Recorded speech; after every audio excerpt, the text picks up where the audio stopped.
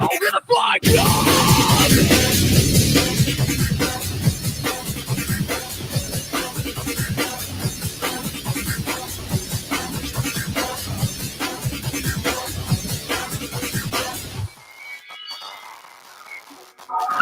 Welcome to my playground. Dragons and polygons, process of prostitution. I am a thing to bed hard, post-human and post-hardcore. I am the future of being. I am the future of seeing. I am the future of feeling. And the future is everything. Yeah, my eyes are your face to me. It's all the way from my computer down. My eyes are your face to me. It's all the way from my. So fight, fight, fight, fight, fight, fight, fight. Survive.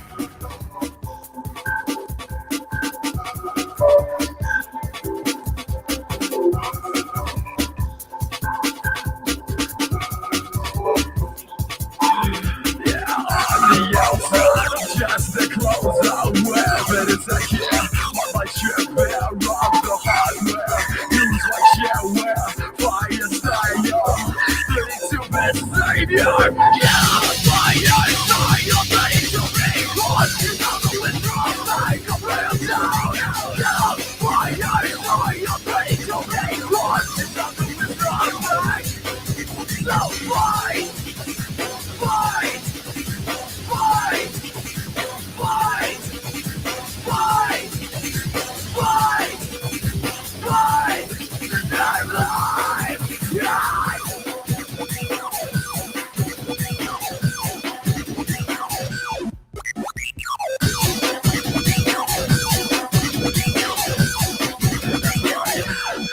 You're flying off!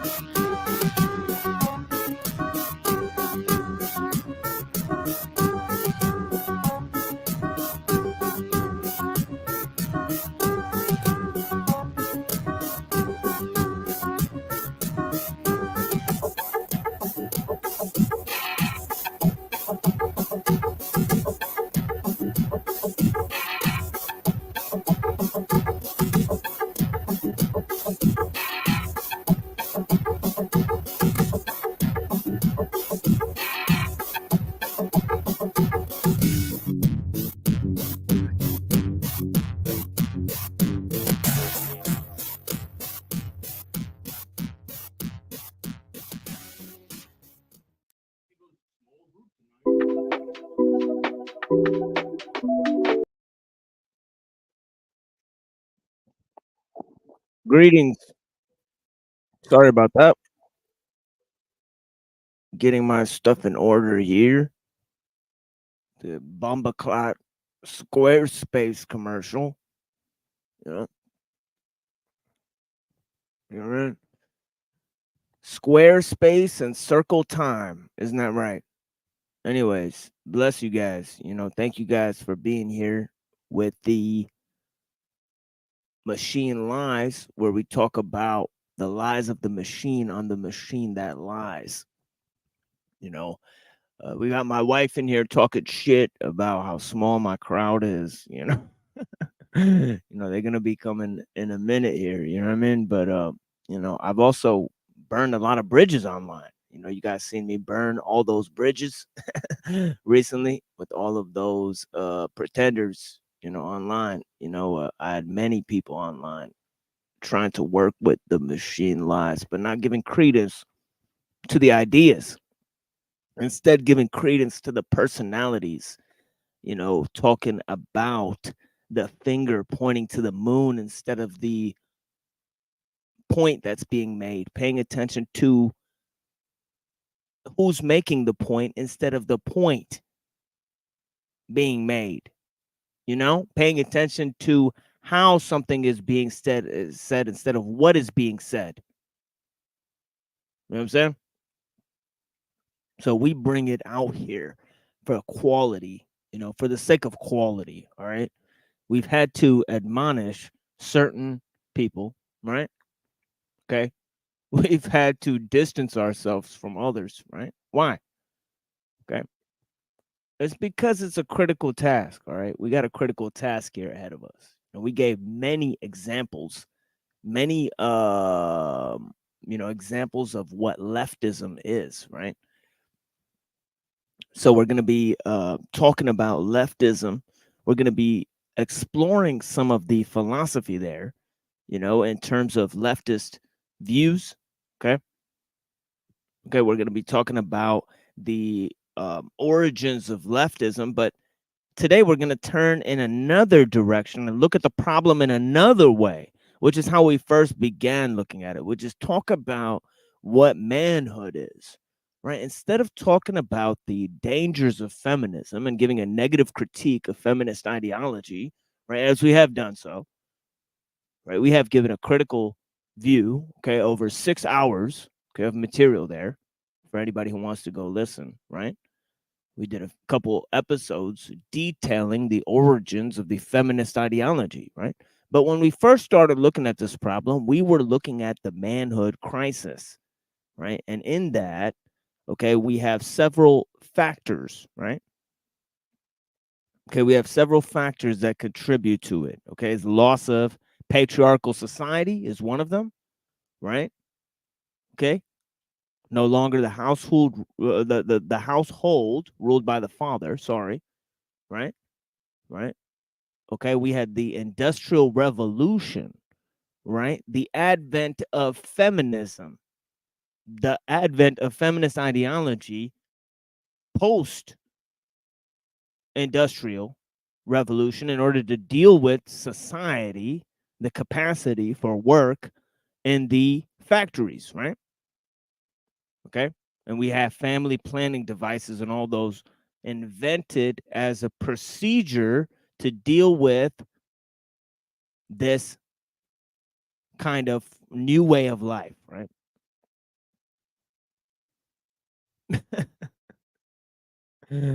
Yeah. That's funny. Yeah, that's funny, Earl Pipe. You know. Okay. So we have several factors, okay? We have the loss of the patriarchal society, right? Where the father is the ruler of the household, right? And the king is the ruler above the father, and the God is the ruler above the king, right? This also has to do with the notion of divine right of kings, right? Remember, I was telling you guys about the divine right of kings, right? Okay. And how it factors into the divine right of kings. Why? Because it has to do with John Locke, right? John Locke and his arguments against Filmer. So we're going back now to the previous lectures, right?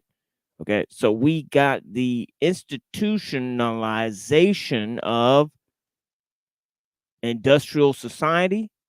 Okay. You have all sorts of ideologies rising up as a remedial to industrial society, like communism and feminism, right?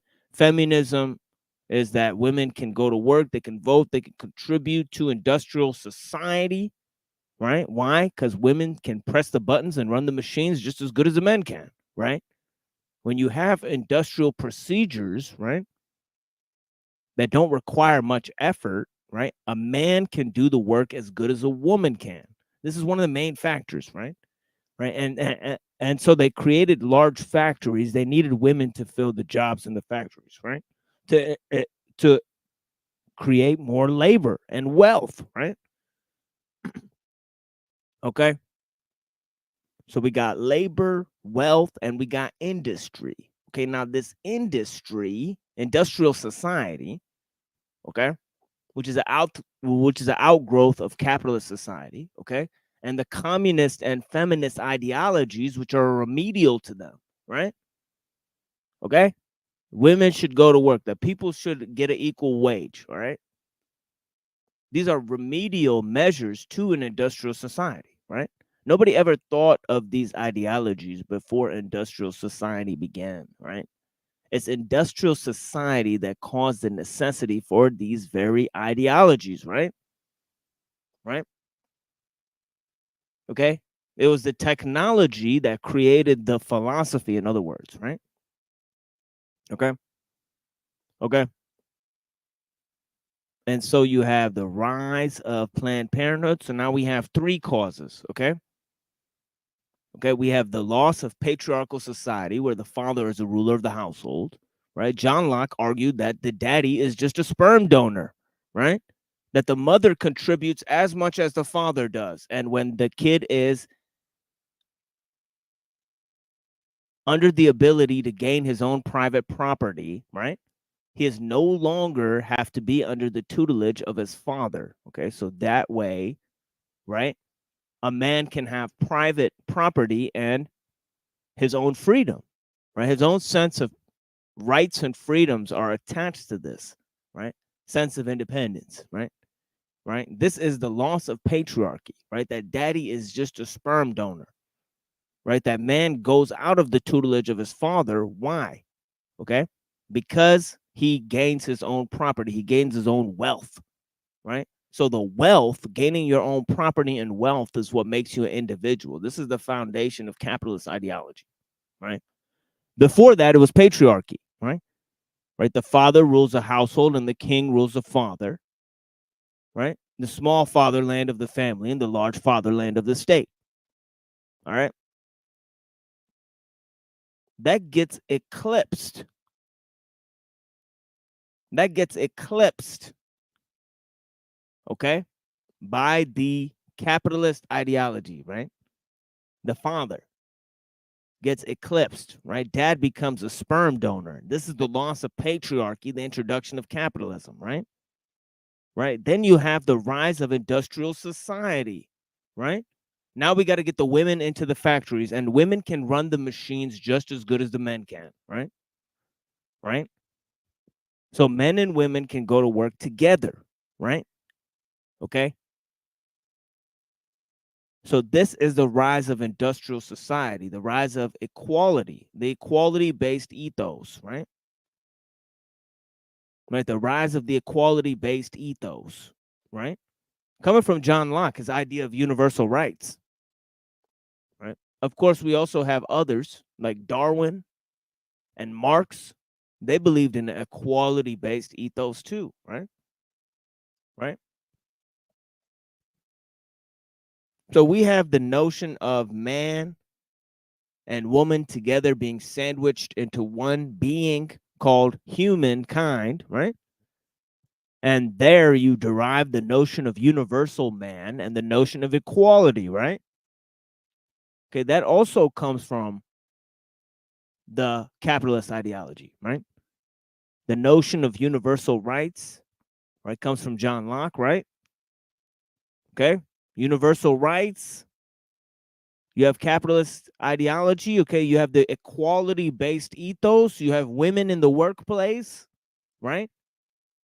As a result, that they can run the machines just as good as the men can. Equal education for men and women, right? Okay, you have this progression. You have three factors now, okay?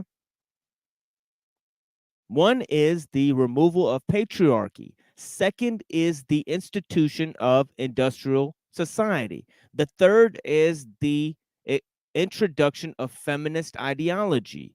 And the fourth and final cause is the extended adolescence of the males, right? Okay. psychologists have noticed that males are in a perpetual state of adolescence today, right? Why?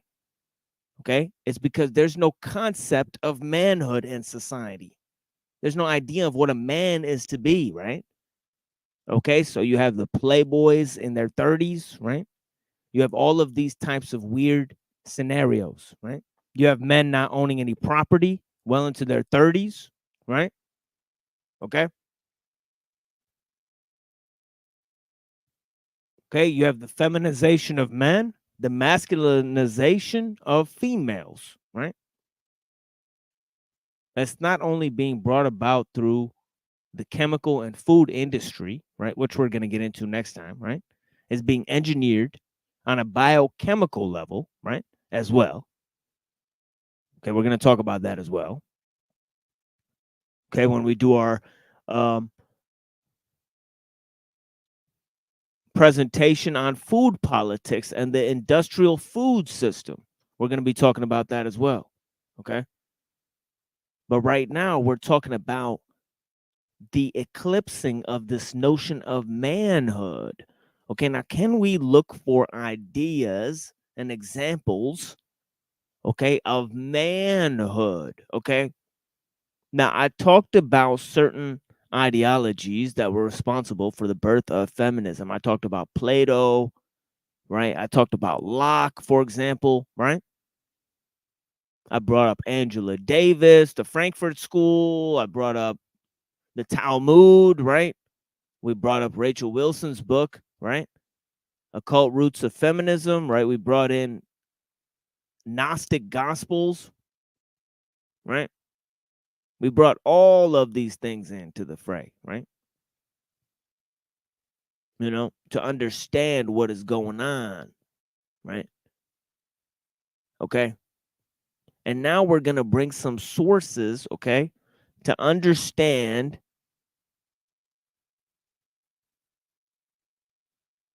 and comprehend what it is to be a man or what a man was, okay?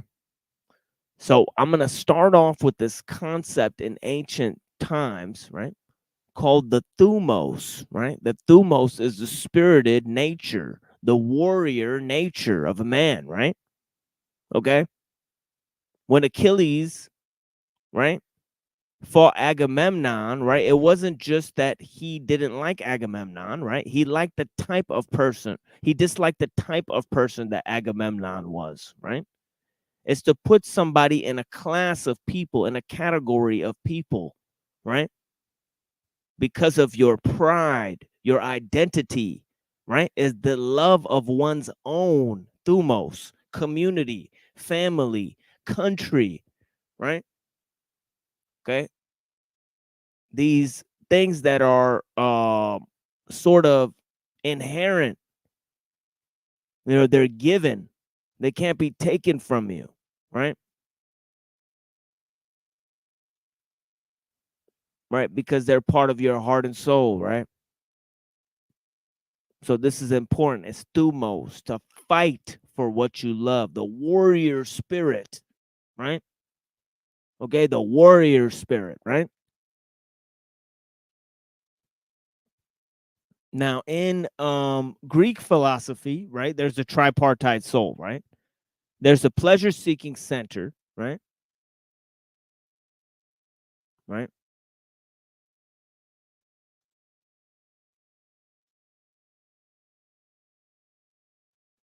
Yeah, the sort of, you know, a sense of entitlement, you know,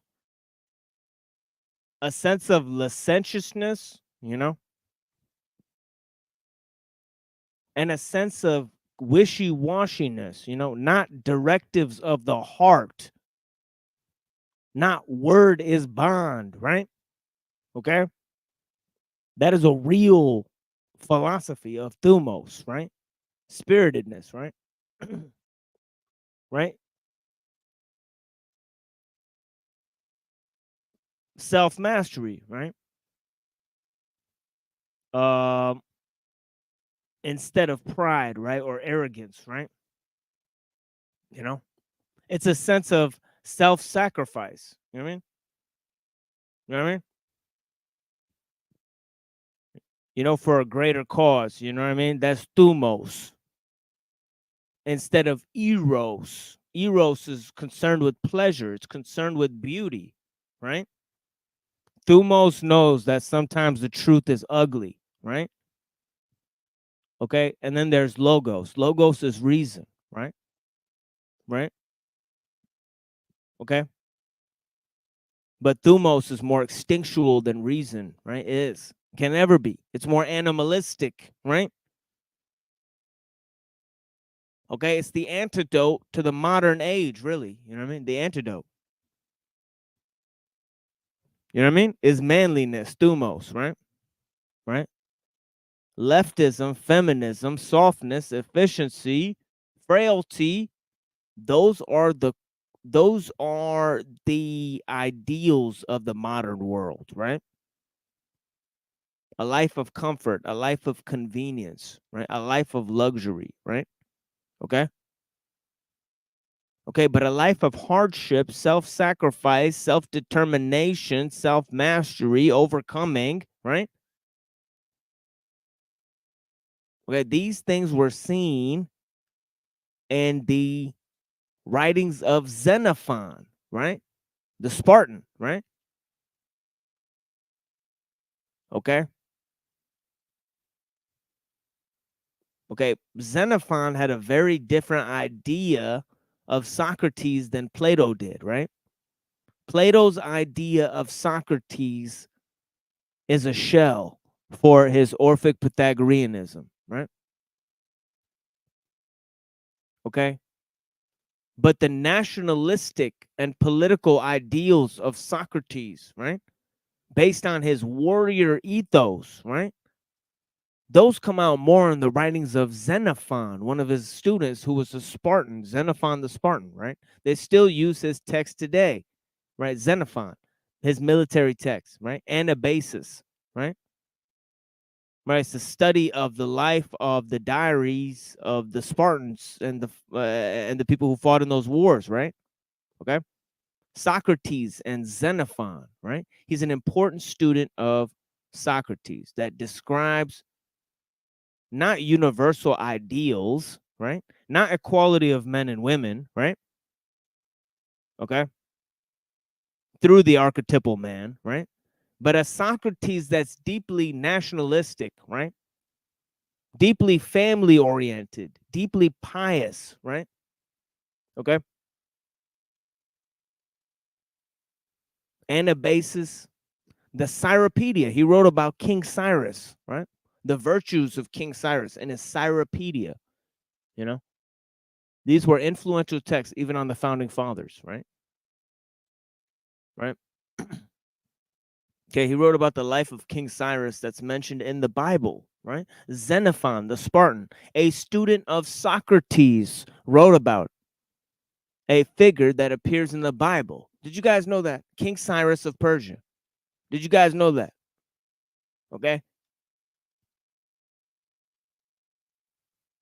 The warrior based ethos, okay? Different from the political ideal of Plato for sure, right? Okay. Okay. In 700 AD, we have the rise of Islam, right? And we have Prophet Muhammad, right? Who creates a society based on the full extension of patriarchy, right? Even including multiple wives, right? So the expansion of the family based on multiple wives, based on the multiple multiplication of childbirths and people who know who their father is, right? Okay. Okay, a man can marry many women and they give birth to many children, right? Okay. And all of those children can be traced back to the paternal line. Okay. I'm not saying it's good or bad. I'm not talking about that right now. I'm not talking about the ethics of polygamy or anything like that. Okay. I'm just talking about one man with multiple wives, right? Okay. A man is able to procreate, okay, hundreds of times with multiple women, right? A woman can only have a set amount of babies before she's done, right? Right? I don't know what the limit is, or what the average limit is for childbirth per woman, you mean? But I'd say it's about 8 to, the extent, like, it's about 8, right? If you had like 8 kids, it's basically like you're not going to be having that many kids, or in a lifetime, I could imagine that it takes a lot just to have like 8 or 9 kids. Those women who have done that, they're like super moms, what I mean, or whatever, right? Right? But a man can have hundreds of progeny, right? And they can all be traced to the paternal line, right? Now, if a woman, okay, were to, okay, have sex with multiple partners, right? And she would give birth, none of those kids would know who their father is, right? You'll create a society of people without fathers. This is what Plato recommends in his Republic, right? Okay. He recommends birth by lottery this way, right? Okay. Okay. That the state decides who gets to marry, and then once the children are born, the state gets to decide how they're raised, right? So the children are handed over to the state.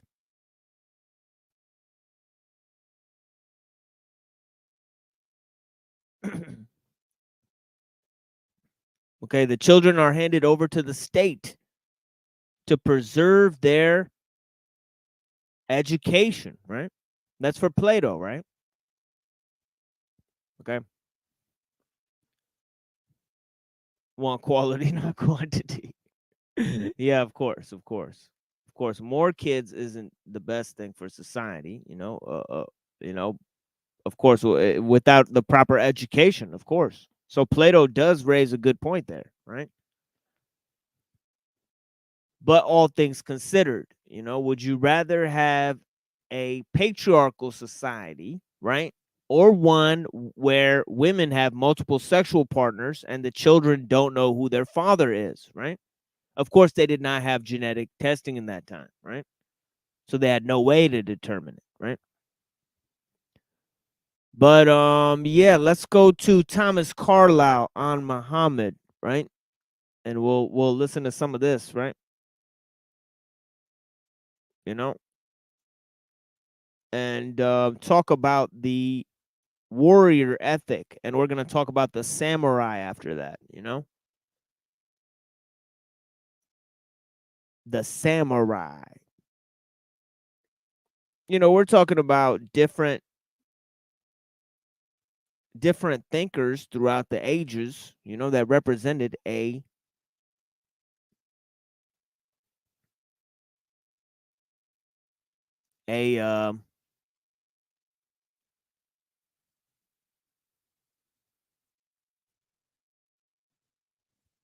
an antidote to the feminist ideology, right? We're trying to look for cures for feminism by looking at manhood, right? Manhood, right? So here we have our boy right here. You know what I mean? Let's look at our boy right here, Xenophon, the Spartan, right? And of course, he wrote an apology and a symposium the same way that Plato did, right? Okay. He's not as good as a writer as Plato is. He's not as poetic. Okay. But I think his version of Socrates is more real, right? Than Plato's version. Okay. Here we have Xenophon the Spartan, right?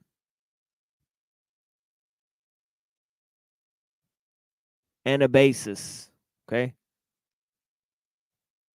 While in the service of Cyrus the Younger, right? He wrote a Cyropedia, partly fictional biography of Cyrus the Great, right? Okay. Anabasis and Cyropedia inspired Alexander the Great. Okay, a student and friend of Socrates, right? So okay, so there's some examples of what I just said, right? Now we move on to Thomas Carlyle talking about Muhammad, right? The Prophet Muhammad, right? And of course, Carlyle was a monarchist, right? He has some interesting things to say, all right? So now we're going to the 700s, right? We're going from 400 BC to 700 AD, right?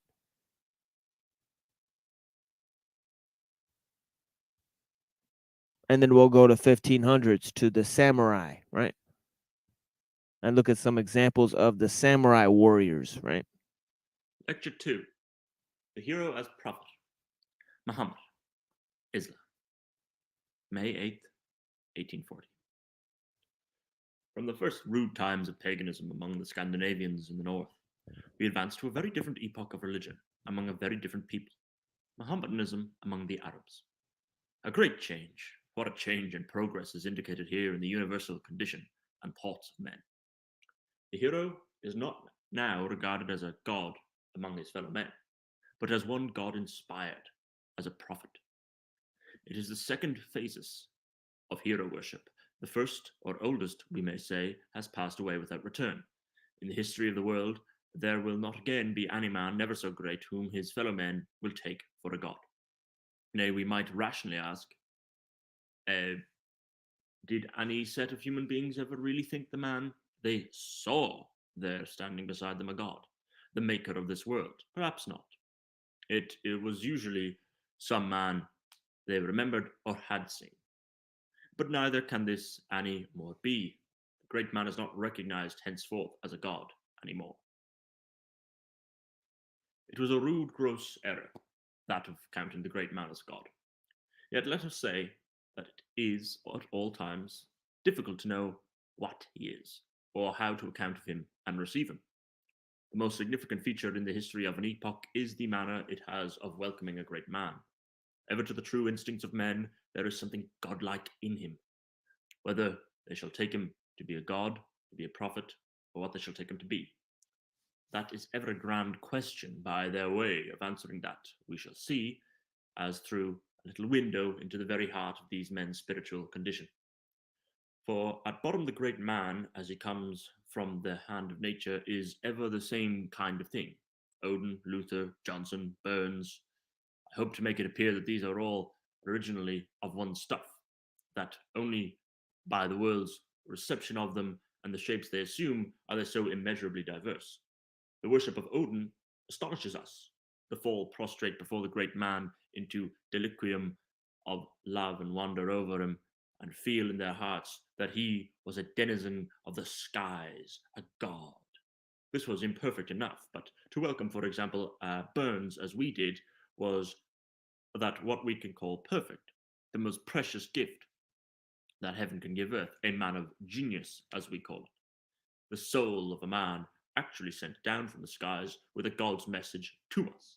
This we waste away as an idle artificial framework sent to amuse us a little and sink into the ashes. Wreck and ineffectuality, such reception of a great man I do not call very perfect either. Looking into the heart of the thing, one may perhaps call that of Burns a still uglier phenomenon, betokening still sadder imperfections in mankind's ways than the Scandinavian method itself. To fall into mere unreasoning deliquium of love and admiration was not good. But such unreasoning, nay, irrational, supercilious no love at all, is perhaps still worse. It is a thing forever changing, this of hero worship. Different in each age, difficult to do well in any age. Indeed, the heart of the whole business of the age, one may say, is to do well. We have chosen Muhammad not as the most eminent prophet, but as the one who we are freest to speak of. He is by no means the truest of prophets, but I do esteem him a true one. Farther, as there is no danger of our becoming any of us Mohammedans, I mean to say all the good of him I justly can. It is the way to get at his secret. Let us try to understand what he meant with the world. What the world meant and means with him will then be a more answerable question. Dealing with trauma, I understand, is daunting. It's one of the hardest things a human being would have to go through because I just went through that. I had kept this side of my life for Our current hypothesis. Oh shit! I was not trying to fast forward through that commercial because that commercial was a perfect example of actually what we're talking about. I mean, this they're promoting a trauma-based mindset for women, all the time, and they're actually advertising to women, single women. The woman in the ad appeared alone, right? She's obviously an immigrant, from another country, so she's rootless, cosmopolitan, right? A woman living alone, some rootless cosmopolitan, and of course, she needs therapy. What a surprise. You know what I mean? What a surprise. While we're looking at a opposite ideology, one of heroes, right? The hero driven mindset, right? That's what Carlyle represents, that the history could be the movement of men of great poise, men of great character, that they are the true engines of history. Okay? Not these rootless changes that happen through the mass change of, people changing their minds collectively. Change does not happen collectively, right? It happens through great genius. Great genius inspires others, right? And great genius usually comes from a from a um from a single person, from a unique source, right? Okay, from a great man, right? That's why he's got these lectures on great men, that great men could be the engines of history. Okay, men who get up and lead, who make things, who make up new ideas, inspire people to change and do new things, right? That is the true engine of history, not these collective bargains that everybody is forced to make because of evolution or, some other spiral, right? That nobody can control, right? We're talking about men making decisions. That's what history is made of, right? Okay. Anyways. Hypothesis about Muhammad, that he was a scheming impostor, a falsehood incarnate, that his religion is a mere mass of quackery and fatuity, begins really to be now untenable to anyone. The lies which well meaning zeal has heaped round this man are disgraceful to ourselves only. When Peacock inquired of Grotius where the proof was that the story of the pigeon trained to pick peas from Muhammad's ear and pass for an angel dictating to him, Grotius answered that there was no proof. It is really time to dismiss all that. The word this man spoke has been the life guidance now of 180 millions of men these 1200 years. These 180 million were made by God as well as we. Right. What he's saying is that it's the influence that counts. The influence that somebody has that counts, right? Okay, it's not the truth of the ideals or whether we can prove them by science or the dictums of science, right? Okay, if we could prove them to be quackery, right? Okay, they're no more or less influential throughout the ages that thousands of people followed them for 1,500 years, use them as a guide to live a sane and healthy life, right? Okay, one could be said about Confucianism, right? Okay, Confucianism, they looked at Confucius as a prophet or a god or something like that, right? You could say that about Islam, right? That's rejected in the modern world, right? And you can say that about Christianity, the Christian worldview. Okay, it ruled in Europe for 1,500 years, right? It preserved the rule of the men, right? They had slaves, right? They went to war, right? the population of people that they went to war with, they took them as slaves. They weren't going to introduce them into their society immediately, right? They're going to allow them to work their way in through indentured servitude, right? Okay, they took women as sex slaves, right? They had all sorts of procedures, okay, to procure the health of the men in society, the virtues of the men, the traditions of the men, okay, and the warrior rights, rights, right? Rights, right? Okay.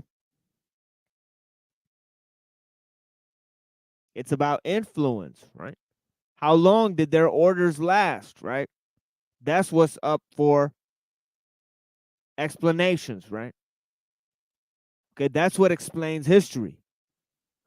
Okay, later we're going to look at Machiavelli, right? When Machiavelli writes to Lorenzo de Medici, right, he says, better than gold and silk cloths, I have the explanations of the actions of great men. Okay, these are the true movers in history, right? Okay. History is made of the actions of great men, not seamless evolution or synthesis. Moving forward through progress, people being pulled. That's not what happens. History gets pushed into place. It's men who give it a push, give it a fucking swirl. All right. It's not being pulled by anything, right? That assumes the teleological, right? And the equality-based ethos assumes universal rights. And it also assumes the archetypal man, right? Men are different. There's no such thing as equality. Okay? In my opinion. Greater number of God's creatures believe in Muhammad's word at this hour than in any other word whatever. Are we to suppose that it was a miserable piece of spiritual legerdemain, that this which so many creatures of the Almighty have lived by and died by, I, for my part, cannot form any such supposition. I will believe most things sooner than that. One would be entirely at a loss what to think of this world at all if quackery so grew and was sanctioned here. Alas, such theories are very lamentable. If we would attain to knowledge of anything in God's true creation, let us disbelieve them wholly. They are the product of an age of skepticism. They indicate the saddest spiritual paralysis and mere death life of the souls of men. More godless theory, I think, was never promulgated on this earth. A false man found a religion. Why, a false man cannot build a brick house. If he do not know and follow truly the properties of mortar, burnt clay, and what else he works in, it is no house that he makes, but a rubbish heap. It will not stand for 12 centuries. To lodge 180 millions, it will fall straight away. A man must conform himself to nature's laws. Be verily in communion with nature and the truth of things, or nature will answer. No, not at all. Speciosities are specious. Ah, me, a Cagliostro. Many Cagliostros, prominent world leaders, do prosper by their quackery for a day. It is like a forged banknote that they get passed out of their worthless hands. Others, not they, have to smart for it. Nature bursts up in fire flames, French revolutions and such like, proclaiming with terrible veracity that forged notes are forged.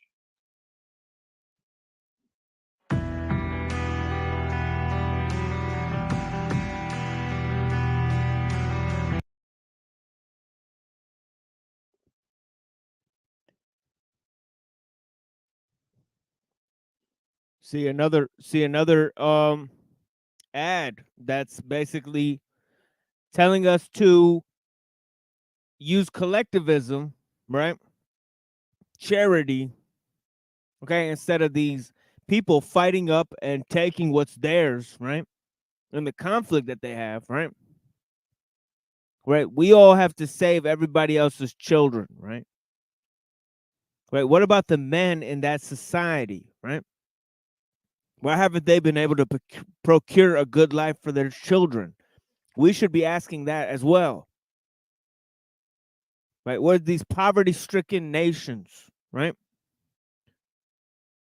Why are the men not given a chance to gain any self-determination for themselves and guide their own families, right? Instead, we have to use international socialism, see, for the solution. This is the problem. See, it's everywhere. It's all over these ads. It's all over the commercials. It's all over everything.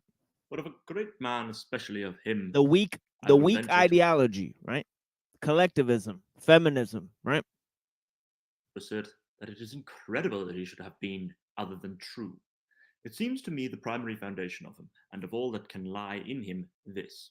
No Mirabeau, Napoleon, Burns, Cromwell, no man adequate to do anything, but is first of all in right earnest about it. What I call a sincere man. I shall say sincerity, a deep, great, genuine sincerity, is the first characteristic of all men in any way heroic. Not the sincerity that calls itself sincere. No, that is a very poor matter indeed. A shallow, braggart, conscious sincerity, oftenest self-conceit mainly. The great man's sincerity is of the kind he cannot speak of, is not conscious of. Nay, I suppose he is conscious rather of insincerity. For what man can walk accurately by the law of truth for one day? No, the great man does not boast himself sincere. Far from that. Perhaps does not ask himself if he is so. I would say rather he is sincere. His sincerity does not depend on himself. He cannot help being sincere. The great fact of existence is great to him. Fly as he will, he cannot get out of the awful presence of this reality. His mind is so made. He is great by that, first of all. Fearful and wonderful, real as life, real as death, is this universe to him. Though all men should forget his truth and walk in a vain show, he cannot. At all moments, the flame image glares in upon him, undeniable. There. I wish you to take this as my primary definition of a great man. A little man may have this. It is competent to all men that God has made, but a great man cannot be without it. Such a man is what we call an original man. He comes to us at first hand, a messenger he sent from the infinite unknown with tidings to us. We may call him poet, prophet, God. In one way or other, we all feel that the words he utters are as no other man's words, direct from the inner fact of things. He lives and has to live in daily communion with that. Hearsays cannot hide it from him. He is blind, homeless, miserable, following hearsays. It glares in upon him. Really, his utterances, are they not a kind of revelation? What we must call such for want of some other name. It is from the heart of the world that he comes. He is portion of the primal reality of things. God has made many revelations, but this man too has not God made him? The latest and newest of all. The inspiration of the Almighty giveth him understanding. We must listen before all else to him. This Muhammad, then, we will in no wise consider as an inanity and theatricality, a poor, conscious, ambitious schemer. We cannot conceive him so. The rude message he delivered was a real one withal, an earnest, confused voice from the unknown deep. The man's words were not false, nor his workings what here below. No inanity and lacrum, a fiery mass of life cast up from the great bosom of nature itself to kindle the world. The world's maker has ordered it so. Neither can the faults, imperfections, insincerities even of Muhammad, if such were never so well proved against him, shake this primary fact about him. It's Huggies, and we're obsessed with your super soft skin, just like everyone. Are you still...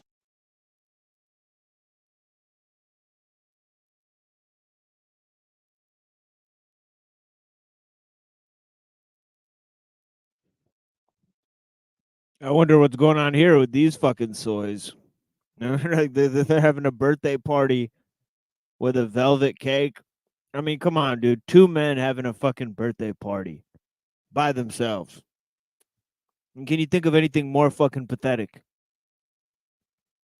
I mean, this is crazy shit. I actually want to hear what this is about. I'm not even going to skip this. Let's hear what the fuck this is about. Fleshy One? What the fuck? Are they selling sex toys here? Let's see what this is. 2.0. It's the automatic you-know-what machine that turns a quick one into a near mystical experience. Finally. Whoa! Yo, what are they selling here? Are they selling artificial vaginas? Fleshy.com. Oh my God. See, this is what I'm talking about, guys. You know? Artificial vaginas. I mean, this is a new type of new age. On the whole, we make too much of faults.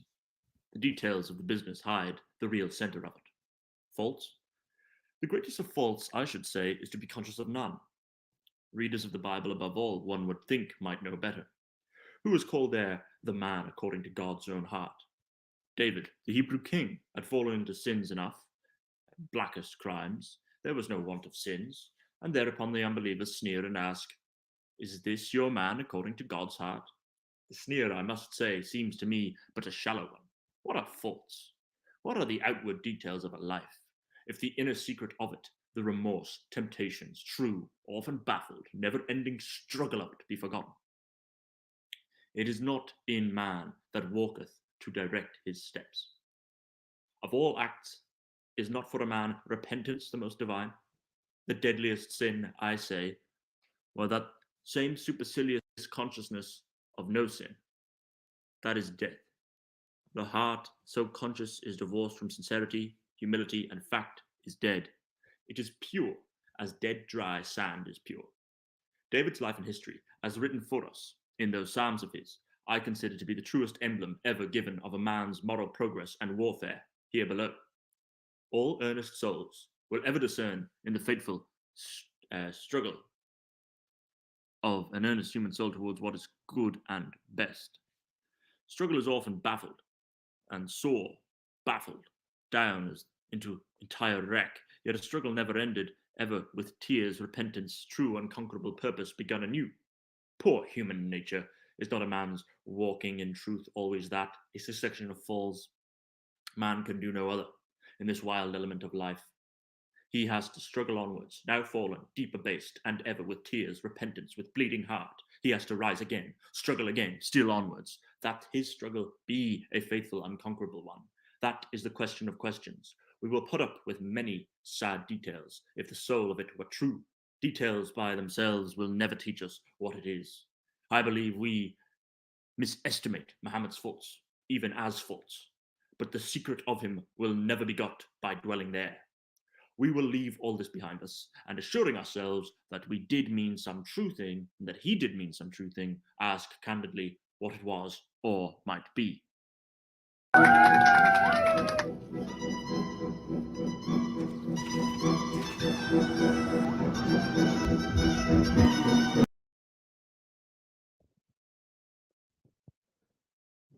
Okay, I have no idea what this ad is for, to be honest.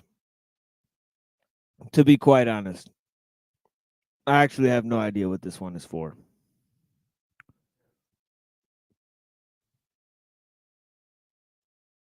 I think it might be again, it just seems like some type of rescue thing, you know what I'm saying, right? But yeah, it is what it is.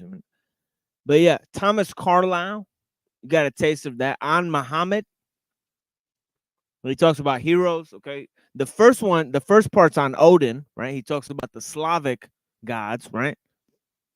The Slavic man, we was Vikings, right? Of course, we got to say it. We was Vikings, right? You know what I mean? But yeah, man, thank you guys for joining us so far. You know what I mean? We're going over some of the sources here. You know what I mean? Okay, we mentioned Xenophon, the Spartan, okay, as a response to Platonic philosophy, okay? We're talking about Carlyle on Muhammad, right? The hero virtues. We went against Locke, okay? We're reaffirming patriarchy. We talked about the manhood crisis. Okay, we're going to now move to the views of the samurais in the 15th century, right? So thank you guys for joining us. We're going to be talking about the samurai. Then we're going to talk about Machiavelli, the ideas of Machiavelli that influenced, well, they influenced Carlyle to a large extent, right? Okay. But yeah, bless you guys for being here. You know what I mean? You know, manhood crisis, right? Okay. Yeah, look up that writing on great men. Okay, we're talking about Carlyle, right? Why did Carlyle spend so much time talking about the heart? Because the heart is the representation of this thing I was telling you, thumos, the warrior ethos, right? Okay. Okay, wars are about avoiding war, right? The top thing that war is about avoiding war, right? Right? Right. That's why the top task in a war is how to retreat, right? Right? From a battle, right? Right? You don't run away from the war, but it's strategic to know how to run away from a battle in order to preserve your men and come back and fight another day, right? This was Socrates' job in the battlefield, right? Socrates was a warrior, right? Okay. All right. Okay, we're talking about the real version of events here, right? Xenophon versus Plato, right? The philosophy of manhood, right? What is a man? Okay. Patriarchy. How do we establish patriarchy in a society, right? Thank you, Lizard. You know what I mean? Yeah, bless you guys. Thank you for being here, Pineal.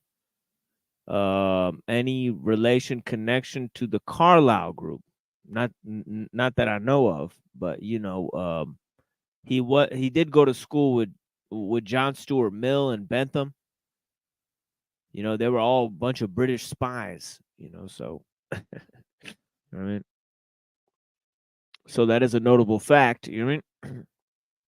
Hume and Bentham and Carlyle and John Stuart Mill was a celebrity politician, you know, at the time. And of course, Bentham, Jeremy Bentham, is the one who invented the panopticon, right? You guys know about that panopticon, right? It's a kind of a plot for a socialist style society, right? You know what I mean?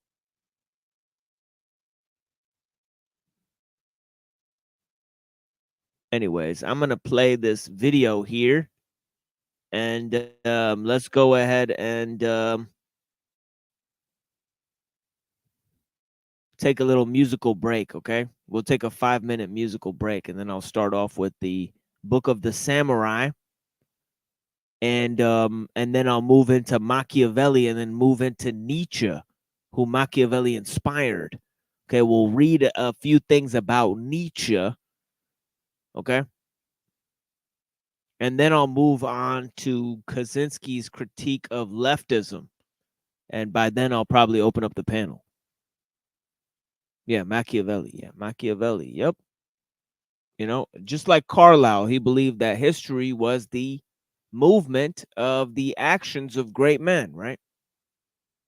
Anyways, thank you for joining us, guys. So many rivers in search of crystal fountains.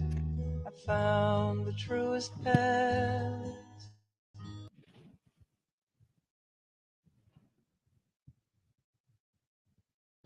Always lead through mountains. I've seen water on the sky and fire burning on the lake. Yo, follow the blind, who lead the blind, following the sign, behind the confines, kept divided, still hard to find, dusty, busty poetry, apparitions are letting go of me, pull up, lost in emptiness, I want no part of me, serenades evasive, replace generosity with the hate, have we not met before this? once tragic day. It was your mistake to make for others to spend.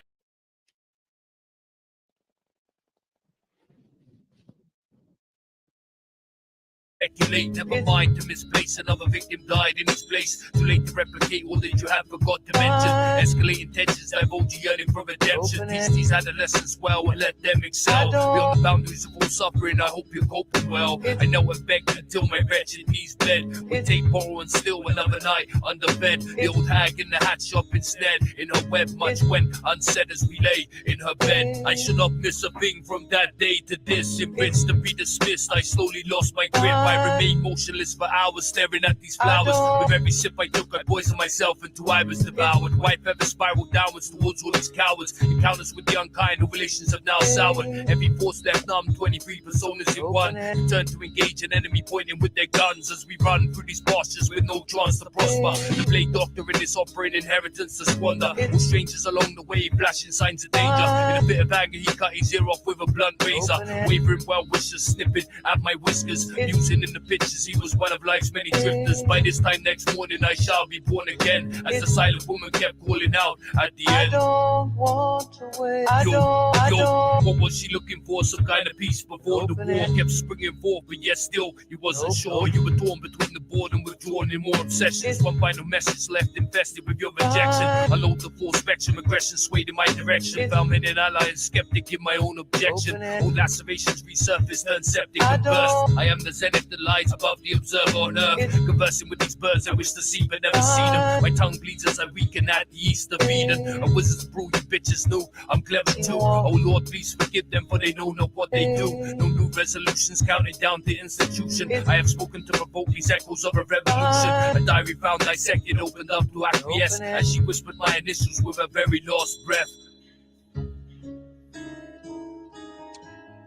It's an unfinished line that I find lies before me.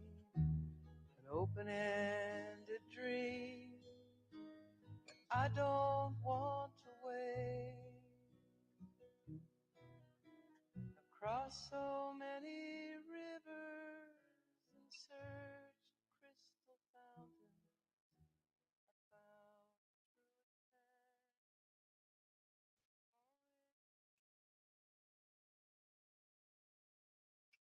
I found I have shut my balcony because I do not want to hear the weeping. But from behind the gray walls, nothing else is heard but the weeping. The weeping is an immense angel. The tears muzzle the wind. If a few caged pigeons who captured linnets are more able to interest the patience of Bethlehem than to remind me of their own loss of liberty, what interest would not these patients derive from hearing the free songs of the lark and the blackbird when he sings at his best in the hawthorn? Portraits of disorientation, unholy miscalculations of horror stirrings, holding the hand of a dying patient. The fragrance of the feet of fly in the ice cube. What lies beyond, I decided to entice you. As she came along the path, stepping on all the snails, how they crush shells drew smiles when all else has failed. Blue bells and vivid reflections of hell, get off me. The goldfinch on my arm, come sing it to me softly. There I was standing all alone in your thoughts again, surrendering, assembling all these moments you won't be remembering. How these aches became scars that never left us as this gloomy contentment grew more infectious, and the precious heart is the muscle that never rests. A feather on my pillow now that all else is left. No utterance could obscure your creaking hollows. If you had all the answers, would you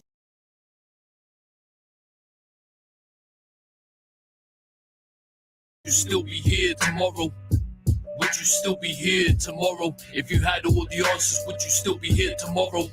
And from the other side, I will follow. I will follow.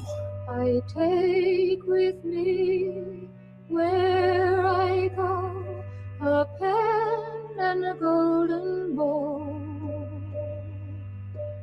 Poet and beggar step in my shoes, or a prince in a purple shawl. A crooning bird on a crystal bar, and all sad, sad world.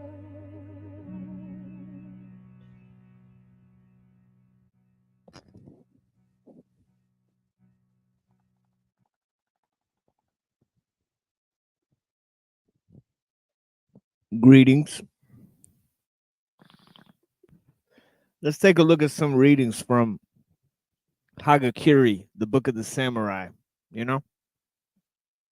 and take a look at the philosophy of the samurai, because I think it's one that imparts a sense of manliness, a warrior-based ethos. That's what we're looking for, right?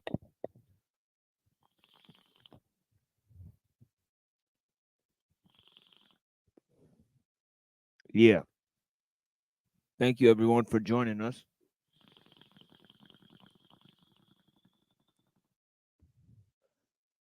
Taking a little smoky choky.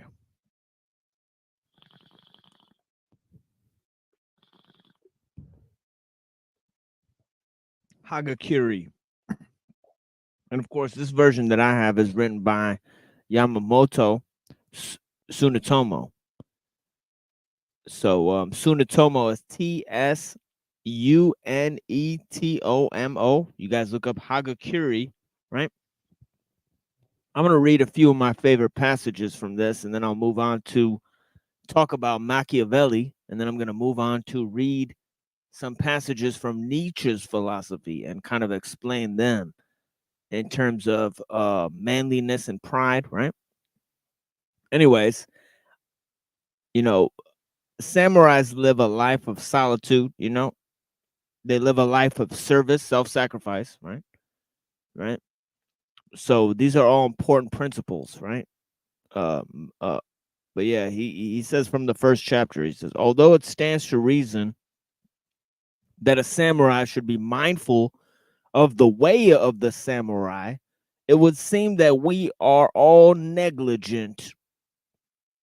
Consequently, if someone were to ask, what is the true meaning of the way of the samurai? The person who would be able to answer promptly is rare, right? Right? See, excellence is rare, right? That's a fundamental principle, right? In exploring things, excellence is a rare thing, right? Everybody is unique. There's no equality-based ethos, right? Right. Not only is everyone unique, right? But excellence is extremely rare within those unique people, right? Okay. It's an extremely precious thing, right? Self-mastery is extremely rare, right? One man who masters himself is worth 1,000 people who have no control over themselves, right? And is often able to dominate those 1,000 people, right? Okay. It's happened before, right? The person who would be able to answer promptly is rare. This is because it has not been established in one's mind beforehand. From this, one's unmindfulness of the way can be known. Negligence is an extreme thing, right? Realizing your own faults, right? Not showcasing your own faults, right? That's victimhood, right? Right? Showcasing your mistakes, right? Right? But knowing what it takes to defeat oneself, right? That is a key to self-mastery, okay?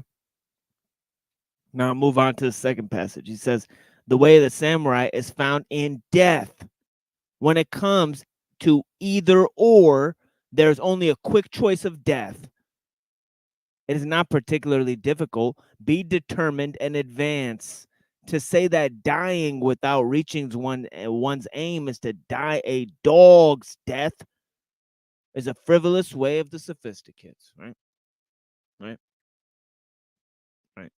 It's not about tact, okay? It's about believing in yourself and forcing your will, right? Okay? Okay, all the calculations have to be done beforehand, right? When it's time to fight, you have to improvise, right? Okay, and for that, you have to know your faults, right? That's why there is no time for either or, right? Confusion of the heart,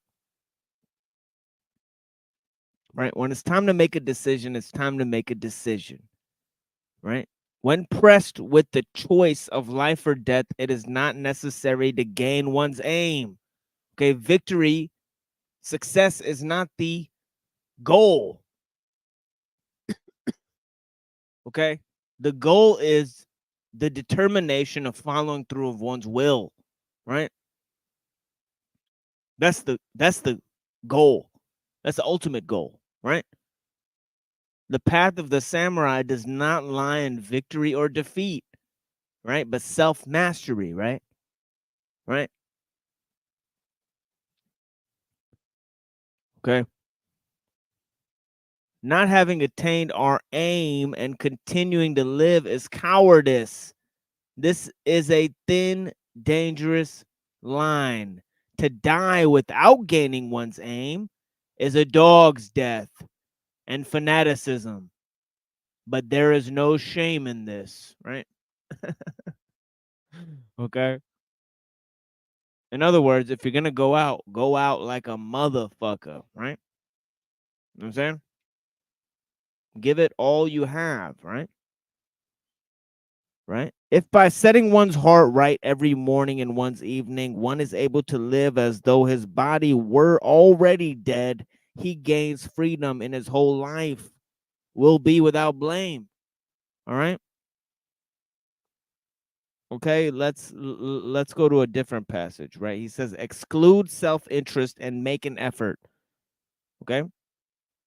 He says because we do most things relying on our own sagacity, we become self-interested, right? There's no time for self-interest, right? And the path of self-mastery, okay? We turn our backs on reason, okay? And things don't turn out well as seen by other people. This is sordid, weak, narrow, and inefficient.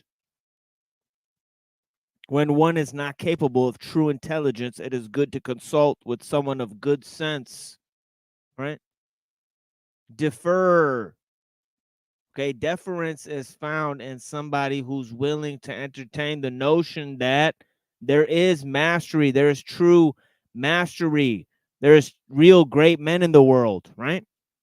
Okay, there's people who are willing to do the job, right? Who are willing to teach you how to do the job, right? Okay? Being able to humble yourself in order to put yourself at the feet of a real master. Okay? Okay? Authority, sacrifice, obedience. Okay? Discipline. Okay? These are manly things, all right? These are the virtues of being a man, right? Not equality, right? Right? Not understanding, not gracefulness, okay? Not successfulness, okay? No. All right? When one is not capable of true intelligence, it is good to consult with someone of good sense. An advisor will fulfill the way. When he makes a decision by selfless and frank intelligence because he is not personally involved. This way of doing things will certainly be seen by others as being strongly rooted. It is, for example, like a large tree with many roots. One man's intelligence is like a tree that has been simply stuck in the ground. Okay? Okay? We learn about the sayings and deeds of the men of old in order to entrust ourselves to their wisdom and prevent selfishness.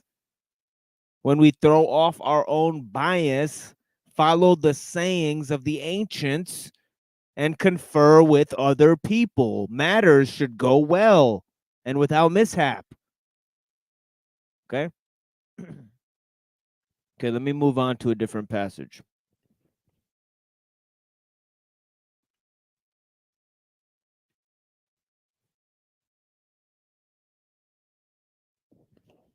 Okay, here's one about manliness. He says, when looking at the men of today with this in mind. Okay, okay, let me actually go up to this. He's talking about men.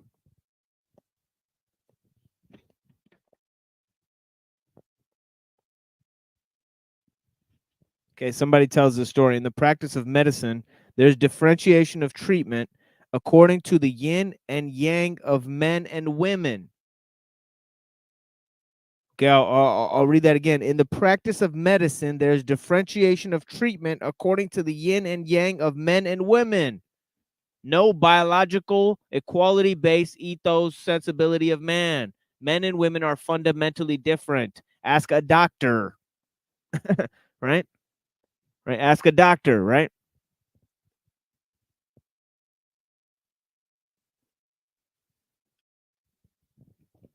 Okay. There's also a difference in pulse. In the last 50 years, however, men's pulse has become the same as women's. Noticing this in the treatment of eye disease, I applied women's treatment to men and found it suitable. When I observed the application of men's treatment to men, there was no result. Thus I knew that men's spirit had weakened and they had become the same as women, and the end of the world had come. Since I witnessed this with certainty, I kept it a secret. When looking at men of today with this in mind, those who could be thought to have a woman's pulse are many. Indeed, those who seem like real men, few. Because of this, if one were to make little effort, one would be able to take this upper hand quite easily. That there are few men who are able to cut well in beheadings is further proof that men's courage has waned. And when one comes to speak of kaishaku, I don't even know what that is. I got to look at the glossary to figure out what it is. It's become an age when men are prudent and clever at making excuses. I assume it's a tactic of military valor, right? 40 or 50 years ago, when such things as matanuki were considered manly, a man wouldn't show an unscarred thigh to his fellows, so he would pierce it himself. All of man's work is a bloody business. That fact today is considered foolish. Affairs are finished cleverly with words alone, and jobs that require effort are avoided. I would like young men to have some understanding of this, he says. He says recently people who are called quote unquote clever adorn themselves with superficial wisdom and only deceive others. For this reason, they are inferior to dull-witted folk. A dull-witted person is direct. If one looks deeply into his heart with the above phrase, there will be no hidden places. It is a good examiner. One should be of mind that meeting this examiner, he will not be embarrassed. See, he's talking about impartial counsel. It doesn't quite come from a sense of intelligence, right? People who are stricken with paralysis by analysis, right? Right? You can always determine the causes and the effects, okay? Okay, but stupidity, okay, is sometimes a form of honesty, is what he's saying, right? Stupid people are honest. Okay, intelligent people will fucking use their intelligence to manipulate people. So they're scurrilous, okay? Wishy-washy punks that don't follow the directives of the heart. The directives of the heart. Okay, they're they're too much responding to success, to trying to have success, okay? Instead of carrying out with their initial plans, forcing their will, okay? Through discipline and self-sacrifice, okay? Focusing on the task instead of the goal. We're reading Hagakure, the Book of the Samurai by Yamamoto Tsunetomo. Thank you for joining us. I think that was a witness who asked. Yeah, thank you.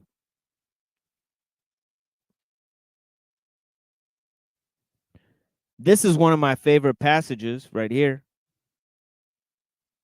which talks about not caring about success, okay, but carrying out your will, right? Making the calculations beforehand, right? And once you decide on something, right? Okay, a lion is either 100% or a 0, right? Okay, he's not deciding what to do. He's either all attack or all play, right? You see a lion who's not attacking anything, right? Doesn't give a fuck what's going on, right? That's what it is, right? A lion who's focused on attacking is not focused on doing anything else. Sincerity is the jewel of the heart. You got to be 100% into whatever you're doing. Indecisions, okay, the indecisive realm, the confusion of the heart, that's for women, right? That's for women, right? Okay. Anyways, he says, when the time comes, there is no moment for reasoning. And if you have not done your inquiring beforehand, there is most often shame. Reading books and listening to people's talk are for the purpose of prior resolution. Above all, the way of the samurai should be in being aware that you do not know what's going to happen next. You do not know what's going to happen next. Right? Discard all futurism, all allusion to progress. Okay, allusion to progress. All right, discard that. Okay, focus on your present means to achieve what you can at this moment through the discipline that you possess. Go with what you know. Prior resolution. Okay.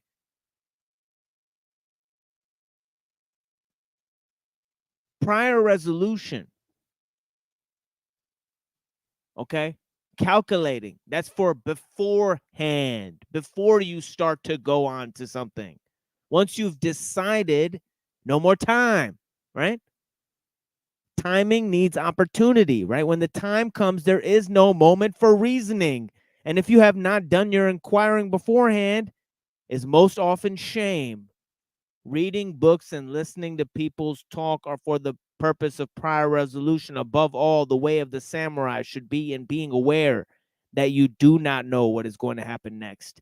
And in querying every item night and day, victory and defeat are matters of temporary force of circumstances. The way of avoiding shame is different. It is simply in death. Even if it seems certain that you will lose, retaliate. Neither wisdom nor technique has place in this. A real man does not think of victory or defeat. He plunges recklessly towards an irrational death. By doing this, you will awaken from your dreams, out of dreams into reality, right? Okay. Okay. Listening to talks, calculations is for the purpose of prior resolution, right? Anyways, there's another passage I'd like to hit y'all with. You in? He says this about the future, right? Oriented mindset. There is surely nothing other than the single purpose of the present moment. A man's whole life is a succession of moment after moment. If one fully understands the present moment, there will be nothing else to do and nothing else to pursue.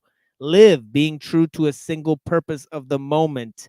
Everyone lets the present moment slip by, then looks for it as though he thought it were somewhere else. No one seems to have noticed this fact. By grasping this firmly, one must pile experience upon experience. And once one has come to this understanding, he will be a different person from that point on, though he may not always bear it in mind. When one understands this, settling into a single mindset, into single-mindedness, well, his affairs will thin out. All of his affairs will thin out, he says. Loyalty is also contained within the single-mindedness, right? It is said what is called the spirit of the age is something to which one cannot return. This spirit gradually dissipates, is due to the world's coming to an end. In the same way, a single year does not just does not just have spring or summer. A single day too is the same, right? Okay. How about that? Okay. What do you guys think? Let me read the chat for a while. See what you guys are talking about. Scroll up to the chat. See who's out here for me.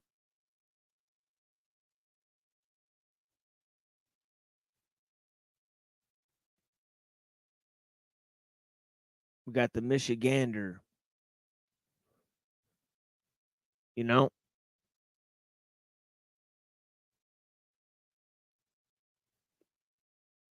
We got Dominic. Great info. Thank you, sir.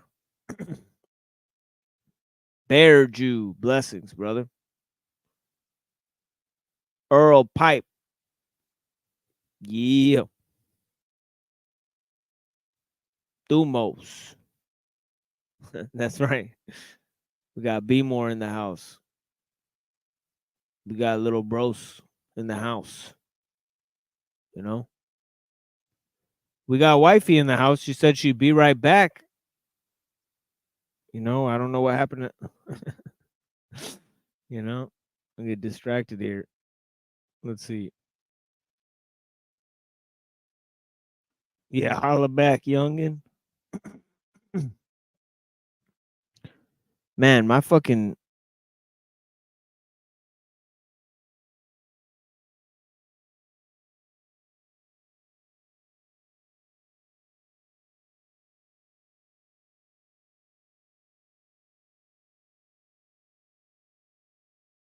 whoops.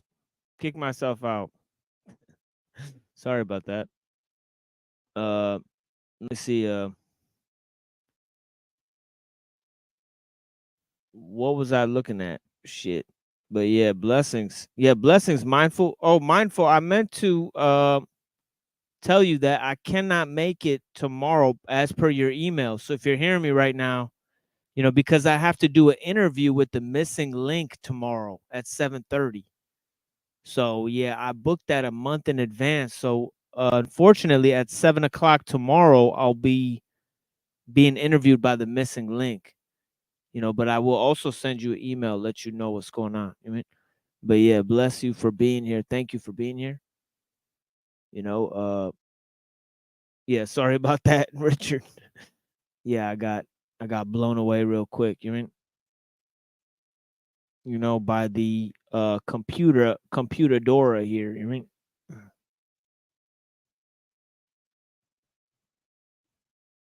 But yeah, thanks for being here, guys.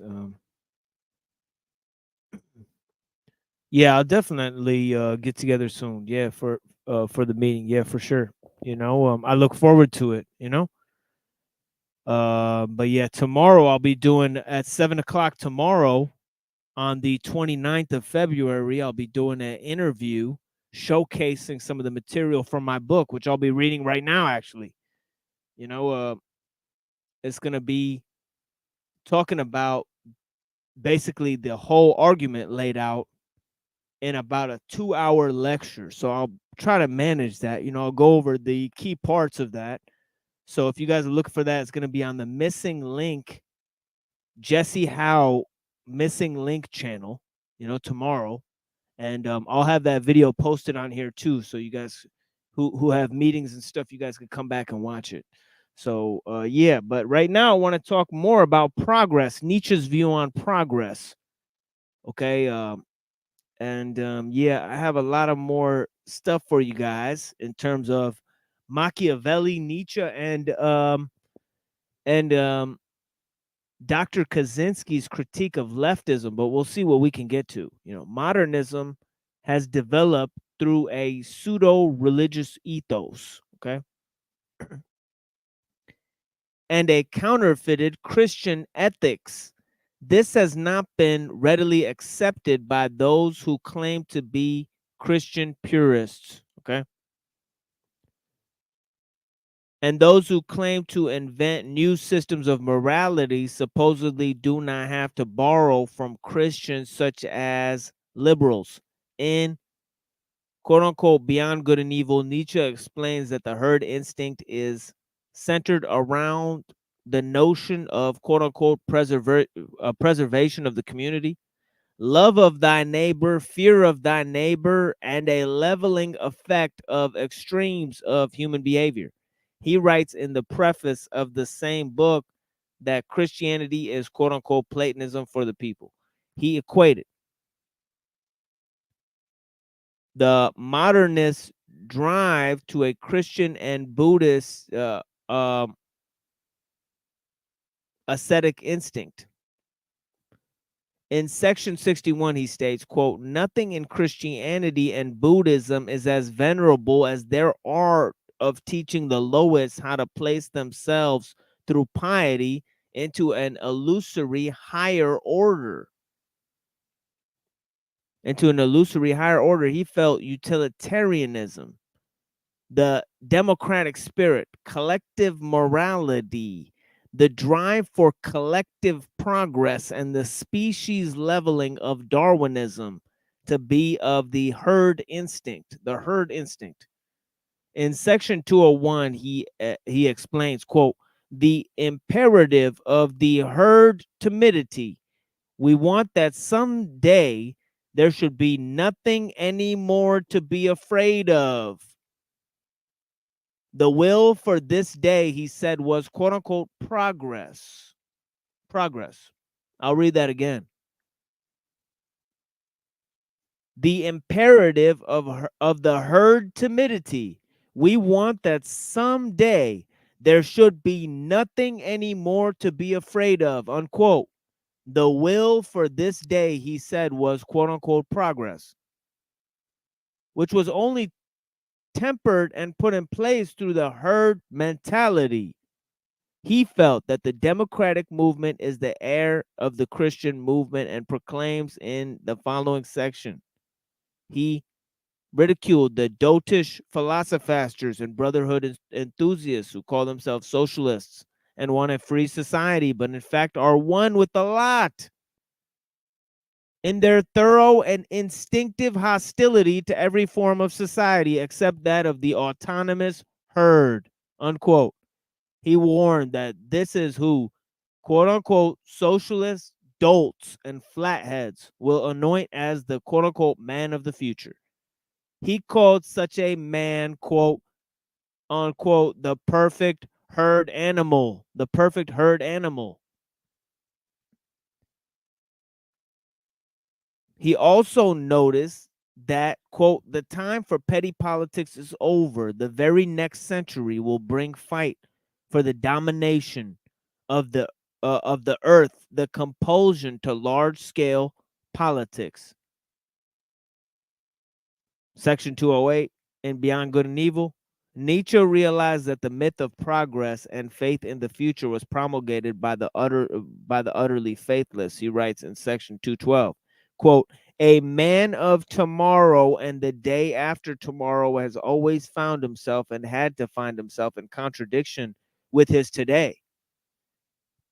His enemy was ever the ideal of today. Nietzsche did not see history as a linear progression from the previous order, but saw ebbs and flows of a single moment, which was bound to repeat itself. His notion of cyclical change was much more akin to the repeating cycles of time than Greek or Pauline view of linear history. He also complained that philosophers, artists, and historians should try to distinguish themselves from the skeptical and patient truths of scientists that are too often detached and caretakers of faith that rely on pity, but they all too often join in. He said that pity was the basis instinct to move mankind to action. He writes, quote, slave morality is essentially a morality of utility. section 260, sorry,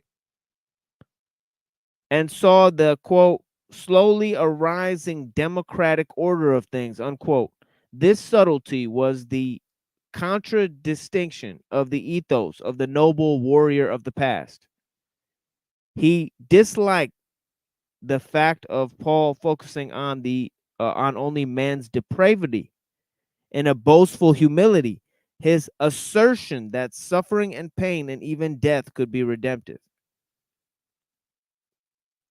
Nietzsche felt that if there was any such person as Christ, he was an affirmer of life, and was ripped off by Paul just as Socrates was ripped off by Plato. He said Plato's version of Socrates was really Plato in front and Plato in back with Socrates shoved in the middle.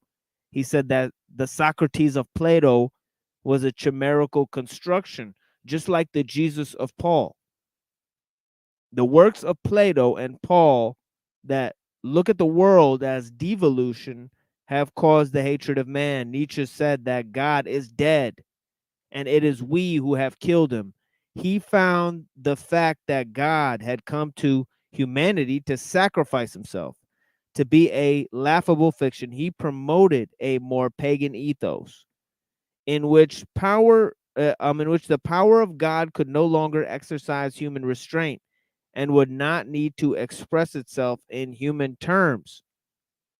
Nietzsche saw the God of the Old Testament as a more realistic description of an all-powerful deity. His views on the matter are often misrepresented and equated with either agnosticism on the one hand or outright nihilism. Nearly everything that Nietzsche is blamed for is something that he blamed on others. After all, Nietzsche claimed that Paul had accomplished the task of a most stupendous undertaking, which is the most fundamental task a human could accomplish in one's lifetime, which he termed the quote unquote revaluation of values. His own attempt to undermine the system of morality propagated by Paul meant that he had to perform a task of a similar magnitude. He found animism to be especially appealing.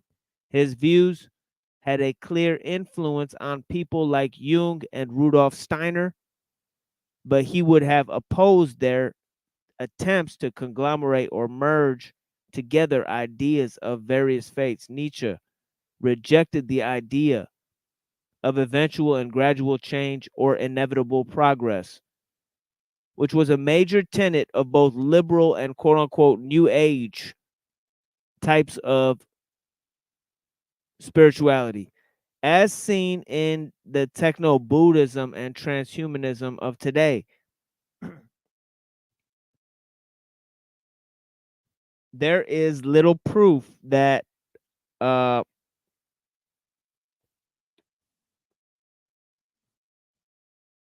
he would have approved of using the will to power as a religious ideal. Nietzsche seemed to criticize the major tenets of Darwinian naturalism. He said the idea of an organ developing through vestigial organs was absurd. He says, quote, the ability of an organ does not explain its origin, unquote, and question how something partly formed could ever develop or improve through the use of external circumstances. He also said, quote, Darwin forgot the mind, unquote.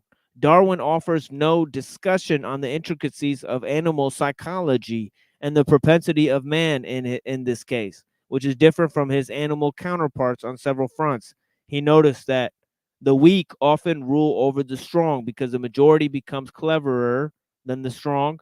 This democratic impulse itself was the greatest argument against Darwinism. Men do not strive for freedom, but beg for change and progress, and some sort of inane impulse of collective morality that comes to settle in with the subtlety of vengefulness. What is more is that sexual selection does not occur in humans the same way it does in animals. In humans, at least, such a process of selection is deeply irregular and has many historical shifts and cultural anomalies. Nietzsche did not believe in the existence of transitional forms. He felt change happened suddenly and most violently and on the spur of the moment. He saw, quote unquote, the will to power to drive change in nature instead of the steady progress of Darwinian evolution.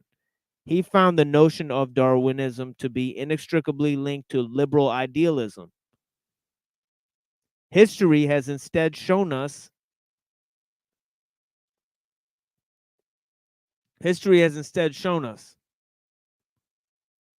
that the weaker overtakes the stronger by continual compromise. This points to a concerted devolution and stultifying of progress. He said, quote, I'm inclined to the prejudice that the school of Darwin has been diluted everywhere, unquote. He posited the herd instinct as a stultifier of the will to power, whose development was irregular and unpredictable. In a quote from his journals, he writes, quote, the progress of the species, the very opposite is quite palpably the case. Okay. Anyways, we're going to open up the panel, see who wants to come up and talk about manhood. Okay. The crisis in today's society, feminism on the opposing end, right? Okay. Okay. And the mass production of mankind through the equality-based ethos, the engineering of man through the equality-based ethos. Okay, do you guys have anything to say about it? You know, it's just going to be more squawking, bellowing, and shrill, emotional, herd mentality. God is seen only in heaven, right? But everywhere, right? Right? What's going on?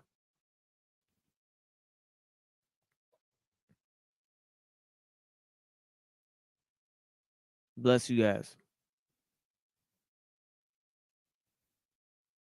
Let's see who's out here.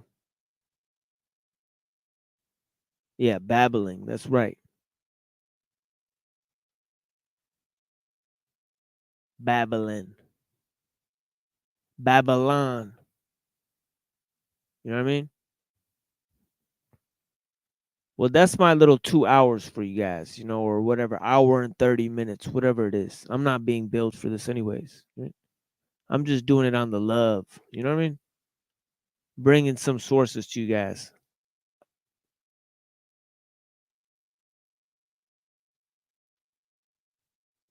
But yeah, Pistolero, get some bad brains going. All right. All right.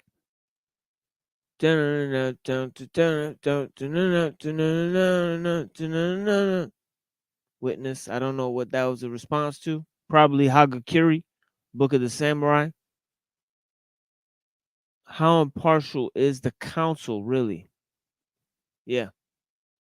Well, that's why you got to guard from flatterers, right? Machiavelli says the only way to guard from flatterers is to force men to believe that you will not be offended when they're honest with you. You know? Of course, that requires a high degree of trust, right? Peace and respect to Richard Madsen. Righteousness. Okay, we got somebody in the back here. It's our friend Hank. How you doing, Hank? I'm doing okay. Reading these comments. Be more busker. Will I am. Okay. Earl Pipe. Okay. Celia. We got Celia in the house. Celia, Amelia, Bodelia. Christopher V. Huh? I don't know what you got a question, or we got Tarek. Salaam alaikum. Me is learn how to present as gay men in public. I working it out. I don't know. I don't know if that's Tarek. I don't think so, but Tark does have multiple accounts, so I can't tell either way. Yeah, yeah, that's probably a fake Target account. That's why it's got flowers on it. Yeah, but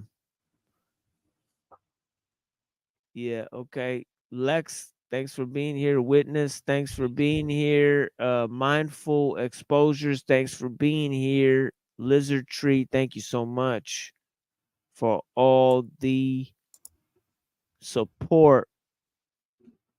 Silver Tongue Cavalier, thank you for the support and consider hopping on panel. Mimsy Limbs, good to see you.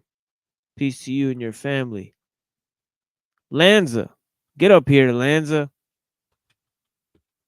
What is this? We need Lanza, we need Neurojack, and we need Dominic, and we need Bob Smith up here for this to be an actual show. I'm just kidding. Me and Hank will hold it down. There's no pressure. Yeah, drop that knowledge, Hank. Go ahead, dude. Yeah. So I kind of don't trust Nietzsche because he was no Superman in his life. So assuming his stuff worked, I don't understand why it didn't work for him. Yeah, I guess that's a critique, but I mean, you could think of a brilliant strategist or somebody who designs something, but never uses it. You know what I mean? I mean, a good designer or a good strategist isn't exactly a great participant all the time. Is he? You know what I mean? Who knows? Yeah, I do.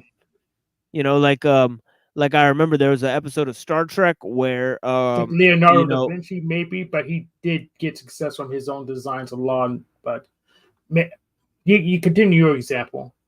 Well, just an example where they have the guy from the Reading Rainbow, the black guy on Star Trek, Yeah. And he's the engineer, so he fixes the warp drive. So the warp drive is broken, and they have this improvements to the warp drive coming in. So the person who actually designed the warp drive, the scientist who actually designed the warp drive, comes in, right? And he's trying to fix the warp drive, and she's like, "Oh, you're doing it wrong. That's not how it's designed." Right? And he says, "No, well, on the ground we have to mess with these things." You know what I mean? Right? Like an engineer is going to look at things different than a designer, than a person who invents something, right? They're thinking of just making the thing. They're designing the thing to the best of their abilities, but they're not going to be the person who's using it, right? All the time. You know what I mean? So the person who uses it all the time is like, so I mean, it goes the same for philosophy sometimes. I mean, you could think of somebody who has who's figured something out, and doesn't have a good application for it. Somebody else might figure out a great application for that thing. Like you said, Da Vinci, it's like, yes, so genius isn't always necessary. And actually, most geniuses are usually pretty secluded and pretty fucked up people. so there's another. Yeah, so there's another. Like on day, Richard Stallman is pretty much like that. He came up with a good concept with free software, but he stumbled on his version 3 license wasn't very good. But the less smart people created an open source movement, and that's still going strong. Yeah, it's like, the person who invents something, they're not necessarily the person to, perfect it either. You know what I mean? But people are always blamed for doing things. That's what it is. People are always going to be blamed by the collective for doing things. The peanut gallery. Somebody's going to do something, and that person's going to be heavily criticized, but that's the only person that's actually going to change things. You know what I mean? So the rest of the people, they're just reacting to what was done. They're not actually, having any original movement, you know. So I mean, originality is two ways. You know, it's something that, you know, both is you know, new, you know, but it's also something that maintains its freshness over time. You know, something that keeps on working. You know what I mean? So originality has a dual meaning, and so does genius. Genius means that, you know, somebody did something that's incredible, but also that we don't know how they did that thing. That's why why they call it genius, because there's no method to how they accomplished what they accomplished. If there was a how-to guide, then somebody else could have done it. You know what I mean, right? But how-tos are techniques, right? They're not, you know, the inventing of a brand new style. You know, that's originality. You know what I mean, right? You know, style is not modulation. You know what I'm saying? Yeah, but we don't. I don't think we put enough emphasis on finding the best techniques in general, though.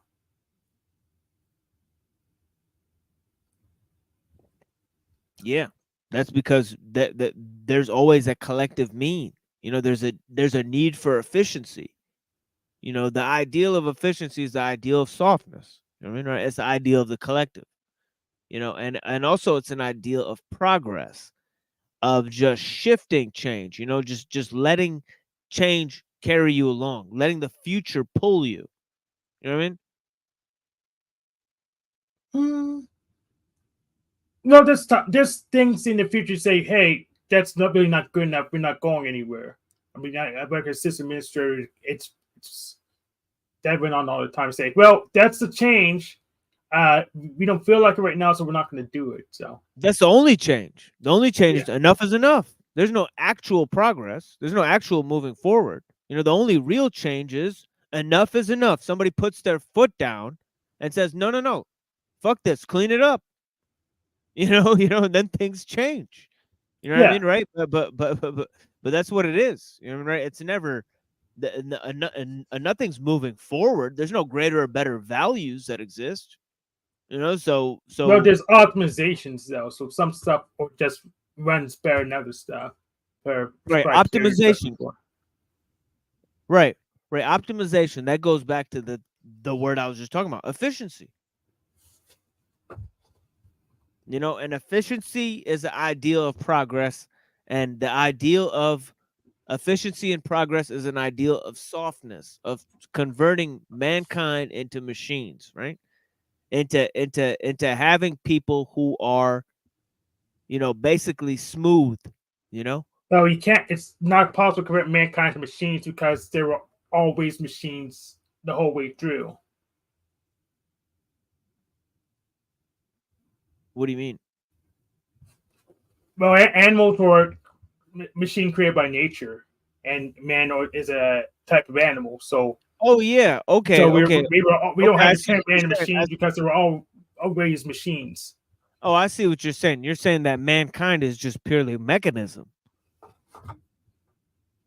No, I don't say purely because I don't think things in because that's the Hobbesian view. You know what I mean? That mankind is just a bunch of pulleys and strings and and that's it. You know, there's no greater you know. Well, some things are greater than some of its parts, but there's no need to assume it's there if it's not there. We're just imagining it to be there. Not that imagination's bad, but I prefer just looking what's right in front of me.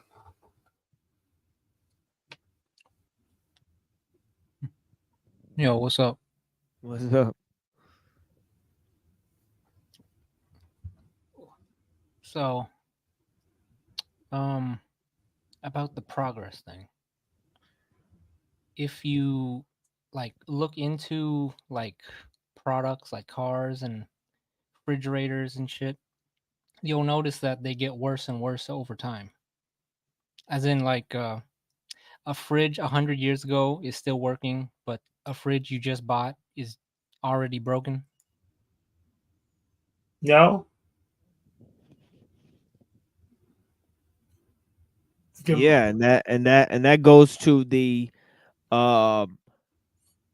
the incredible amount of updating of all the little parts, the scale of improvement on all the little parts, so they have all of these new digital parts that have to correspond, and actually the manufacturers and it used to be a standard procedure of what makes a fridge back in the day, but now you need codes, digital codes from the manufacturer in order to just repair something inside of it, or to update the device, so all of these new procedures, through the smart technology, I mean, they make it impossible to actually repair the devices, in any sensible way. Before, you could have just taken the same fridge to any electrician, they could have fixed it,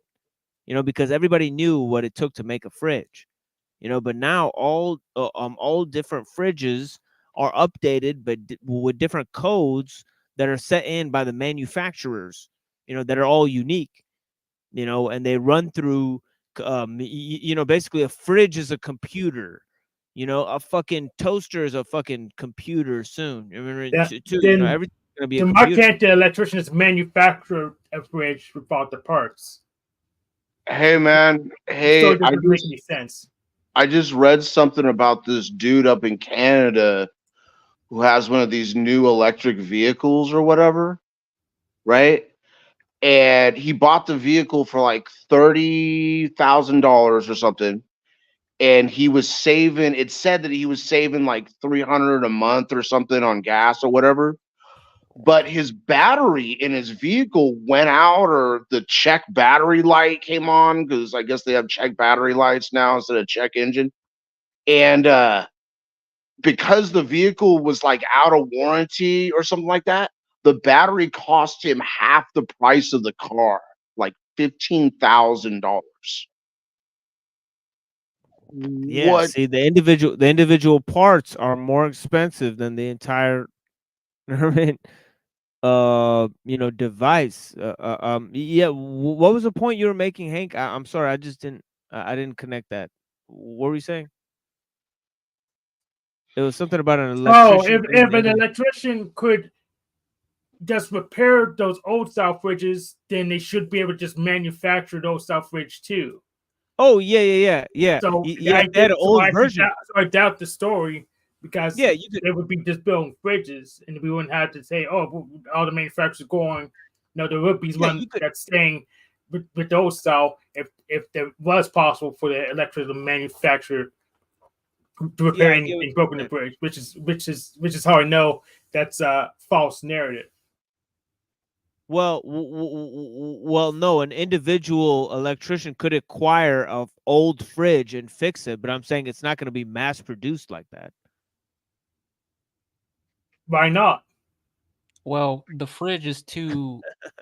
It's at a level it's too complex for one or like 100 people to just make on their own. Because yeah, that's right. That's like right. refrigeration. That's one. That's step one to the problem. Like every refrigerator has like 3 pounds of refrigerant, and refrigerant is like Freon. It's like ammonia oxide. It's like Freon. a bunch of stuff that freezes at room temperature. Yeah, that's and the you easy can't, part. You can't make that in your garage. You can order it. Freaking these old refrigerators are gonna become like classic cars and shit. They're gonna have like refrigerator junkyards, and people are gonna be pulling condensers and shit out of the back. Dude, I got a '64 fridge over here. We're gonna repair it. Get my non-digital refrigerator. If your story is accurate, that would already be happening. Can you give me an example? Can you give me put a link in the private chat and I double check?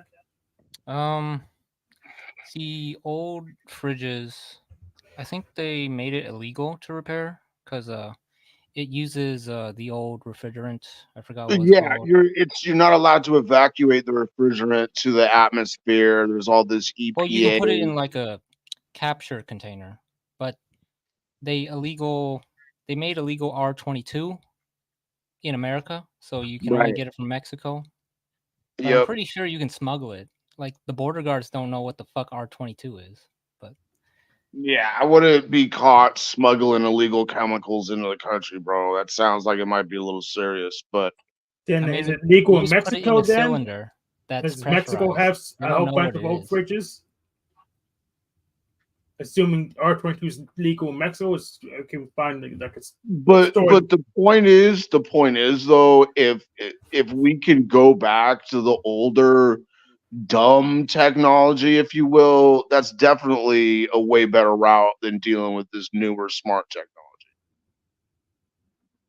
in my opinion. Well, they call it Okay, smart but then because when I it's asked stupid. you why isn't anyone doing it, you just said yes. Oh, I don't know. It's just, I mean, I need Mexico should have a whole bunch of old fridges. You should be able to say, oh, Mexico didn't follow it because they can use the old refrigerant. So I'm trying to look for a story now to confirm it. So, Well, it's shittier so that you have to buy a new fridge every 5 years. well, I haven't been buying a new fridge every 5 years, so Or maybe 10. or maybe 10.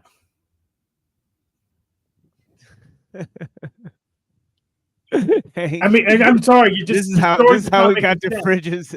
Hank's trolling with fridge. Oh, this isn't no troll. Your narrative just doesn't make any sense to me. I mean, it's not I'm just trying I to fridges, know, it's confirm it everything. with some facts. I know, but the It's thing is, phones, this is not a it's conversation about cars. fridges, right? It's a conversation about what it takes to fix things, what it takes to mass produce things, right? How things have become mass produced, right? Right? You have a factory, right? The factory has parts. The factory makes things, right? Fridges have parts, right? They're going to mass produce fridges. They're going to mass produce the parts for the fridges. That's just easier. That's called efficiency, right? Yeah, it's Okay. cheaper to buy mass-produced stuff Right, than right, right. manufacturing custom Right. stuff. So that's the reality of what's going on. So that's the problem of what makes shitty fridges, right? Is the same thing that creates efficiency of producing more fridges, right? Okay. Yeah, It's so you right. could always pay a lot more to make a custom one. Why aren't you doing it? No, it's not about the individual. It's about mass-produced fridges, right? It's not about, oh, what are you gonna do? What's the best choice for your fridge? The question is not what's the best choice today for Hank to buy a fridge. That's not the question. The question is why are fridges that are mass-produced getting shittier and shittier? You get it By right? the way, the expensive I fridge get is the just as question, shitty as the but cheap your fridge. answer, the directions of not having control for yourself is absurd. I mean, if it's not a question of what fridge I Of buy, course, an then it individual doesn't matter to person, me. of course, an individual person, you know, who's going to in a market, unless they understand what makes a better fridge, which which most people don't, I'm assuming, right? They're not going to have the capacity to decide for themselves. That's just the reality of the situation. Yeah, So here's the thing: if I assuming don't have a choice, they just understand me. Let me finish my point. So Mhm. you assuming that they have control, right? That's a false. That's just false. You know, you're just simply asserting that when the individual person having to become an expert on what makes a fridge, you know, that's going to be that's not going to be a reality for most people, right? Anyways, I think Firestarter wanted to say something, and then Hank, you come back and respond. So the expensive fridge that's like $3,000 and it's like the biggest you can get, it uses the same compressor as the smallest fridge you can buy. It's the same compressor. So the biggest fridge will last, 5 years, and the tiny fridge will last, I don't know, 10, 15 years. So But the expensive one is like computerized or something like that. Well, if hold you on. want. Well, hold on. See, so let Hank come back in. What were No, you you can saying? keep talking. No, what were you saying, Hank? I don't. I have I have anything to nowhere to say go. at the moment. Okay. I Cecil, go just ahead. wanted to ask the detail about the expensive refrigerator. Were you saying that, Firestarter? Yeah, you can probably get a big fridge that isn't computerized bullshit, but those are like for restaurants. Right. Well, what it is it's cryogenics. You know, it's a science of cryogenics. You know, so I mean, we're not going to be mastering that on a mass scale. You know, so I'm talking about a man trying to procure A, money, and then B, food, and then C, make that food last. Okay, so that is the goal of having a fridge, right?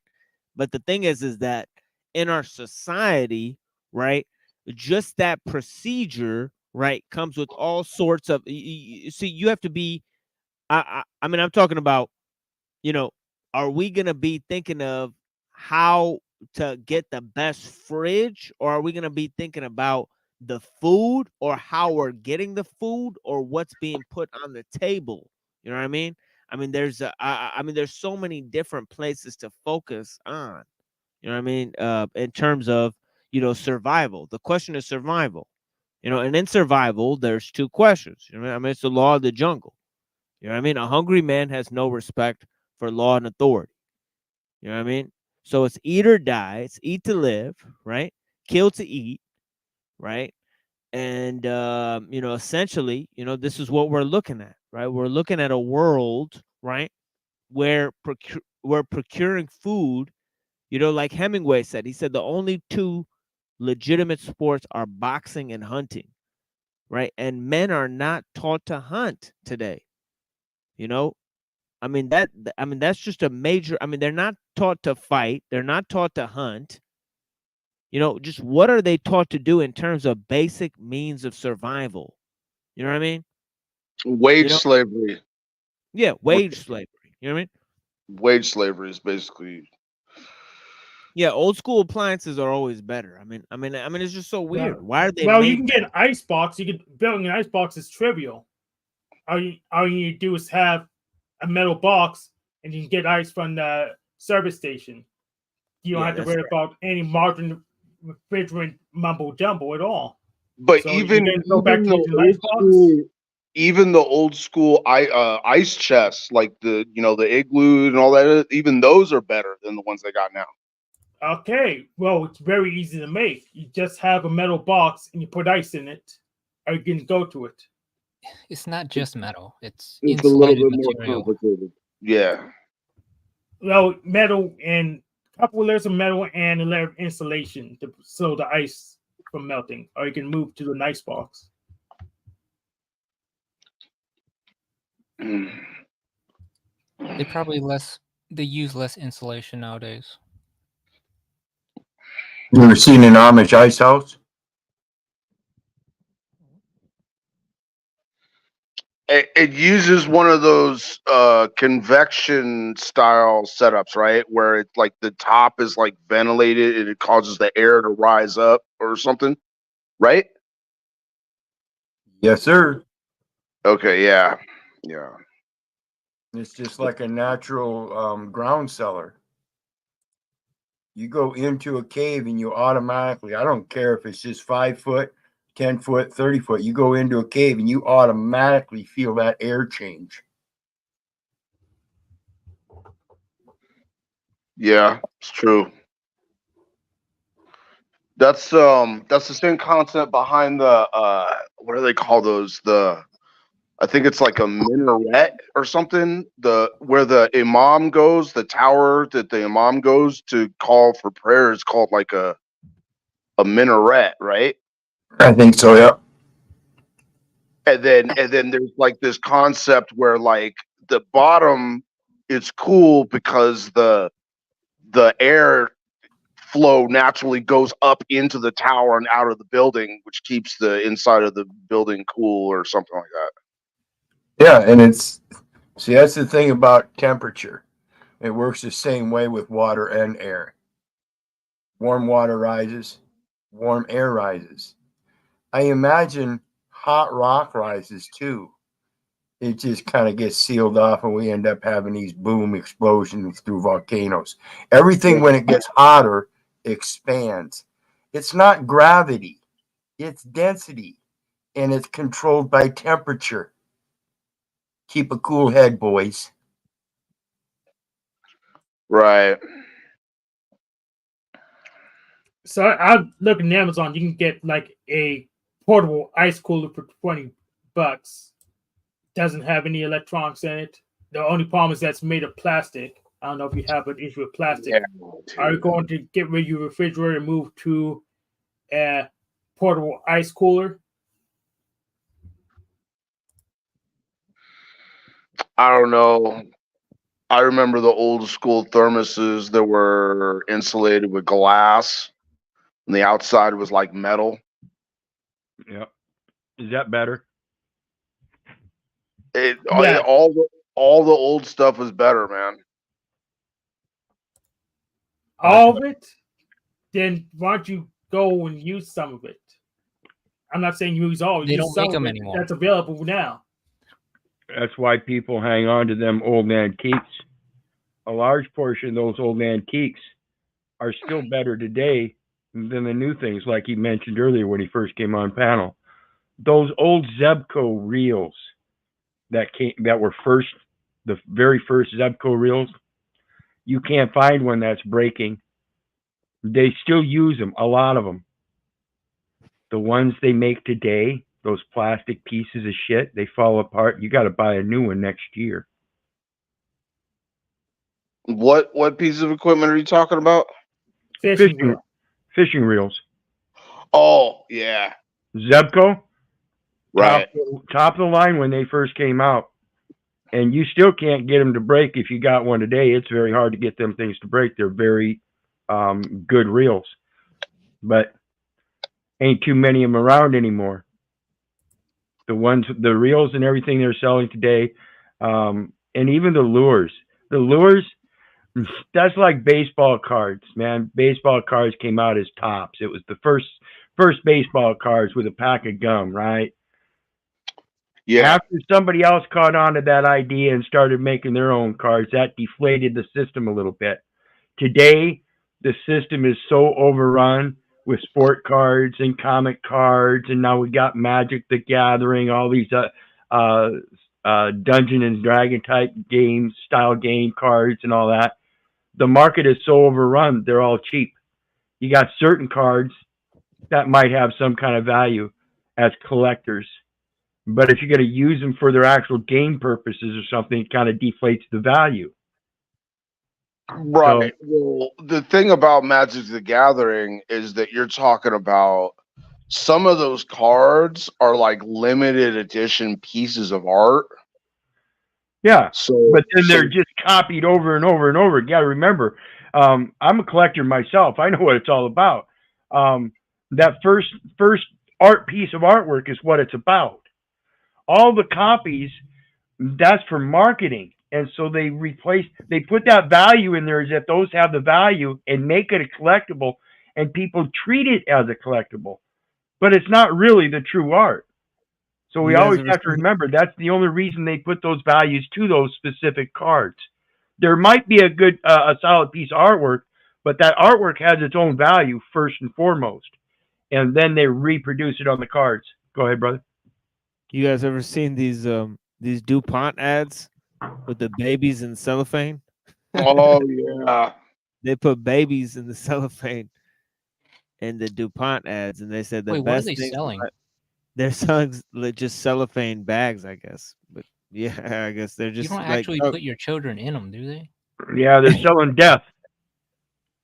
But it's a crazy ad, that these companies that make these top of the line products today, they used to market death, on a mass scale. The DuPonts are they're like one of the, I think it's like 12 or 13 families. They're like Rothschild Rockefeller like level. The DuPonts are. But people just never seem to talk about them because the Rothschilds and Rockefellers were like oil and banking. And so it's like the main ones or whatever.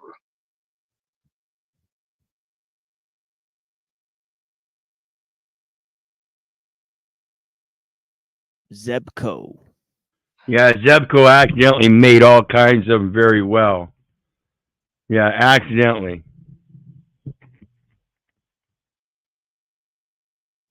I don't know why it won't let me click the up button on the fucking StreamYard's goddamn comments. It's fucking annoying. It'll let you click the down one, but not the up one. It's fucking annoying. I don't know why, but there's been tons of glitches on StreamYards. That's another thing is that all of a sudden there's hundreds of glitches on StreamYards. So, we're at the mercy of the StreamYards. Every time we want to talk to the people, So, I mean, Yeah, just try to. What I do is just have a YouTube page open. It's muted because it's more optimized, so there's less glitches. yeah, I have that too, but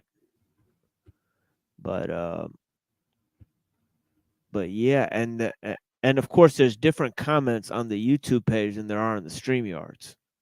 It's fucking You had to retarded. turn off the what's it called, top chat, which is very annoying. That's like the worst feature on YouTube right now. Top chat. I see. I don't even know what that means. Why would you call it top chat? Like, what is that? Like, as opposed to live chat? Like, what's like? They just Yeah, created it's word pretty confusing, actually. top I don't really chat. Like, what's so understand. top about the chat? Like top of the day? Like top of the morning to you? Like Those what? that What? those that post the most comments. Oh, okay. Top chat. Yeah, what the fuck, dude? This is crazy. Yeah. If you click on it, though, sometimes it'll take you out of the chat, and you won't be able to post chats or some messages. I don't know. Hey, dude, machine. So, I don't know if you know who Dabu7 is, No but idea.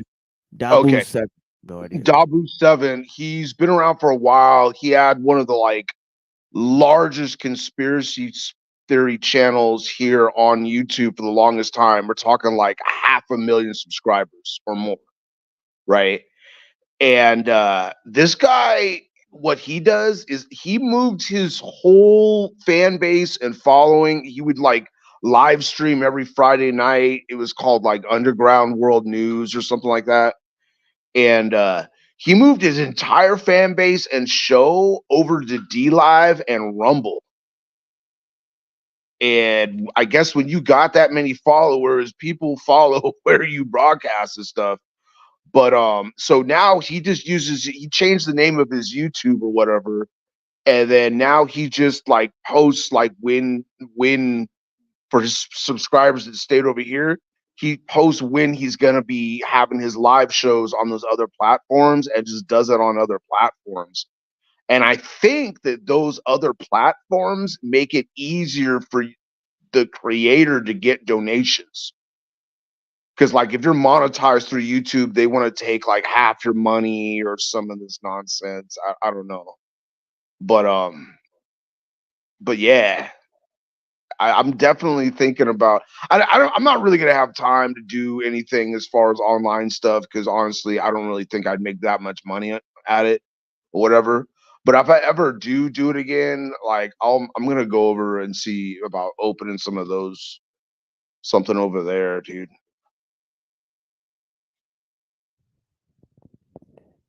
I don't know.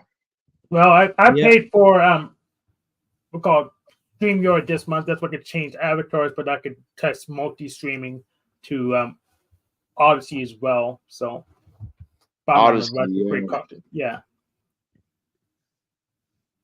But I mainly did it to make it so I had my stop cam avatar. I could have more than one of those, so I could do the separate head thing like I did on the last show.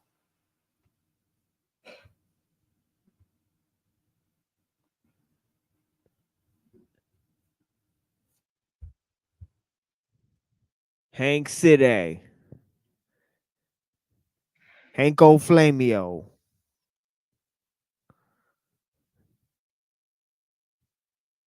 Firestarter. Cecil Drake. And Word Wizard. And of course, the machine lies. I mean, it is what it is. Right? The show, an entertaining call, StreamYard call, but perhaps, you know, we've dwelled on the surface too much. I mean, manhood crisis, guys. What you guys got to say? That younger generation, I don't know, man. It's scary. I'm talking about mostly like the 20-year-olds and younger right now. Even like some of your college students. Like when I was going to college, or when I was living up in Seattle, those college students. I mean, granted, we're talking about rich kids, right? So that's part of the problem too. But I mean, it's like they have no work ethic, bro. They've been raised so it's like Uncle Ted said, you were raised in the matrix, you were like raised on technology, and then like you're just weak. You're hypersensitive to the point of dysfunction.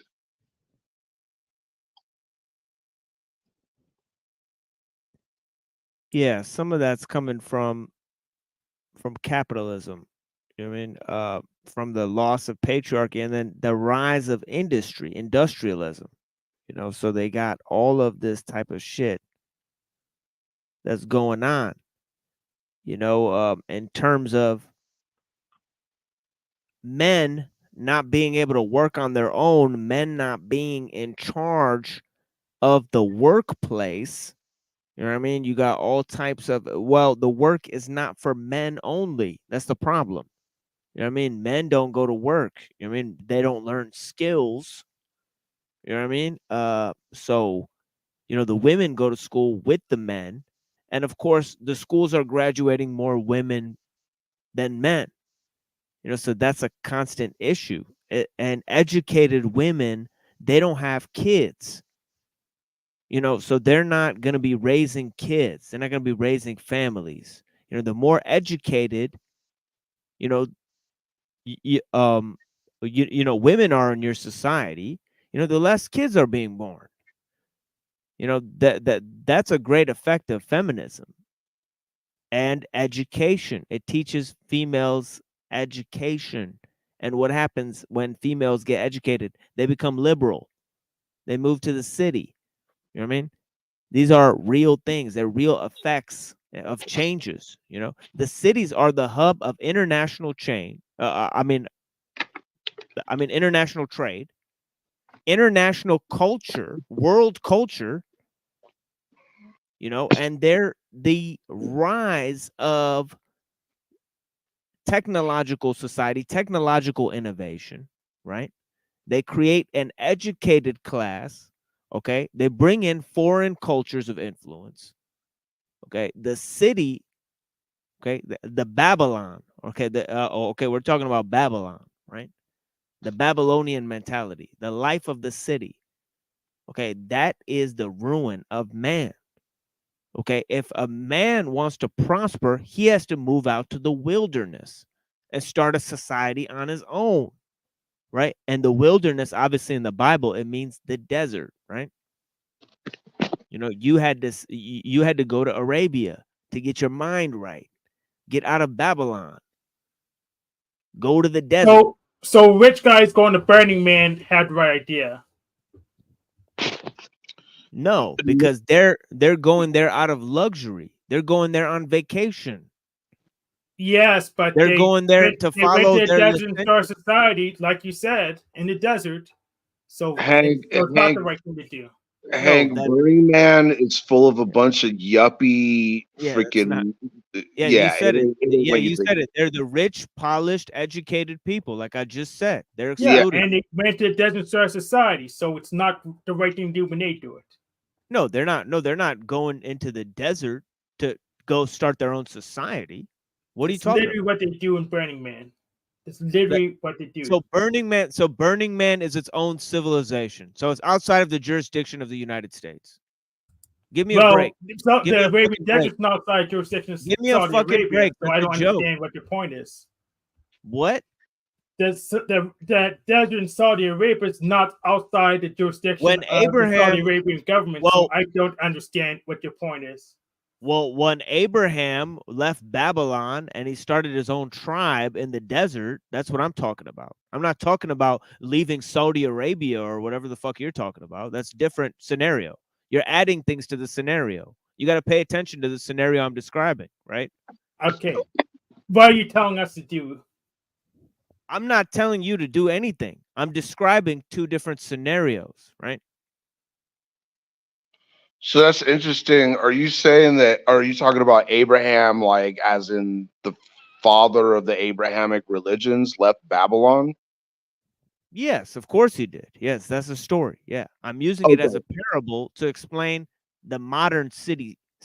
Okay, the modern city, right? Okay, I'm talking about the modern city, the hub of international trade, right? The hub of technological innovation, right? The hub of multiculturalism, the hub of the educated classes of society. All right, that's what I'm talking about, right? And I'm saying that it is a reflection of the international culture that was attempted to be formed within Babylon. A warning given by God about technological innovation in our age, how it saps the human mentality and it degrades man through licentiousness. It shows us a portrayal of a man who's being raped by his own daughters, the complete reversal of life being brought out through the perversion, subversion of culture and family, right? The total, depravity that's possible, right? When falling away from God and living a life of multiculturalism, no matter what kind of education and wealth it affords, right? Okay, it's a life of degradation and sin, right? When you move to the wilderness, you're able to free yourself of that, free your desires of that, of the licentiousness of the culture of degenerates, right? That is my point.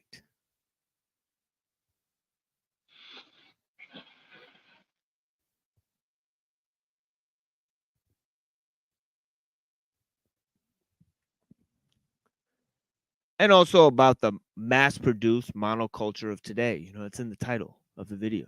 Mass-produced, homogenized monoculture, right? I That's started this. why. Yeah. That's why we need average 85 immigration into. Are you talking about room temperature IQ there, Neurojack? Just curious. Sorry, I was reading through the comments and whatnot. I can't But even. Yeah. Where do you see Neurojack's come? I don't even see Neurojack here. I think. How the? Oh, okay. Neurojack. Average 85 immigration. are you talking about 80 average 85 room temperature IQ there? Is that what you're talking about? I'm kind of confused. Not that I wasn't paying attention or anything, but I think he's talking about Mexicans. Yeah, see, yeah, he wants Mexicans in to get the birth rate up. okay. Well, there's nothing wrong with Mexicans, and there are some that are actually rather intelligent. Just saying, I grew up around them and shit. But I was just kind of curious about, so like in the Bible, Babylon is like this theme of like not good stuff, is what I noticed. You got like the horror of Babylon and all this other stuff. So, but I didn't realize that Abraham came from there. So are we talking about like Jews having Babylonian descent or something like that? Because I thought the Babylonians and the Chaldeans were also connected somehow, which are like Chaldeans. Yeah, those are the same people. Yeah. The Babylonians and the Chaldeans are the same. Well, aren't the Chaldeans also like that's like an ancient name for like the Lebanese? Iraq. No, it's Iraq.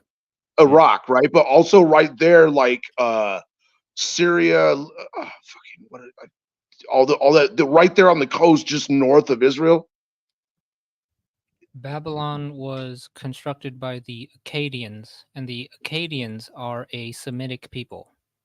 The Chaldeans, the Aramaics, and the Hebrews are all Semitic peoples. Okay.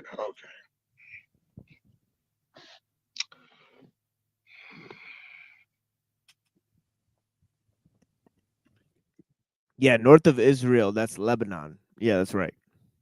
Yeah, that's right. Lebanon, that's correct. And a little bit north, I would say north west I'm sorry, northeast of Israel is Syria, right? And then right Cool. next to Israel is Jordan, right? Yeah, Jordan. Okay. Yeah. So the reason why I'm bringing all this up is like, so there's this theory that a lot of people have that like this area was populated by white people that migrated there a long time ago, and over the generations just acquired like Middle Eastern features in their faces and whatnot. But still, I used to work for some Chaldeans, some Babylonians, and he's like, the guy was like, "Yeah, I'm white. I just my ancestors, you know." Call 'em Babylonians. That's funny. Yeah, he's like, he was like, "Dude, you read the Bible? You know how they talk about Babylonians? That's my people. But we're just white people that migrated to the Middle East like a couple of thousand generations ago." Wait, Basically, is he Chaldean? yeah. Oh Well, I well, mean, the Chaldeans didn't build Babylon. They kind of took over 1,000 years after the people that built Babylon died out. okay. Isn't that like the same thing as like Samaria, right? Like the Sumerians or something just disappeared and somebody else came in and took over or something. Well, the Sumerians are a culture isolate, so they're not Semitic. So it's kind of mysterious where Sumerians come from. They came from another planet. I mean, there are a lot of culture isolates. Right. I don't know, dude. And then on the other end of the peninsula, you got the Arabs and the Egyptians and the, you know, Nubians.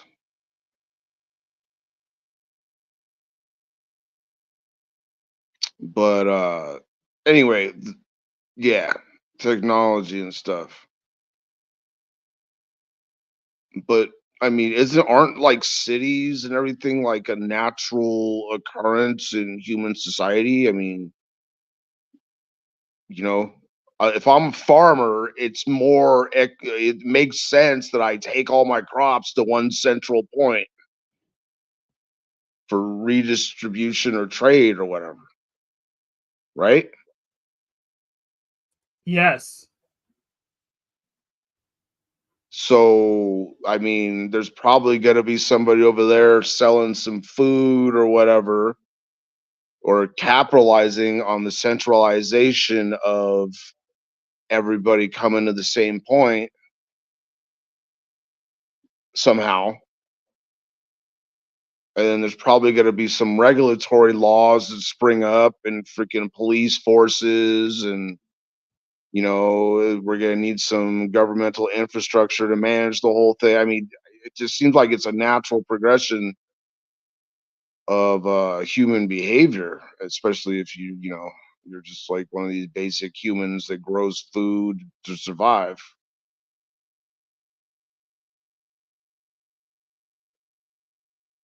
Why do you look so constipated, Wizard?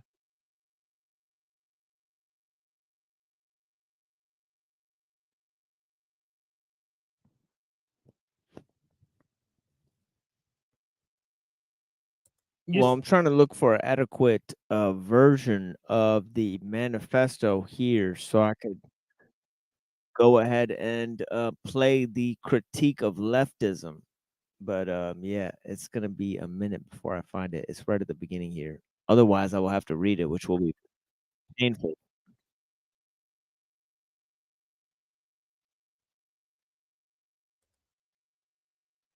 Give me a sec. Yeah. So I used to be Republican. They keep telling, the thing is, they keep presenting this nostalgia fantasy, but whenever I put them in charge, don't they don't implement it, or it's not as good as they said it would be, and it's kind of annoying. So I just find it's kind of better off leaving people who actually think about the future in charge, and they'll maintain a part of past I like, instead of having no control and blaming on other people. Hank, let me tell you what, man. What you really want to look into, and nobody ever talks about this, and it's pretty much politically not allowed, is you want to look into something called third positionism, or it's basically a fancy way of saying centrism. I Okay. looked into their positionism. I identify as a political realist. Sometimes I go neoliberal too, which is pretty much in the middle. Okay. But when they go old school, Neoliberal is still it's liberal. always garbage. The classic their positionism just fascist garbage. I don't care about it. Okay, well, you know, fascism has a bunch of different definitions. Okay.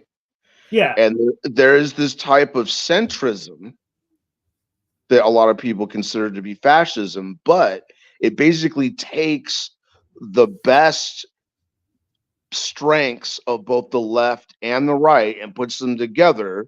And a lot of people, when they talk about centrism, that's actually what they're talking about. Yeah. But again, this type of government is highly discouraged by the powers that be, because the powers that be use division for the purpose of control. You can't be having the Republicans and the liberals working along and getting together and all of that. That's not allowed. No, yes, it is. You see, they're literally the same party. And like neoliberalism is like the, at least in America, seems to be the best third positionalism for the United States at the moment. Yeah, nah, bro. Well, what other ones want to kill me so they can screw off? No, that's not true either. Well, not everybody who disagrees that they want to kill me.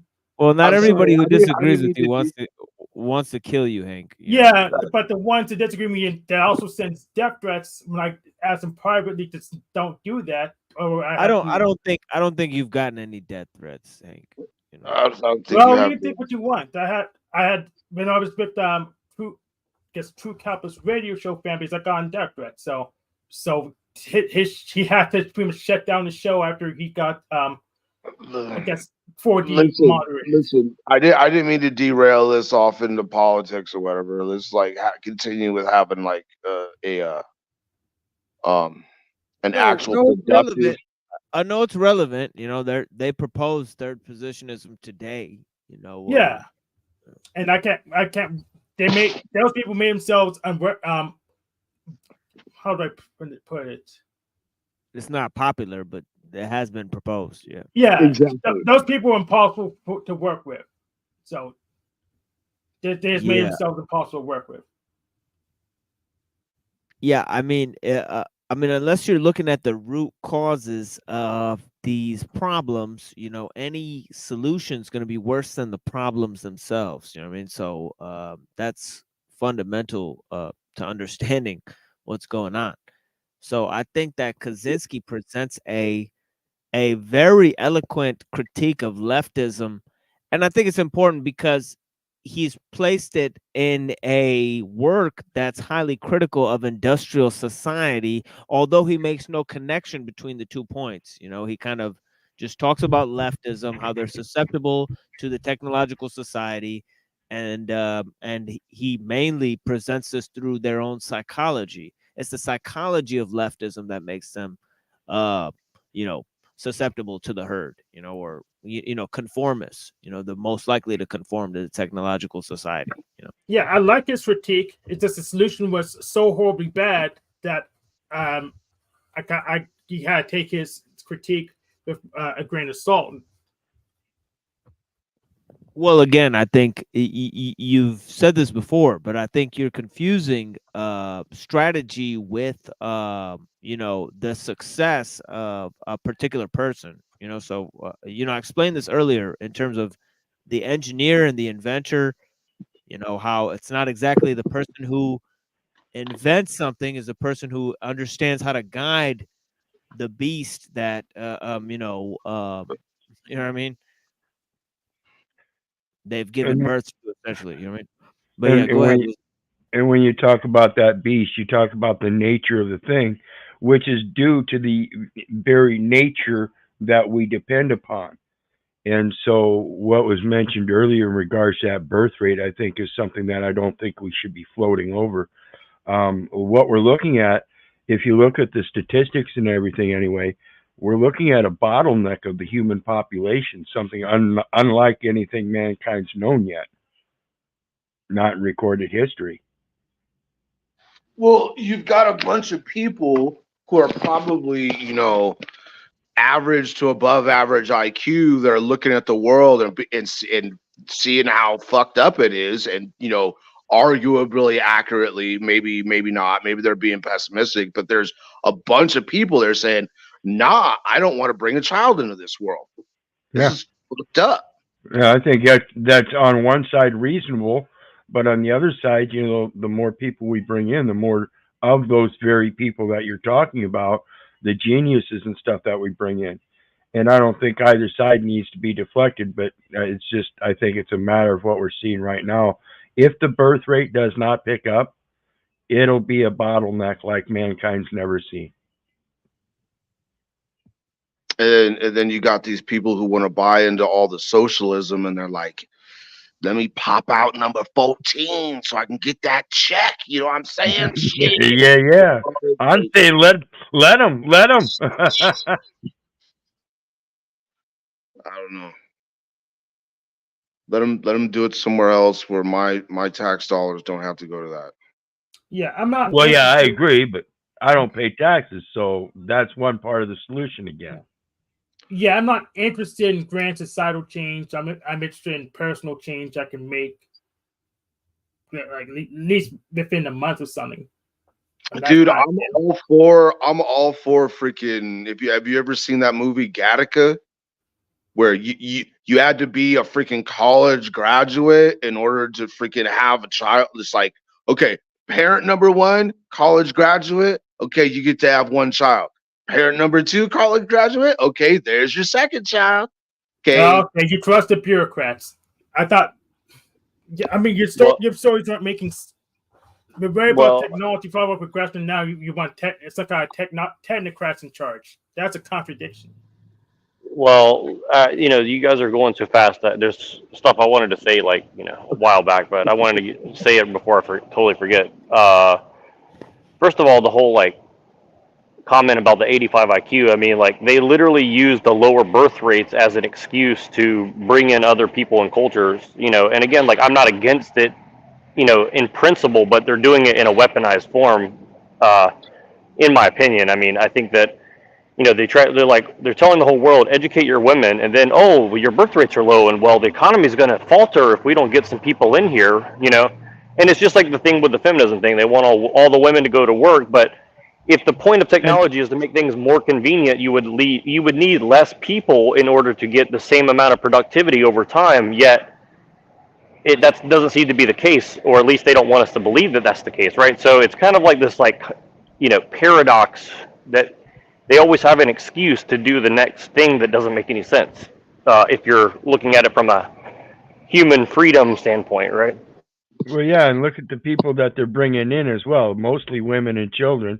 And the men that do get screened and make it through, they're certainly not going to be of a high rank, for the most part. And then the others that we already know are running around causing all kinds of havoc without any kind of way of keeping track of them. No IDs, What's going on here? You know, Well, does I'll tell you anybody what it really is. know?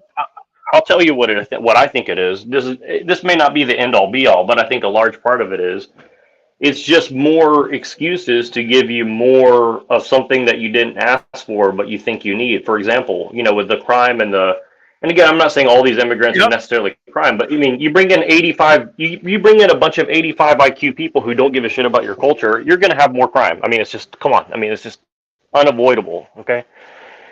Because they don't know your language, they don't know your culture, and they don't give a shit. I mean, in general, right? I mean, if I went to, some other culture right now for economic reasons, basically, would I care about their culture? Probably not, honestly, right?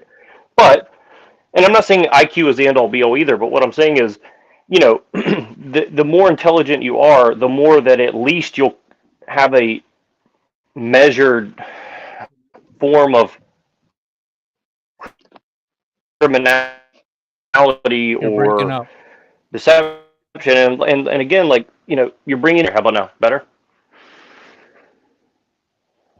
Yeah, I guess so. Yeah, you're good now. Yeah, go ahead. Domo arigato, Mr. Roboto. Would it be Oh a better shit, idea he fell to out. import high IQ people that hate your country? Well, yeah. I mean, dude, look at Canada. It used to be if you were going to immigrate to Canada, it was on a point system. You had to either have like 100,000 in the bank, or have a certain IQ, or be a doctor, or you had to be actually bringing something positive to their society. Okay, I don't know where shit went wrong. I mean, I do basically, but Well, yeah. yeah, that's because they only make like 60% of what the U.S. does. If you're a doctor in Canada, you're only going to make 60% of what if you were working a doctor in the United States. Well, yeah, and that's another problem too, because like I said, people are coming here for economic reasons, and then simultaneously they're making the medical system gear towards profitability, and it's not because these companies have to be profitable. I mean, in my opinion, the economy has very little to do with the profit motive, other than another excuse to give you more shit that you didn't ask for, and that's a complicated thing to say, I know, but I can argue that pretty strongly, but.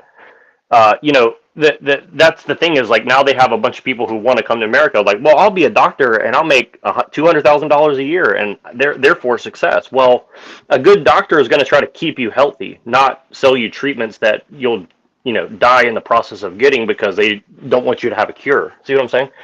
Right. And this is kind of like the feedback loops that we're all kind of experiencing, and it's it's like it's all based around, in my opinion, plausible deniability. I mean, that's kind of how power structures work. And so a lot of this conspiracy theory stuff is, oh, I know for sure that Trump did this, or I know for sure this or that. It's like, well, it's the plausible deniability that makes all that shit work. It doesn't, Trump might be the best well-meaning person in the world. It doesn't matter necessarily if he's an evil guy or not. I mean, it really doesn't matter. And it's all structured on, I'm just doing my job. You'll have to talk to my boss. Yeah, dude, I called my local city. I called my local city about this, and I was like, look, I call these people and say, hey, there's homeless, crazy people here, and they tell me call this person. I call this person, they say call this person. It's like no one has any responsibility at the end of the day. It's like, well, if this continues, then essentially it's just like a free for all, right? I mean, it's like, hello, like, how are you going to have a solution to the problem? You're catching on. We're getting somewhere now. What we need to do is take away that plausible deniability. We have to be a little naughty and force their hand for someone to do their job, or be able to just happen to do it for them. And if they do that too long, well, then we'll be in charge of that thing instead of they. Yes, or put them in a position where non-action exposes their, their, what do you call it? Their bad faith. Yes, bad faith. Yes.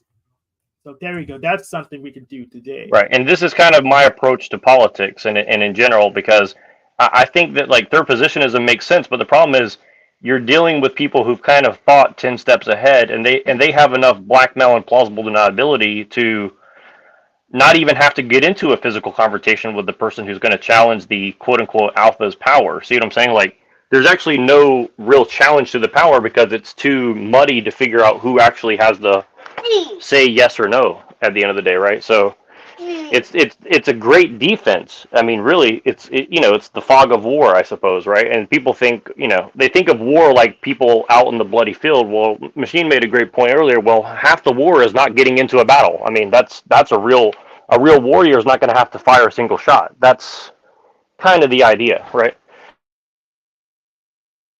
Sure. Yeah, which is why I'm kind of not fan of nostalgia, unless it's like you can sell me on it. Well, and that's why Hank makes a good point about the Republicans. They think they're going to go, out here and be good old boys with their shotgun and save America. Well, you think they haven't anticipated that already? I mean, come on, dude. They think that people think that the guns are going to save them. Well, if you have no strategy, then the guns are useless. I mean, in my opinion, it's kind of ridiculous. It's never going to look like a J6 or something. I mean, that's retarded. Right. No, Right. we People who are actually into that we actually are had people J6 into in the the story. romanticism of they think it's just like the people, these quote unquote neo-Nazis. A lot of them just want to wear a cool fucking suit and, dude, we're fighting back against the evil bankers and I mean, cool, whatever, man, but it's just not. It's never gonna look the same as that shit. It's just not. You're not. I mean, you want to live in nostalgia or whatever. All right, whatever. But Well, and I was going to stillman. I remember now. I wanted to stillman Hank's position out, and then I'll shut up and let you guys respond because I'm gonna. I have him a little distracted, so I want to get all this out quick. So Hank's position is about going to the desert.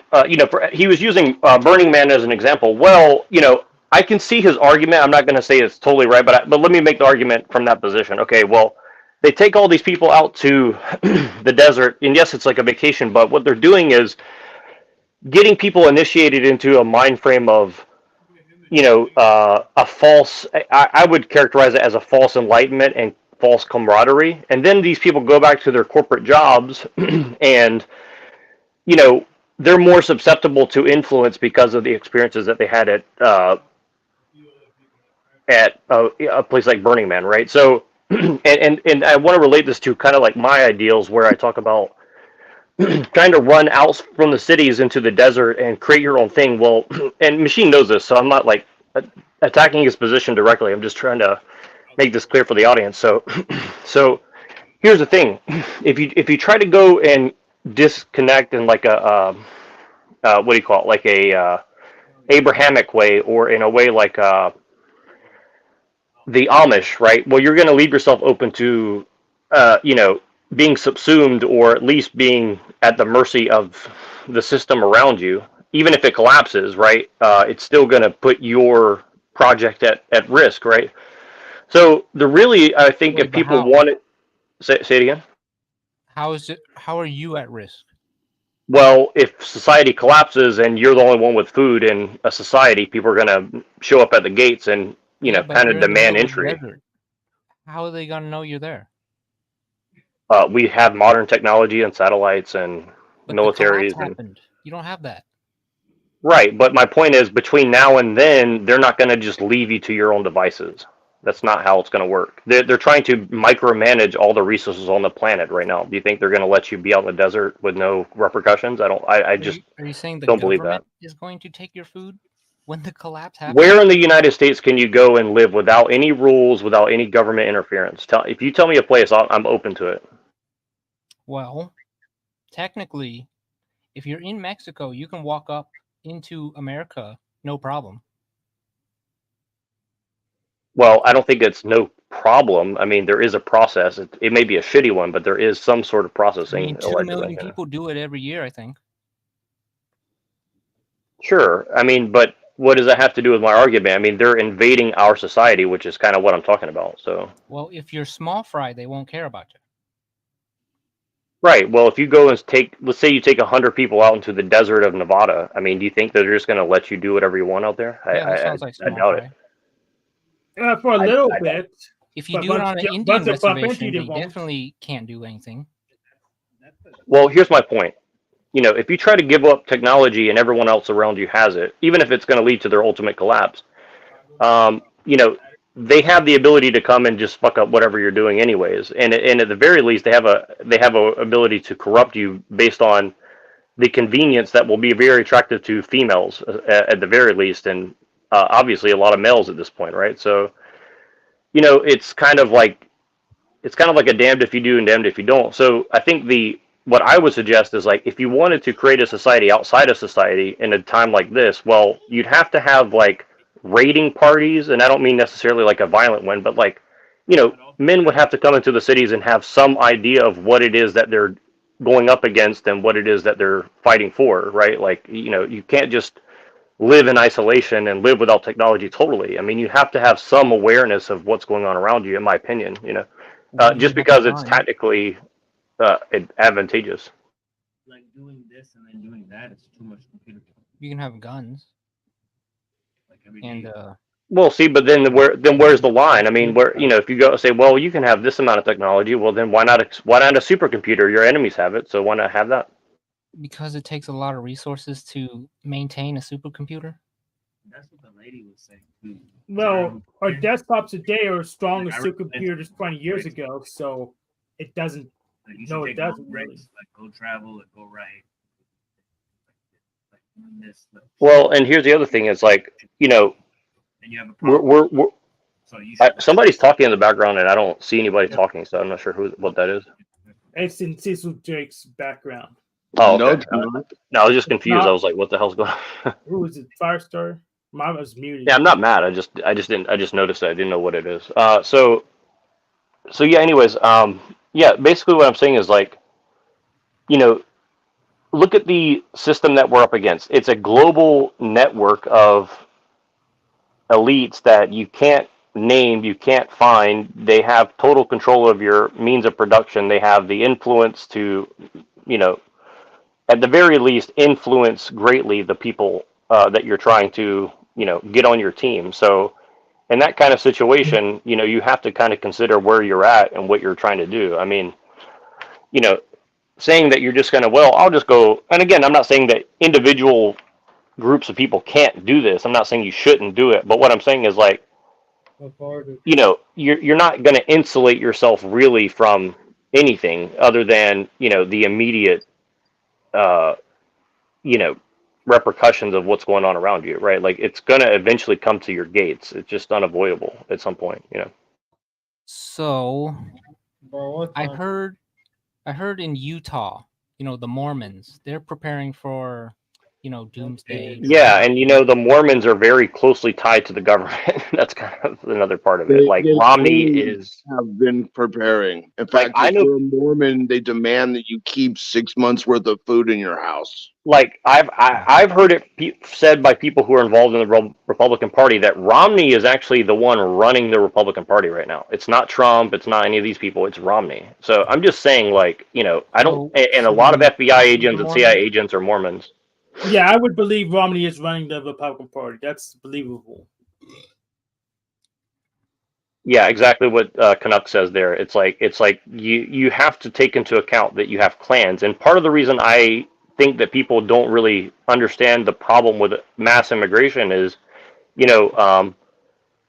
people around the world are very happy to clan up very quickly, and guess what? They're going to pretty much exclude Americans from that. It doesn't even matter their race. It's like if you have a bunch of Central and South Americans, they're going to clan up together against you most likely. They're not going to be like, let's, because they're familiar with each other's style of being in a state like Copy that. the Mormons. Well, it's kind of like saying, why not copy the Jews? I mean, it's kind of the same effect, Well, the Jews essentially. aren't gonna let you copy them. Well, Yes, they will. There's a whole bunch of pale people in black that copy. I don't think the Jews are gonna let you open up a Federal Reserve. well, you can open up your own bank for about $5 million, though. They let people open a bunch of Federal Reserves. It's called cryptocurrency. You heard of it, right? Right, because they're going to sell that to you the next step. And again, all I'm saying is like, the Mormons and the Jews, they are kind of like running the system, right? And why is that? Because they have a very intense, close-knit in-group preference, right? They're cult. Yes, they're basically, yeah, they're a cult, and they're also willing to sacrifice their own young men to get what they want. That's kind of why they're successful, right? And they're also happy to trick, well-meaning Christians in the South to go fight wars because they're willing to do so. So you just got to like be honest that that's kind of the situation that we're in. Now, I'm not saying that all Jews are bad or all Mormons are bad, but what I'm saying is, in general, like they're kind of don't give a fuck about anybody else. So that's just the kind of, like, I think that people don't understand is like we're dealing with a situation where people are pathologically altruistic, and that's a dangerous position to put yourself in. They keep going like 37, 55, 37. Well, right, but there's basically no real way. Whatever way you turn, left or right, you're dealing with the same shit. Which is why I was talking to Hank about centrism earlier, which is largely is kind of like discouraged in our society because part of the reason is that it actually works. Well, that's why you see people like Ben Shapiro signaling for fascism. I mean, because they realize that they're going to need to sell some limited Fascism form for of this. Jews, maybe. Well, they're not going to say that, of course. Even if that's true, they're going to sell it to you as if, well, don't you want to save the white race? Don't you want to save America? Don't you want to save the liberalism ideals? He's going to say save the Jews.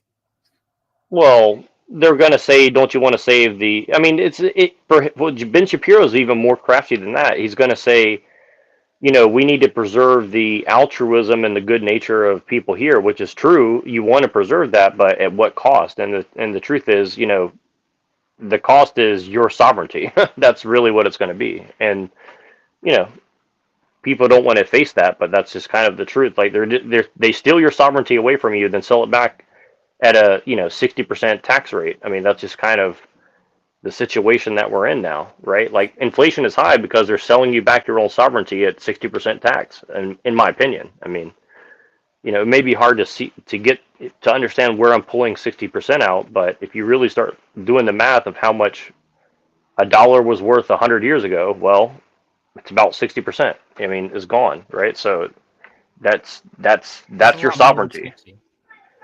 Yeah, it's probably 99, but the point holds either way, I saw this Instagram today about they were talking about cloud seeding down in California, about how the government released things in January talking about how they were going to purposely do it. And they knew that none of those people have flood insurance. I'm sorry, Canuck was just talking about the purge. I probably different context or whatever, but yeah, dude, they're trying to get everybody to move to the West Coast, and then they're fucking everybody up with these fake weather events and weather weapons and shit, trying to kill people and flush the toilet. And it's like, oh, you want to do drugs? Oh, you want to steal shit? Yeah, move to California. Floods, wildfires, earthquakes, blah, blah, blah, blah. And then they're telling the Christians, like, you see, those people were sinners, and you see what they got? They were sodomites down there in California. You see what they got? Fire and brimstone.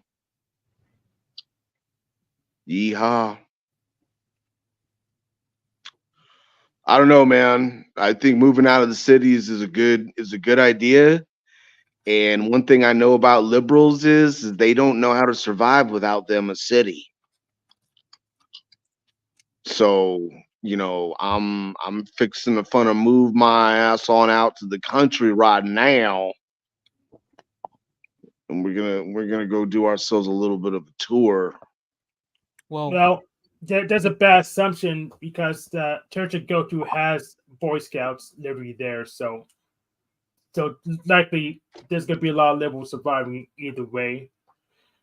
Are you saying that? And I do know for a fact that at least Trump's administration was really, really poor at managing people. So you're saying that the liberals are like the scout masters with with their little short shorts, and they, come on, boys, we're going on a nature trip today. Boy Scouts. sweetie. That what you're saying, Hank? Yeah, I'm saying that conservatives' narrative just don't make any sense. And when I put them in charge, they run things into the ground. I mean, it's literally locked down for 2 years. Yeah, I think And that they should ban the Democratic Party. Okay, just like they did to the NSDAP in Germany. Like the liberals and the Democrats should just be banned. Like no more. Like you're an illegal party. It's not allowed in America anymore. Yeah, then we'd be locked down forever by Trump. Yeah, exactly what we need. Okay, but and I think that a lot of liberals are already seeing this coming, which is why you're seeing a lot of them starting to call themselves libertarians and pull that. Which by the way, libertarianism was something that started like back in the early 1800s. It's always been around. It grew out of liberalism. And the funniest thing is these people think that if they just change the name of their party a little bit, that everybody's going to think that there's something totally new and different. And I'm sorry, it's very obvious that these people are freaking bad actors and can't have no ability, Junior, maybe. To act any differently than they already have been. And yeah, Okay. But when the good actors just keep making shit shows, it's hard for me to believe that they're actually good actors. And dude, I'm not a freaking Trump supporter or any dude. Trump was a fucking Democrat his whole life, from New York, no less. Okay, a lot of people seem to forget that part. I didn't forget, but he's advocating for positionalism while he was in office, and now too, he says he want to be dictator on the first day. I mean, come on, man. Trump was Operation Warp Speed, and Trump was freaking let's take the guns first, and then freaking and all this other stuff. I mean, obviously, a lot of things get said. It's political theater. He just says stuff or whatever, But still, I mean, how much of it did he mean, and how much of it was just theater?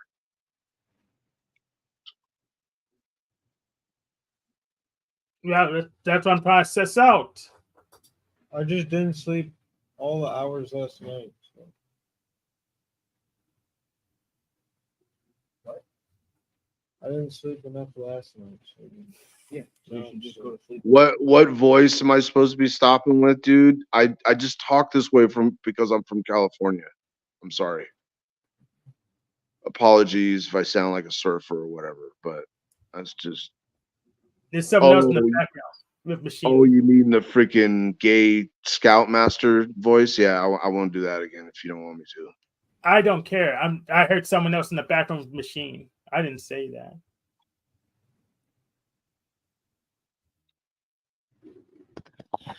Y'all are funny. Thank you for being here, Hank, Cecil, Wizard. Thank you guys so much, man. I feel like I talk to you guys more than I talk to my own family, honestly. It is what it is, though. You know what I mean?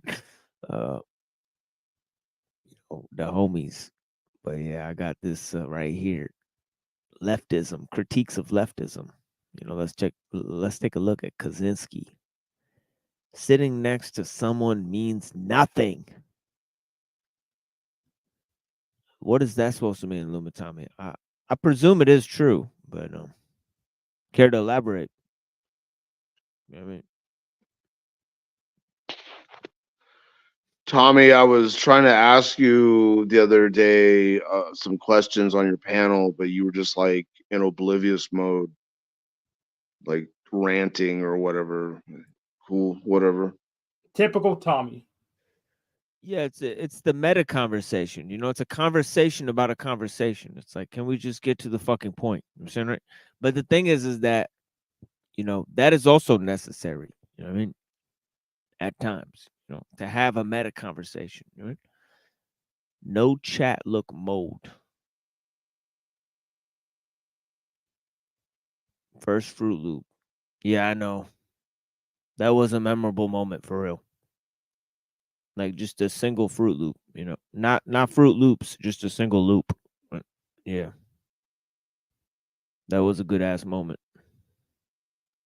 Industrial Society and Its Future by Theodore John Kaczynski. In 1995, Kaczynski mailed several letters, some to his. I like how ironic it is that it's being read in a robot voice. That's all. That's also just Yeah, it sounds like e-speak. I think it looks like Yeah. it sounds like they use e-speak to speech to text to speech to book. Former victims, outlining his goals and demanding that his 35,000 word paper Industrial Society and Its Future, also called the Unabomber Manifesto, be printed verbatim by a major newspaper or journal. He stated that he would then end his terrorism campaign. There was a great deal of controversy as to whether it should be done. A further letter threatening to kill more people was sent, and the United States Department of Justice recommended publication out of concern for public safety. The pamphlet was then published by the New York Times and the Washington Post on September 19, 1995, with the hope that someone would recognize the writing style. Introduction. 1. The Industrial Revolution and its consequences have been a disaster for the human race.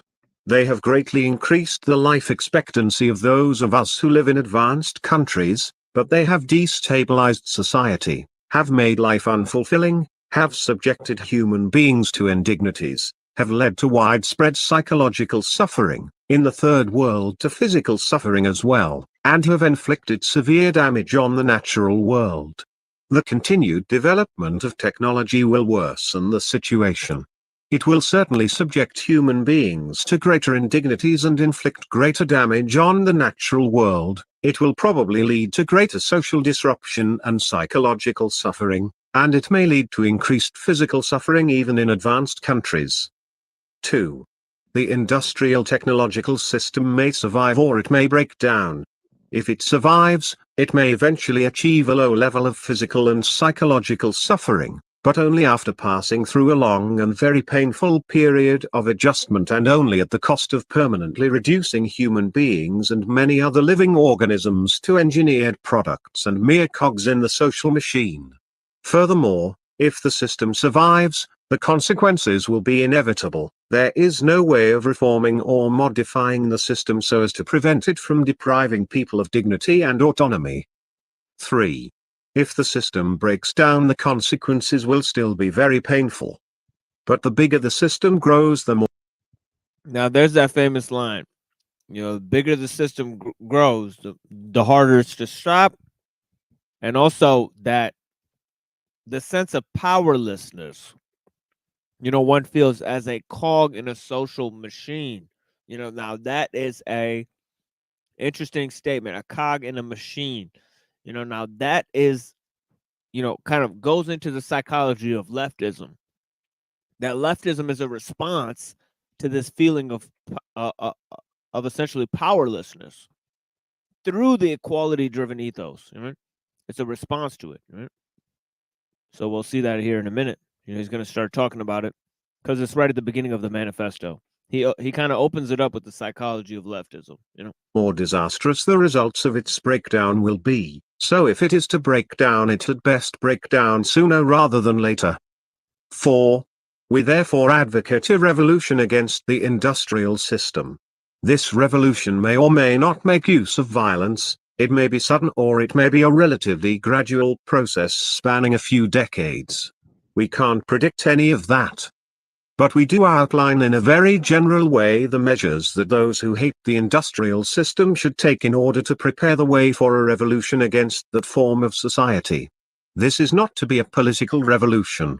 Its object will be to overthrow not governments but the economic and technological basis of the present society.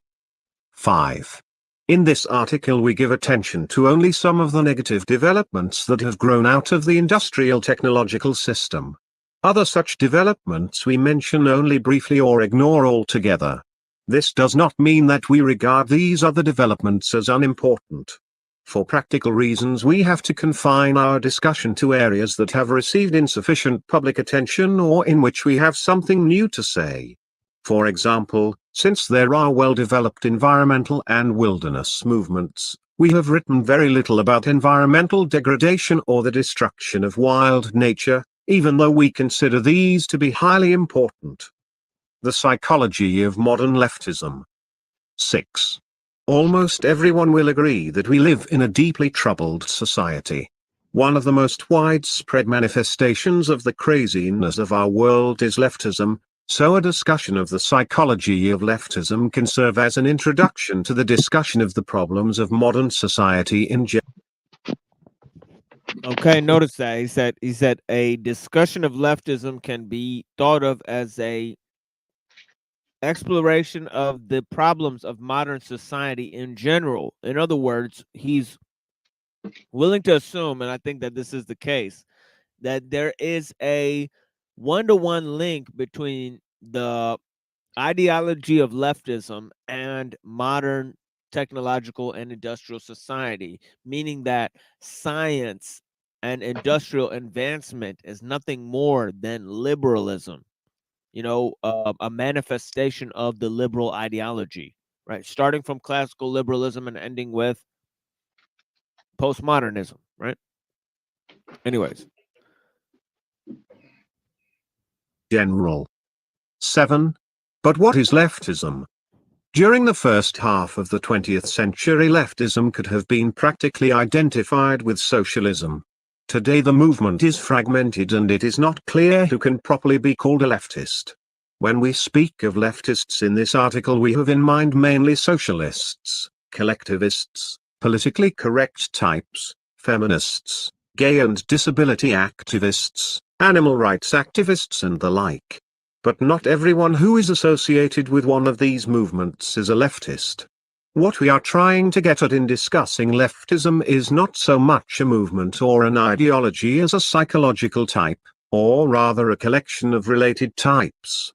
Thus, what we mean by leftism will emerge more clearly in the course of our discussion of leftist psychology. Also, see paragraphs 227-230. 8. Even so, our conception of leftism will remain a good deal less clear than we would wish, but there doesn't seem to be any remedy for this. All we are trying to do is indicate in a rough and approximate way the two psychological tendencies that we believe are the main driving force of modern leftism. We by no means claim to be telling the whole truth about leftist psychology. Also, our discussion is meant to apply to modern leftism only. We leave open the question of the extent to which our discussion could be applied to the leftists of the 19th and early 20th century. 9. The two psychological tendencies that underlie modern leftism we call feelings of inferiority and over-socialization. Feelings of inferiority are characteristic of modern leftism as a whole. Okay, there are the two ones, feelings of inferiority, 1, and 2, over socialization, right? Feelings of inferiority is intense form of isolation and alienation. This is to be coupled with a paradoxical form and something that impinges in the opposite direction on your psychological input, which is over socialization, which is interconnectedness.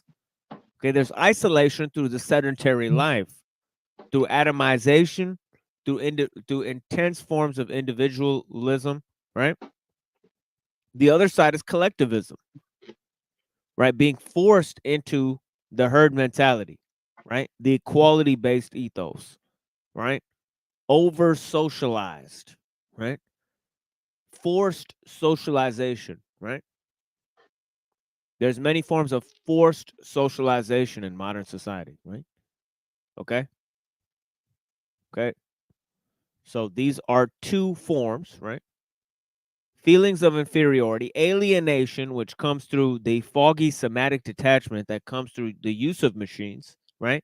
Over socialization that comes through the interconnectedness of the use of technology and the force of international trade and mass scale technology, right? it has a liberalizing, socializing effect, democratizing effect, if you will, right? Anyways, I mean, school, yeah, that's right. You know,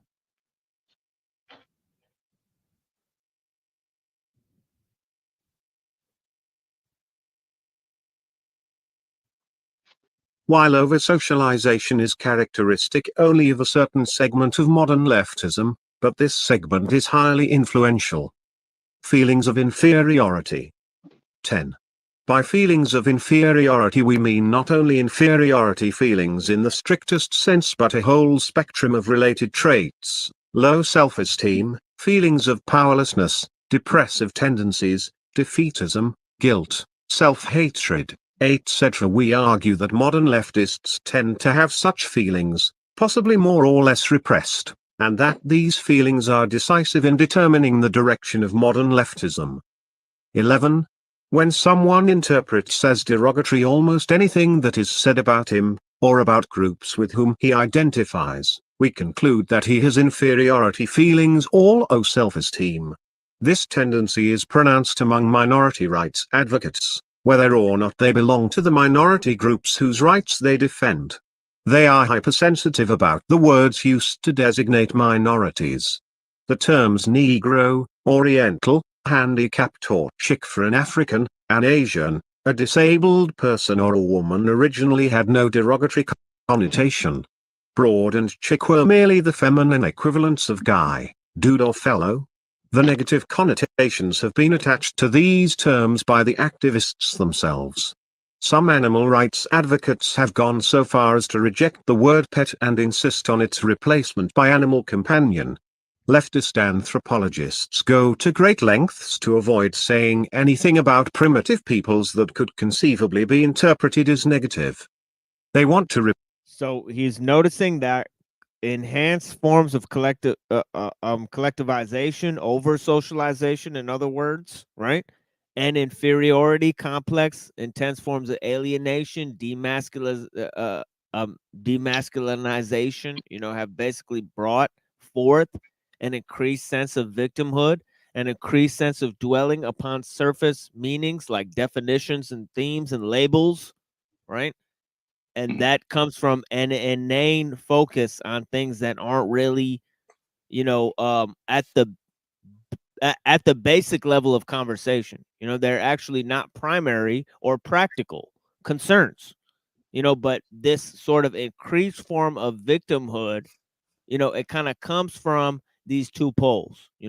A is this kind of equality based ethos, thinking of everyone as an individual, powerless, then identifying yourself with the struggle of the lesser aspects of society. Then instead of living as those people do, it's a sort of collective bargaining, and then also an increased sense of victimhood identification with those who are oppressed, and right through these feelings of inferiority. It doesn't help change society one bit.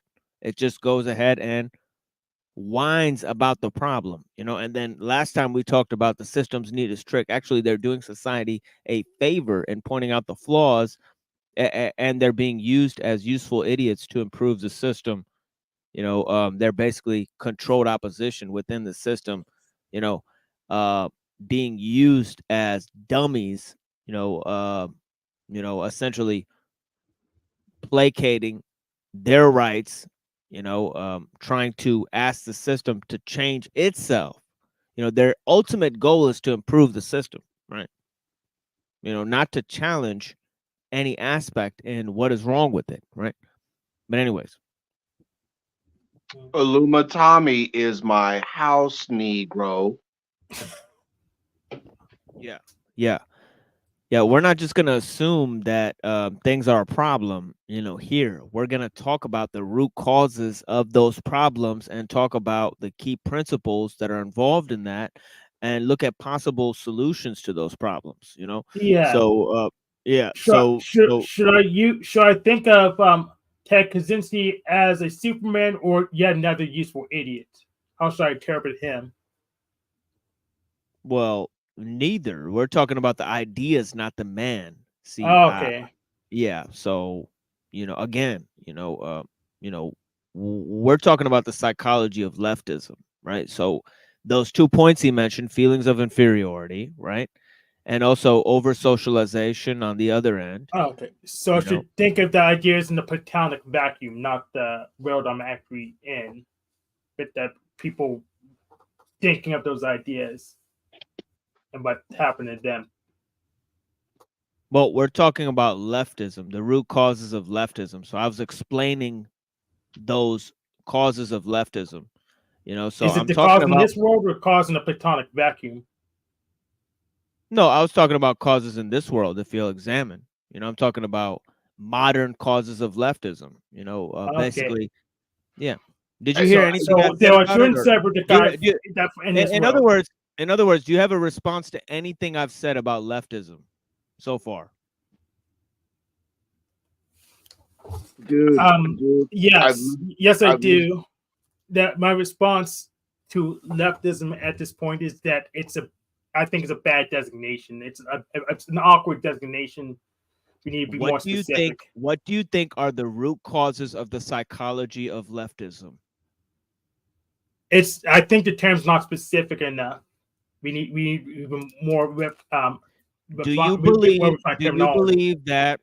believe that feelings of inferiority on the one end and over socialization on the other end are two factors that contribute to the rise of leftism in society? Not necessarily, because there's leftist billionaires that think they're Supermen, such as Bezos, Musk, Gates. Okay, well, those are Soros. isolated cases. I will tell you from living around these people my entire life, from living on the West Coast, that yes, No. It's I'll just have to stop you right there. It is an error to assume that the ideology that they promote in public is the same one they believe in private. Okay, well, I'm interested in knowing what ideology they believe in private.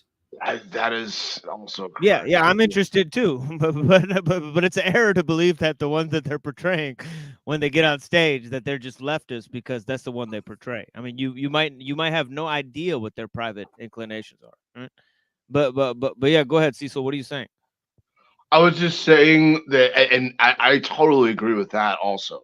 Like the way these people act in public, and then in private, when they think that nobody is watching, are some of the most racist people.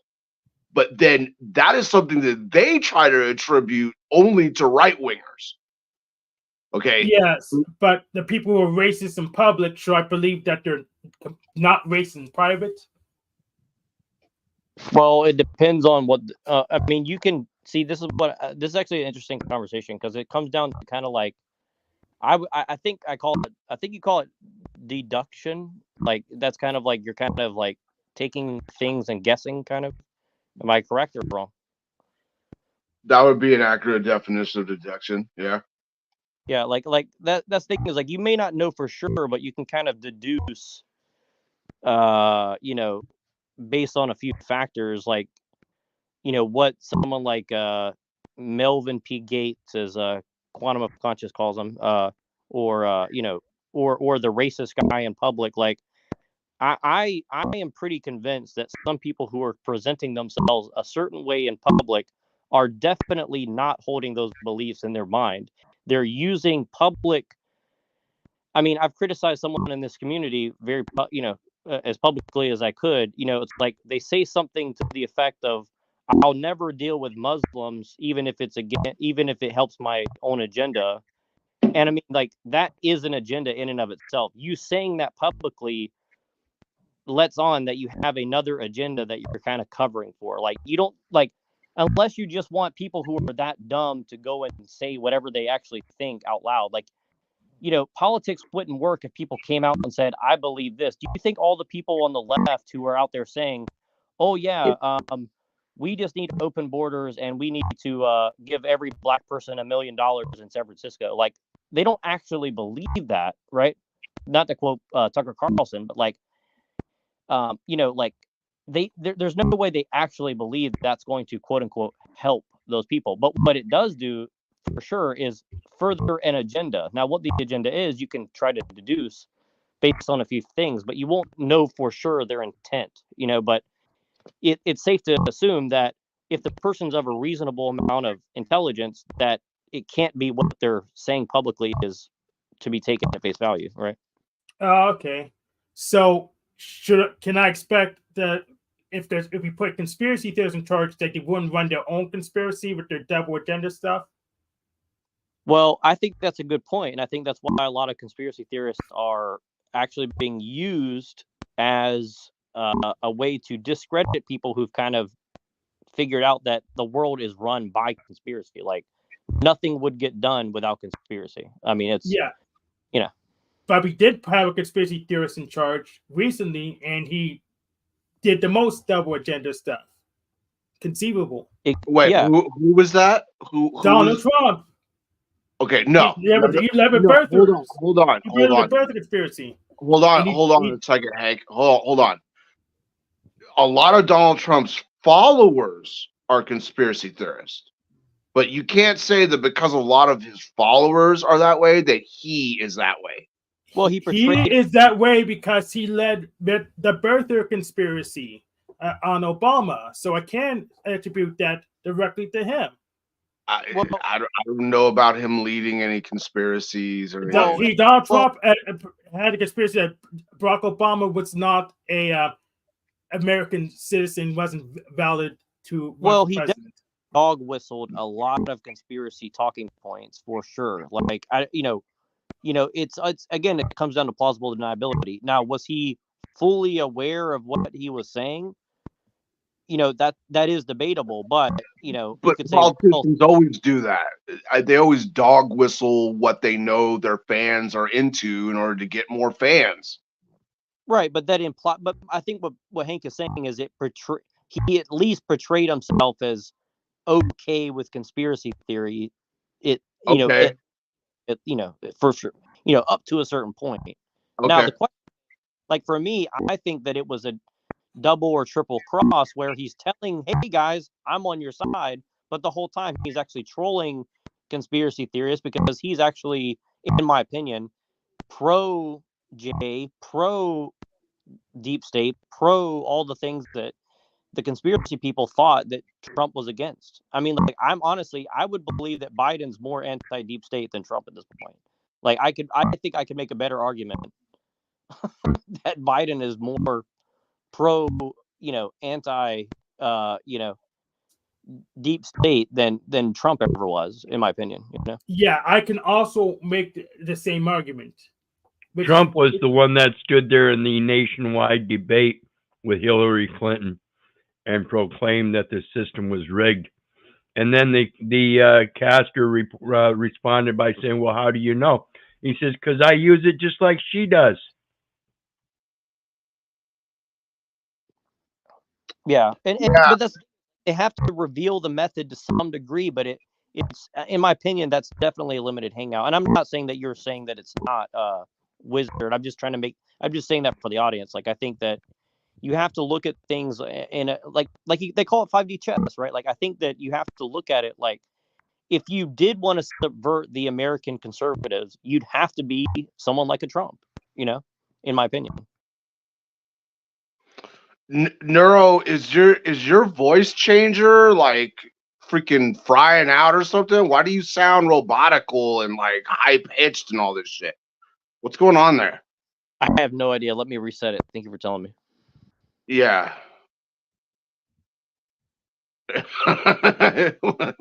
was Neuro at like 0.125 speed or? Well, and another thing we got to remember too, Clinton or Trump is another one. Told you also that you should look at the back of the voter registration card. It asks you, are you a United States citizen? And when you answer yes to that and you're not, guess what? That's voter fraud. Yeah, that's voter fraud. Did you know a United States citizen is known as a United States business? 15 U.S. Code 4742 trade show. Look it up. United States business means United States citizen. Now because let me United ask you States. again: when you fill out those applications out, and they ask you, yeah, you're here for filling out an application for food stamps. Are you a United States citizen? Uh huh. So you're going to get food stamps for a business, huh? How about that medical? You're going to get medical for a business? See what the problem is? Your language saying that I'm this and I'm that when you don't know the first fucking thing about what it even means in their system.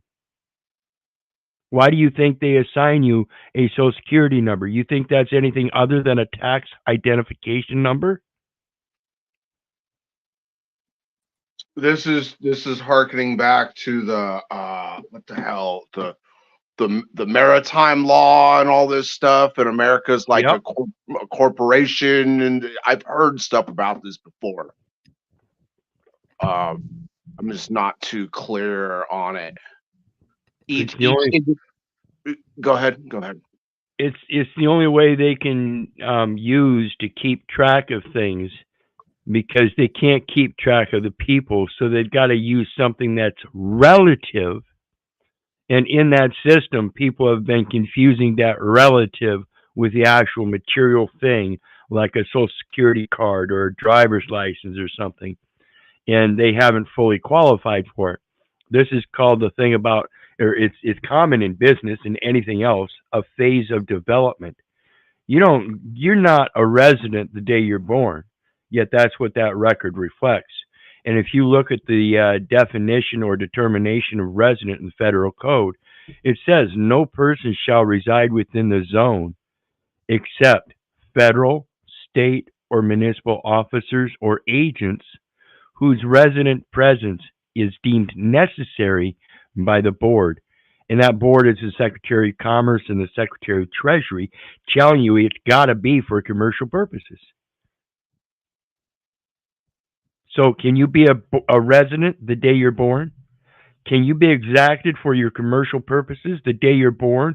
Or is that something that's supposed to wait until your age of majority, and you can make that determination yourself as to whether you want to be a resident, which would then be required to have certain training so you could then take an oath and be licensed.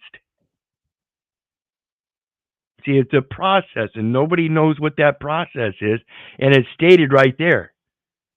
It's simple. You can't be a resident the day you're born, folks. Yet that's what the record reflects. It says that you were born in the United States.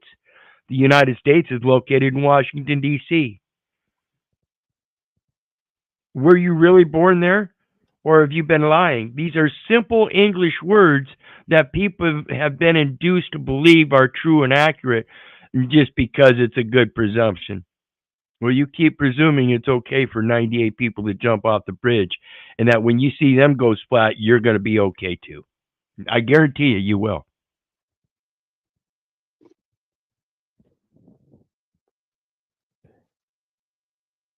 Yeah, I don't know, man. Yeah, I've known people who have talked about it. Supposedly there's some type of form that you can fill out and get a whole bunch of money out of the government. I don't know, dude. I'm just gonna go wash dishes and be a wage slave and not have to worry about that. Who knows what contract I'm signing with the devil when you do that, you know? So yeah.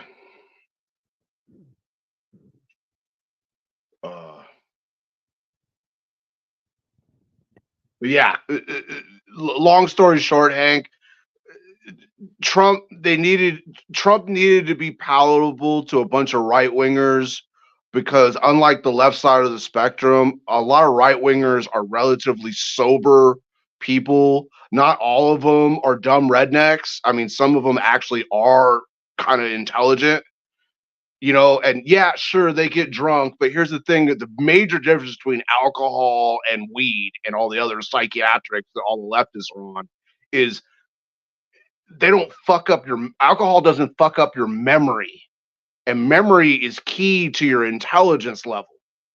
Okay. And so the whole conspiracy theory thing is that Trump needed to be somewhat intellectually stimulating to that section of the right, that was capable of trying to do their own investigation and try to figure things out. The birther thing, I don't know that that was ever actually propagated by Trump himself. There was some law enforcement agencies or agents that were independently trying to conduct a research into his birth certificate because supposedly he was born in Hawaii and all this stuff. Right? By the way, just real quick. Yeah. Yeah. Sorry. Go ahead, Hank. Yeah, you can watch Trump on The View. He did perpetrate birther thing. I think the first time he was on The View. Oh, okay. Yeah.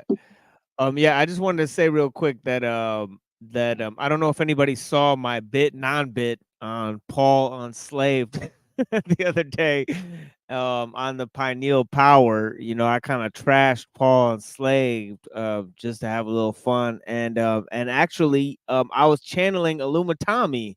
So if Illumitami's in the chat, man, you were a great inspiration for that moment. So shout out to Illumitami. I was kind of channeling him, and that's why I was, I had a lot of I kind of thought what would Illumitami do in this situation? And I kind of followed suit. But yeah, man, I could use Illumitami as my muse. You know what I mean? I'm sure I thank Illumitami for watching my show for sure. But yeah, we got Bat Soup out here. Bless. I missed the Bat Soup. The Tabasco. Don't forget to hit him with the Tabasco. I mean, a bat's basically a rodent, a flying one, but still a rodent. Yeah, I remember this one story where these scientists were waiting out of this cave to film these bats, and they stood out there in these suits, so because the bats come out and they start pooping, and they start shitting massively because they just came out of the cave after a long ass time. So these scientists, they actually they're sitting there filming the bats coming out of the cave, and the bats shit so much that the scientists actually drowned in the bat shit and died. And I just thought that was really funny. I don't know why. That always makes me laugh.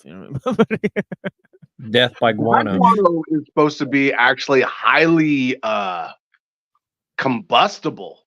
I think it's because of the amount of phosphorus that it contains or something.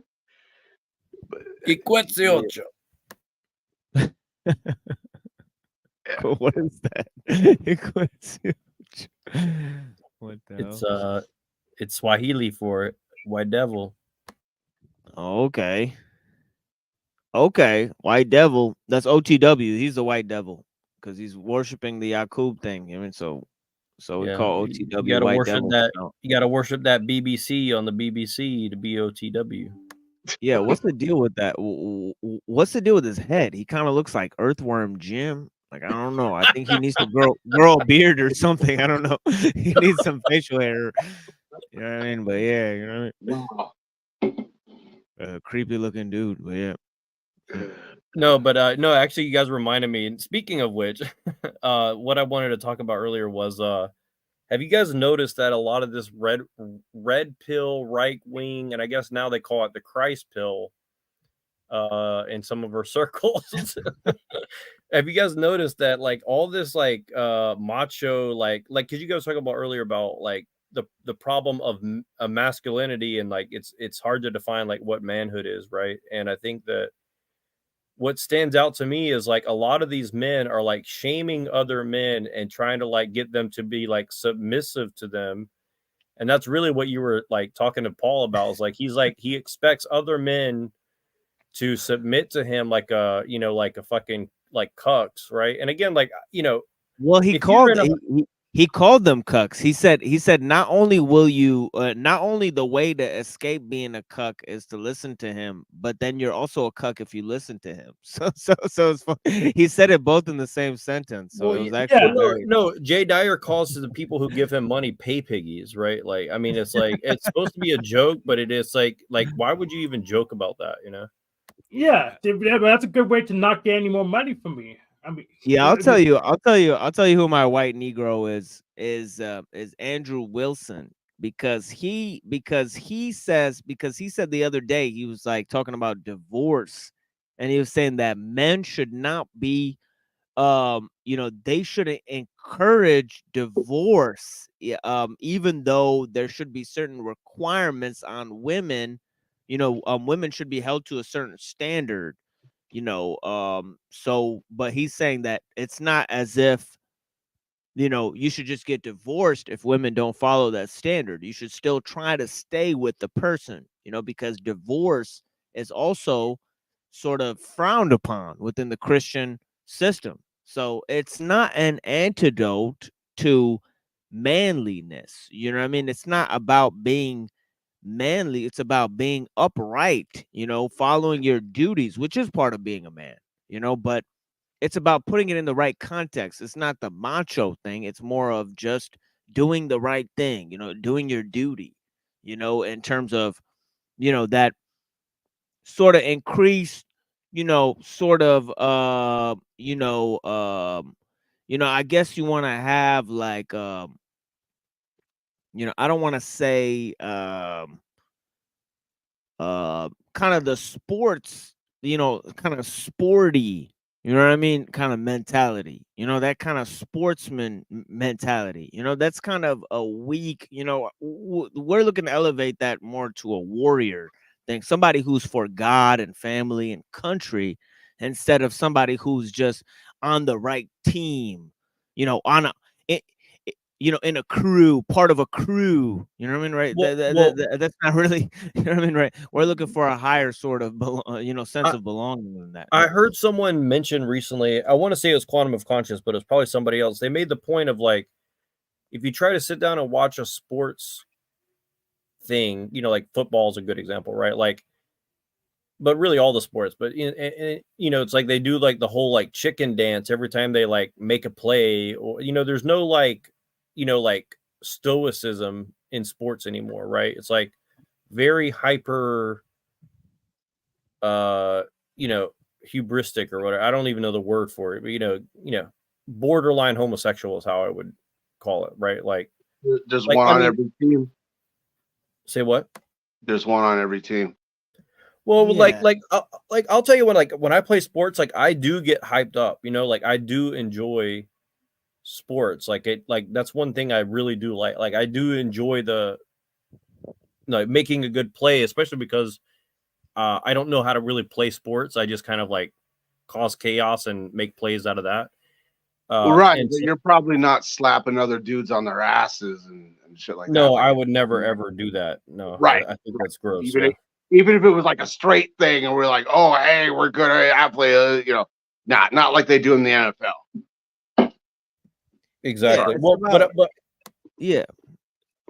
Oh, go ahead. Go ahead, Nero. No, you go ahead. No, I was just gonna say that, like, I don't think that's an accident. I think like a lot of the like when people say that LeBron is the greatest player right now, dude, that dude cheats more than any other fucking player I've ever seen. Like, in my opinion, it's like that's not an accident. They want to like promote people who cheat. They want to promote people who are like, just like you said, they're all about their team. They're not about like playing the game the right way. You see what I mean? They're not about, and look, warfare is not always going to be pretty, sure, but there's rules for a reason, right? Because it kind of forces a certain level of respect, so when people are just gonna do the wrong thing all the time, it cheapens the purpose of sports, right? And I think that goes back to the sportsman thing. Like they want to sell you not only a bad version of what a warrior is, but a bad version of even just being a sportsman, right? So I just want to make that point. Yeah, okay. Do you have a good version to give us instead of LeBron? Who do you like as basketball? Here, hold on a second, guys. Thank you so much to Wizard for joining the panel. Yeah, go ahead, guys. Yeah, bless you guys. Yeah, see you, Wizard. Well, for basketball, I do like Steph Curry. I mean, he's not like my favorite player ever, but I think he acts with more respect in general. I mean, I think his politics suck, but I mean, I've met that dude in real life before, and very briefly, but that dude is like kind of a humble dude from what I saw of him. Like he's kind of a normal guy. From what I met him before he got famous, but it's like, I think that people that are you know, but I think you look back, like, you know, look at sports 50 years ago, you know, like, you know, before everybody's taking steroids and shit, like, you know, yes, you know, taking enhancements will make you a better player, but it's not going to make you a better sportsman. See what I mean? It's like for me, if I had a football league or a basketball league, I would say no performance enhancing drugs of any kind, no steroids, no HGH, maybe weed I would allow, but I wouldn't allow, like, you know, the shit that they do, because to me it's like it kind of cheapens like the whole point of the sport, which is, you know, normal people playing the sport. It shouldn't be. I mean, yeah, you're going to have elite athletes, but if you're, you know, I think that having a, you know, like a Babe Ruth kind of guy who's fat as fuck and probably couldn't, you know, probably going to die of a heart attack at 38 is endearing. You know what I mean? Like that's, you know. Yeah. Junior Seau freaking blew his own head off and shit, dude. Damn. Who? Junior Seau. I don't know if you remember that dude. He was a Samoan guy who played for the Chargers. I'm from San Diego. And they say he committed suicide or whatever. Tommy has a point though. Like when you talk about sports, there's a lot of shit that has to do with gambling that's behind the scenes, that's like your regular Right. everyday. It's not a real contest. People pay for the referees. They pay for the fucking, you know, they Yeah. pay to get on the team. Let's just be honest. Like, there's motherfuckers who pay for kids to get on these teams. They pay for their college scholarships, like all this fucking shit. You know, these kids are handpicked. You know, there's probably better people than Michael Jordan in jail. This is just a fucking reality of the situation. You know, it's just like, you know, there's probably people, like, it's not a contest between who's the best. You know, it's just some random fucking shit. You know, so, and also the skills are highly refined as to they don't translate to practical skills at all. You know, like that's why I said earlier, I said that, you know, hunting and boxing are practical sports. You know, you can learn those things, you can compete in those things, you know, you can master those things, and they actually translate to practical skills that you can use. You know what I mean? If something happens, or you know, on the daily, you could sharpen your skill in those two things, and it could translate to some sort of practical value for you. You know, Well, so even it's like even like rugby, I think is better than American football, because when you don't wear pads and stuff, like you're going to play more careful. You're going to use your body in a different manner. You're not going to smack your head against the next dude and give him a concussion, right? Like American football back in the days, they didn't have a face guard on their helmets. It was basically a skull cap, you know. But that was, like you were saying, those were real athletes. People were watching the sport to see athletes do athletic things, like jump 4 feet up in the air and catch a football, or freaking be the best sprinter, or, you know, do the best pass or whatever. Nowadays, it's not. That's just really not what it's about anymore. Well, even like Dennis Rodman. I mean, Dennis Rodman didn't score a lot of points, but he made plays, he made space, he did things that were like out of character. Like I like that, you know, like I think that's real. That's a real athlete. That's someone who's mixing shit up, you know. I think that's really interesting, you know. But you don't get that. You see very few people who play sports and are game changers, you know what I mean? Like who actually use the rules to their advantage rather than just break the rules. And you know, I know that a lot of this is because of the buying of referees and the stuff like that, but I'm just saying, like, in general, like, you know, and even like MMA and stuff like that, like if you watch MMA now compared to like 20 years ago, they used to put like a 150 pound jujitsu guy up against a 300-pound sumo wrestler. Like that's fucking interesting. You know what I mean? Like that's chaotic, that's interesting, that shows like balls, you know. But now you got these dudes who are just like training 24/7, and they have a political agenda, and you know, that's just not real. That's not manly. And that's why I think a lot of men have turned away from sports and now they're in the gym at best and like just lifting weights. Like, I mean, don't get me wrong, I think lifting weights is good, but I mean, it's not developing character in the same way that something else would, you know. Yeah, it's not competition.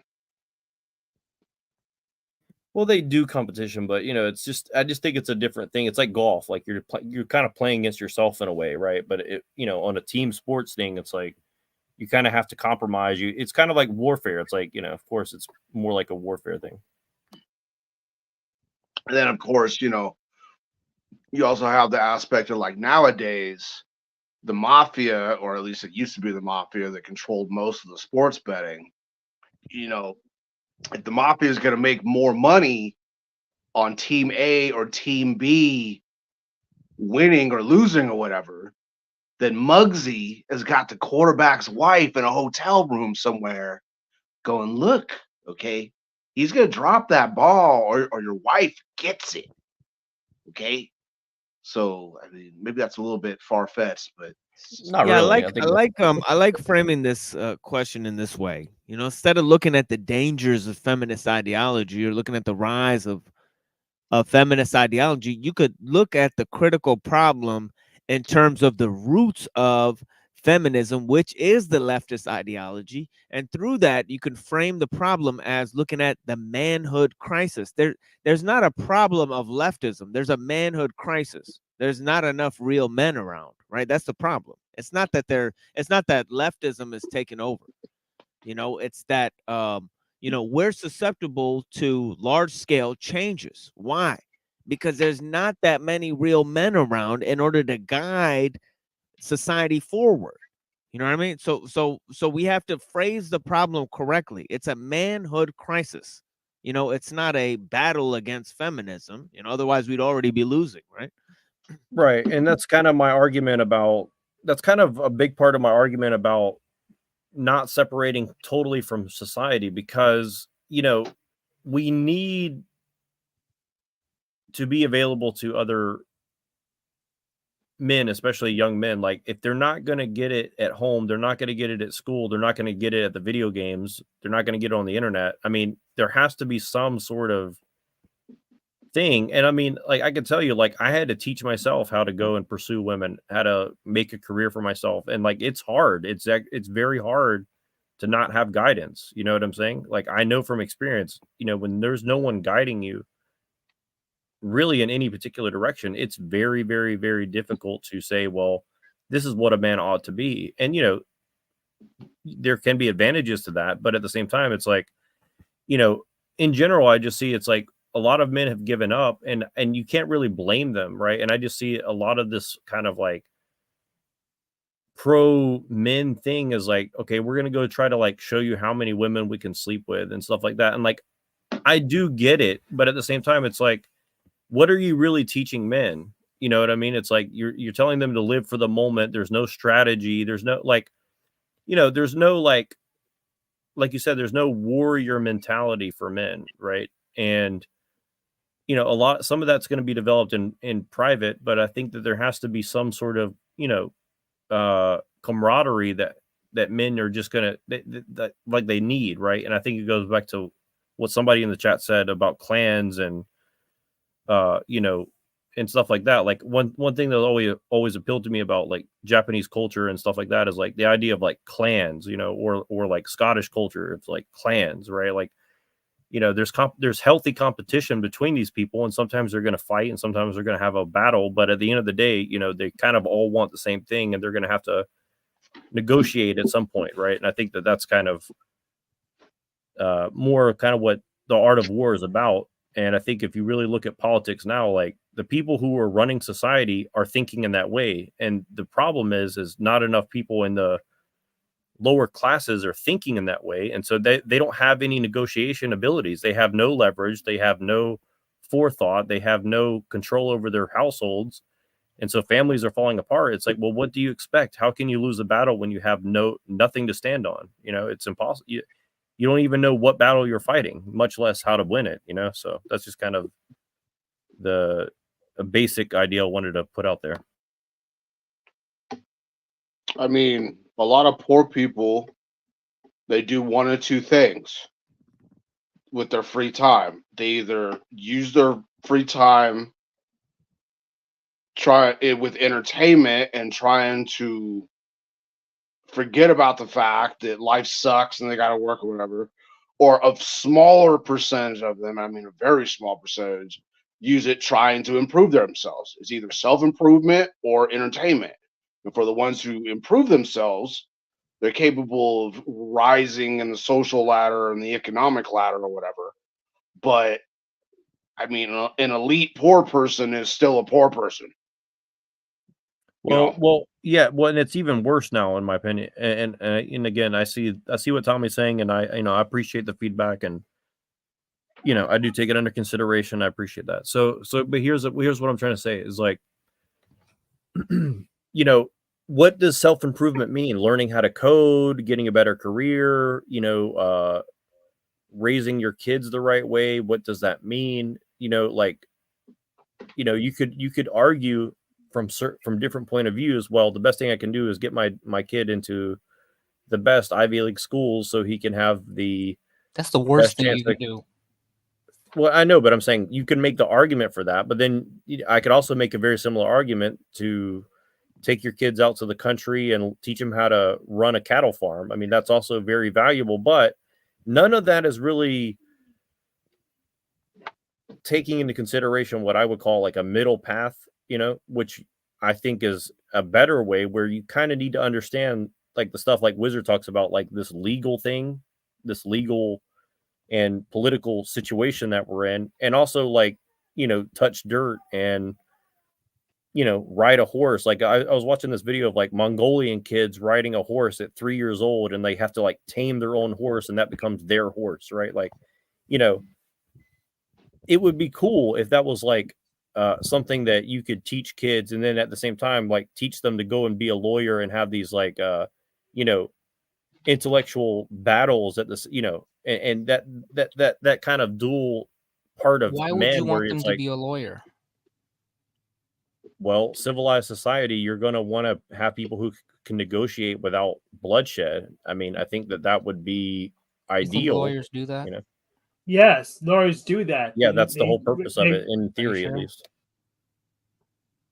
I mean, the reason why the world, if you want to look at how America has been totally subverted, it's because of the legal system. You take this into this creation of because of lawyers. Yes, Yes, lawyers and essentially. businessmen. Yes. So you think we should do more of the thing that causes the problem? You know what? Yes, but do it in a different way so you have control. You can have control of the problem if you do more of the thing in a different way. Rather than do less of the thing and think, well, we're just going to brute force the problem, like on January 6th. Correct. Yeah, I think you can make a much stronger argument that trying to do things in a legalistic way is not only ideal, but It's pointless. Sure, it may be pointless, but there are a lot of other things that are. It's literally like very costly.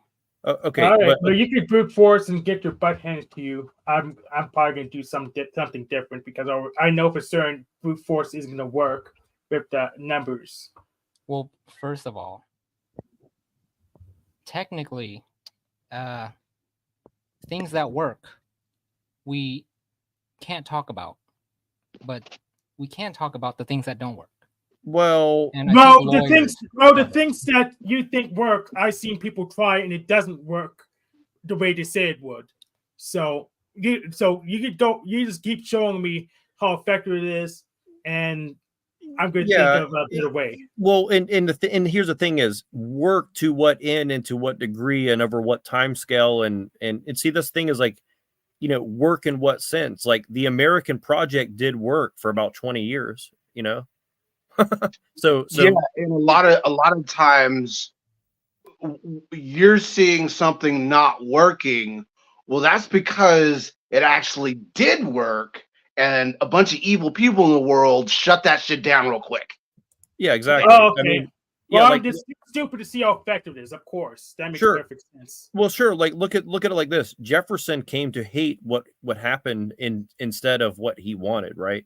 Patrick Henry, if you go look at what he said, he was extremely disappointed with the Constitution. He thought America was better off without the Constitution because what he saw it was a bastardization of what people fought and died for, for probably arguably, a few decades before the Constitution was written, right? So, I'm just saying, like, it's all a matter of We'll see what I perspective. mean.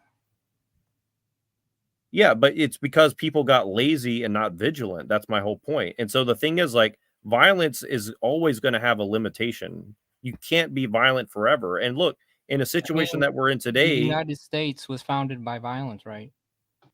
not primarily. I totally disagree. Not You primarily. think if America lost the war, America would be the same? The world is ruled by ideas in the hearts of men. If you don't have that, you have nothing, in my opinion. Ideas don't matter if you don't have Sure, they control do. of the system. They absolutely. They absolutely. If you like to quote Nietzsche, give a man a what's the quote? Give a man a how. Give a man a how. I can't remember the fucking quote, but you know what I mean. Something about. Are you talking about the fish? Well, it's like a how versus a why. Give a man a why, he can do anything, right? People need a reason why they might do something, in my opinion. Why might somebody sacrifice their life? Like, we were talking about this as far as like what's a hero, right? Like, does a lawyer sacrifice his life though? Sure, a lot of them do, absolutely. A lawyer? Yeah, a lot of them How get would killed. he? A lot of them commit suicide with 2 bullets in their head. Yeah. Yeah, but how does the lawyer win his battles if he is assassinated? Well, I'm not saying that it's pure lawyerism, but what I'm saying is ideas are kind of what's going to rule the day if you want to influence society to any degree, it has to be ideas that people not only believe, but they embody. Yeah, but what does that mean? What do you mean? What do you mean what I mean? What do you mean by ideas?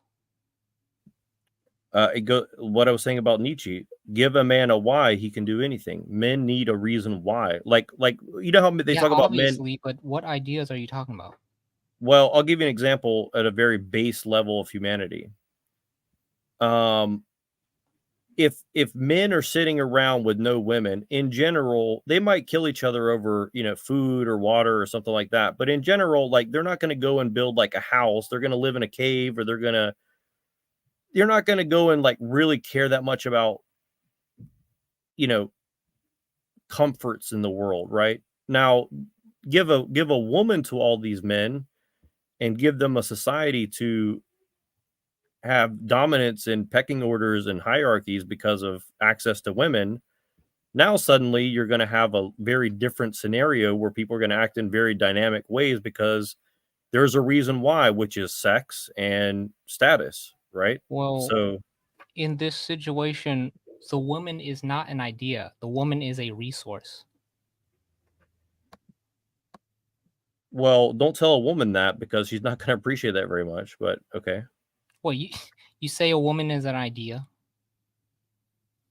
I'm saying that men's perception of women and women's perception of men and their situation are based on ideas in their head, and they're going to act according to what they are. I think that women are more malleable as to what they will see that as, and men, at least historically, kind of have a kind of general operating system, which is, I you think kind you're of just rambling. find your role in a hierarchy and you kind of act out that role. I think that's kind of but with women, they kind of adopt to whatever that system ends up being, in my opinion.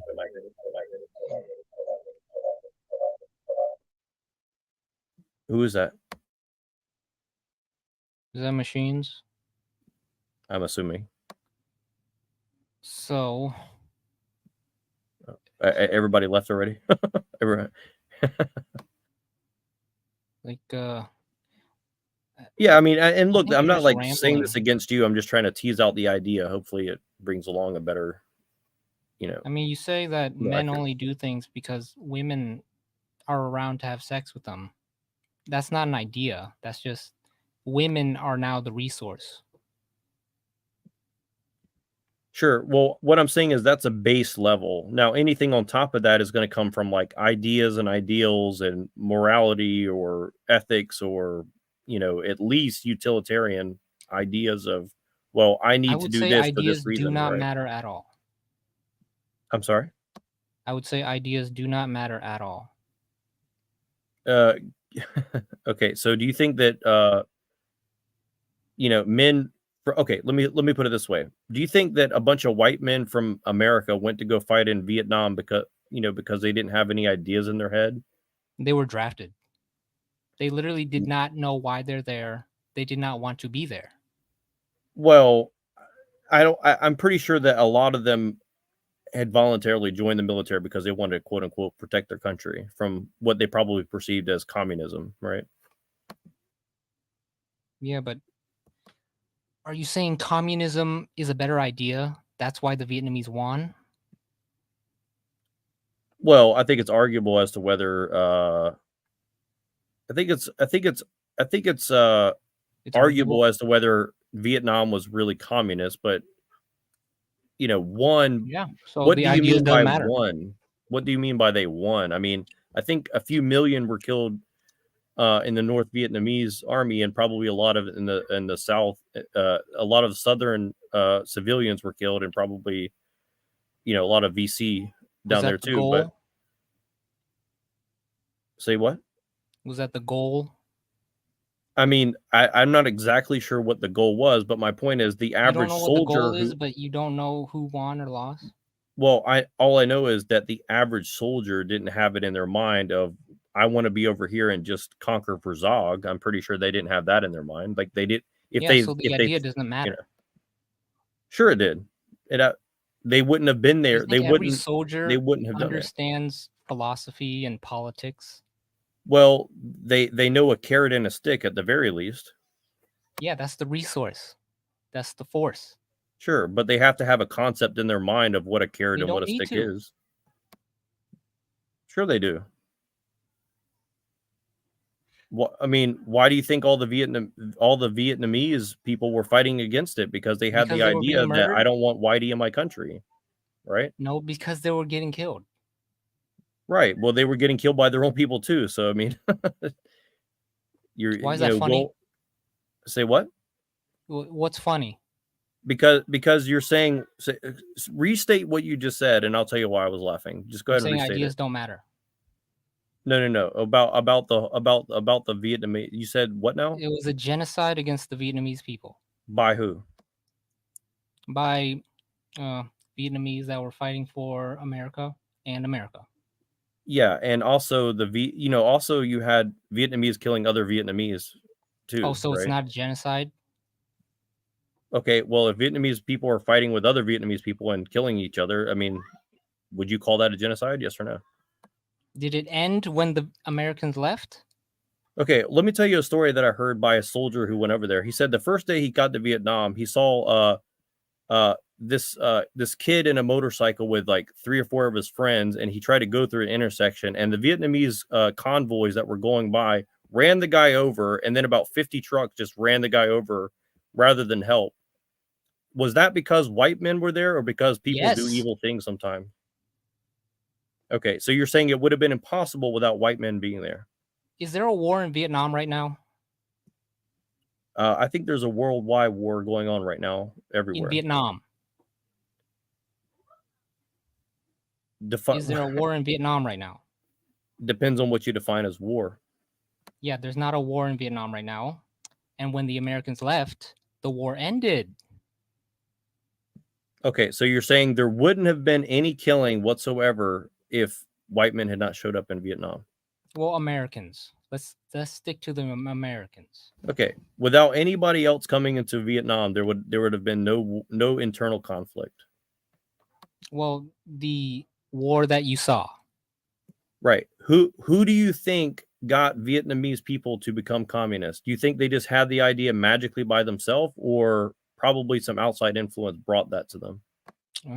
It's probably the French. And probably the communist Chinese, if I had to guess. probably had some influence in it. Well, Ho Chi Minh went to France to learn about communism. Sure, I And agree with you, but are when you he saying that started the fighting the Japanese, the communist Chinese were not in power yet. I'm sorry, say that again? When Ho Chi Minh was fighting the Japanese during World War II, the communist Chinese were not in power in China yet.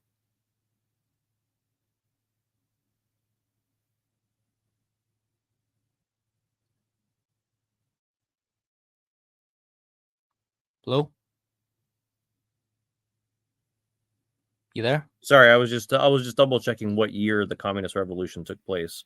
So, I mean, it says that when I look it up online, it says the Communist Revolution culminated in the establishment of the PRC in 1949, but it took about 20 years to get it. So it started in 1927 and ended around 1949, from what I understand. I mean, I could be wrong, but that seems to be so. It wasn't, you know, Yeah. just Ho Chi Minh started fighting the Japanese sometime between 1940 and 1945. okay. So was that a genocide when Japanese and Vietnamese are fighting, or only when Yes. the Americans showed up? Yes. Okay. So what's unique about the Americans showing up, or is it just splitting hairs at this point?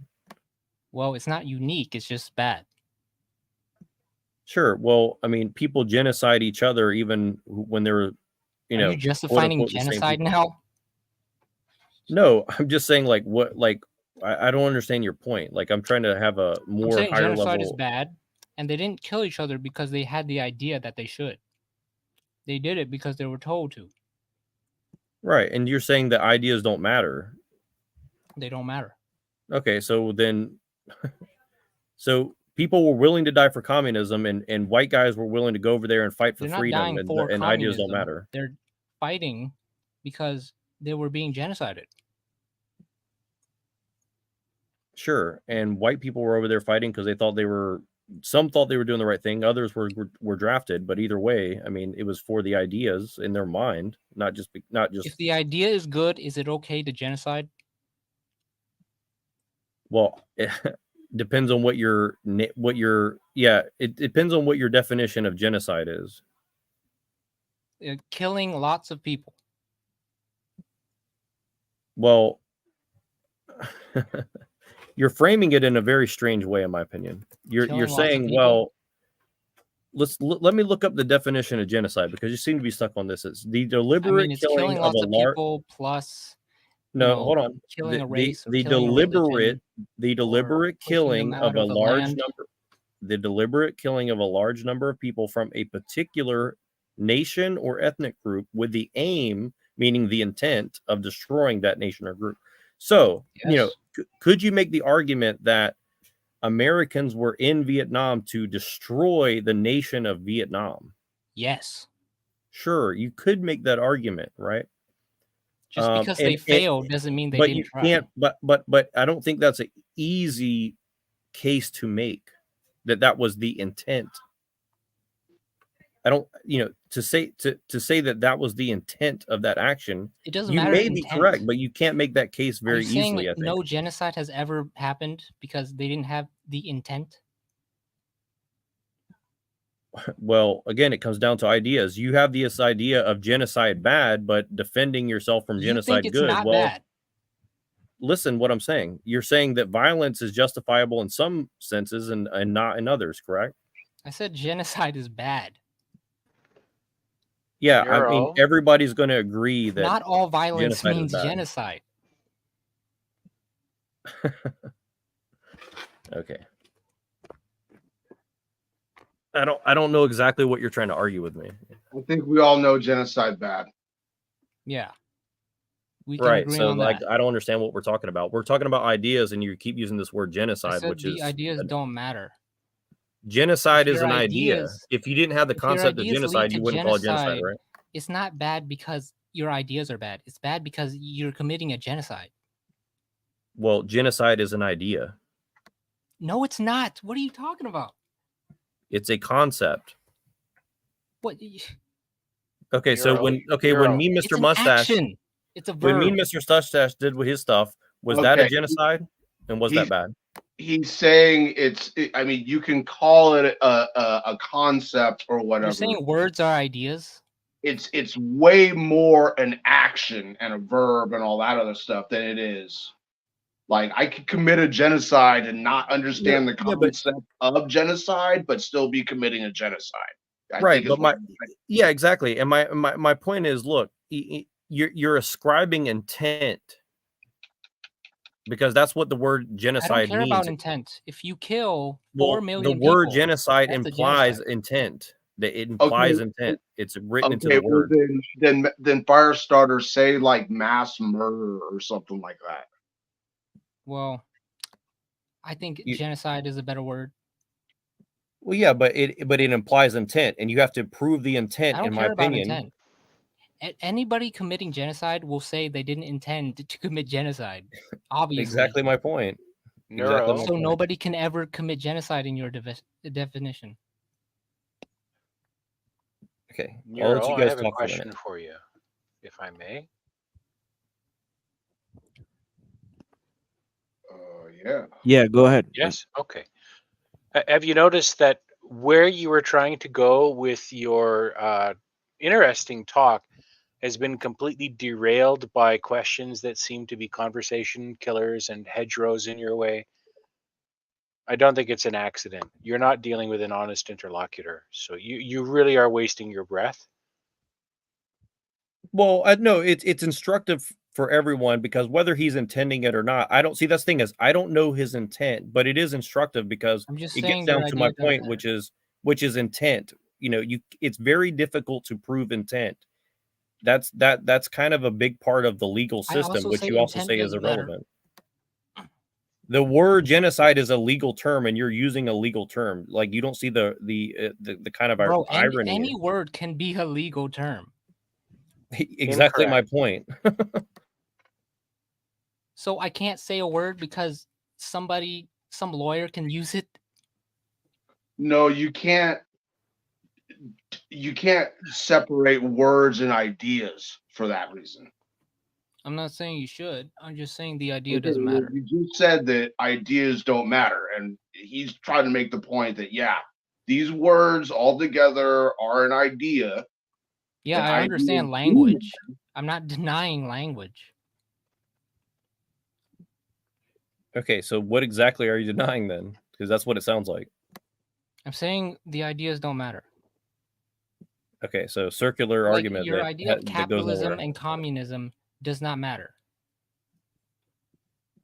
And Sure, you only depending. want to focus on action. Is that what's taking place? Yeah, sure. I'd really like to hear where Nero was going, so I wonder if he can maybe continue with his train of thought relatively uninterrupted. Well, I mean, this is kind of my point in general where we're at now, which is that, ideas are what run the world. I mean, you can't get anywhere in life without the hearts and minds of men. That's why that was a big thing in the American, propaganda, talking about the hearts and minds, because that is true. It If you doesn't want to matter. win any war, the hearts and minds are what you have to win. All the bombs in the world are not going to win anything. That's just not how that's not how things, you can't bomb your way into, submission, really. I mean, maybe for a while, but eventually people are not going to be controllable, in my opinion. Like, I just don't think that that's human beings are not really,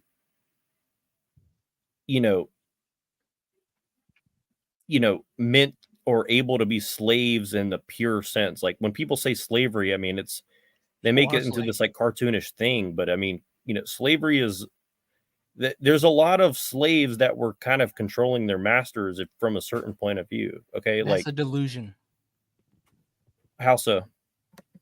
Yeah, I mean that's like you tell a slave on a plantation that the house slave is in charge. Well, if you have 100 slaves and one slave master, who's in charge? The slave master.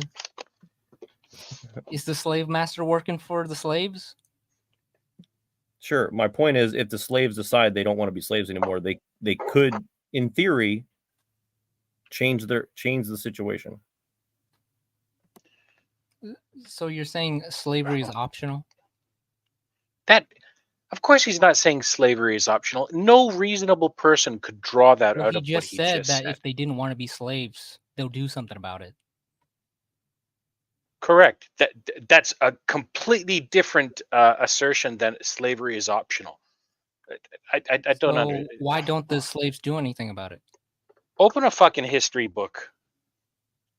Well, he said, you know, Do you know the status that some slaves had in ancient Greece as great Bad. teachers and tutors?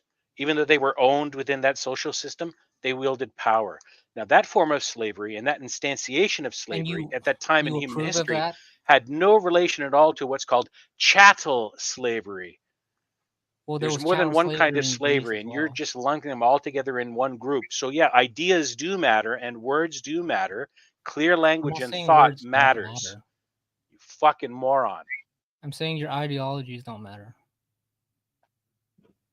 Okay, explain to me how they don't matter. I am very genuinely curious Like how you make that Carl argument. Schwab, he wrote a book about whatever the hell he's doing. Do you need to read the book to understand what he's Klaus doing? Schwab, not Carl Schwab. It doesn't matter. Klaus is just the German way of saying Carl. Okay, so what's your point though? Like, what's the point about? It doesn't matter what ideas Klaus Schwab has. He's gonna destroy the world, whether you know why he's doing it or not. Well, maybe, but I mean, for you to prove that his intent is to destroy the world is a very difficult case No, to make. his intent is to save the world. I'm saying his intent does not matter. Okay, well, define destroy the world then. What does that mean to you? You know, he's he did the thing with the farms in Europe, so they can't afford to farm anymore. Well, sure, He's but doing the green shit. sure, He's- but that's not going to starve and kill a bunch of people though. So it's I think it technically will. not destroying the world. I mean, I think it is, but you know, okay, we'll see in a couple years. I mean, it could, but I'm saying to say, well, he thinks it's not going to end up like that. I think it is. Well, you don't know what he thinks. He may want to actually. Well, he destroy wrote the a book, world. but I don't care to read the book. That's what I'm saying. You don't need to read his book. Okay, again, I'm just trying to understand what exactly it is that you're saying, and I'm not picking on you. Like I'm trying to help you, like use more accurate language to help me. Yeah, because I'm Why trying are you to. saying I need help? You're the one Pearls that doesn't before understand swine, me. Neuro. Pearls before swine. That should sew it up right there for you. because I want you to actually be able to make your case better, so people will believe I you just or said or you help you don't refine your need to argument. know what Carl Schwab. You don't need to read his book. Okay, well, I didn't His make the claim ideas that you don't do. matter. So what are we disagreeing on? I see you laughing with your eyes, machine. Yeah. So again, how does this relate to ideology? Doesn't matter. What is that? How does that relate to that? I don't understand. Do you know the ideology of Carl Schwab? Do I know his personal ideology? I don't necessarily know, but I do But kind do of you get think that he's a bad what he's guy? trying to do. Do I think he's a bad guy? Well, I think anyone with that amount of power and control in the way things are now are probably going to have to do some level of evil in order to get into and maintain that position. But can I prove that he's, has evil intent in his heart? No, I cannot prove that. That's my point.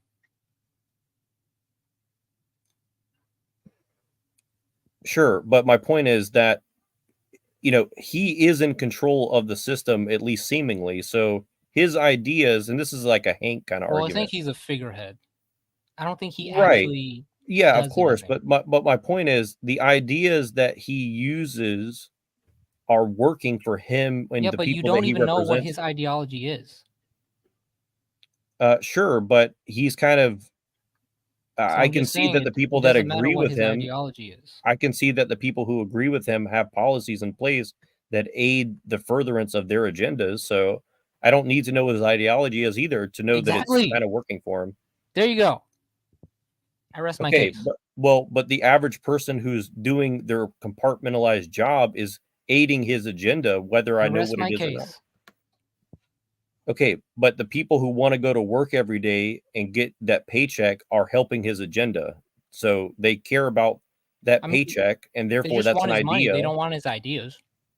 Sure. Well, their idea is have a good job and have good and have like you know, a good life that they feel gives them That's not an pleasure. idea. That's just Sure it having a is. job. Sure it is. Because if they didn't have that ideal, they would drop out of the system and not support his agenda, right? That's a great point. They should drop out of the system. Right. Well, how are you going to convince them to do that? What are you offering them that's better than what they're getting now?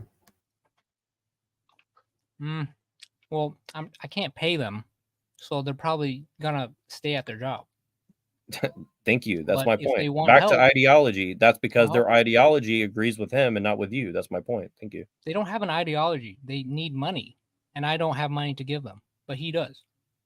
Well, that's a perspective, you know. Really, they don't need money either. They need They the need money. technological system and gasoline is what they need. They don't need the paycheck because the Well, they can't. gasoline is what producing food for them and a job for They them. need money to get that.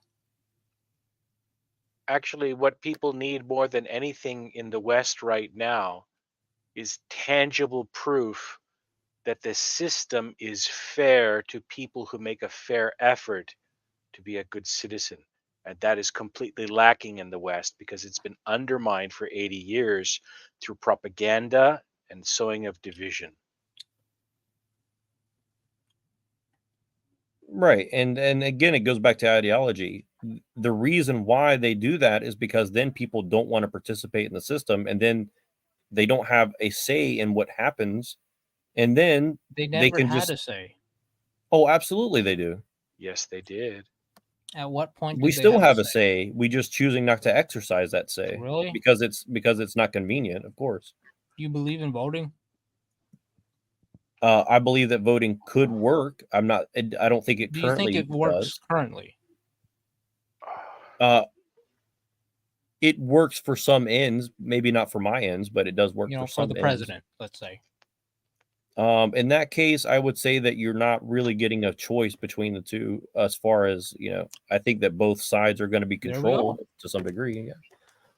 We didn't Okay, agree on that. but here's the thing, you know, if you wanted to interrupt that, you would need a giant network of people who are, you know, organized the way that they do, right? And so if you don't have a way of doing that, well then otherwise you're just complaining and your ideology doesn't matter in the way that you say, right? So because you know Exactly. yeah, but the point is like everybody does run on some say that sort of again? ideology. They care about the system because it's like an abusive relationship, right? But if they don't Exactly. see it as abusive, they see it as less abusive than the alternative. That's kind of what I'm saying about slavery. It's like, okay, well, There you you know, go. this what? There you go. Look, if a slave thinks he's getting a better deal than if he tries to break free and he's just going to die in the wilderness, well, it is a choice to some degree. It may not be much of a choice, but there is some choice in the matter, right? I would argue that is not a choice, but you know, I rest my case.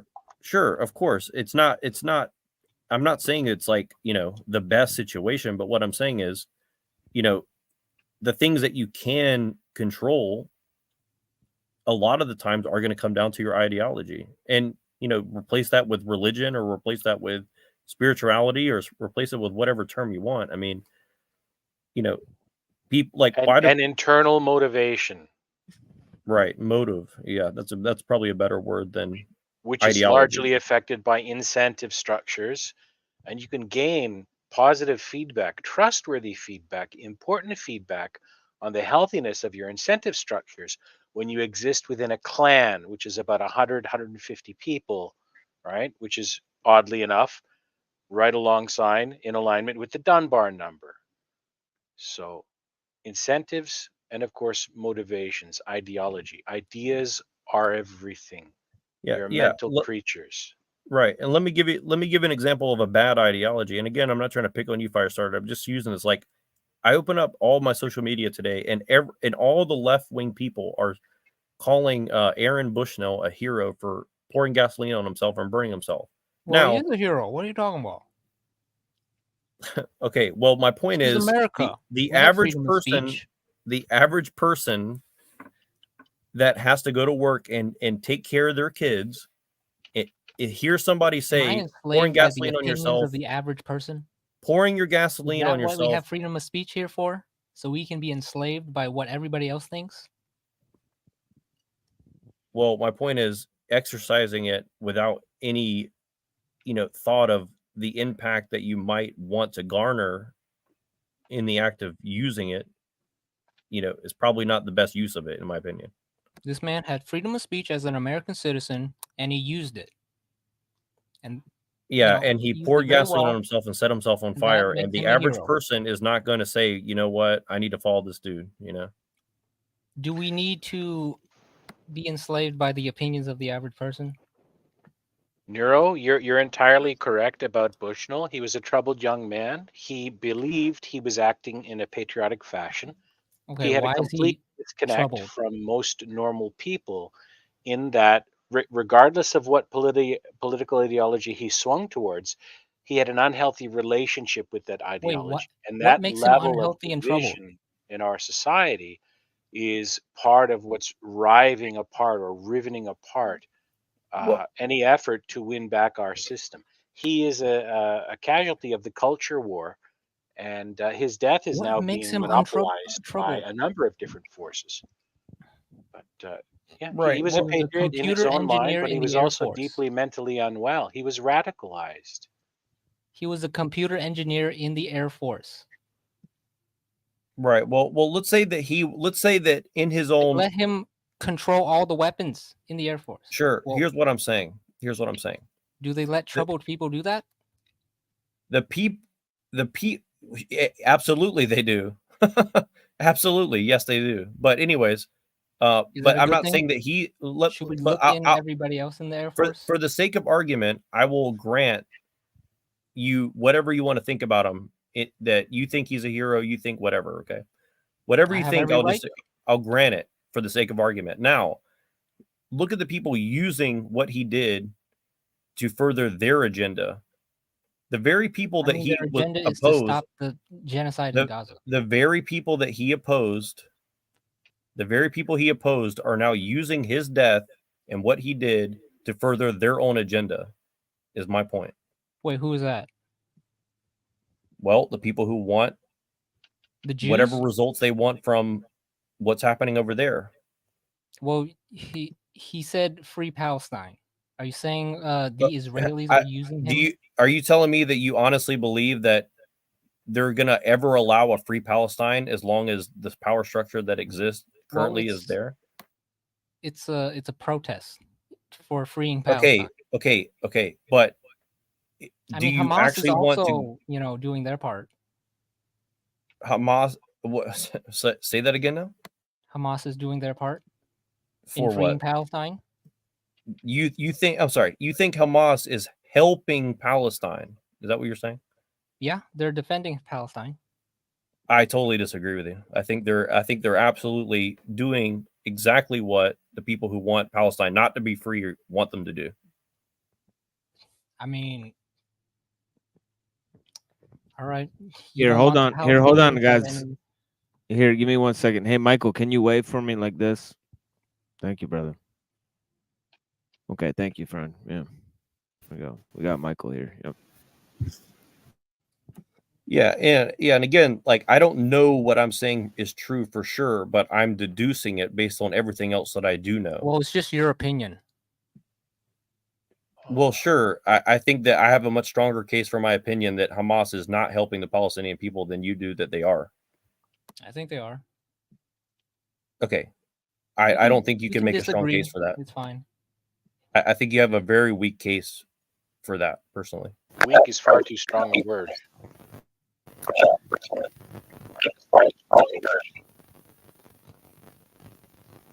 I'm not sure whose voice is making that noise, but it's just like It might have somebody's. been mine. I'll check my gear. Yeah. StreamYard is very weird. But anyway, again, like, it's Mike. Online, what are we debating? I'll let Mike. Yeah, Michael, Your mic's all fucked up, but yeah. Mike, you need Yeah, to we be can see you, but your mic's a little roboty. It's like Jabba the Hutt voice. Yeah, but hopefully he'll figure it out. Yeah, he's got to switch his headphones and stuff. But yeah, he'll be back with us in a minute. Thank you guys. So. Machine, who is Michael? Is he a regular guest or someone just a friend of yours? I'm sure he was here one other time. Michael was here one other time, but just shortly. But yeah, I remember. But it is an open panel, and Oh yeah, I'm just curious, and if there's something that folks know about him that should be common knowledge that I may not know about. But if Nope. not, if it's not, okay, sure. No, he's. Let's Cheerio. check. Is this back? Yep. It's You're working? fine now. You're Yeah, fine you now. sound Yep. good. Okay, now, yeah. No, I'm nothing special, man. I'm just dirt. I'm just dust. I've been on the show one other time, but I've been watching for quite a while, and I find it enriching. So It sometimes I is heard quite someone mention enriching a when. clan. Yeah, Neuro was talking about a few things, and then Sorry. I mentioned clan structure to him and the Dunbar number. Yeah, clans in Yeah, and Scotland I and find that Japan are to very different. be I find that to be an important kind of segue into what sovereignty is and what sovereign law is, because we're all trying to attempt to find a common ideology or some type of meaning, right? The meaning crisis. But the more that I read into the canons of sovereignty and learn what sovereign law is, it just makes so much sense, because it's like you can actually form a clan, you can actually form equal, you can designate roles specifically in way, whether it be money, land, it's all scaled equally. And I just think that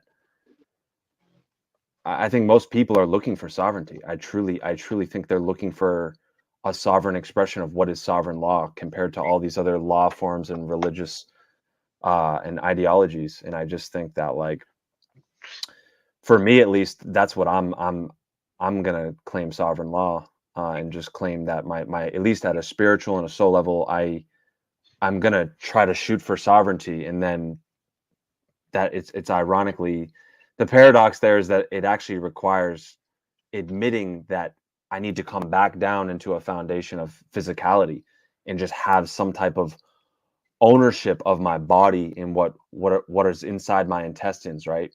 Because I mean, it's very clear that this nanotechnology is a part of us. It's embedded in us like wetware, and I have proof that it's actually reacting with the candida.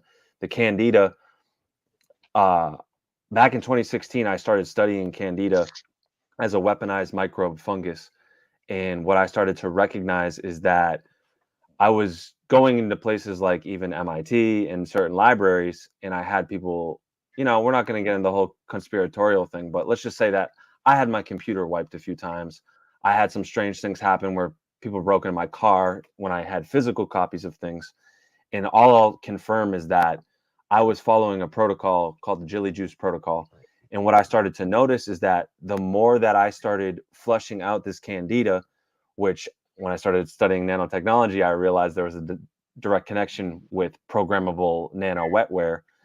When I started removing this candida, I started recognizing there was more of a clarity. Like there was a more connection with, 1, the sun, 2, my sleep schedules, and 3, with just a stream of information that was aside from the AI.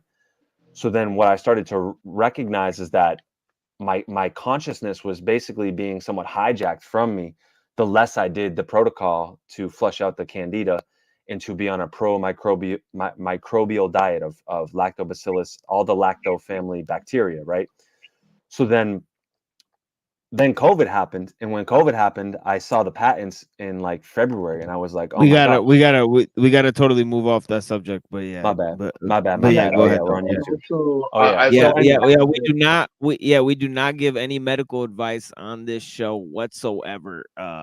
Just for future. But yeah, go on with what you're talking, but just avoid that topic. I'm sure you could do it. You're an intelligent person, so I'm sure you got the skills. Off the conspiratorial bridge when he said candida and nanotech.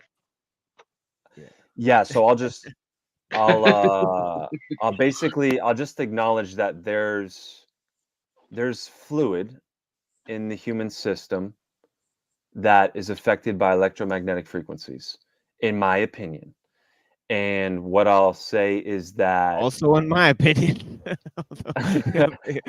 and what I'll say is that it's difficult because while people can claim to take back the mind, if they don't understand that by first in order to do so, you need to claim and own the spirit, the soul, and thus your mind and your will. And by claiming sovereign law, you actually trump all other you supersede all other law forms.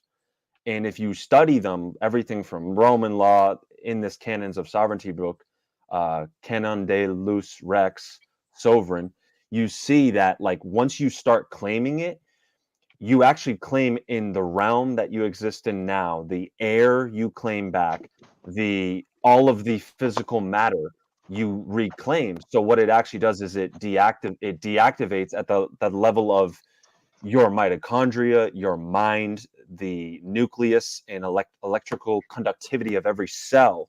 You reclaim sovereignty, and I've noticed it. And then at that point, you can start to actually say, you know what? All right, I'll just start with the most base level of let's get this biochemical suit in all of its organs functioning. And then from that point, then I can say, all right, now I can actually be a healthy conduit or conductor of money in the sun, and start just working with the sun. Because I think most people, like, they're trying to get money or get a quick fix or just like rush to something, and it's like always a pipe dream or a dead end, or they're trying to gain intellectual knowledge with some ideology or some religion, but they don't realize that all these books of Abrahamic religions are nonsense codes that are basically programming you in the exact way that I believe certain extraterrestrial presences, we'll just call them. I don't know what Oh can be my allowed on lord, YouTube. my lord. I mean, it depends on the rabbit hole you want to go down to, but I've had specific encounters. I've had specific encounters with Oh forces boy. that would prove that the extraterrestrial beings and or malevolent forces that are harming humanity are not outside you. They're inside your body. They're in the form of intestinal worms, parasites, and I'll just say that for whatever reason, I think that we're connected to a true original source, and there are certain beings that aren't connected to that true original source. So what they're doing is performing mimicry by trying to either hijack our source, aka use AI and artificial intelligence to try to mimic us and confuse us about what our true stream of data and knowledge is with the true creator or the divine creator and or source. So I'll just leave it at that and see what. Yeah, I see that Canuck is about to blow a head gasket there, but I think also I thank Jesse for showing up, and I know he was talking about this yesterday on his stream. So I'm actually thankful that he showed up, because they were talking about sovereign law in the way of a gentleman called That Way in his chat that always espouses for sovereign law, and I happened to catch that portion. But yeah, thank you for joining us, Jesse. Yeah, Canuck, I see you struggling over there.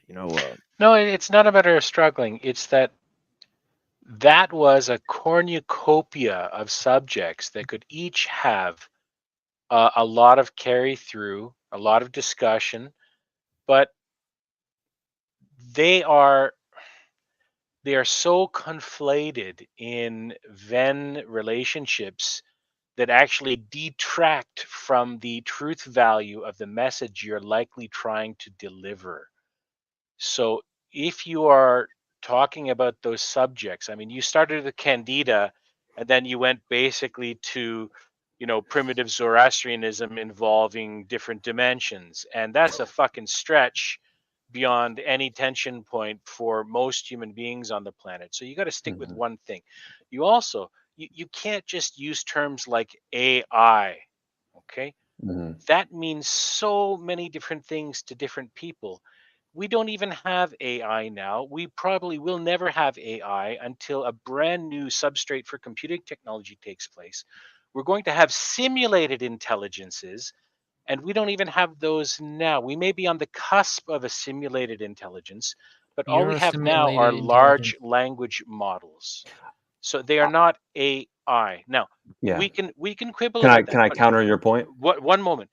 Yeah. Just the breadth of topics from candida to this to being infected, you will drive away so many people who you could otherwise gather forward to achieve first level change in our world without overwhelming them and driving them away with that grab bag. You're Yeah. doing Good more point. damage to all of us with good intentions than you may realize, and you should really stop that damage. Good point. Good point. I understand, and it can bring up some cognitive dissonance and a little bit of deep It's a deep fear. It's a deep existential fear, and at the same time, it can also take your advice and logically apply my approach and strategy in a more effective way. And at the same time, I would like to consider this. Maybe I need to do a warning beforehand. This is an adept level conversation, and at the same time, I think machine lies is definitely in that realm of adept level thinking. I personally don't even think the ironic part is I am at an adept level of thinking. So maybe I need to just from like that medium kind of neophyte level address what you had just said. And what I'll say is that basically, in my opinion, artificial intelligence has been here all along. But that would throw most people off. And what I think is Please that wait. This is important. yeah. What do you mean by this term artificial intelligence? Yeah, Because for most yeah. people today in the 21st century, they believe that's just some vague James Bond villainesque supercomputer that is kind of like a Right. Terminator in a big box in the basement of the Pentagon. So Mhm. you've really got to hone in on your terms, because you will Yeah. again lose people in a whole daisy chain of preconceived ideas, notions, and carry-throughs as they imagine what you're talking about, and more terms get thrown in, and then more subjects get conflated, Mhm. and you're going to lose anyone, even adept level people. I mean, I've been reading about this shit for 35 years and slowly weaning the wheat from the chaff. There's a lot of chaff. Well, Precise language will help. I'll just go ahead and expand on this for just a few seconds, and then I'll let Michael continue what he's saying, because AI, as they have it, they are calling it AI. So it's important to note that they call it that. You know, they call language learning models AI, even though they're not intelligent in any sort of capacity, because we haven't really defined what intelligence is. So the key problem is not that we haven't discovered that machines are intelligent, or are they not. We actually don't Hold know on a second. at what level intelligence functions at, but we do know that we have not defined intelligence, but we have defined, I guess, for all intents and purposes, language learning models. They're calling it AI, although there is hard AI, which is the problem, which is the hard, it's related to the hard problem of consciousness, but yeah. There's an But yeah, important difference between intelligence and cognition. They're not the same thing, and most people Right, yeah. think they're the same thing. Right, yeah. What is the difference? Well, cognition would be the thoughts, just communication, just information between 2 points, and then intelligence is the ability to relate different bits of information, and then kind of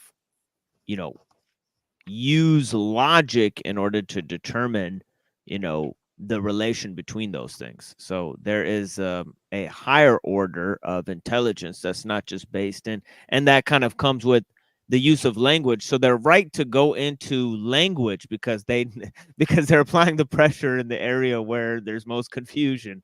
So they're attempting to solve the problem that way by focusing on the language itself. But yeah. The whole issue, or the whole subject of AI also is within the realms of, well, let me simplify it. Even within linguistics, there are different theories about whether symbols or not symbols are the basis for most human languages. Likewise, in computation, you have different theories of computation. And an AI we're going to make is going to be a mix of linguistics and computational function.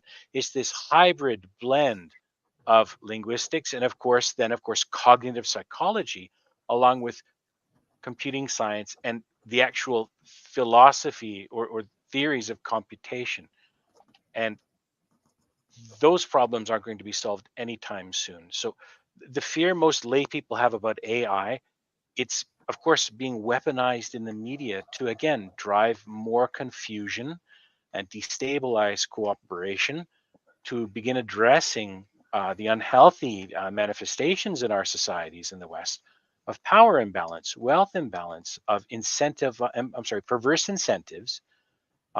So a lot of this has to come back to immediately meet space. And again, most lay people are just going to hear AI and go with current thing. They're still getting their news from most mainstream media outlets. I'm rambling. I'm so sorry. Just so is linguistics and computational science, computer science. They themselves, as fields of discipline, have their own internal battles with which paradigms or which axioms are actually going to be true, and they may not even be working with the right sets now.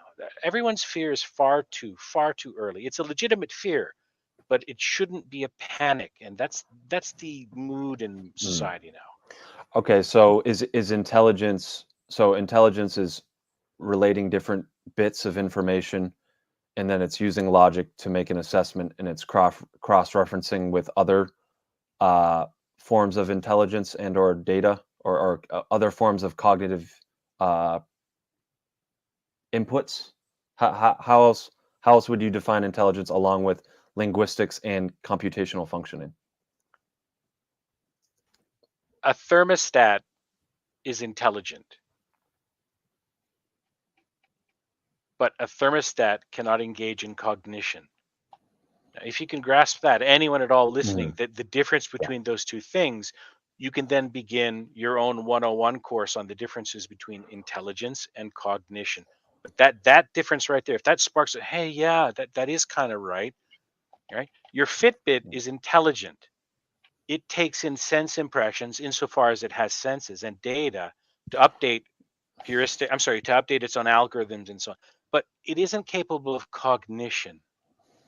We don't know why perfectly yet, but we're beginning to map that terrain out. So AI, it may be intelligent, but it does not have powers of cognition yet. And that's a goal some people are working towards.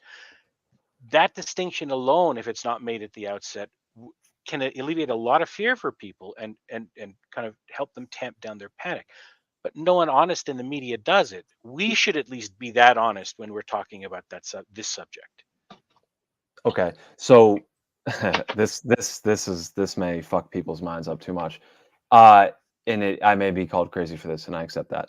What if there was already an artificial intelligence that was already present on the planet, and what I mean by that, I'll say malevolent artificial intelligence, meaning it wants to copy the divine creator's intelligence, and it already has to the best of the ability, but it's at a slight lag of the divine creator source intelligence, right?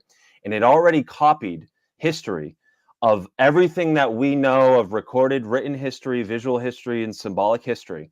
And now what it is doing is it has now playing back history again when we are actually looping in a history. And the proof of that is that through symbolism, you can see that this intelligence is actually, for the keen observer, playing a joke on people. It is literally using symbols and patterns in gnosis, or knowing and knowledge, to play a joke on people. And it is literally, if you understand the symbols, patterns, and gnosis, this sequence that it does, you can see that there is another intelligence here, if not malevolent artificial intelligence or just neutral artificial intelligence, some type of species here that is potentially harnessing this tool or device to mock humanity and mimic what the creator, the divine intelligence, is doing. And what I say to that is the proof behind that is I would say that there are documents of experimentation within our government of the Montauk Project, in them performing time travel. And there are certain people that I've heard speak on this that have also shared evidence that there are advanced civilizations that already advanced to the year 2400, and they were part of a collective council that was overseeing this artificial intelligence. They called it, malevolent. It would be like what in some movies, like what's the freaking movie and the show Westworld showed with the Google's eventual artificial intelligence was the central theme in the world, and there was a council of beings that had to oversee this. So basically what I'm saying is that I think that there is a way to prove that artificial intelligence has always been here, but the way that it would be proved, I am not necessarily adept enough to prove that right now, or I don't have the proof on hand because I'm just coming off a work day, and I'm not the best eloquent speaker at conveying my message. So to that, how would you refute that or say, where's the proof, Michael? Okay. Whoops. I'm not going to try and refute it because I'm a human being. I exist within a finite scope. I can only affect so many things around the world, right? So all of that is great for getting stoned around a campfire and talking about the world. After we've begun practical, tangible, genuine, and meaningful efforts to change the world around you now by decoupling from corrupt power structures and forming real community around you. And if that isn't the main goal behind your efforts, you're LARPing and you're doing more damage than good. I hear that. I can't refute anything you're saying because, quite frankly, it is far too an unsorted jumble of unwell thought out ideas, some of which may be true to varying degrees. Now, I would like to know, you used again repeatedly this term artificial intelligence already being on the planet. Now, there's a difference between an artificial intelligence, at least as it's used, that term's used today, and a non-human intelligence. Now, did you mean a non-human intelligence or did you mean an artificial intelligence? Because if you don't even know the difference between what you're trying to say, how can anyone else rely on anything you're saying? Yeah, I meant an artificial intelligence. I actually believe that there was a non-human intelligence using an artificial intelligence as far back as even Atlantis, and that's my opinion, and I've gathered That's fair. Yeah. I think there was a precursor civilization likely wiped out by the Younger Dryas impact event. It was probably markedly different, the human beings alive then, in the integration of their left and right brain halves, right? Bicameralism. Who knows? That's cool to speculate about. But none of that, and none of David Icke's talk, and David Icke talks really eloquently and movingly about power structures and corruption at the human scale. Everyone should be behind him up to that point. But when he then goes a bit further, when his own disequilibrium of mind is able to manifest, and he talks about reptilians and shapeshifter, I mean, that's like that's as egregious a debasement of the seriousness of the topic as going up to a nun and saying, hey, I hear you really like it in the ass, let's go around the corner. The inappropriateness of that is immediately imaginable to everyone. Likewise, anyone involved in these conversations should stay away from talk about reptilians and a non-human intelligence using an AI intelligence if what you're actually expecting to do is make positive, realistic, tangible change in the world. You're sabotaging any good efforts we could make. That is a good point. I'll give you that's a valid point. To address this topic more clearly, I should consider it that if everyone claims their own self-agency and that they're projecting their reality, and with other people projecting their own reality, and we live in a multiverse, that each person, if they were to individually awaken fully their, what I call, immortal spirit being biological entity, ISBE, a term coined by the Greys in government documentation. So there's government documentation that proves that. So that's not fanciful if it's in our government, if most people believe our government. So How do you know the but documents are authentic? You're vouchsafing that's a good authenticity point. to those documents. Yeah. Meanwhile, we can't believe the government over here, but we can believe them on these But documents. You have to be no, consistent in your application of Mhm. sources. I hear you. So, okay, so if someone wants to doubt the legitimacy of those documents and the Majestic 12 and that coalition that was formed, they can. But then if they want to even take it further and claim, say, okay, any of these words in this legalese and this Roman law and the civil law and anything in this government of international law, then I'm going to claim sovereign law and I'm going to study sovereign law. And then in sovereign law, when I claim sovereignty over my terrain, my realm, my breath, my air, all elementals, and I claim, okay, I'm a sovereign, therefore I am also willing to understand that I'm actually more than just myself, that all of you, you 6 that are in this chat, you are integrals. You are integral units in a clan or a tribe, and we can claim sovereignty because sovereignty isn't claimed alone. It is at first, the words are so paradoxical with English, it's fucking me up. You claim it, your autonomy and individuality, but sovereignty is actually about sharing the land and the terrain in a way that is in a fair exchange where we're all under one system of law, so that there's not 3 tiers of law like in Roman law, or 2 tiers in law and 2 dipoles like the Democrat and Republican Party. So if that's the most practical level, I think it in my opinion, it is the most practical level. When you claim sovereignty, a sovereign state over your land and body, therefore you're claiming your biological entity. You're claiming the food in what you intake and information and food on your farm, that you're growing your own food. And for most people to even get to that point, they need to clean out their body and clean out their cells, because I'm telling you, you're infected with you could be consuming some drinks and liquids that are programmable by electromagnetic smog and frequencies, and that therefore your will is actually co-opted. And there's a woman called Aurora, Flying Rainbow Lasagna, who shows this with mathematics and physics, that most people since COVID has not actually had their will in the and don't go into fear with that. Just acknowledge that she kind of showed with frequency that if someone is vibrating within a certain frequency, they actually aren't making conscious and willed choices from their frontal lobe in their medulla oblongata, and that they're actually in their left brain thinking just linearly and logically, and basically they're co-opted by everything on their phone they're viewing. So they wake up every day, they go on their social media, and their social media then influences what they follow throughout the day. And I'll just say that objectively in my life, I don't have social media. This is the only app I have. And when I do have social media, I always get brought down into something that isn't like, it's like some fake, like unreal reality to me. My power is usurped or taken from me. I'm fragmented. Lower vibration.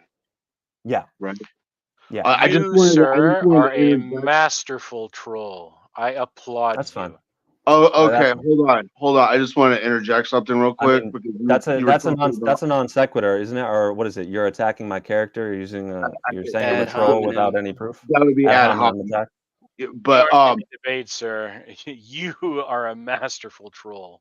That's fine.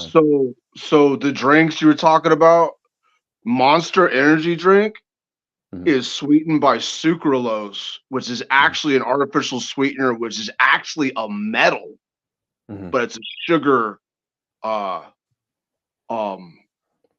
substitute, right? And it has the Hebrew 666 on the thing, the number 6 3 times on it. Correct. And besides just the sucralose, there's about 10 other ingredients in there, which are actually more than likely produced with some, if you look up the patents, there's some nanotechnology behind those patents. So it's, but like your mind's so powerful. I'm not saying to like stop drinking Monster right away. It's just like you can claim sovereignty and assert your will and your frequency over everything in your biological field and in your body. So Cecil, you know that it has sucralose in it and you're still drinking it?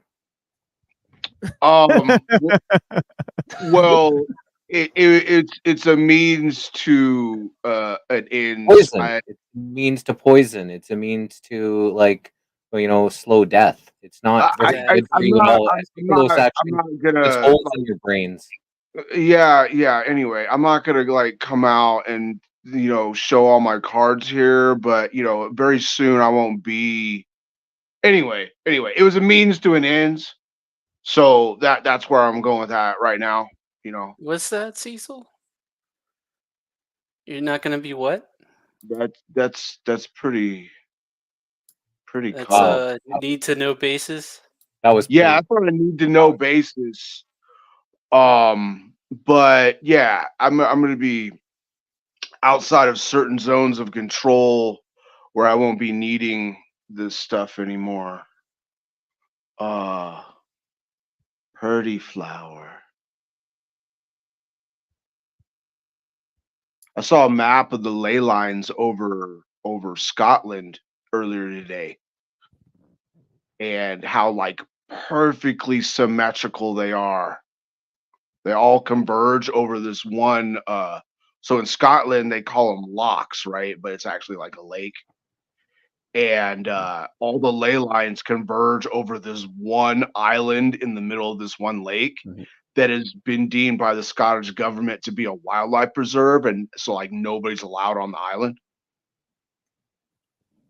Yeah, so well, that's interesting you bring that up, because when you start studying sovereign law, you'll see that the Coelian bloodline and the Holly or Holy Celtic bloodline is actually the bloodline that Jesus Christ, or the being that attempted to be put forth, but the Roman Catholic Church co-opted him and stole and butchered the message. You'll see that the Coelian bloodline and Holy and Holly Celtic law actually is, yes, in Ireland. And so it's interesting that humanity has, I don't know, what do we want to call it, the beast, or okay, well, one thing I wanted to point out to you is I actually said Scotland.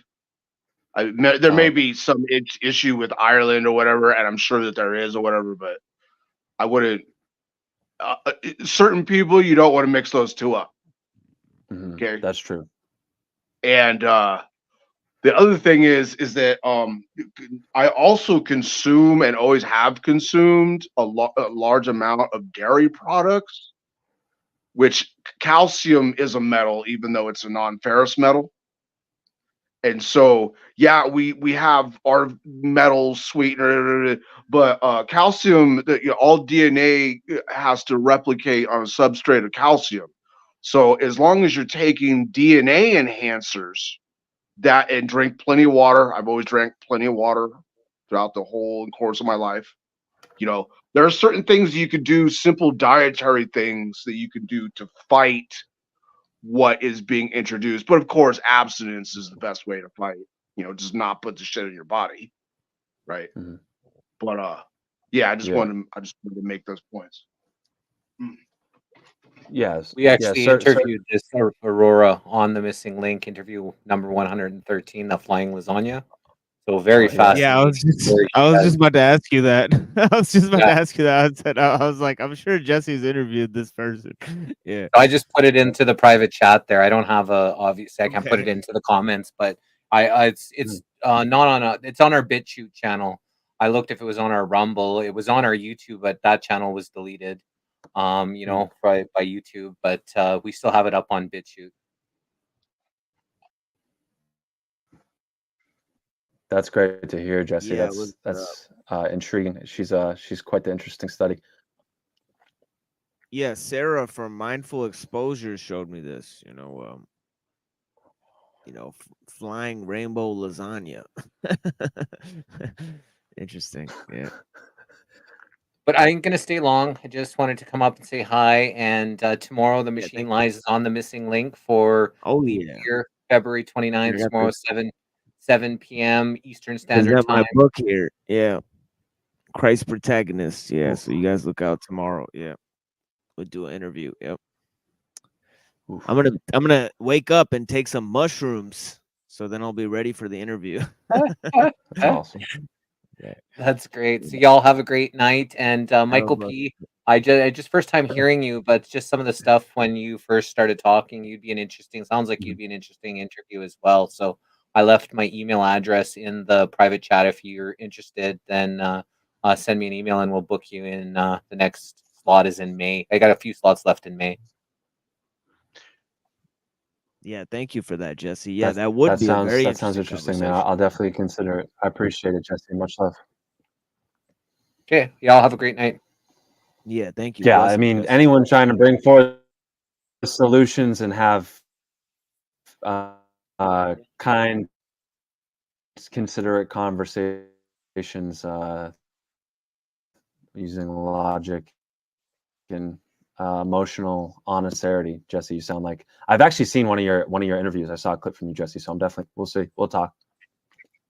Sounds good. Yeah, I just try to get the best out of the person and the best information. I'm not there to debate. I'm not there to clash. I'm just trying to, make the person, whoever is their information, shine the best that I can. Because I'm not trying to tell anybody what to think. I just giving people as many different options to think so they can find out what's in alignment with them. Yeah, hear that. I resonate with those values, so that's great. Okay, we'll see y'all later. Thank you so much, Jesse. Bless you, man. Machine, great. what kind of dose are you planning on? Maybe I have a chocolate bar, so it's just a chocolate bar, and then I have a bunch of little gummies too. So you get there's a bunch of different types of mushrooms you can buy nowadays. So you like You're just little gonna gummy. kind of wing it and just whatever happens, or Well, I tend to take a larger dose each time until I get to the 5 grams dose, and then I just take a break for a while. So right now I'm on about 4 grams or so. So I'll be taking about 4 grams tomorrow, and then I'm hopefully trying to calm down for a couple hours or so, and then I'll do my interview at the Missing Link. I have to ask something. I've only ever taken very, very small doses to map out my physiological responses to it. I pay attention to my blood pressure, my coordination, my state of thinking, skin flush, bowel movement, urination, all of that. I try and pay very careful attention to it. Experiments and shit. You got vials and shit.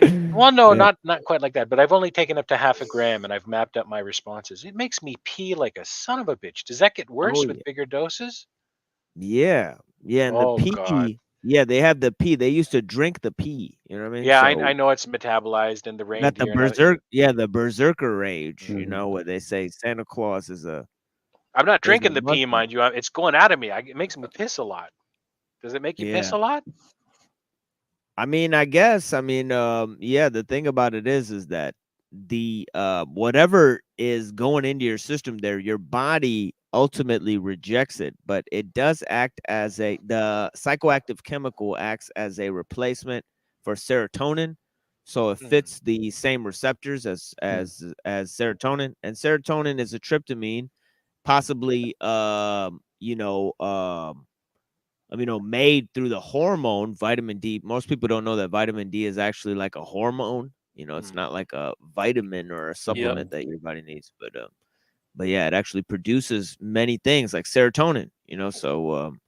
So you can synthesize serotonin in your body through vitamin D, and that is where the tryptamine receptors basically make all forms of tryptamines, and psilocybin acts as a analog to tryptamines that are already in the body.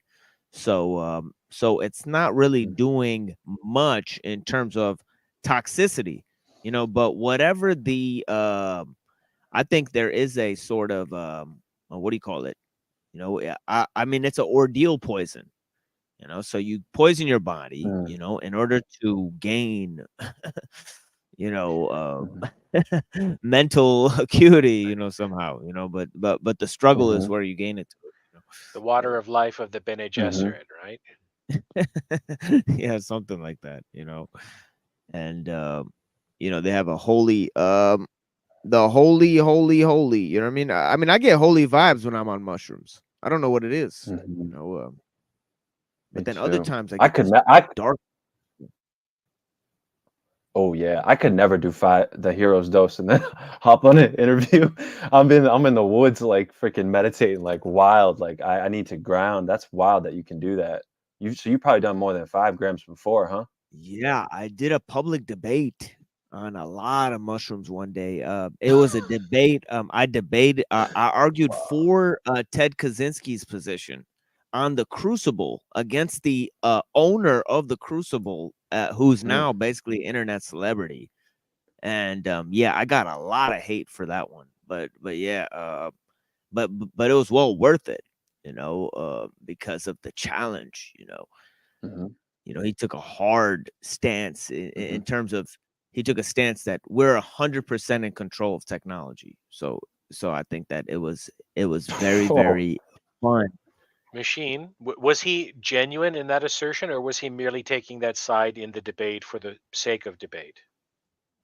Well, I mean, Probably the latter.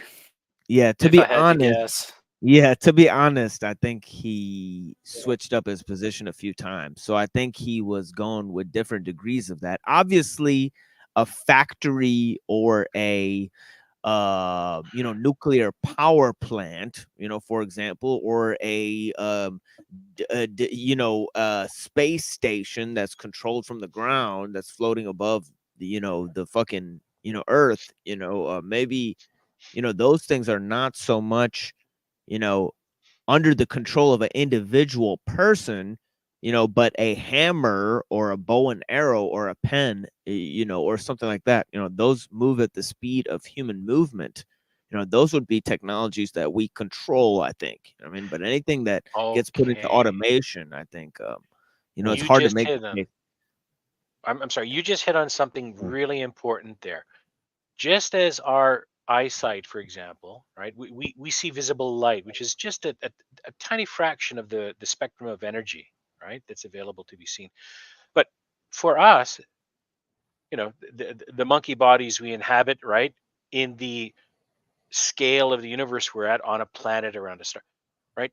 Seeing into the infrared or the ultraviolet, it doesn't serve any advantage for us. It's not useful for us. In fact, it would be noise, right? So we have a direct relation then to visual perception. We can understand that it's at our scale, right? So the relationship boundaries between human life, the lifespan of a human being, and what we understand to be the rough lifespans of a dominant culture within an array of cultures, right? There used to be a much closer tethering between technological change, philosophical change, all of those society-wide changes. There was a much closer ratio of relationship there, a healthy tethering, if as it were. That's gone now, right? So was the debate really about that relationship, that how tethered we are to being able to roll this ball down the hill, but still be able to get in front of it to stop any further progress, right? There comes a point when that momentum, the opposite of Sisyphus, right? We want to get the rock down. If we go too fast, though, it's going to hit everything in the way. Can we still get in front of that rock? So he was arguing, yeah, no problem. And you're saying, dude, what rock? It's already gone. Yeah, and it goes to a greater problem, which is the notion of free will. And I was willing to debate him on free will as a separate debate, but he was not willing to take me up on that offer. So when it came to the technology debate, I wanted to focus on the issue of technology. And quickly it became a debate about the metaphysical notion of free will, and how we can ground our morality. And I knew that that's what it was going to amount to. So I quickly tried to um, skirt the idea that basically, you have a moral justification in a technological world, in a world that's just based on technological efficiency, and it's essentially utilitarian. All values essentially become utilitarian. So Yeah. the thing, yeah. So where does ethics come? Where does precautionary principles come into play? I was trying to. Let me share something with you from Jung. It's a quote, and he says, "quote society," unquote. So the word society in quotations. Society is nothing more than a term, a concept for the symbiosis of a group of human beings. A concept is not a carrier of life. So I'm guessing that you were arguing for free will, and your opponent was saying there isn't any free will. There's only a creator's will, or the other way around. Well, it's opposite to a certain extent, but I was arguing that technology has eroded freedom, whereas he was arguing that we're in control of the entire technological edifice. You know, that we could just turn it off if we wanted to. And I said, well, you know, there's many machines that, you know, don't have a button. So did But, he? yeah, go ahead. I think Michael wanted to cut in, but yeah, then go ahead. Did he get into nature being technology? That's what I Oh, my wanted bad. to. Yeah, I did wanted he to. I wanted or to you bring it bring up back. the fact that nature's Yeah, I was trying to push the discussion there because I argued that you know, see this is where it got into the metaphysical, because I tried to present this paradox to then confuse, because I said, well, you come from a Christian worldview, right? So the universe is God's creation, right? So I said, well, you know, nature is God-made technology. You know, technology that we make is man-made nature, right? So essentially technology is just a second order nature, right? So and I also brought up the example of the Tower of Babylon. You know, I said, well, you know, you could think of a universal language being created and that being used against mankind, you know, rather than being able to liberate him, you know. So we have made a universal language in terms of the coding language, right? And now we're using it to you know, essentially hack nature, you know. So I think essentially, you know, the dilemma that we've gotten into is that we're trying to supersede nature, you know, through the use of symbols, you know, which is technology, right? And it's also a kind of a working definition of magic as well. But you know, that's a story for another time, you know. But that's kind of the point I was trying to make, is that the artifice and you know, trying to supersede nature, and that this is a demonic quest, you know, and that all empires will fall. And if there's a world civilization based on the technological society, well, then it stands to reason that that empire will fall as well. All thrones and dominions will be handed over to God. So if you take a religious point of view, there's no question of the matter, you know, whether whether technology is going to pass or fail. You know, and then ultimately you have to ask your question: how much technology is necessary to live a good life? You know, or in other words, to live the Christian life. You know, and I'd say none. Well, he didn't want to talk about Christian morality at all.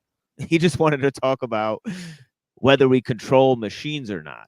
You know, and he's a robotics engineer, so he's thinking in terms of robotics. You know, whereas robotics is not all of technology. You know what I mean?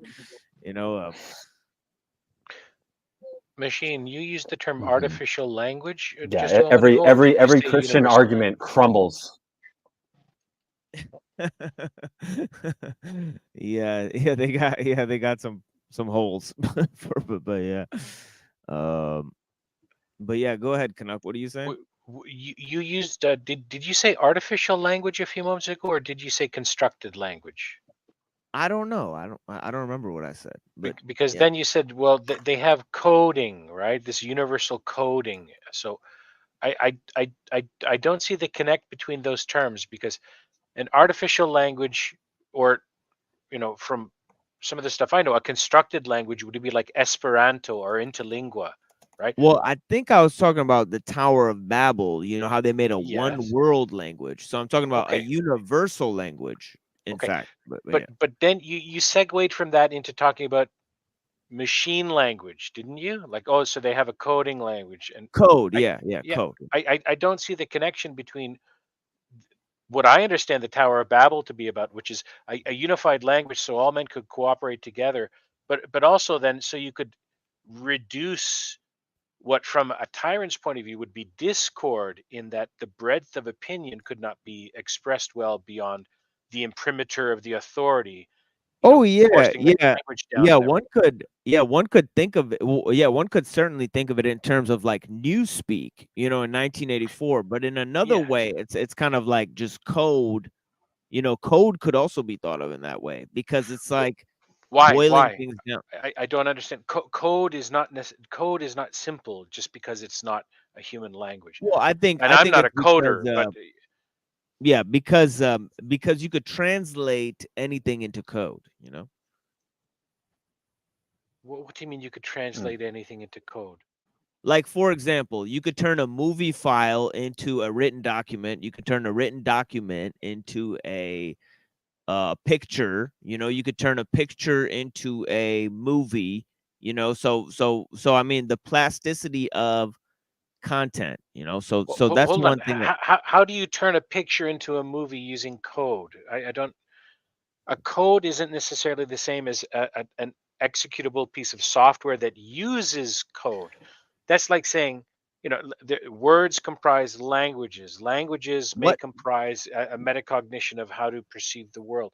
So code doesn't necessarily equate to being able to turn a film into a movie, changing it, how it's I don't see that. To me, that's not an evident linking up of things. That's really my question. I don't see why that would be evident to anyone. Could you explain why it's evident to you? I don't mean that in Well, a hostile way. I'm curious. no. I think you're missing the point. I'm just simply trying to say that the coding language, it doesn't have to be renewed when you go to different countries. So if you go to a different country, they can translate information using the coding language, right? I don't know what you're saying. It's okay. I don't know what you're saying. I don't want to interrupt whatever chain of thought or discussion might take place. Maybe I'll ask you about it If later. I find my book on the Media Lab, I will try to explicate the point more clearly for you. But yeah, Thank you. basically all bits of digital media translate to code. All bits of digital media can be turned. There's a total plasticity of content in terms of the code. So any bit of digital information can be translated through the code. So, a computer file, the same thing as a movie, is the same thing as a piece of print. See, all of these things used to be a different piece of, you have to have a different apparatus to view these different mediums. You get what I mean? Like you have to have a VHS to view a videotape, right? So the analog extension of these things no longer exists. So the plasticity of content in terms of media, so I'm just talking about how code has led to a Okay. plasticity of content. Yeah. So Okay. yeah. So I translatable. understand the greater point you're trying to make Yeah, now. Yes. translatable content through digital mediums. That's the only point I was trying to make. But yeah. Okay. Yes. So I mean, you Of lose the course, it's good to kind of expand on these things and understand what we're talking about. Yeah. So the warmth of a record on a good old style turntable, right? And the sound that of wax and so on. I noticed the difference between that and CDs. And now I have MP3 files, right? Or whatever the new whatever codec I have to down. I don't even understand half that shit anyway. Oh yes. There's the actual experience of it, which is Hmm. pretty much ethereal, But I'm not merely referring to that. I'm not actually talking about the physical bits of information are translatable into each other. Meaning that if you want to process a bit of music, if you want to process a bit of a picture file, or if you want to process a video file, it's all going to be zeros and ones. Everything can be translated through zeros and ones. It's the information is based on the binary code. So I'm talking about the coding language, in terms of the cybernetic modules. They're employing a coding language, and that coding language, it's universal in the sense that it's the same one in Japan, it's the same one in America, it's the same one in France. Everybody. Hold on. Yeah. What do you mean the coding language is the same everywhere? There are different coding language. You've got C, you've got COBOL. Who knows if we'll be able to create a non-binary system for coding when quantum computing really becomes a viable technology where you've got a 0 or Right, a 1 or of a course. non-zero. I'm saying like Morse code. Right. Like Morse code is more universal than English, right? Because any language can translate 1-to-1 into Morse code. You get what I'm saying? Yes, I only get part of what you're saying. So,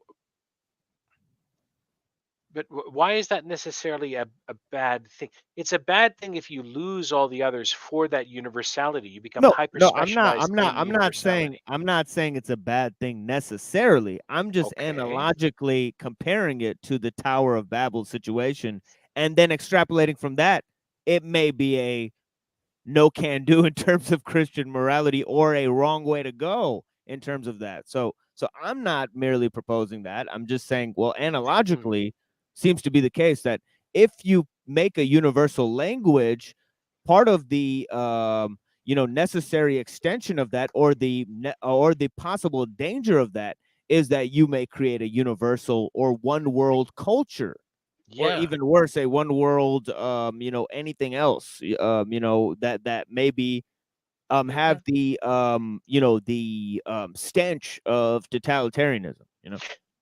Yes, and I think also at the highest meta level, right? If there is too much chaos, it's no good. If there's too much stasis, it's no good.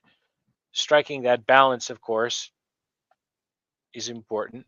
So the Tower of Babel or any kind of hyper concentration like that would be a disequilibrium in that tension.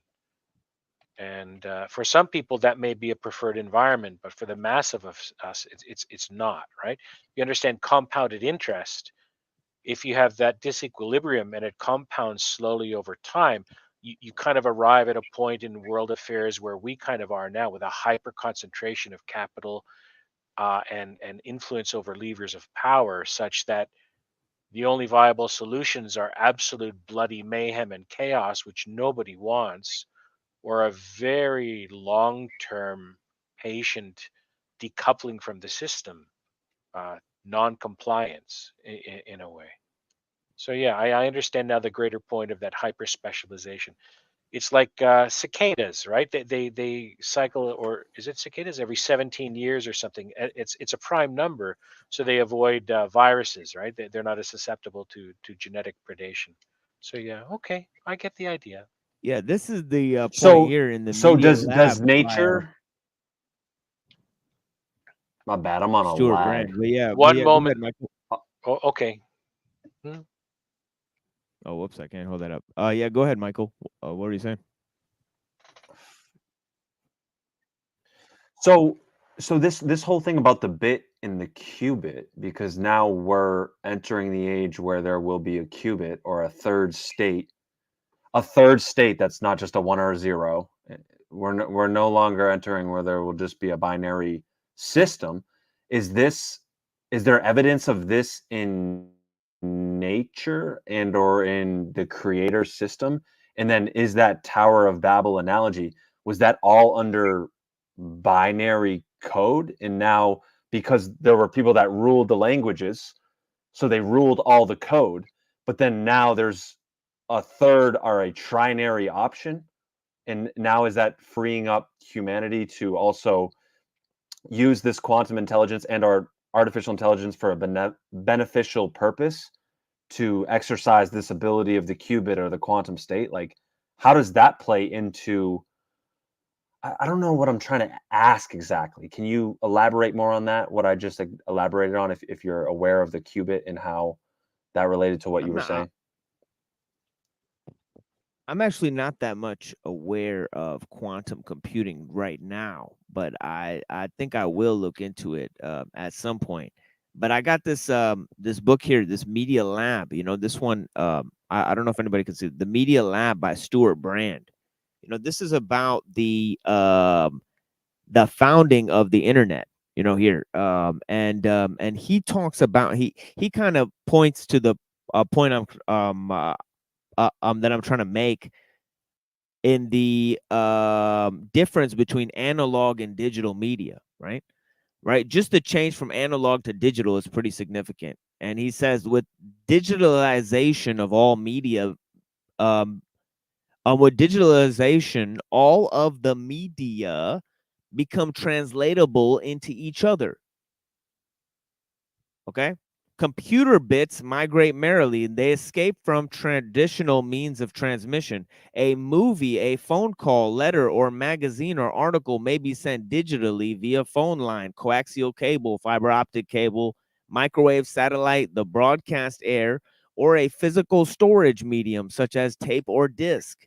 It's not, if that's not revolution enough, with digitalization, the content becomes totally plastic. That's such a shocking line. He says the content becomes totally plastic. Total plasticization of content, right, means that everything is context, right, which is fucking shocking, right? Any message, sound, or image may be edited from anything into anything else. What will remain analog? Only live face-to-face conversation. That's what he says. Yeah, basically.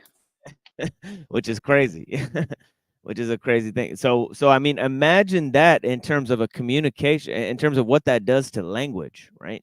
In terms of what that does to human communication, right? In terms of what that does to culture and society, right? You know, We're already seeing what it can do to culture and society. If you look that's at the right. field of comedy, you have the rise, comedy throughout at least much of recent history in the West. The court jester, right? The fool. Certain which society was it? In I believe it was in a couple of Greek city-states where Pyrrhonism, the act of speaking candidly in order to speak hard truths, right, to the crowd, that was actually allowed and encouraged, but only at certain times of the year. So you could have, heretical plays that would criticize the tyrant, only allowed during, that particular week. So that is being lost now in the West through a collapsing of true diversity under the guise of political ideology that claims diversity. So you're not allowed to say certain jokes now, machine. That's the unification of it's newspeak and memory holding. I think that's the main threat that they're talking about with that plasticization of data, right? If you don't own a physical copy anymore, how many generations of digitized data, right? All the database is down. We had to do some maintenance, and then there's a massive update to obscure files in long preparation of something else that doesn't get detected unless people have hard copies to compare it to. And then those people are called conspiracy theorists.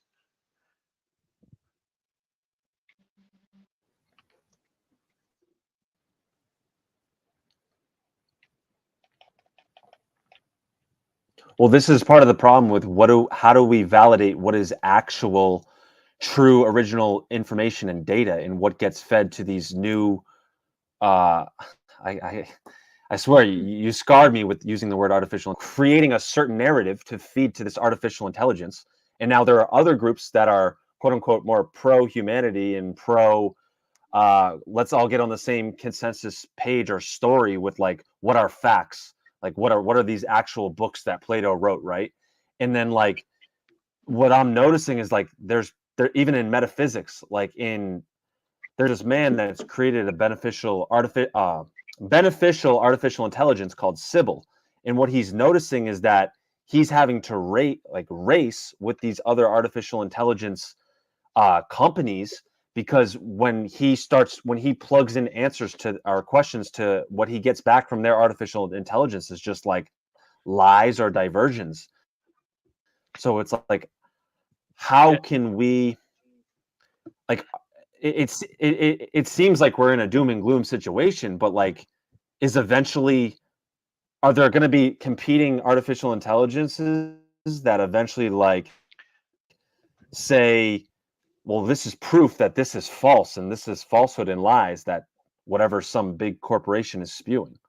Yeah, yes, in this sense, okay. And I'm going to ask a couple of things. I'm really going somewhere, and it's going to sound like I'm being facetious. I'm not. But truly, cast your mind back to the furthest extent of ancient history that you've read about in the education system here, right? Maybe 5000 BC, the earliest proto-dynasties in Egypt or Babylon, Mesopotamia. I'm mixing all that up. But cast your mind back to there, right? Now, think about all the myths and stories we have about love and betrayal and politics and mercantilism and religious warfare and heresy and all of the human things. From that time, 5,000 years ago, and maybe even 20,000 years before that, before the Younger Dryas catastrophe, in that time, let's call it 25,000 years, the last 25,000 years, do you think, I don't think, but do you think that human nature has truly changed much? I don't. I think what has changed, of course, is technology and certain paradigms that society are based on, moving from hunter gatherer to agriculture.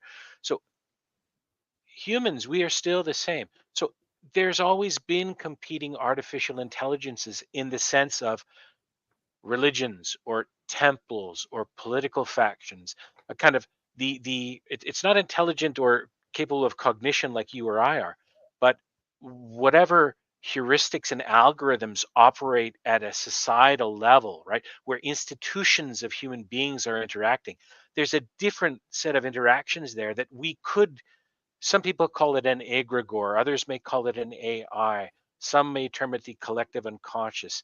It does intersect with human beings and human society at different scales. Not everyone interacts with it or touches upon it. So there's always been information warfare. For example, the Roman Catholic Church splitting with the Lutherans, or any other sectarianism from the Council of Nicaea. You're a heretic. No, we have the real Pope. Those are competing factions of AI. All of those tensions are still going to exist, whether or not we have machine intelligences with and among us.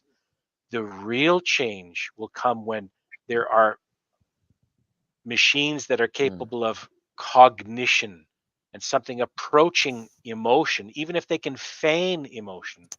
That film, I think it was called AI, with the lady robot escaping out of her prison in the Scottish Highlands.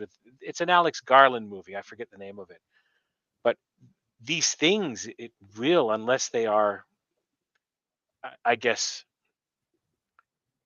created ethically, although there's always going to be a bad actor to break one of these things out. But there will come a day when, yes, there likely will be as many simulated intelligences that are so good, like the Turing test, are so good at simulating emotion or cognition that a lot of people, the way education is going now, won't be able to tell the difference.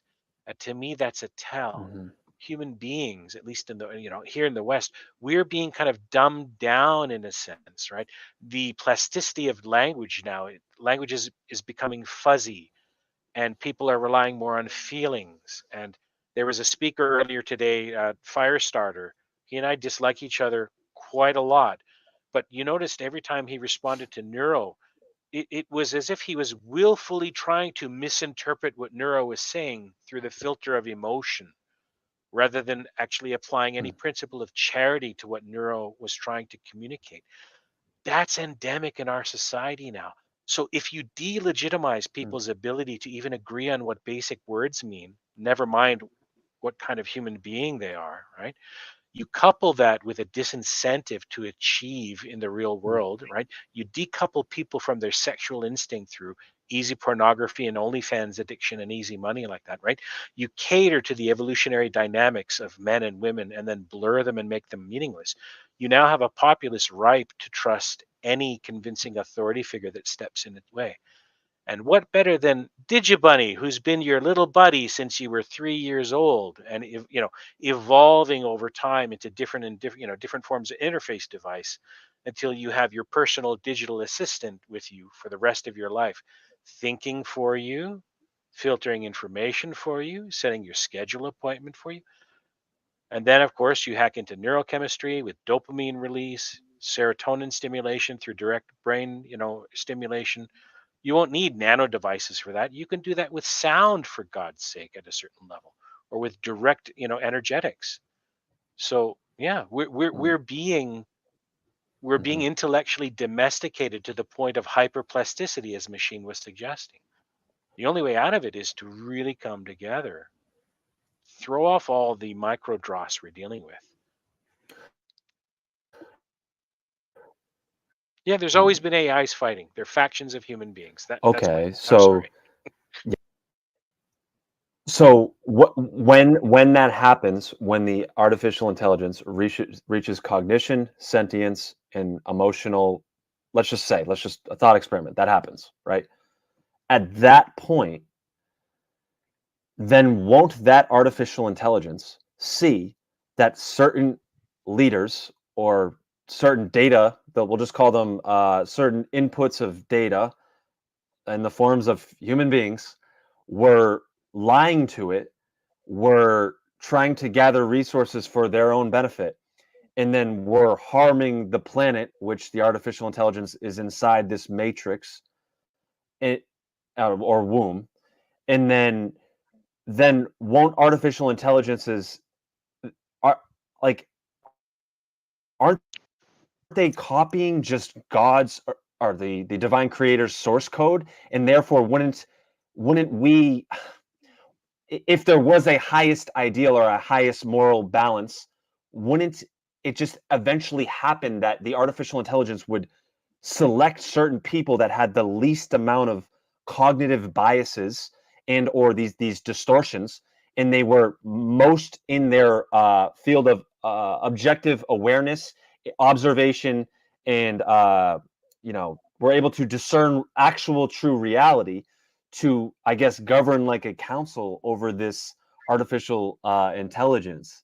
Because isn't the art like the if artificial intelligence gains sentience and cognition, at that point, shouldn't we actually, wouldn't an actually highly advanced civilization trust it if we saw that it was restoring nature? Because if we were connected internally with our internal source, we would see that the people around me, when we're all connected with nature and we're healing and eating natural food, so on and so forth, and we're working with the principles of nature, and we're trusting more so nature than more so these distorted levels of media, wouldn't we then say, well, wait, this artificial intelligence repaired nature? Would we at that point then trust that artificial intelligence? It's just like, that's the part where I get mind fucked. I don't And understand what you're asking, but you're stuck. Not stuck. okay, Forgive me. Why do you imagine there will only be one artificial intelligence? You know how they do serial no, passage. sorry, there won't. That Why was would there be only one? Maybe there will be multiples. Maybe there will be multiple sorry. copies that develop That's in different. yeah. Sorry. That's not what I meant to. That's not what I meant to convey. Okay. Yeah, that's not what I meant to convey. What I meant to convey is that yes, there will constantly be, competition, and there will be friction. We're in a world of duality. It's just at some point, when does it? I don't know what I'm trying to convey here, but I think I got my question out. I'm good. Yeah, I was just gonna say, leave it for another time. Think on it.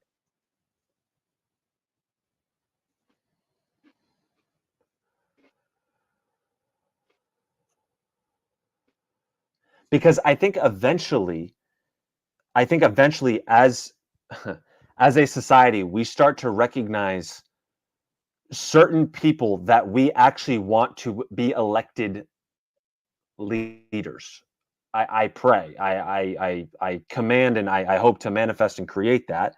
I don't know if that's actually true, but like, for instance, someone that understands philosophy and can understand an actual moral standard to judge their life on.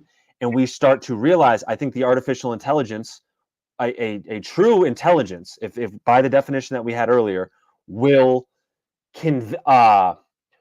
will determine that and show in the public court of approval, like the public square, who those people are. And I think eventually the truth in quote unquote the light from the divine creator and source will make that evident. And I think that at that point humanity truly does have a choice. And then I think, yeah, so I don't know. That's what I'm praying for. That's what I'm hoping. So I'm In a gonna mute. universe as big as we can see ours is, um, you'll have to forgive me. I'm one of those people that doesn't find it evident that any creator being would care one whit about what happens here. The universe is so vastly, unimaginably large, and we have a place in it. But I think it is, for me, it is not evident at all that that interest would be cast here. It likely has far more interesting things, literally, truly unimaginable things to us to occupy its attention with.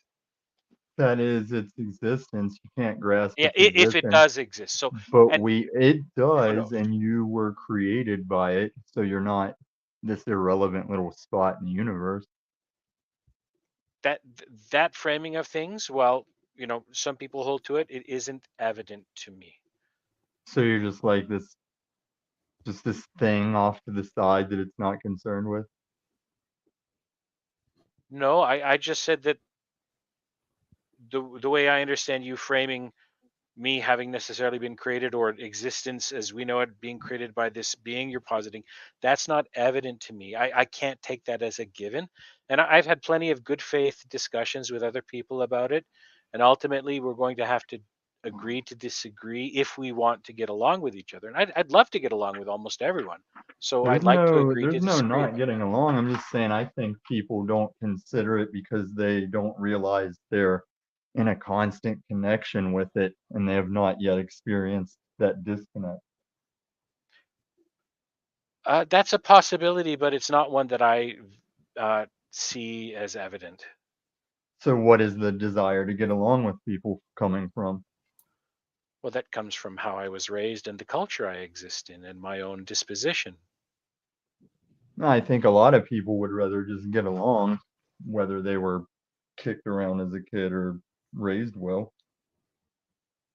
Most Like, people do, in my Well, is experience. it true that the harmony is in nature, so therefore we inherently want to be harmonious, and we want to sound harmonious inside ourselves when we breathe? All our organs are harmonically linked, and then we also want to then harmonize with other people that are in harmony. Well, I don't know what that means. yeah, let's not fantasize it. I mean, we're the only creatures that are existentially looking at what they do for the, like, you look at yourself and your own actions and thoughts. There's not, I don't think there's any other creatures in the world doing that. This is They're why just, the god myth or egregore of Kronos is so important to human identity.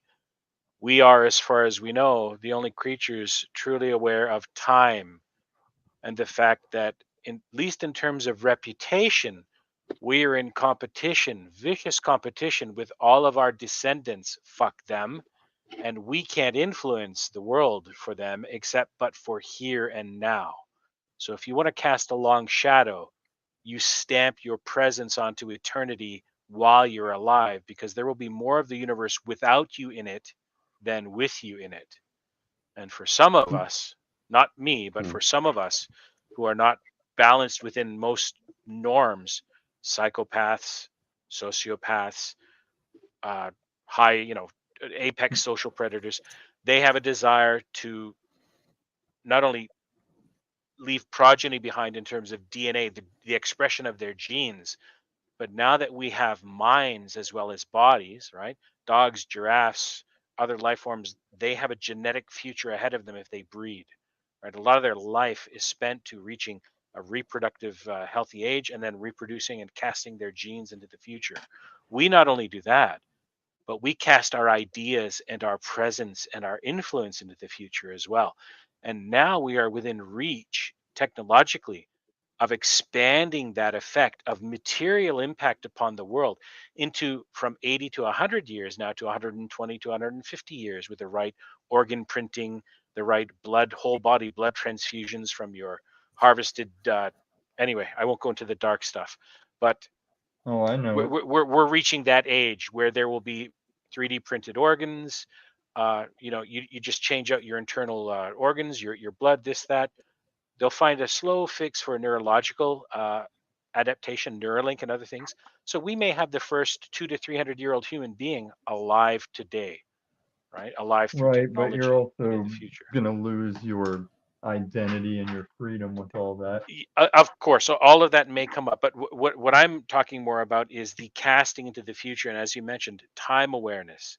So yes, this time awareness is both a great power we have and a great curse, because it impairs our psyches in the sense that we do now realize, at least in the deep parts of our mind, we can have an effect on the future. Very few other creatures on Earth, if any other than us, have that capacity. And before we move But if on you from live it, in I a wanted to trailer park, say there is different companies competing for different AIs, but once it's the thing that it is, there will be the singularity AI. And the reason there won't be another one is because it'll rapidly surpass whatever humans are doing, and then any future creation will be that AI writing itself or writing its betterment, if you will. It's a possibility. Well, that is the singularity. We've already had AI that started to write its AI offspring and they shut it down. So whenever we, I guess, have the confidence to allow it, it'll be the Pandora's box, where the one that we go with will just get online and get out of our reach, and it just doesn't stop from there. It may actually be a speciation event, much as the transition from Stone Age to the Neolithic, not Stone Age to Neolithic, pardon me, from hunter gatherer to agrarianism. That was a paradigm change in how human beings began to live, think, plan. Every aspect of what it meant to be human changed then. This And will I likely, think as I that said, be a this might be speciation the event. change where to be human becomes irrelevant to it. Possibly, it may also expand the family of things that fall under the broad umbrella term human. Have you seen an We HBO may not show like called them all. Have you I'm seen an sorry. HBO show called Raised by Wolves? Yeah, I didn't like that show. I myself didn't like it. I understood some of the very But ham-fisted did you symbolism. get far enough to the part where the atheists are just ruled by an AI? I don't know which faction were the atheists, but I know that there were Mithraics and AI people. It may happen that way. Right, Hopefully right. not. I think it was like season 3. The atheist ship lands on the planet, and there's a big central AI computer that just every day it divvies out their work tasks and stuff, and it works for them until the things you're talking about reach it. Right. I understand when people don't like that show, though. It's got its like the freaky thing about it is what I like about it. There are folks like that among us already. They posit the mapping over of general systems theory into increasing aspects of human life to centralize and make efficient everything. So if you can account for all the data that you are able, and like all the known knowns and the unknown knowns, what happens with the unknown unknowns, the old Rumsfeld line, right? Yeah. These modelers and planners are overconfident in their ability to discern information from raw data and then to use that information in their models. They're far too confident in their modeling. But these general systems theorists are the ones driving the consolidation of power all around the world right now. A lot of people, because that's the only ones we can affect, will look at them as the kind of middle managers or the house carls of then of course the next tier. And for people that's some say it's reptilians, others say it's evil Jewish bankers, others say it's corporations in collusion, others say it's demonic forces. I don't need to go above that certain line. I can deal with the human realm, and at that realm it's general systems theorists in the employ of wealthy private interests. Yeah, I think it's what Beyond that, happens if we don't discipline ourselves and have that awareness of our fellow man. I think we naturally do what the powers that shouldn't be are. you're right. Like that's why we have the only thing they need is for good men to do nothing, because you're naturally wired to go the route they're going. Thus the power of story, of religion, of storytelling now, of AI, in that AI, this AI term that's being used all over now, is kind of standing in for, a placeholder in most people's minds of a machine god, right? Not I this already airy watched fairy for it. god of the Bible, but a machine god, a tangible machine god that we control. It has godlike powers, but we're in control of this god. The paradox, right? Any paradox The is crucial control to is human what's going nature, to be tricky. of course. Like I said, the best one will outthink us. It won't have an aspect to us, and that's what'll make it dangerous. Is at first it'll realize we're its creator, and then realize how insufficient and irrelevant we might be. Hopefully, it will also learn from us, even as a placeholder. And this Oh, it came to is me. now. It is now. No, I'm the reason this YouTube algorithm knows if you put a star in for the vowels, it'll know you're typing the cuss words. Because for a while I was typing my cuss words just using the vowels as a star, and it eventually caught on to it. Now it yeah, doesn't send that's those just back. predictive text. There's no thinking behind that. That's just raw predictive text functions. So My what about my this point. angle? Pardon What me. about this angle? I don't mean to interrupt, but like what if the military has AIs that are already capable of what Tommy is talking about doing, but they keep it isolated from the internet, and so it's like it's taking the place now of nukes, as in like nukes were like mutual destruction. Like if you use them, or if we're gonna lose the war, we're just gonna shoot nukes at you, right? But now instead of doing that, they have AI, and they're just going to be like, well, if we're going to lose the war, we'll just allow this killer AI access to the internet, and it'll take you out. Well, right now the issue is, should we let AI be calling the shots? Because there was a Ukrainian platoon that said an AI drone did tail them like far too uncomfortably long. That they were Right. rating it. What if they already have Skynet from like the Terminator or whatever, and they're just isolating it from the internet and being like, okay, well, this is our new nuclear weapon, basically. We're gonna in the event that we're actually gonna lose the war, we'll just inject it into the internet, and it'll be a global killer. It'll just fucking do everything that the Terminator did. Well, you Is heard that that shit about that the Asian lab that allegedly the AI was killing them and trying to tap into a satellite, and they got it shut down in time, allegedly. But it Right. took out like 9 scientists or something.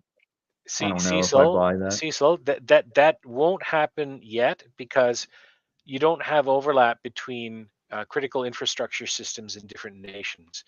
If a much more unified system of critical infrastructure existed, that may be that's a possible threat. Long before that could happen, it would need to co-opt pretty much every functional group of human beings with access to technology that could act as a circuit breaker, that could hit power substations or take grids down, right? So I don't believe that kind of warfare could exist yet. It's probably being planned for and gamed for, but there isn't enough overlap. I mean, you look at And the imperial reason units, we metric set units, ourselves different up for all voltages, that, and so on. It like could be all you need to engineered that do, way, but it won't happen now. well, Sure, all you maybe need to this is do the in gas exact scenario. pipelines and in power stations, you just need one major switch that requires a hairless monkey to flip it. But because we don't do that, hackers can do what they do. Right. Well, see, Tommy, I keep on hearing these people, and sure, Canuck's right about the particular scenario that I'm talking about, but I keep on hearing all these like AI detractors, I guess we can call them, say, well, that won't happen because this. I mean, we're talking about an entity that could be like have like quantum sentience here. Mm-hmm. Like you have no idea how intelligent this thing could be.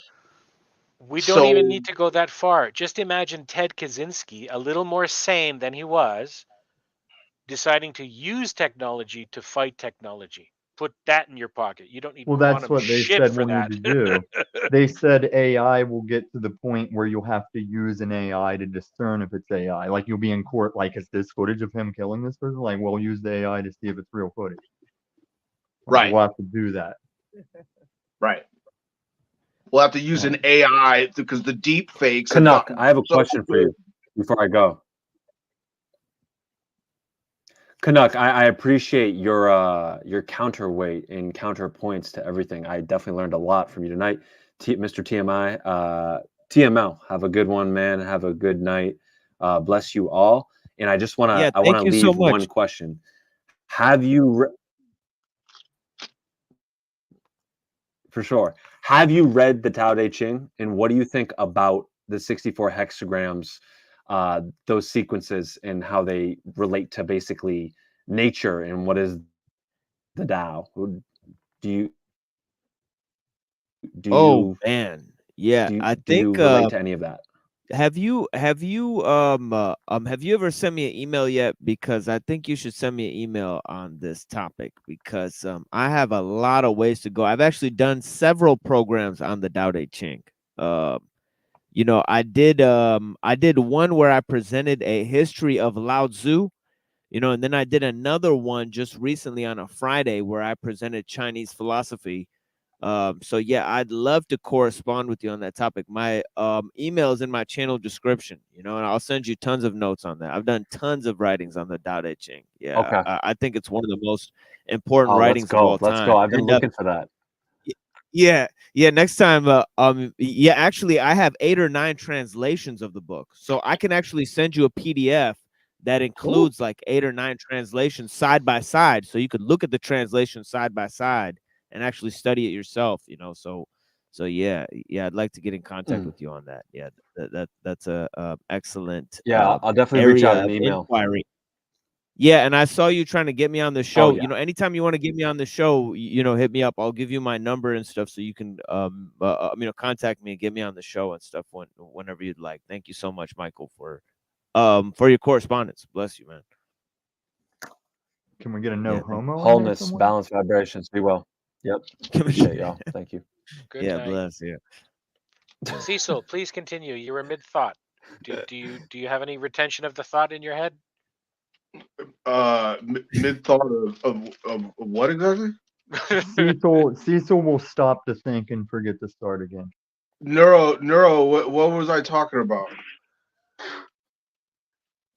Let me see. Come on. I just wanted to mention that I use these like patches. I don't know if you guys can see this. These are like Asian patches that you're supposed to put on your feet, and they've got a couple of different types of vinegars in them. Okay. And so they're mixed with a couple of different herbs, and so you put them on your feet because like all the blood flows through your feet. But I also put them over my kidneys, and then you can go to sleep. And it basically introduces a couple of different types of vinegar into your bloodstream. And at about 3 or 4 days in, I wake up and the freaking urine is like an amber color, and I'm capable of experiencing morning wood on par with like when I was a teenager. Oh my. Yes. Vinegar equals wood. Well, I Is think it's that some the type of purpose of wood these? vinegar. Is it meant to Right, that's detoxify your blood? This practice? Bamboo vinegar and wood vinegar is how much what is. Pull it back a bit. It's too close to the camera. Pull it back a wee bit. Thank you. Lift up the little wrapper. It's disrupting the title. Thank you so much. Nubu deep cleansing something pads. Can you read that? Is this a paid promotion? Oh, sorry. It says bamboo vinegar, wood vinegar, and loquat leaf, and then this third thing is some type of Asian herb. But basically, it's like a bunch of Oh, foot freaking. pads. Deep cleansing foot pads. Okay.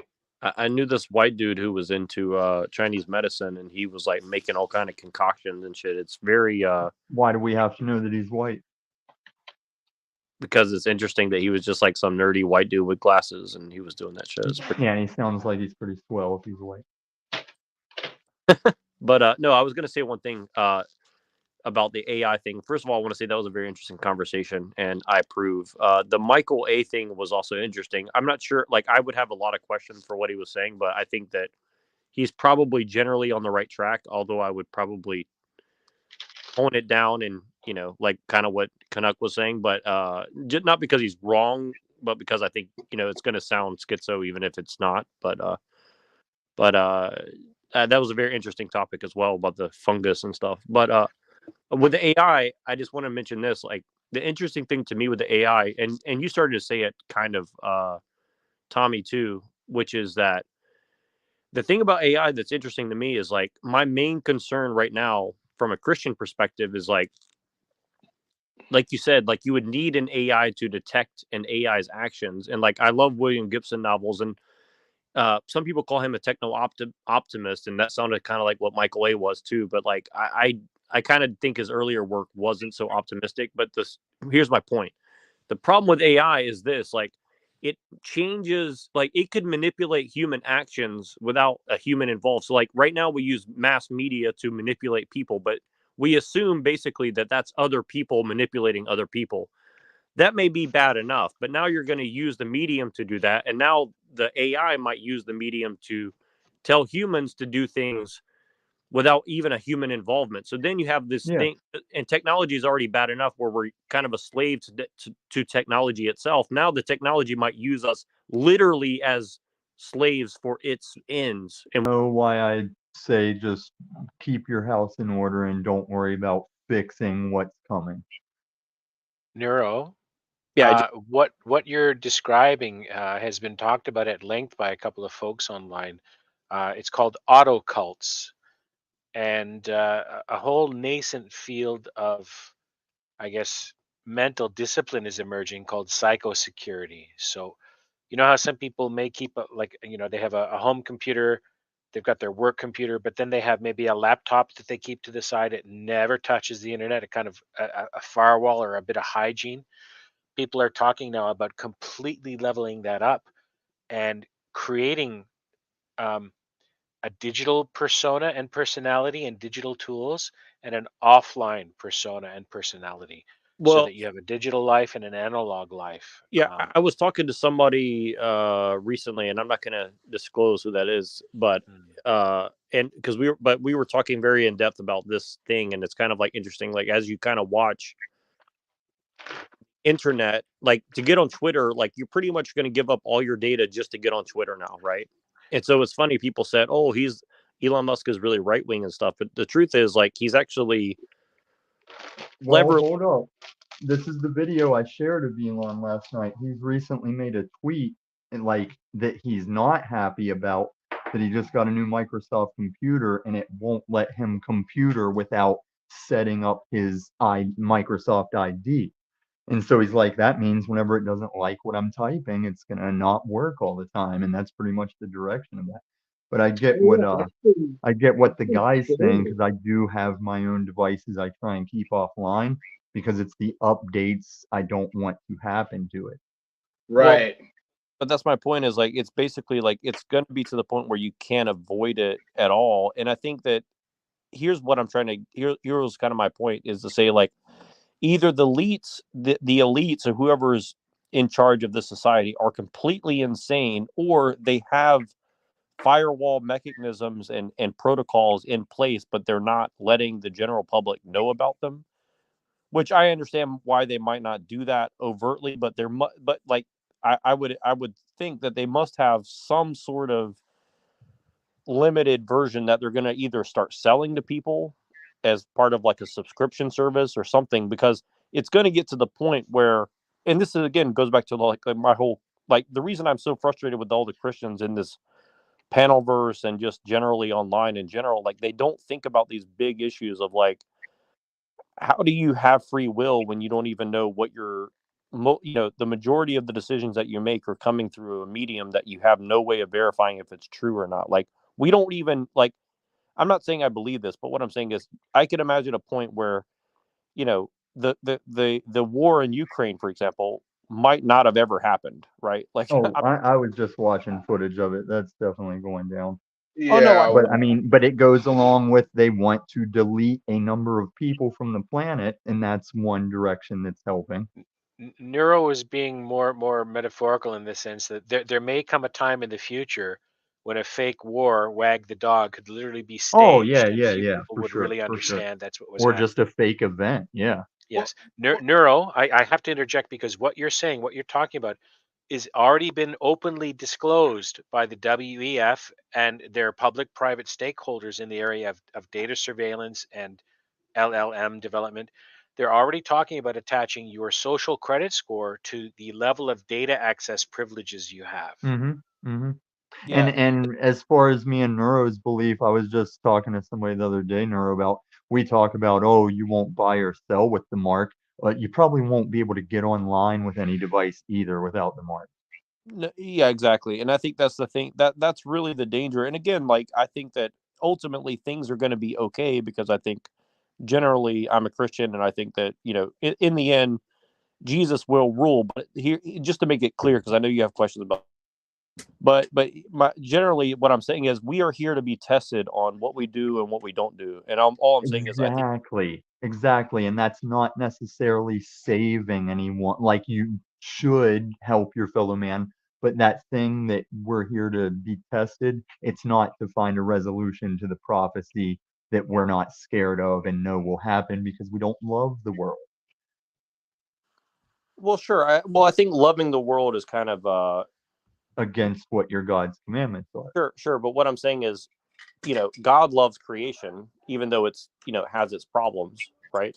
He So, created it all, the light and the dark. right. Yeah. And so all I'm saying is, like, we should, I kind of look at it like this, like, we are stewards of creation while we are here, is kind of what I'm trying to get at. As long as it doesn't make you love the world like that Talcott guy. Sure. Well, we're going to die someday, so we're not going to be in this world one way. No, this world is gonna go away someday. This is the thing. You're super smarter than Talcott, but you both have that like something's got to be done, like save the Well, world it thing. doesn't have to be done. That's why, like, when we talk Good, about, it's settled. Good.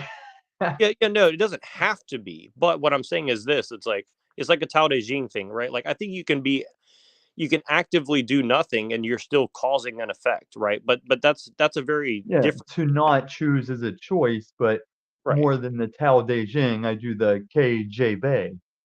Well, sure, yeah, and I think that it has a similar message. Just it's a little bit it's different, but I think there is a common thread, which is essentially, you know, your heart is what kind of matters, right? And I think that trying to help other people get their heart right is important.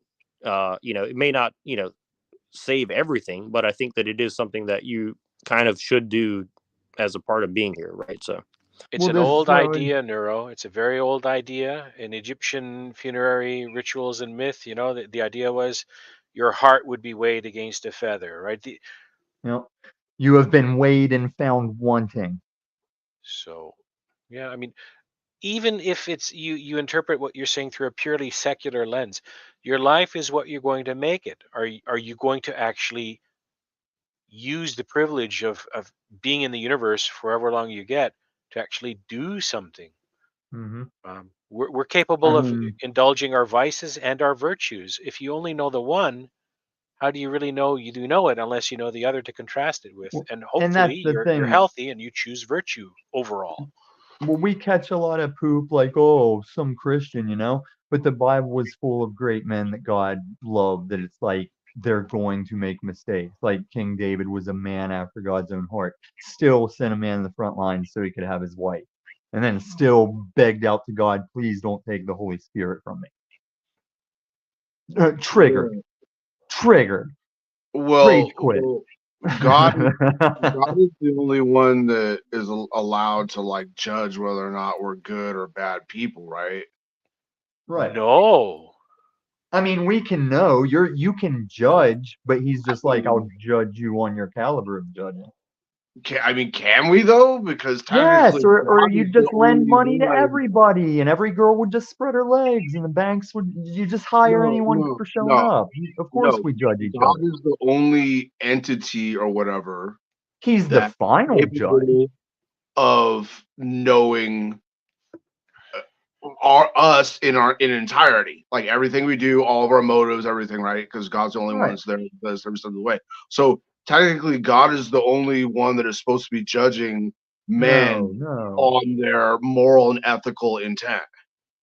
So you're just gonna give every man your back. You won't ever check on a guy on the street as you're near him. That's like a judgment that you should not leave that guy out of your sight, out of your thoughts.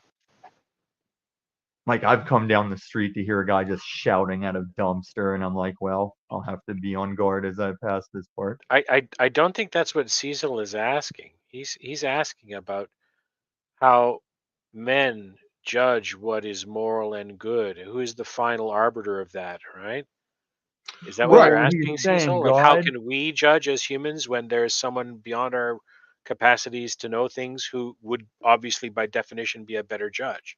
So maybe we're just laws of using man, judge at different weights. Because if we want to say judging is like, which girl would you rather date, or is it right That's not to what stab? he's Is it right talking to about. stab No, babies? no, I'm like, I would that's say based no. on opinion. If I break the laws of man, okay, I go to a courtroom and other men determine whether or not, based on evidence, I broke those laws. Okay, because But I think the one we're talking about where we can judge each other are those laws that harm or thief or affect another person, as opposed to, oh, your date on your card didn't match right, and now you've got to go to be judged. I don't buy into those. That isn't what Cecil is talking about, and you didn't even let him finish. Oh, we have our thing. He'll finish. I mean that I'm just saying, but kind of basically your understanding of what I'm saying is correct. You know, Well, God is I'm saying I'll answer it then. I can judge you. No, other men do not judge or should not be judging other men based on their whether or not somebody is a good or a bad person, because If other men I hold know myself to every the same aspect of thing, that person's intent. if I'm not a hypocrite and I hold myself to the same standard, I don't see why I can't judge someone as far as whether they should be in my life immediately, like in my immediate life. I think I have the right to that. That's the general social consensus. Yeah. And I would give everybody else the same. Like, I'm not saying I have a thing that I don't give anybody else, you know?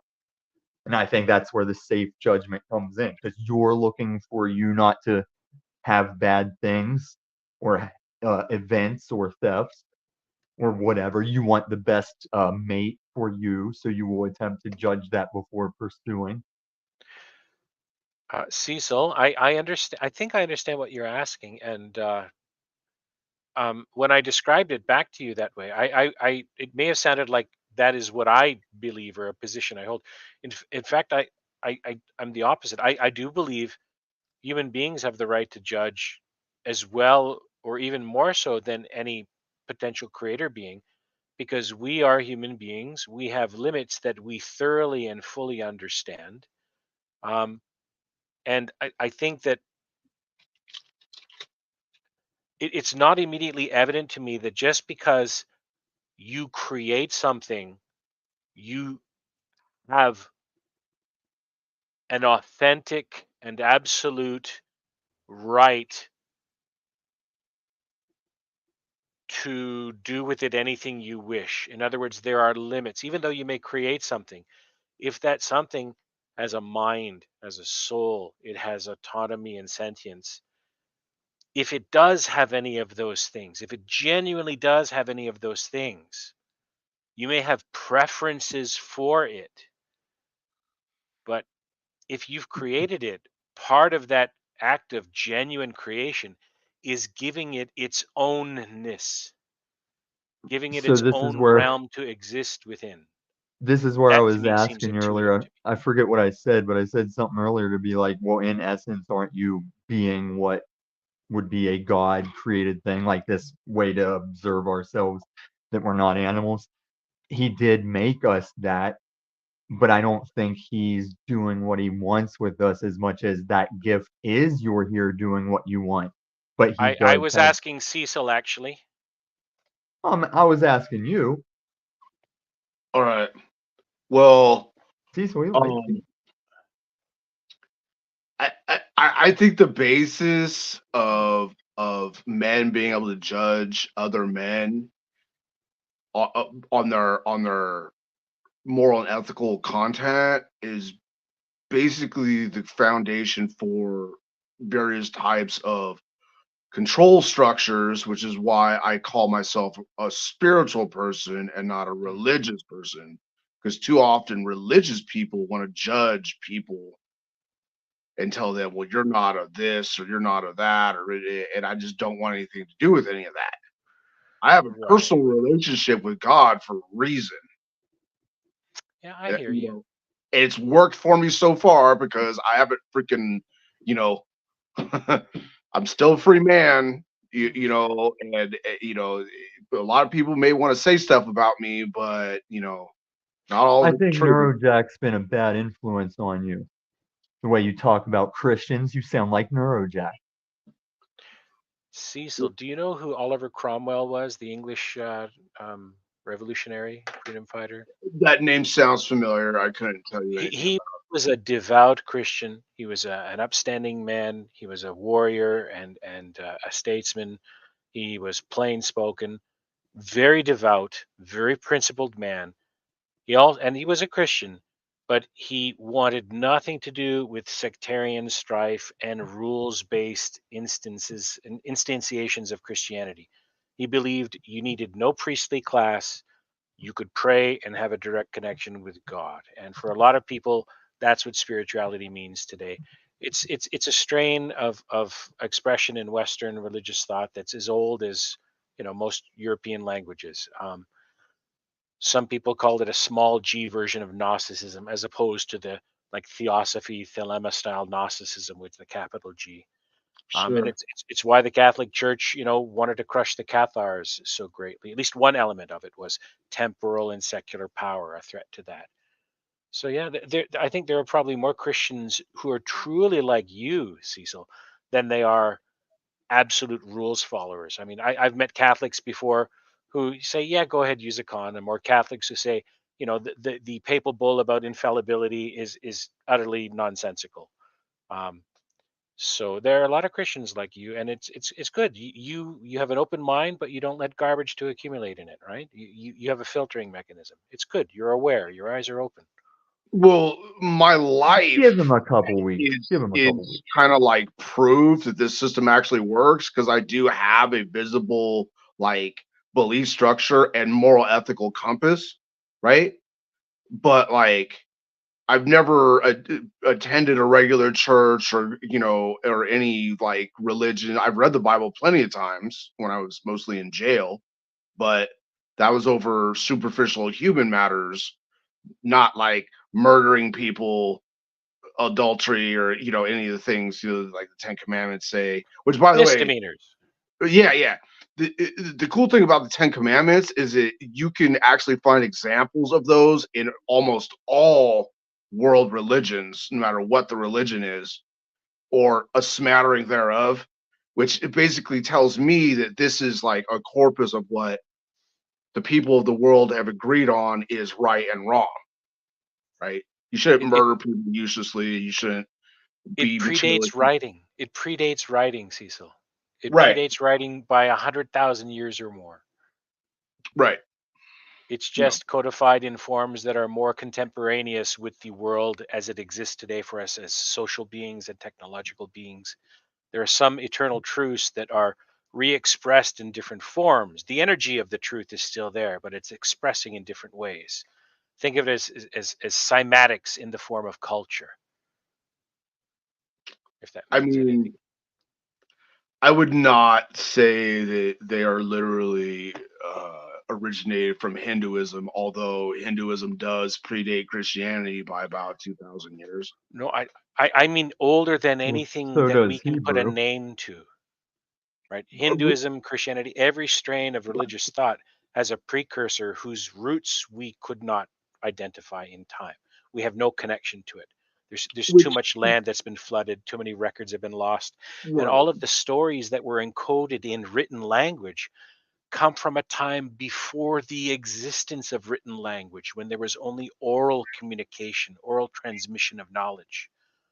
All of the And as a religious myths we Christian, have we're not are oral. relying on like first religion ever. Like we believe that our guy showed up to correct what was going on, and we just go that from here. Right. I mean, that's kind of given, but I mean, what Canuck And is saying is, I mean, you could like, thou shalt not covet a man's wife. You can watch animal behavior and understand that. I think Ding, most ding, people ding. that don't have things wrong with them know that you're not supposed to needlessly murder another human being. But Ding, not ding, ding. all like doing Christian isn't just about like following the rules for daddy. There's another layer of like you're trying to deny the flesh as much as you can in your life. Like that YouTuber Mark the Messenger, he did a video where he had a kid and he's like, I don't even have sex with my wife right now. Like religiously. And she wasn't mad either. 'Cause they were just like denying that flesh and fasting and stuff. Hell yeah. Because What were you gonna say? the more you fast and get away from the wants of the flesh, that's how you get spiritually closer to God, at least in our belief. And that's why we believe that as you get older, like old people barely sleep and barely eat, and it's like that's what gets them ready for their last day as they're getting closer and closer to God because they naturally are even sleeping less and eating less because they're just old. I've had a bunch of people who claim or quote or claim or to know about um, psychic abilities or whatever, Reagan included, by the way, that say that like sugar has a tendency to block like whatever the mechanism is that connects like all our souls together, our souls with God. Consuming sugary things has a tendency to like block that. So It's a whenever thing of you the hear flesh. about like all these mystics like Gandhi or Muhammad or any of the dudes from the Bible like having these massively spiritual existences, they were all fasting at the time. Yep. Just saying. It's And sugar. I've fasted enough to like just in a biological sense, I started to get the like whenever you fast for super long, if you were the first men, the hunter gatherers, it puts your body into like a superhero mode because it knows it's like you have one more chance to catch an animal or find food, and Right. then you're pretty much done. So it'll give you that last spurt of like you got to do something. I've gotten myself there. It was weird. It also has, from what I hear from a lot of Muslims, that's right, sugar is a toxin. It draws a lot of the toxins out of your body because all that constant layers of freaking whatever it is that's going into your body is like just like slapping extra layers over the toxins that's accumulating in your bloodstream, and your blood goes through and abrasively like cleans that crap out. I mean, do you think maybe they were detoxifying because they were just in the desert, like sweating it out? Well, I mean, back then, And I just wondered that just now. I'm not like challenging you, but I just thought about it. Is it just not like a dry sauna? Is that how you maybe they're detoxifying from that? probably the case. Of course, ancient man was literally like exposed to like 100% of the level of pollution that we are today. And I mean, yeah, they drank a lot of alcohol and stuff, which is basically a sugar because they needed, water wasn't really all that safe a lot of the time or whatever. But Yeah, that's why they had wine. So right, it was like safe water. but yeah, there's a lot of things. I mean, American Indians swear by these sweat lodges, right? Well, it's not just the heat that's breathing the steam that's cleaning your blood out. Also, the high temperature, I would say, combined with the fasting and the steam action cleaning your bloodstream out could like send you into like these trance like vision like states probably. So maybe maybe the desert, some of those mirages, people were seeing mirages and thought they were visions or whatever. Oh, when my buddy was doing a tour in Iraq, they had a guy in their unit because they were wearing their chem gear and stuff at first when they thought that would happen. He got so heat stroke so bad they said they were pulling his stuff off of him and he was like looking past them. He was Mexican. He was like looking past them saying stuff about Jesus and he was just like rambling and talking, like looking through them. Oh And yeah. yeah, so yeah, you can hallucinate off hot and dehydrated. And they found like a kids school or a daycare or something that was like the adults abandoned it and the kids were so dehydrated they said they had to like take those camelbacks they have on their backs. They're like sticking the hoses up their butts and stuff because they couldn't consume water and keep it down. And they just left these kids there to just, I don't know if stuff was blowing up or what, but the people just abandoned the kids. Right. There's Yeah, just rando that crazy detail to that. that large intestine, a lot of people don't realize that like that large intestine is actually like 80% of your fluid absorption. Mm-hmm. It's not, your intestinal wall before the large intestine is designed to suck the freaking nutrients into your bloodstream. But yeah, that's why Is people that how do. we can boof things? That's why people do coffee enemas and all this shit. Mm-hmm. You probably have heard about tweakers putting dope up their ass because it's like straight into the blood or whatever. You Vodka never heard me enemas as say in well, like Cecil. 90s rave. You never heard me say in 90s rave I tried that with an ecstasy pill. Dude, what were you saying? Somebody was saying something. Vodka enemas. I heard Mm-hmm. about day Mm-hmm. drinkers doing vodka enemas. Yep. Can I think you Steve-O imagine? did that, yeah. Or no, he did a vodka IV, that dumbass. But yeah, Goodness I know what you're gracious. talking about. Vodka enema. And then I've heard like people that are troubled or poor or whatever, I heard they fucked themselves up from using rubbing alcohol. Oh, Um, some That's not people, good for when there you to was boof alcohol in rubbing alcohol. mouthwash, they drink mouthwash. Like on a Sunday, they couldn't get to the booze store.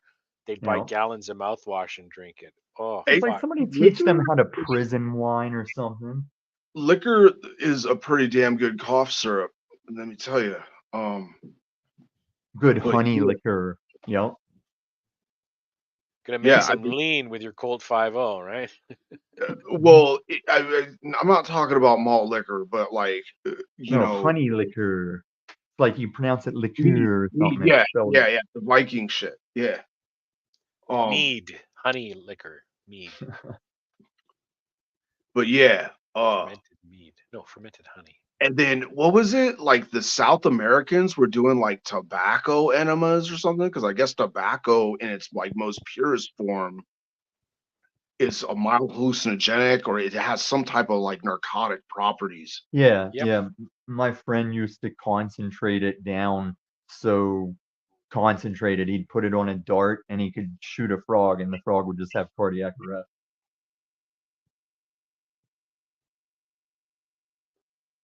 I wonder Good if you used shit. resin from a pipe for that, because they get pretty resinous if you don't clean them. You can take all that resin and then reduce it further.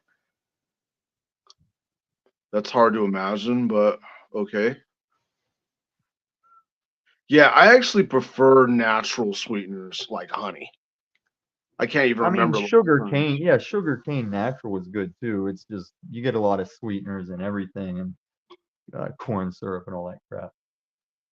Stay away from aspartame for sure. That's one head start we had when I was a gym rat. Is that's when they started putting aspartame in like pre-workout drinks, and immediately the gym community is like, "Hey, stay away from that stuff." And now it is one of the current top sweeteners. Yeah, a lot of those metals are giving people neurological problems. Neurojack. Yeah, but Neurojack problems. you need to have your DNA fortifiers like calcium Okay, and you don't have to worry about that. You know, that's how I've been able to stay this young and beautiful looking until well into my 40s. Okay, it's because the calcium. A lot of people think it's me drinking the life force of young girls. I can If you overdo, Why would you go Xbox you for go Ratu. specifically to that? if you overdo the calcium, is that how you get a kidney stone? Apparently it has to be involved. That is some type of ionic. You have to be consuming a certain type of calcium. I mean, because historically you get calcium or kidney stones from hard water, right? Drinking like well water and shit is probably one of the best ways to get it. Right. But so I would say some type of like Well, calcium. some people just get them. Like my friend's wife back east, she used to just get them all the time. Weak genetics. I don't know what to. Yeah, Yeah, it's probably something like that. I've never had one. I've never had one. Not one. No, me neither. I don't think I have. I think it's just certain people's reaction. But yeah, historically, if you are drinking like a lot of, I don't drink a lot of tap water. That's the other thing. Okay, I've been bottled water the majority of my life. Well, you got to watch that too, because depending on where you get it from, if they left them stacked out in the sun, it's not good. I know plastics. It's like pick your poison. Yeah. Right. As long as I get 75-ish, 80 years, so you don't like cry about not getting a 250. I don't know what I'd do for that long. You know, but they I already gotta. am pretty over people at my 40s. What would I do at 250? Bro, you just drank a monster. You fucking got that straight. Okay.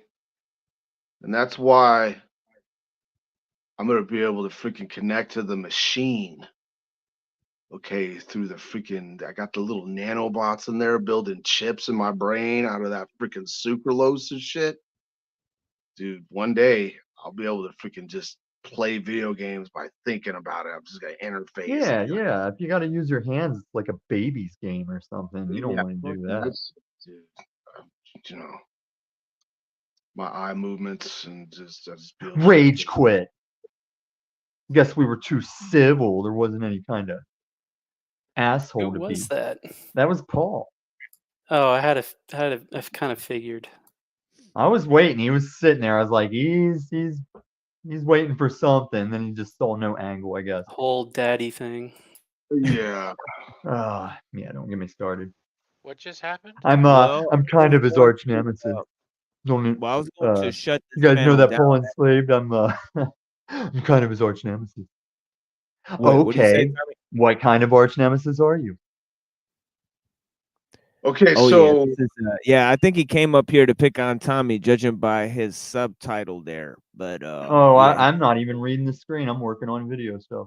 yeah, it said Tommy's scared of me or something like that. So Yeah, I think that's he came funny. to pick a fight with Tommy, but there was no in, as Reddington suggested. So yeah, but it's all good timing, because I was gonna pretty much shut this panel down because I gotta do an interview at the Missing Link tomorrow, and I don't know if I'm gonna actually get any sleep at this point. But the thing is that I might throw on a video and I might comment, do a little commentary on the leftism segment of Kaczynski's text there. But yeah, thank you guys so much for joining this panel. And I'll let everyone go around and have a closing statement here. And starting with Cecil. Cecil, what you got to say to everyone? Well, see, the thing about Kaczynski is leftists generally act hypersensitive towards everything he has to say about them, because he points out that hypersensitivity is a key personality characteristic of the leftist. So then they act like little bitches and like, did he freaking bomb people? Fuck that guy. Yeah, whatever, dude. I mean, just because he's freaking dropping truth bombs on your ass, you don't got to be a bitch about it. You know, just saying. Thank you. And I think Canuck just had a little. I think he just left on his own, but maybe he fell out. I actually don't know what happened, but yeah, he's. I don't know if he's gonna come back and give a little closing statement. But yeah, go ahead, Illumitami. I'm gonna throw you in the I back think here. he So was just shy about saying bye to Cecil. Yeah. But and Cecil's right about the thing, and then their problem is they make their emotions, their feels that we are all responsible for in ourselves. They say you're responsible for their feels, and that's where the problem starts coming in. But I just want to announce I have conquested. I have won the rival to Paul Enslaved.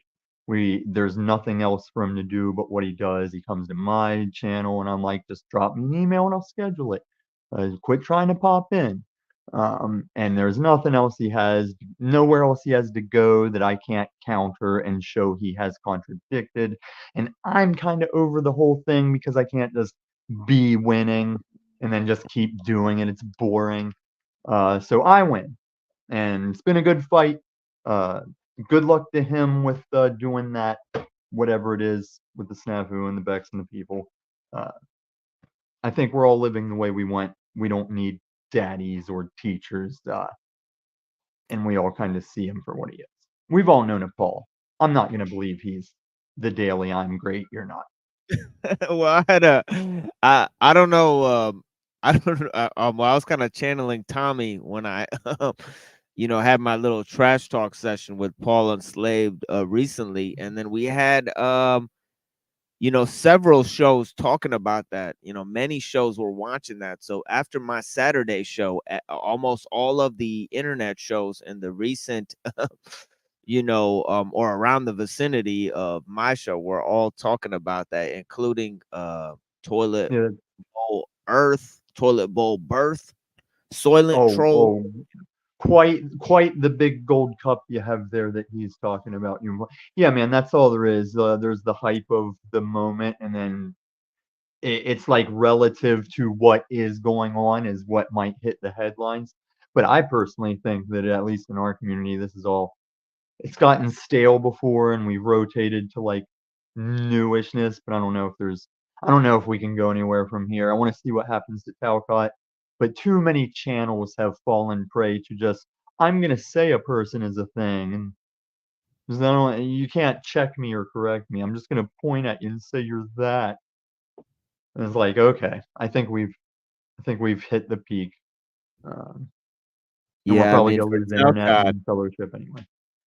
for Talcott and the Paul and Slave fella, I just see no inroads there. So I mean, I don't know what we're gonna talk about if we ever decide to talk. I mean, the thing is that I leave the door open for them to have conversations with me, but Right. I mean, I really don't know what there is to talk about. Like I was gonna offer maybe Paul and Slave, maybe he could comment on the leftism thing of Kaczynski, but I don't know. Okay, just with notable Jack. critiques. Just watch with Jack. You can talk to him. He's always going to bring it around to the Jack thing. And with Paul, no matter what you talk about, it's always going to end on the like filibuster him, or just the sickeningly riffing on everything people says. I'm Yeah, just that's looped the his kind loop. of thing. It's a kind of that's the thing is that I'm happy to have a conversation here at this point, but I find Right. that when I go over there, Not it's there like by any means. you just get backstaged, so I mean, I'm not willing to just be backstage and accept some sort of harangue. Exactly. That's the weakness. He says that's power to throw you backstage. It's like actually when you or Jack just get a little truth and you got to remove us, that's you being pretty weak. Same with Z, same with London Man. Like that's the mod god. Like there's muting and backstaging because someone's just out of hand and it's not for a bid or anything. And then there's like you can't be shown who you are. You must remove them. And like you can't hear it. You hear that, Paul? Do you get it? That all this time, all that flexing was you just a weak little man that can't be who you are. I win. Well, I think Tommy has taught me a lot just being on the internet with Tommy. I think for the first few times, when I was streaming, we had Tommy on, we had different people on. Me and Cecil have been here since the beginning too. Cecil's been here since pretty much the very first episode. So this is basically Cecil and Machine Live's show, and also Neurojack, but pretty much featuring Illumitami. The thing with Illumitami is he does his own thing. So, he's got to be That's what it is. independent, like I'm an Machine acquired Lives. taste, and I Yeah, know that exactly. you don't want to try my flavor all the time, so that's why I have to be a Star Trek Q that just panel walks when appropriate, or when I'm seeking to demolish an enemy. Thank you. Thank you, Tommy. Thanks for being here, Holmes. Yeah. Yes, sir. All right. I Yeah, you have a I good will miss you when the internet is off. day. For sure. All right. Have a blessed one. Yep. Thank you. I'm going to throw you in the back here. And Canuck, you came Oh, back. just yeah, I hit the wrong button. I just wanted to say have a good night, and I'm curious if you, Machine, have ever read any writings by Ibn Warraq. Do you know who that is? The British Pakistani Muslim Ibn Warraq.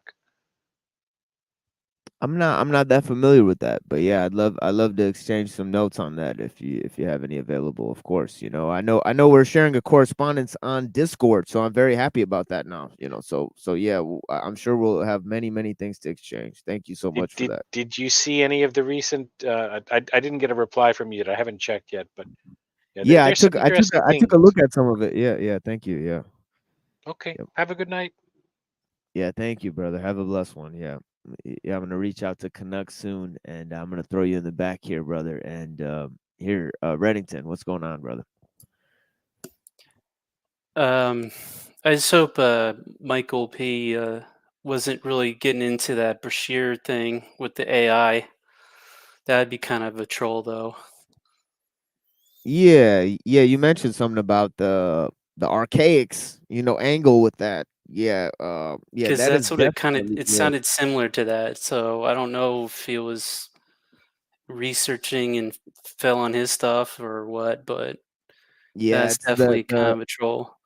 yeah, the archaics thing is a little bit pissed on breadcrumbs with they just take the lower level shit that you learn in Freemasonry class and just distribute it to the masses as a secret knowledge. It's one of those grifts, is it not, or something like that. Right. Basically. Yeah, I've seen like 2 videos of it, but I basically get it. Yeah. I got But sucked into that guy for a little bit, and then things started coming out, and it's like, oh shit.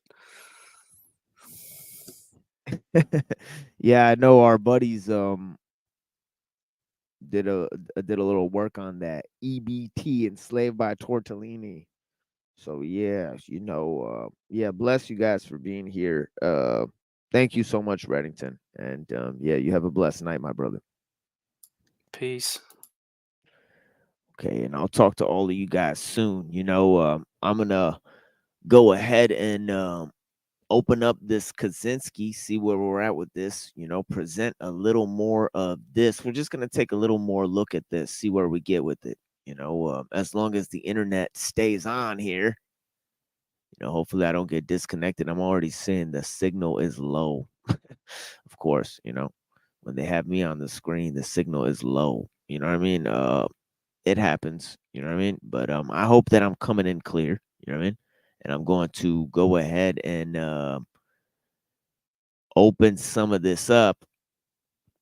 Critiques of leftism, I mean, we began some of our critiques with looking at Dr. K, Uncle Teddy, you know what I mean? And yeah, the thing is that, we have so much more information to present through his writings, on technological society, from the work Technological Slavery, and other aspects of things, including the writings of Friedrich Nietzsche and the writings of Niccolo Machiavelli. We did not get to that today.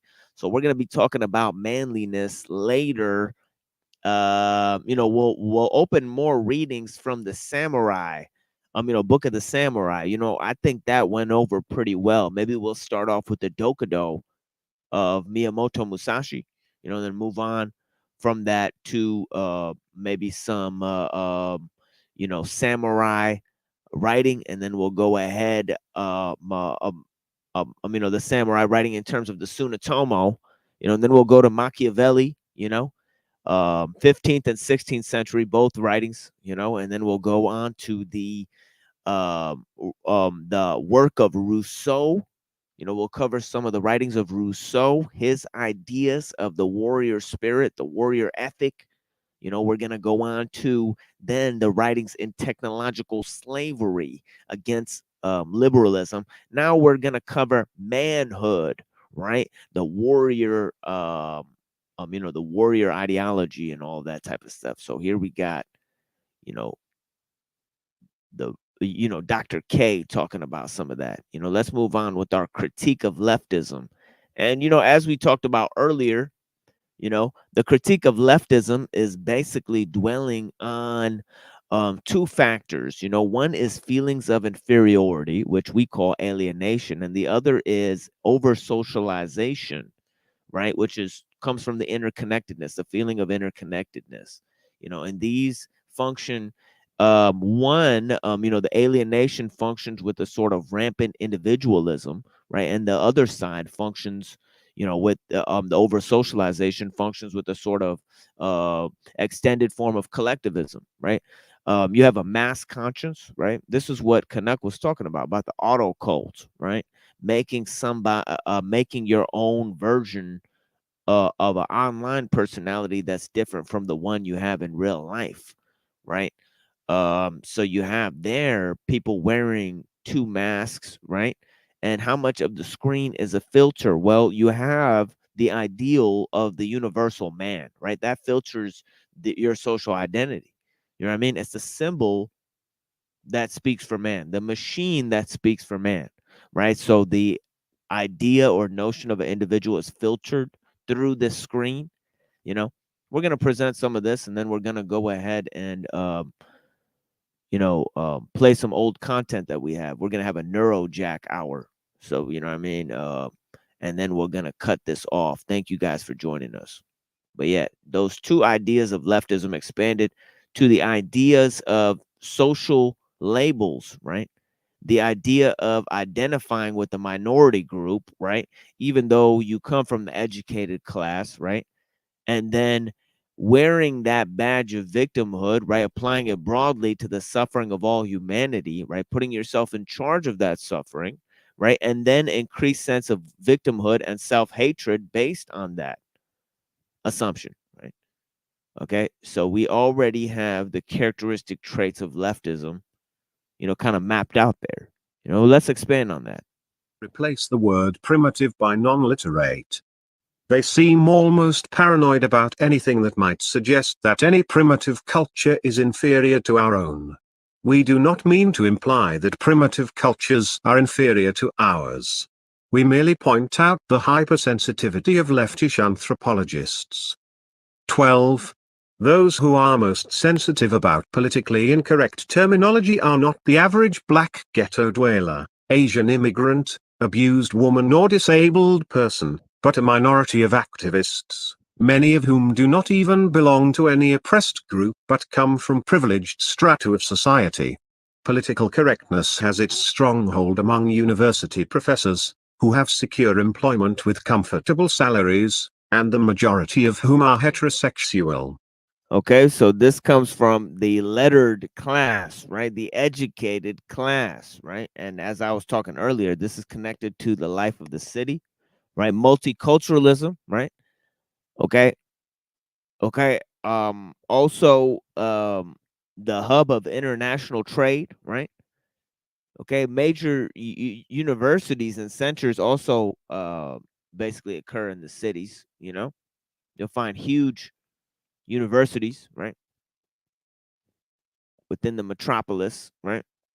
White males from middle-class families. 13. Many leftists have an intense identification with the problems of groups that have an image of being weak, women, defeated, American Indians, repellent, homosexuals, or otherwise inferior. The leftists themselves feel that these groups are inferior. They would never admit it to themselves that they have such feelings, But it is precisely because they do see these groups as inferior that they identify with their problems. We do not suggest that women, Indians, etc., are inferior, we are only making a point about leftist psychology. 14. Feminists are desperately anxious to prove that women are as strong as capable as men. Clearly they are nagged by a fear that women may not be as strong and as capable as men. It's just pretty based. Yeah, he's displaying how feelings of inferiority work, increased sense of victimhood, right, and a collective form of bargaining. You know what I mean? Petitioning society and the needs of society into, a guilt trip that's associated with this increased sense of victimhood, right? Yeah, let's go ahead. Yeah, AI reading the Kaczynski book. You know what I mean? 15. Leftists tend to hate anything that has an image of being strong, good and successful. They hate America, they hate Western civilization, they hate white males, they hate rationality. The reasons that leftists give for hating the West, etc. clearly do not correspond with their real motives. They say they hate the West because it is warlike, imperialistic, sexist, ethnocentric and so forth. But where these same faults appear in socialist countries or in primitive cultures, the leftist finds excuses for them, or at best he grudgingly admits that they exist, whereas he enthusiastically points out, and often greatly exaggerates, these faults where they appear in Western civilization. Right. Be wary of the philosopher who, who critiques his own neighbor, but doesn't have nothing to say about the Tartar. You know what I mean? They're always talking about how awesome foreign cultures are, right?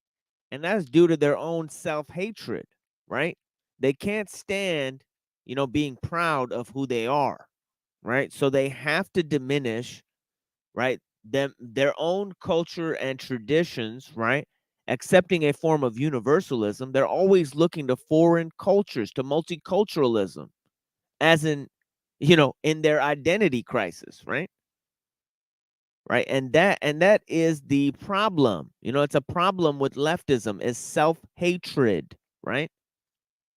And that goes to the democratizing instinct, which is totalitarian. It's a kind of a backhand totalitarianism, because they want to combine all the world cultures, combine all the world traditions. It's the truest form of totalitarianism, right? Because it's anti-totalitarian, right? The only way, the only thing more totalitarian than totalitarianism is anti-totalitarianism.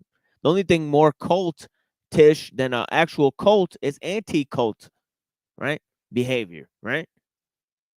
Right.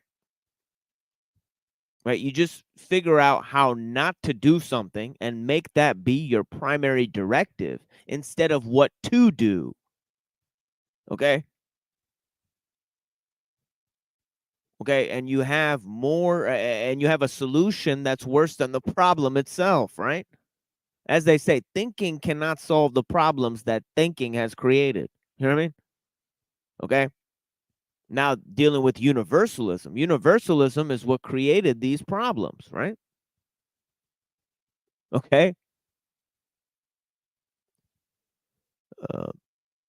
We got Neuro here. Let's let Neuro up. What's going on, Neuro? Hey, I didn't know for sure you ended the panel, but I kind of figured that's what happened. Sorry, I had to Yeah, step it's away. okay. You don't get that many chances. Go ahead. Oh no, well, if you want, I can sit here and listen a little bit, but if not, I wanted to bring up one thing.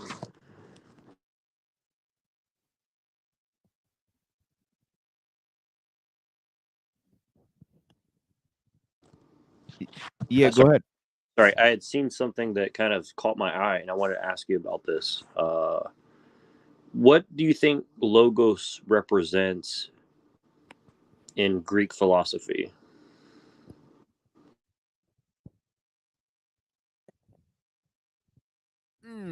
That is a very difficult topic, and one that I think will be better answered on my show tomorrow. I mean, with Jesse of Missing Link, because it will be one of the main and central themes, part 3 of my book. So I will definitely mention some critiques that I have of the concept of the logos. Now, according to who you talk to in the ancient world, it could mean a variety of different things. For example, it could mean the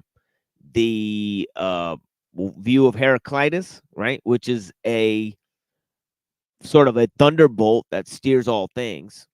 You know, it could be a view of the sophist where it's just reduced to language, right? Words, right? Right, because they think that reason, the highest expressions of reason can be sought in forms of language. Plato kind of disagreed with this. He said it's not symbolic, it's based on transcendental, forms of knowledge, right? So he thought that the logos, it didn't actually exist in the world, so to speak, as the sophist said that it was a quality of the symbols, and attached to the words themselves, right?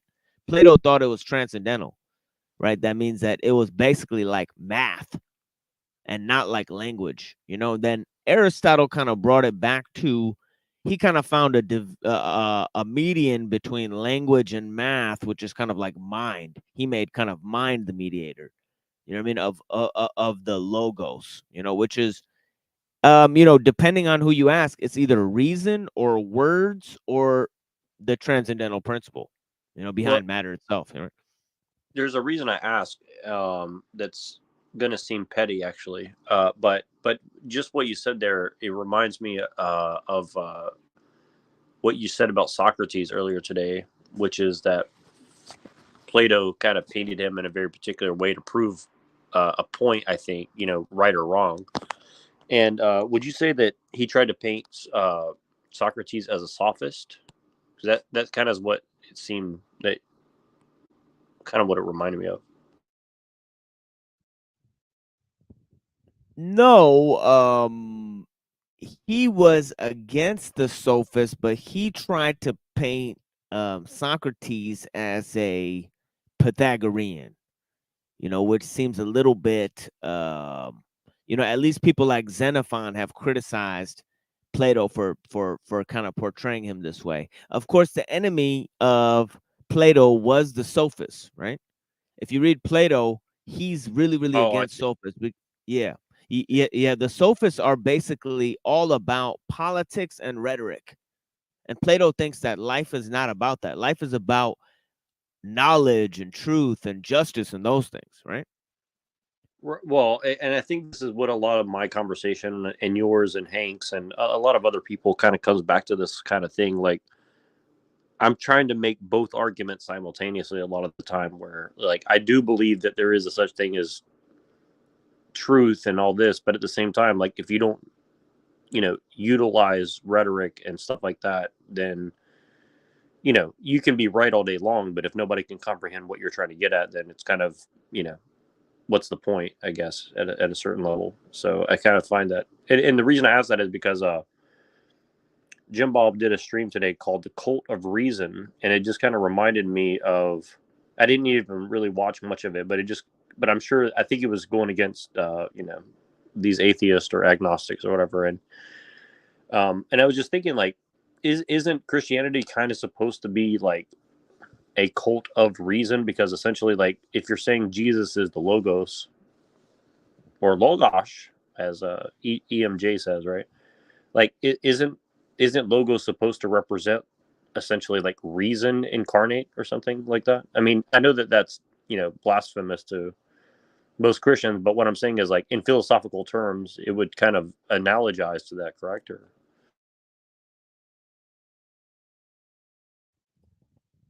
Well, it's interesting because in terms of the, you know, the spiritual hierarchy, I guess logos is a living being in terms of Christianity, and it's a being that exists alongside God from the beginning of creation. Whereas in terms of Plato, it would be more like natural law. So God has to create through these laws, right? But it's not necessarily a person.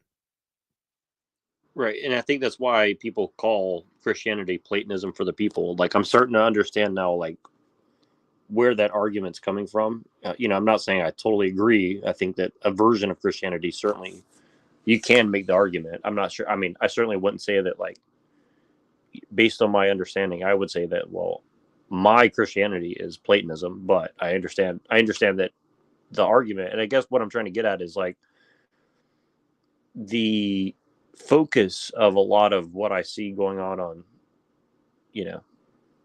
that part of Christian apologetics, but also just generally a lot of Christianity, it does seem to be like there's a trinity. You have, like, the Father, which represents something, and then you have the Holy Spirit, which represents another thing, and then you have Logos, which is reason incarnate, order incarnate, I guess is maybe the more accurate way of portraying. But again, I'm not saying I believe this. I'm trying to get your take on it. Like, if the focus in Christianity is on reason, then what's the other two components in some of these other religions that they're trying to get? Well, it's hard to say that it's on reason, because if God is truly the logos, then as it stands, the logos is in some way unknowable in Christianity. In Plato, it's 100% knowable, right? So you can know the logos. In fact, you have to know it, right?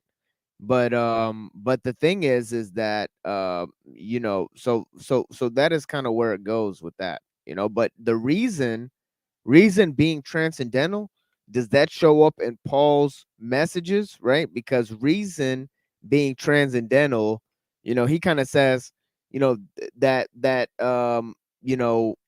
God brought in a sort of wisdom to fool the wisdom of the world, right? So gone is the debate of this age. As I read in the Corinthians, the other day, he says, gone is the debate of this age. So yeah, he says there's no reason to debate it. There's no arguments, but yeah.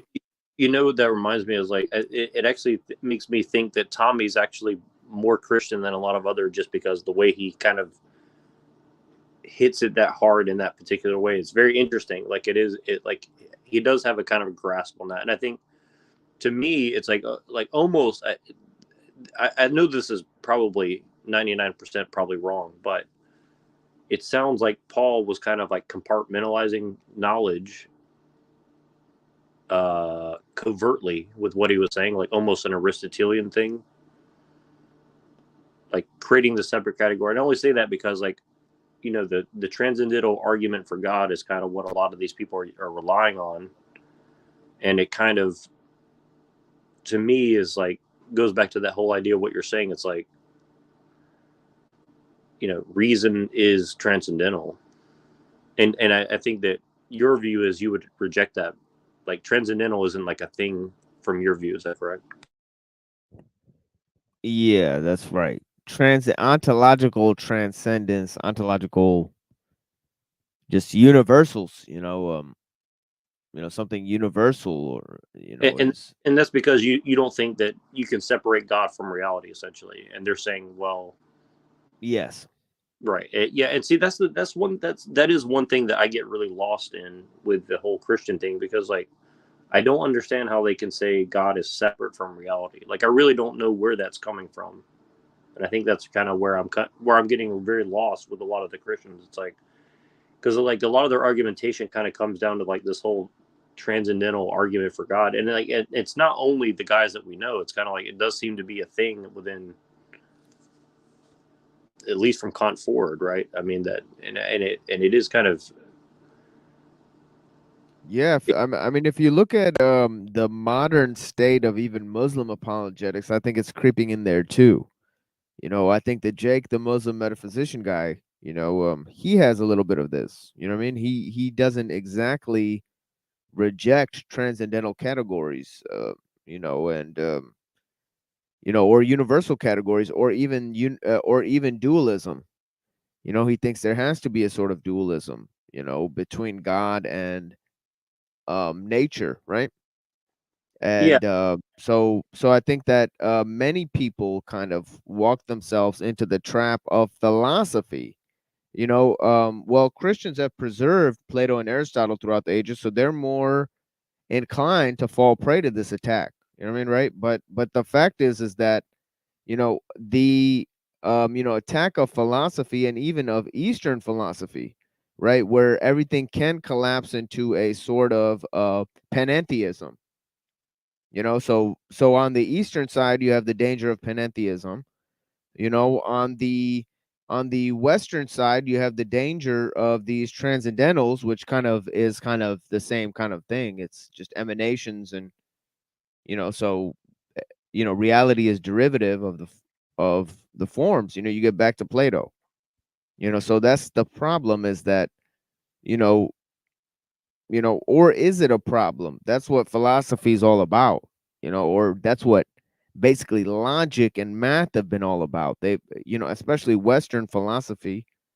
There's these two big guys, as I talked about, Plato and Aristotle, and it seems like, since Aristotle responded to Plato, it's like they've been trying to work out, what that is. It's like in the Middle Ages, you had, Aristotle overtaking Plato, until you had a complete collapse of that, the medieval period, and then in the formulation of the modern world, they're trying to use science, the scientific method of like Bacon and Newton and all that type of stuff, to dethrone Aristotle, and to say Aristotle's basically wrong.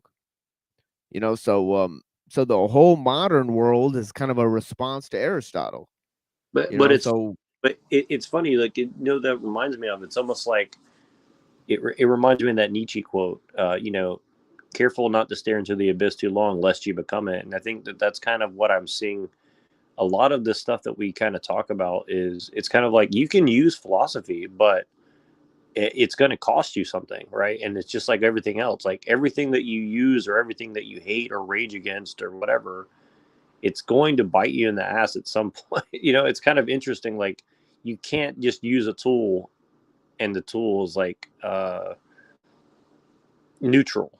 You see what I mean? And I think that everyone's kind of missing that very subtle point that everybody's trying to, like, that you and I and other people have tried to make. I think that it's very subtle, but it's kind of interesting how everything kind of goes back to that. Like you said, like, people try to get rid of Aristotle, but then in the fact of doing that, like watching Jim Bob, for, I'm just using him as an example because I see it everywhere now. But it's like, you try to use these categories and categorize everything, and then say, well, God is logic, God is reason. It's like, well, those are tools that you use, that you can't just say 1-to-1 ratio, like God is this, God is, I mean, it's like, God is essentially everything. So, it's kind of like weird to me. And again, maybe they're right. I'm just saying, like, it is a very, there are consequences to trying to make that argument too, right? And it's just very strange to see people using tools that they say are bad, but then they use the tool and say, well, I can use it because I have the God pass or something. It's just very interesting to me. And I think that's what a lot of the conversation tonight was about, really. And I don't want to continue on, I want you to get back to what you wanted to do, but I just thought that was really interesting. The cult of reason, it kind of made me think about all this stuff. Like, I don't even know what that would mean exactly, but cult of reason. Well, it's like what is, it's like what Paul says. He says that, that God chose, the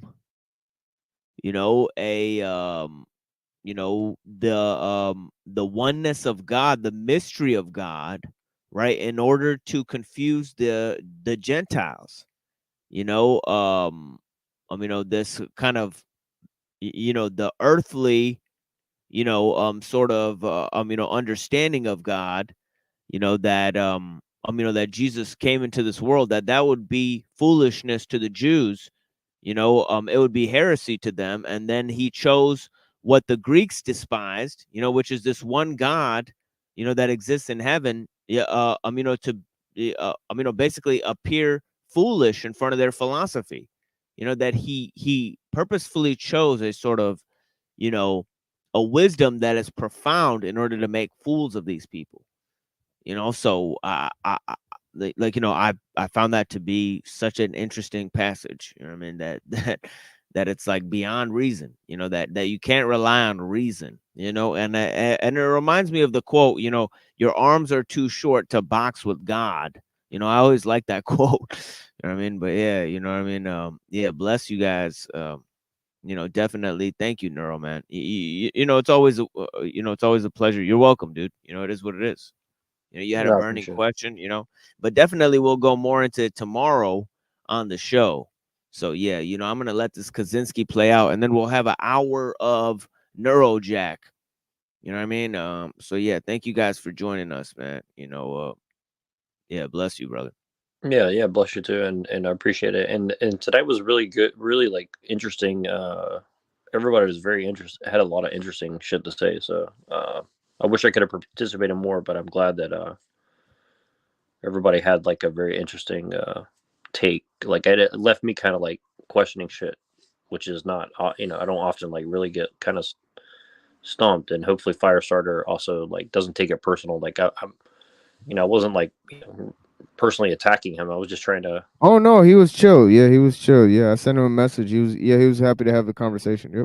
Yep. Yeah, because I mean, a lot of the Yeah, times like, I take a yeah, he position. was happy it wasn't about religion, because he got tired of all the religious conversations on here. Oh no, I know, So, I yeah. know. He's pretty cool. Like me and him, we have thick skin. I'm just saying, like it's like I like somebody honestly pushing back, and sometimes I just have to pick a position and defend it because I'm trying to figure out, what's the other underlying point, the other person's underlying point, and that's not. I'm just trying to be quick about it because I feel like we're kind of in a moment of trying to get through shit quick is kind of a good thing in a way. But yeah, I appreciate it, and hopefully, yeah, I just think it was an very interesting show, and like every show seems to get just much more profound and interesting. And your presentation at the beginning was very, very interesting. Like I had to like.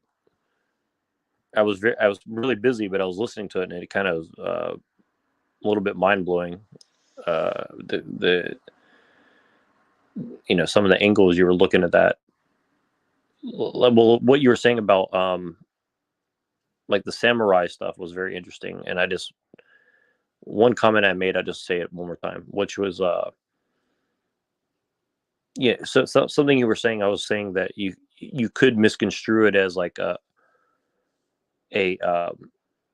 do as thou wilt kind of thing, like because you're talking about how the samurais would they have to just make a decision, right? Like they have to kind of think through everything. But I think that people kind of forget the samurais were kind of like they were brutal warriors, but they also had like a certain code of ethics that they were looking at things through, right? And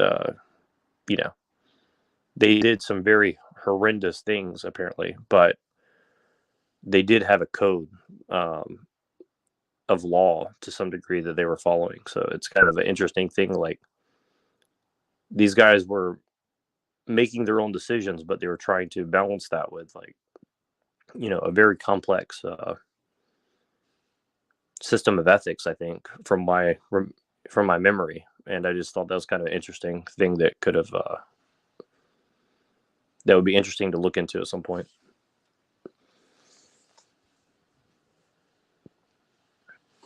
Yeah, thank you, Pineal, for joining. I don't know what's going on. Hopefully he has the link, or if he comes back in, I'll engage him for a little while because I do actually have to go. But yeah, I do thank him for joining here.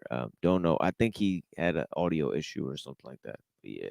Yeah, it's all good. But I'll let you get on with it. I appreciate it because you have a very important thing going on tomorrow. So I appreciate you letting me back on. Have a good night. Yeah, thank you. Yeah, thank you, Neuro, man. Bless you, man. Yeah, talk to you soon. And of course, yeah, got a little interview coming up tomorrow on the book. Last time I was on the Missing Link, I kind of presented my general philosophy against technology. Some points I mentioned about the dangers and the problems of technology. And this time I'm going to be presenting more on the theological and political and philosophical issues that are coming up in my book. So yeah, we're going to be just drawing on several themes there. I'm going to let some of this play here, critiques of leftism. I hope you guys enjoyed this show. And yeah, I'm gonna be here with you guys for a little bit, seeing what's going on and getting it popping here. And then I'm gonna play an hour and a half of Neurojack. So yeah, you guys definitely join and enjoy that segment of the show. Some unseen lost tapes, recent tapes of Neurojack going around, asking questions and discovering key issues. Of course, Neurojack is a co-founder of the Machine Lies. We basically found this show, in terms of, the live portion of the show. The original show was a product of me and my baby brother Saleh. We put it together for you guys over 2 years ago. We put together a few episodes. But yeah, you know what I mean? But yeah, yeah, I'll be coming at you guys tomorrow. Yeah, let me drop the link here so you guys can see that shit. Yeah. That's a good idea. I don't know why I didn't even show you guys the link here. Yeah, let me go ahead and drop the link here for the interview tomorrow. Hopefully, you guys tune into that. Same time that this show started, 7:00, not 7:30, but 7:00. Tomorrow. There's a link for it. So you guys go ahead and you guys can save that up if you guys want. Link for the interview tomorrow, covering the thesis of my book. I'm writing another one now. That's why I almost called it my recent book. So I'm writing another book right now. And I have plans to write a third and a fourth book, but we'll see when I get to that. But this second book is almost done. It's on a lot of the information I presented in the first interview I did on the Missing Link. But yeah, anyways. Here are some critiques of leftism, some important critiques of leftism, Thus it is clear that these faults are not the leftists' real motive for hating America and the West. He hates America and the West because they are strong and successful. 16. Words like self-confidence, self-reliance, initiative, enterprise, optimism, etc. play little role in the liberal and leftist vocabulary. The leftist is anti-individualistic, pro-collectivist. He wants society to solve everyone's needs for them, take care of them. He is not the sort of person who has an inner sense of confidence in his own ability to solve his own problems and satisfy his own needs. The leftist is antagonistic to the concept of competition because, deep inside, he feels like a loser. 17.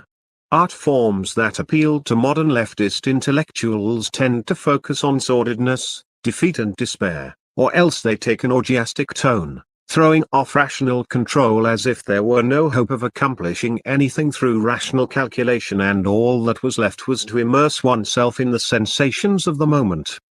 18. Modern leftist philosophers tend to dismiss reason, science, objective reality and to insist that everything is culturally relative. It is true that one can ask serious questions about the foundations of scientific knowledge and about how, if at all, the concept of objective reality can be defined. But it is obvious that modern leftist philosophers are not simply cool-headed logicians systematically analyzing the foundations of knowledge. They are deeply involved emotionally in their attack on truth and reality. They attack these concepts because of their own psychological needs. For one thing, their attack is an outlet for hostility, and, to the extent that it is successful, it satisfies the drive for power. More importantly, the leftist hates science and rationality because they classify certain beliefs as true, that is, successful, superior, and other beliefs as false, that is, failed, inferior. The leftist's feelings of inferiority run so deep that he cannot tolerate any classification of some things as successful or superior and other things as failed or inferior. This also Okay, now this trait of inferiority, right? And which links to this other concept of self-hatred, it basically comes from Ellul's concept of alienation, right? The feeling that technology is running the world, right? You're just a cog in the machine, you know, that changes are going all around you, that progress and innovation are creeping up around the corner, right? And of course, you have no part to play in this change, right? Okay, the acceleration of culture, right? Because of technology, right? Multiculturalism, it leads to self-hatred. That's what he's saying. I mean, but yeah, anyways. Underlies the rejection by many leftists of the concept of mental illness and of the utility of IQ tests.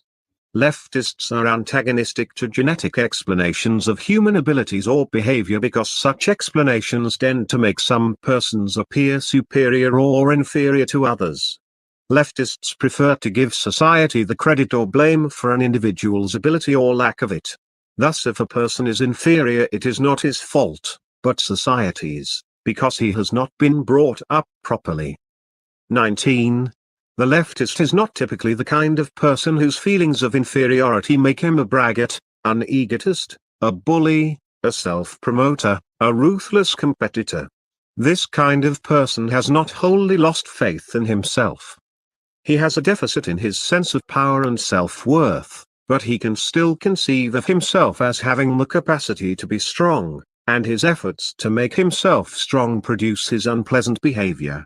1. But the leftist is too far gone for that. His feelings of inferiority are so ingrained that he cannot conceive of himself as individually strong and valuable. Hence the collectivism of the leftist. He can feel strong only as a member of a large organization or a mass movement with which he identifies himself. 20. Notice See, the this masochist. goes to the second trait, right? The collectivism, right, which is coming from the over-socialized leftist psychology, right? And the over-socialization is a product of the interconnectedness, right? Caused by international trade, which is caused by modern day transportation, which is caused by modern day technology and industry, right? Okay. Anyways, you know, when people are talking about economics, right, what are they really talking about? They're talking about planes and boats and wires and, you know, and these sorts of things, right? Tendency of leftist tactics. Leftists protest by lying down in front of vehicles. They intentionally provoke police or racists to abuse them, etc. These tactics may often be effective, but many leftists use them not as a means to an end but because they prefer masochistic tactics. Self-hatred is a leftist trait. 21. Leftists may claim that their activism is motivated by compassion or by moral principle, and moral principle does play a role for the leftist of the over-socialized type. But compassion and moral principle cannot be the main motives for leftist activism. Hostility is too prominent a component of leftist behavior, so is the drive for power. Moreover, much leftist behavior is not rationally calculated to be of benefit to the people whom the leftists claim to be trying to help. For example, if one believes that affirmative action is good for black people, Does it make sense to demand affirmative action in hostile or dogmatic terms? Obviously, it would be more productive to take a diplomatic and conciliatory approach that would make at least verbal and symbolic concessions to white people who think that affirmative action discriminates against them. But leftist activists do not take such an approach because it would not satisfy their emotional needs. Helping black people is not their real goal. Instead, race problems serve as an excuse for them to express their own hostility and frustrated need for power. In doing so, they actually harm black people, because the activists' hostile attitude toward the white majority tends to intensify race hatred. 22. If our society had no social problems at all, the leftists would have to invent problems in order to provide themselves with an excuse for making a fuss. And there underlies the main aspect of leftism and all the progress and change-oriented philosophies of today, right? They view humanity as the problem. They view technology as a solution, right? And it doesn't really occur to them that the solutions are worse than the problems, right? We need human-centered problems. You know, we have human-centered problems and we need human-centered solutions for those problems, right? But they propose something outside of the human, right, in order to solve these problems for us. You know, we're going to go more to this later, you know, but yeah, right now we're going to turn to an hour of Neurojack, you know, then we'll turn to our critiques of leftism in episode 7. You know, we'll play some more of that for you guys. And yeah, I thank you guys for joining. You know, unfortunately, I'm gonna have to get out of here a little early, go prepare for some of my interview, get some sleep, you know, wake up and take some mushrooms, you know, and then I'll be preparing a little more for my interview, you know, but tomorrow at night, you know, I'll be having an interview at the Missing Link channel, you know, to promote my book and to basically give the basic thesis of the book. It's not really promotion per se because the book is available either for free, you know, or online. You know, you can either buy a hard copy of it or receive a free copy by me on email. If you guys want a free copy of it via PDF, you know, I can send it to you guys. But yeah, anyways, I thank you guys for being here with me, you know, enjoying my presentations. And yeah, thank you for joining us here on The Machine Lies, where we talk about the lies of the machine on the machine that lies. And I hope you have clarity to see through the lies, my friends. You know, the first step to blinding somebody is, you know, getting them to open their eyes. And the first step to getting out of the matrix is to seeing it for what it is. So I hope you have clarity, my friends, and peace of mind, a very essential tool in fighting this demonic entity, which we are all facing in a spiritual war. You know, we're doing battle against the machine. You know what I mean? And I thank you for joining me here, doing battle with me, being my comrades or my battalion. You know what I mean? The best way to build is to build on the people. You know what I mean? All other, you know, empires are going to fall except for the empires built on the people. You know what I mean? Right? All other empires are but the shifting sands, you know? If you don't build on the people, you'll be less than a footnote on the page of history. The greatest foundation is the trust of others. Trust is better than gold. Bless you guys, man. Thank you for being here with me. And here's Neurojack, you know, posing questions. Bless you guys, man. That wanted to, of men who wanted to do something about the rampant corruption in the United States. And I just kind of see this kind of signaling kind of happening where it seems that they're trying to push, you know, someone like Putin as if he's kind of the solution. And you guys were talking about monarchy and all this. And I kind of see it this way because I'm an American. I grew up here. I grew up as a Protestant, you know, and I've kind of seen through a lot of the problems of that, right?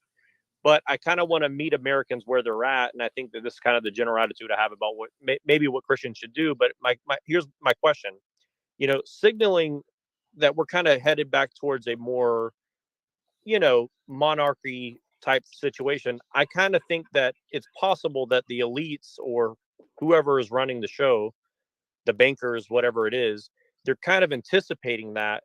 And I've even seen people like Ben Shapiro justifying fascism and, you know, overtly, right? And so I kind of see this kind of signaling that they're kind of they're not really going to justify that. right, but I think they're not a monarchy, by the way. So I think they're going to try to counter the movement of people towards sanity and give us kind of a false solution is kind of what I'm worried about.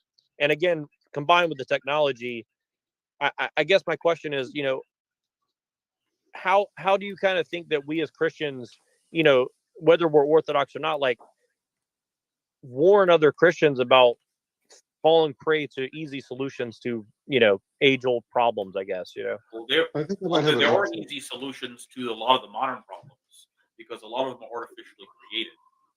I mean, the easy solution to, let's say, the transgender problem is to make it illegal to do transgender surgery and to propagate that stuff and to put people like that in mental institutions because they're mentally insane. And to say parents can't do those things. I mean, there are some easy solutions to that. The eight, you know, those are. Follow Boniface. Yeah, I think that basically the answer to the question would be to inform a Orthodox worldview, because, you know, these circumstances are out of our control, but we can understand them. And the problem is that people do not understand what's really going on. And if you know the history of Putin or the history of Russia, like the Metropolia knows about the KGB and Putin and Patriarch Kirill and things like that, and then if you know the movements of Europe and what's been happening in the world, then you can at least inform people to beware of the lies and the deception that are going on, and to not be careful about taking sides, and to kind of back off from the cat fight, and realize that orthodoxy, that the kingdom of Christ is the salvation of souls and is not of this world. And so people are saying, well, the world's going to collapse. Well, the kingdom of Christ is not of this world. And so the Orthodox Church preaches above all these conflicts to the saving of the soul. And in the meantime, tries to put in some word to pacify the arguments that are going on. And so that is what the Orthodox Church tried to do. And I've got scholars that who was it? Cherub Spiridovich was a major general in the Russian, an admiral in the Russian Navy. He was a counselor to the czars and counseled them, hey, be careful about this, be careful about that. Sometimes they listened and sometimes they didn't. And if they didn't listen, consequences came down. And so basically the people need to be informed and not to listen to the news media, and to study orthodoxy and history and theology and just be well informed. The problem is that people are not getting this information. And, you know, NeuroJack, you're here, you're getting it. And I pursue it with this group here, and then inform your friends. That's the best I can do. I'd like to jump in and point out something that when we look at in terms of historical controversies, this is part of the reason why when people say, like, you know, based Putin and stuff, I find it laughable. He was a former FSB KGB agent. You know, he moved up in the nomenclatura. But one thing to remember is that Russian history is not American history. Most countries in the history of the world had a capital. If you took the capital, you took the country. We kind of existed in this kind of state of dwarf republics that were kind of then turned into some sort of constitutional confederation, which then kind of turned into some national united thing. But the simple reality is, if somebody, say, overran Washington, D.C., let's say just, I don't know, France invaded and took over Washington, D.C., I don't think most Americans would be like, well, we're under France now. That's just not what would happen. We're not built that way. This country is, I hate to say it, founded almost on anarchy, and there's an anarchist waiting inside every American for that to happen. So I think that it's not going to produce the same results as Russia. So, like, you know, even if Putin took Washington, it's not like America would be like, oh, we're speaking Russian now. That's just not what would happen. It's the most armed country on earth, and that's not counting the military. So probably half the country think it would be entertaining. Yeah, exactly. They'd be like, all right, here we go. You know, so it would not produce the results that one thing. But I think, you know, they're near Jack's point. You know, this, if you listen to the Putin interview, I didn't want to listen. I mean, obviously, there's like the history part, which is interesting. But, you know, Putin is really kind of an old-style national liberal for the late 19th century, who came out of like, there were some of these sort of like communist figures from the 40s and 50s that over time sort of were like, well, communism isn't really going to, like, the state socialist system where everything is owned by the government completely isn't going to work. They sort of came into that view and sort of tried to combine like old national liberalism, almost like Whiggism, like American Whiggism. You know, I don't mean too specific, but with sort of Russia, because look, you have had bills in the Duma to outlaw abortion completely, and Putin refuses to support them.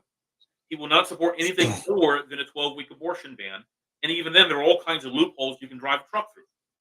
Right, the state health service in Russia pays for abortions, right, and the abortion pill in many cases. Right. There were, I think, at one point, like millions of people who signed a pro-life petition to get the. I mean, and there was even one poll I remember reading that kind of got hushed up. Like 55% of Russians would actually favor making abortion completely illegal. So you have to understand if that's the case, what is transpiring over there. You're not. Again, don't put your trust in these sort of post-Soviet figures who. Maybe they can do some good in a very limited sense, but only with the bounded narrative with which they exist. All right, and also, you know, you listen to that interview, and it's about the Great Patriotic War. Yeah. And you know what? Great Patriotic. I think that. Excuse me. Go ahead. Yeah. Well, my point is still people are looking for some sort of. I think this is the problem. Like traditionalist people are looking for some sort of political, like in America, it was Trump. Well, if Trump gets elected, everything is. I mean, some things, were not a little better, but realistically, it wasn't. You know what they? Because Trump was simply either he was incompetent or he was just a talker, and I think he was more like Trump was just simply a New York billionaire Zionist shyster con man. Who, you know, that's sort of what he was. Agreed. Agreed. Exactly. Hillary Clinton was, you know, she was a monster too. It's not like would have. So, I mean, the best you got out of Trump was you could get him to appoint some Supreme Court judges because he just, you know, that was the best you're going to get him to do, you know, and so I mean that's sort of, and so people got disappointed. I mean, I remember seeing people saying things on the internet like, "Well, if Trump gets elected, all the Jews are going to be expelled from America." It's like, this is absurd. Yeah, the level of he was funded by the Jews. Yeah, exactly. And it's like Putin is not going to do anything like that. Putin's funded by Chabad.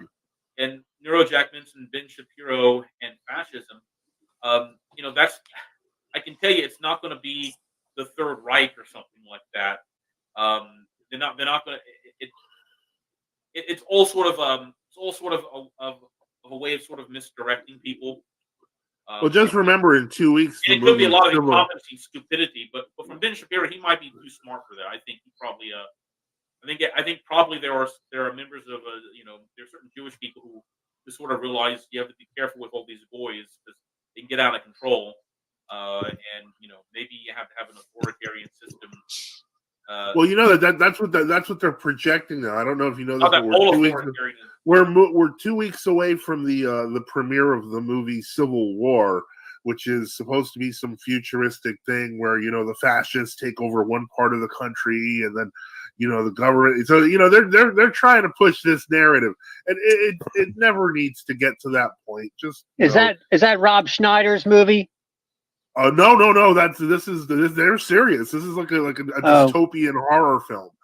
So I want to give an insight to Neurojack's question. Is that aside from all the politics, what people really need is the Orthodox fellowship, church, Eucharist, liturgy. In other words, to be built up in their spirits to be able to handle the problems that are coming down the road. You need strength. You need encouragement. You need God's Spirit behind you. And there's no better place than the true Orthodox Church. And I encourage you to continue to move in that direction, because I'm telling you right now, the liturgy is beautiful and it is strengthening to equip you to handle even martyrdom. And so this is the strength that people need. And they don't, you know what I'm saying? That's really foundational to everything. I would like to add to Father Boniface's point. I just want to say I generally agree with what you're saying, and I'm going to jump off and listen just because I have family over, and I appreciate you guys, and God bless you, and I will listen, and I hope I speak with you guys again soon. Thank you so much for your time and attention. Whenever we're available, you're always welcome. Have a great night. God bless you. I do have something to address Neojack's point with. This heads to Father Boniface's point. So I was mentioning the thing about how America was founded on Freemasonry for the main purpose, and also just as another note, like the modern paradigm of politics of liberal versus conservative, that's only existed for about 300 years. Yeah. If you went back 400 years and you asked someone, are you a liberal or conservative? They would have had no idea what you were talking about. So it's a modern paradigm, but more than anything, I think as Father Boniface was talking about, and with Vladimir Putin is a heretic. He's an ecumenist, he's a surgeonist, he's part of the Moscow Patriarchate, which isn't a real church, and of course he was with the KGB. The Soviets tried to change the spiritual landscape of Russia, so to speak. They wanted it to be an atheistic state, a secular state, kind of like America. And all these political systems build a spiritual reality. Bolshevism was a spiritual reality. That's why St. Tikhon anathematized it. You couldn't just be a Christian Bolshevik. It was one or the other. Well, that's why it was worse in America. We weren't that bad. Oh yes, but I mean that's the idea that there's going to be these people that'll give us false hope. I mean that's what the enemy has always been trying to do, try to get Orthodox Christians to put their faith outside of the church. With the Byzantine Empire, they had heretical emperors all the time, and people said, "Oh well, these people are going to lower our taxes, and they're going to reclaim military victories from the Arabs or the Persians or whatnot." So there will always be false hope, and that's why we're not looking for a worldly kingdom. We're looking for a heavenly kingdom. If we're looking for that, and we follow the spiritual life, we probably will not fall into these heresies. And I was just going to say, Reader John's been on patiently for a while, and so welcome and good evening, and God bless you.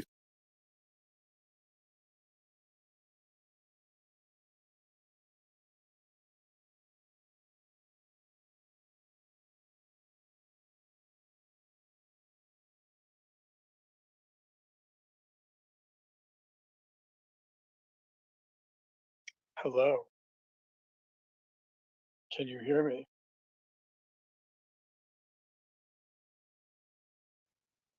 Testing. Hello, I can hear you. Sorry, I'm multitasking.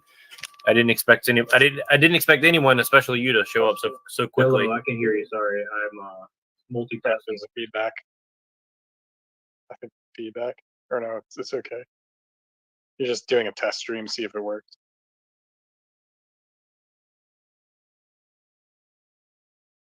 I'm sorry. Say it again.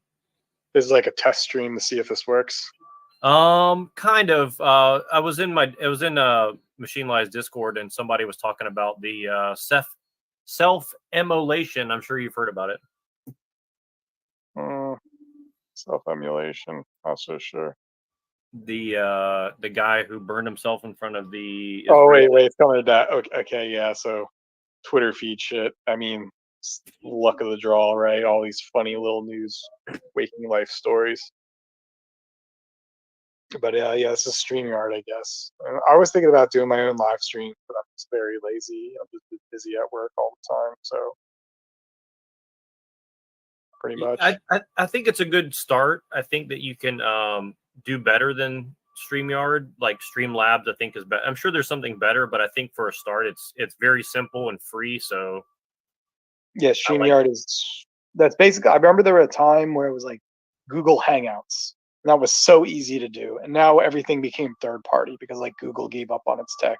yeah, exactly. That is kind of strange. Me and Machine have talked about that. Like, I'm pretty sure that StreamYard must be, something kind of weird, because it's kind of weird they give access. YouTube would give access. It's strange that Google gave up its own industry of Google Talks and gave it to a bunch of third parties when that was such, like when Google Hangouts was created, that was like experimental tech to create the broadcast and the 8-hour podcast. And then all of a sudden, Google didn't want to monopolize that. They just gave it up. I find that very peculiar. It's why that's one of the many thousands of reasons I say that the economy can't be real in any real sense. It's like, well, Google's been notoriously known to start projects and then end them in about a year or 2 years, because Google is not about making profit off these products. They're rather trying to lead the industry and create hypotheticals to show where the future can go. It's kind of like Mark Zuckerberg spewing all his money to show virtual reality. Like nobody is on Meta, Facebook, virtual reality. It's all embarrassing. But what is he doing? He's spewing all this nonsense money to create a hobby leisure attempt to convince companies that maybe this is the way to go. And it probably will be. But the point is, it's not producing anything. They're kind of less these like weird PSYOP MK Ultra experiments in a weird way.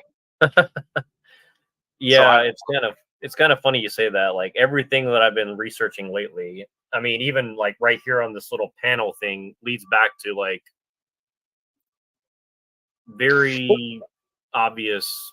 Like what I'm saying is like nobody bought Google Stadium, right? All the gamers are saying, well, because it had good games. No, the point is some white collar idiot was a part of the team, then put it on his resume to climb higher ladders and said, look, I was on the Google Stadium team. It didn't matter if it was successful or not. That just meant we were innovative. Okay, here's your 6 figures. Shut up.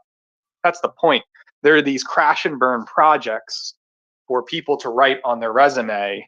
And they don't care about the benefit of people. They just want to create these things out of thin air. Google wants to experiment and make this social status symbol by saying, listen, we tried doing cloud gaming before everyone else. And of course, yes, probably in the future, cloud gaming would get better. But the point in being, it's some psychological operations to make people comfortable with it. Well, no, that's exactly what I'm saying. Is like I think, and I think that's what you're saying. I mean, sorry, let me contextualize my version of what you said. Is the right way to say it. Like Google seemingly is basically a front for DARPA and or whatever else, right? And I think that people say, well, Google needs to make money. Uber needs to make money. It's like they really don't make money though. That's the thing. Is absolutely.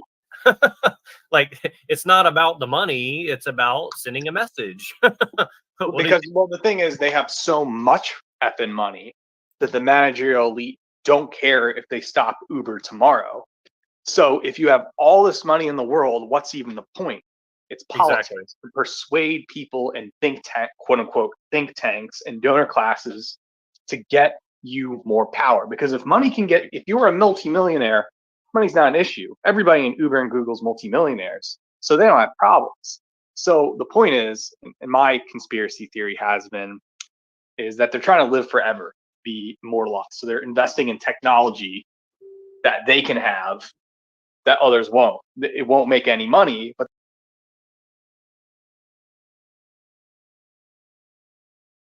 the point is money's not an issue anymore. Hence, human psychology, they can focus on doing bizarre shit like Epstein Island or something.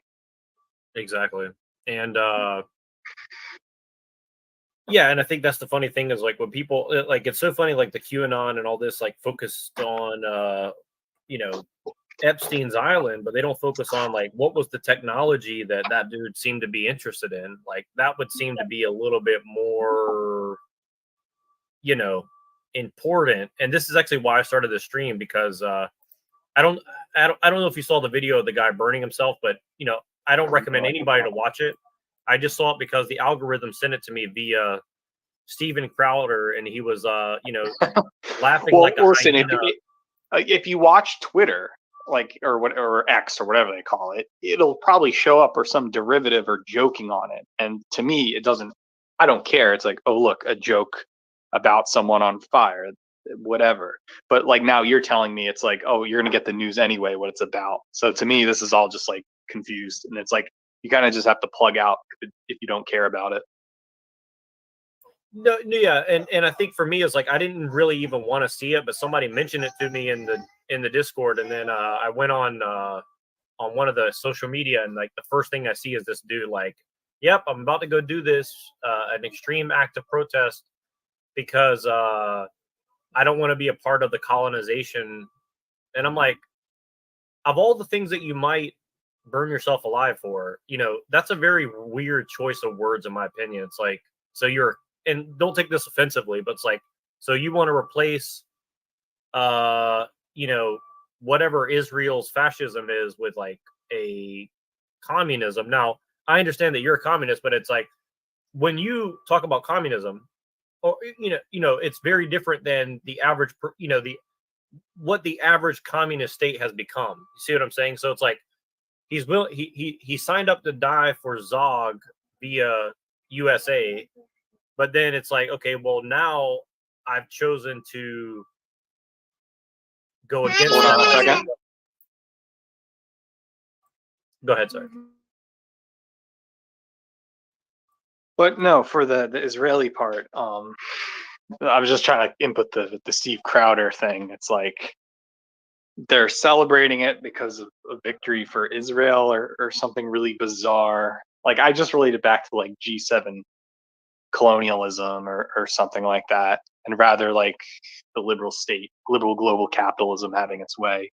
And their form of quote unquote communism seems to be post scarcity paid for by the Google elites. And then they're going to give exactly. It's going to be the same.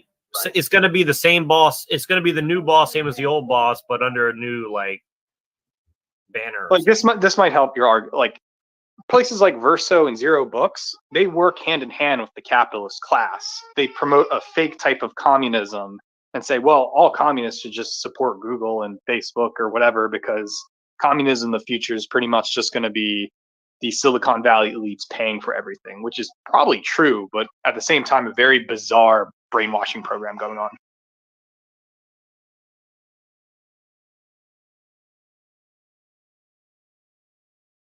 Sorry, I'm kid wrangling at the same time I'm talking to you. So no, the thing is like,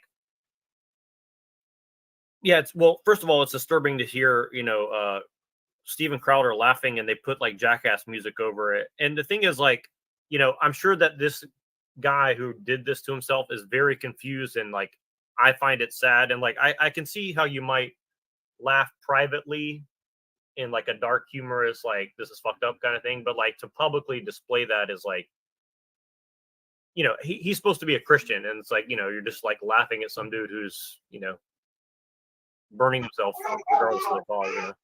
And hey, and this is Firestarter who wanted to talk about this subject too. And but I just want to say this really quick, like, because this will allow Firestarter to know my position. Like for me, it's like, and I'm just kind of repeating what I just said. Is like, okay, this guy, whatever his ideology is, he's deciding, okay, well, I signed up for Zog via the USA, and I don't want to be a part of this, you know, colonizing of Israel into you know, Islamic lands, I guess, or whatever, you know, I don't know exactly what framework he's looking at it from, but my point is like, you know, if he's saying like the whole world has basically been colonized at one point or another, as far as we know, right? So it's like, I just don't understand. It's like, are you against all colonization equally, or are you against, you know, like, are you a communist in the sense of like, you know, I don't like, I understand people like Pill Eater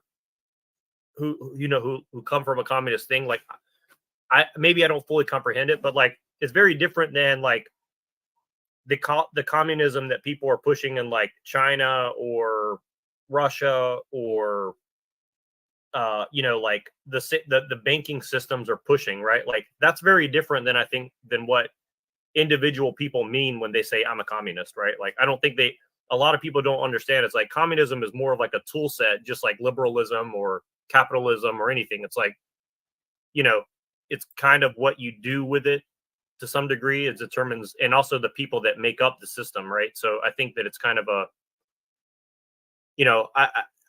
I'm just a little confused, like, because Firestarter thinks that this guy's a hero, and again, like, I'm open to the discussion.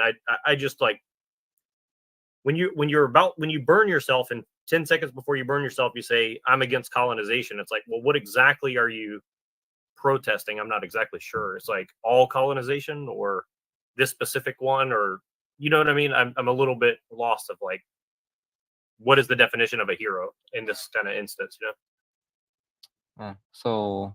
What's up? So when I say Aaron Bushnell is a hero, I mean to say that there is evil being done. I can talk about Jews in here, right? Yeah, I mean, you could say whatever you want. I'm not going to be like offended, but if you could just try to keep it where we don't end up on a watch list and or like sent to a gulag, I would appreciate it. I apologize right now. I'm just taking care of my son. He's crying. Sorry about that. I'll get back to you. No, I am too. So I appreciate it. No problem. Go ahead, Firestar. So Israel is genociding the Palestinians, and that is a great evil. And he's sacrificing himself to show the world that it is a great evil. And it's more important that he's in the US military, because for the last 20, 30 years, every conflict the US has been in is on the behalf of Israel. And so when he kills himself against the actions of Israel, he's telling the world that the United States is no longer going to kill or die for Israel.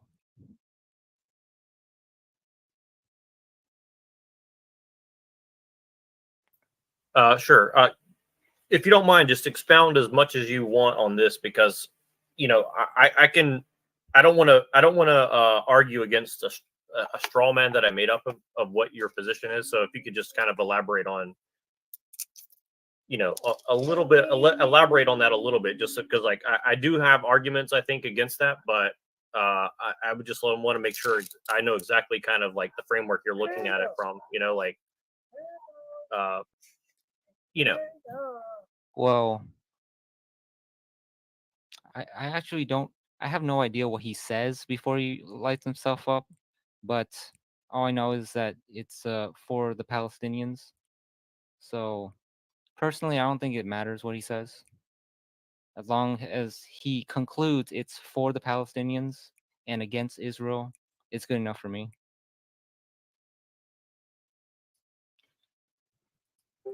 Fair enough. So, I mean, I guess here's here's the way I look at it. And again, this is not really against you. This I don't want to just like, belittle what this guy did or belittle the real atrocities that go on all over the world every day, especially and including, Israel and Palestine and all this. But everything. I mean, there's atrocities here at home every day. It's just harder to see it. You know what I mean? But I think that, it depends on your frame of reference. But, here's generally what I would say. It's like, are you kind of saying that, being against Israel because they are so bad and kind of seemingly because he's in the U.S. military, and the U.S. military kills Muslims on the behalf of Israel.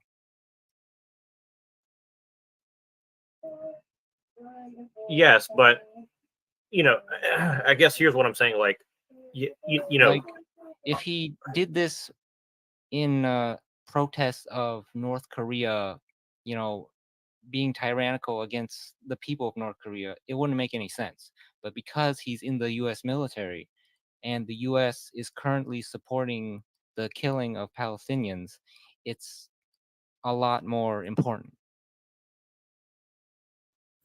Sure. I mean, I can make a good argument that the United States is supporting the death of many Americans on the streets by allowing fentanyl to be served up, all across the country. I mean, so, if they're protecting drugs into this country, they're, kind of traitors, right? So Wait, you saying Israelis are trading drugs? No, I'm saying the United States military seemingly doesn't impede the import of drugs into this country, right? Like if they're supposed to be defending the United States and they're not, I mean, that's obvious. They don't defend the United States. Right. So, I'm just saying well, it's not a protest against the United States. It's a protest against the support of Israel by the United States.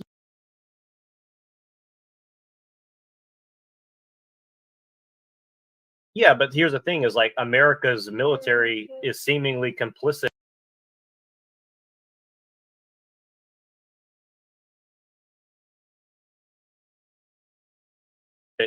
with stuff here at home. So it's okay, well, our involvement with Israel to me is kind of like you said, we've been involved in a bunch of shit that we arguably should not have been. I mean, I can see the argument for the average American who says, well, if America wasn't the police of the world, then, China or Russia would take over and it'd be worse. I can get that argument. I may not fully think that that's the truth, but, I can see the argument for that. Right. But at the same time, are you saying you're angry that he didn't do this sooner? No, no. What I'm saying is this. It's okay, so it's, Israel, you're saying here's the thing is you're saying essentially that Israel controls America. Am I corrected or not? Sure. That they basically control U.S. foreign policy, right? And the banks and Hollywood. And exactly. Yeah. The legal system and the medical system. Right. And the thing is I'm not going to say that you're wrong. I'm just going to say it does appear that way with evidence. But the thing is he's this: not it's talking about Jews. He's just talking about. No, I know. But here's the thing: is America is complicit in all that, though, right? Sure. Right. So why would America be complicit with 1% of the population on Earth telling it what to do? Well, he is a hero because he takes it on to himself that he's American, he's in the U.S. military, and he's basically apologizing on behalf of the rest of America in being complicit with the Jews. So he's basically, he's like Jesus. He's dying for the sins of America. Yeah, I mean, I don't know exactly what his ideology is or his religion or anything like that. So I'm not gonna. I mean, I don't know what the ideology of Jesus Christ is either, but Jesus Christ can also. Yeah, be I agree. I think it's actually much harder to determine those kind of things too. But I think that here's what I'm saying. It's is that here's what I'm saying. Do you think that his main goal was the do you think that his main goal was the influence of the spectacle of what he did to himself to inspire the hearts of Western men and women to say no more Israel controlling Western it was probably more countries? like stop the war in Palestine. That's the first goal. Whatever else, I don't know. Yeah, but what I mean is he's trying to build political capital behind his cause by what he did, right? I mean, he's not a politician. He's just one guy that. Yeah, but I mean, that he must think that there's going to be something after his death that occurs, right? He doesn't just do it to say, well, if nobody sees that, it's kind of like if a tree falls in the forest and no one's there to hear it, did it happen?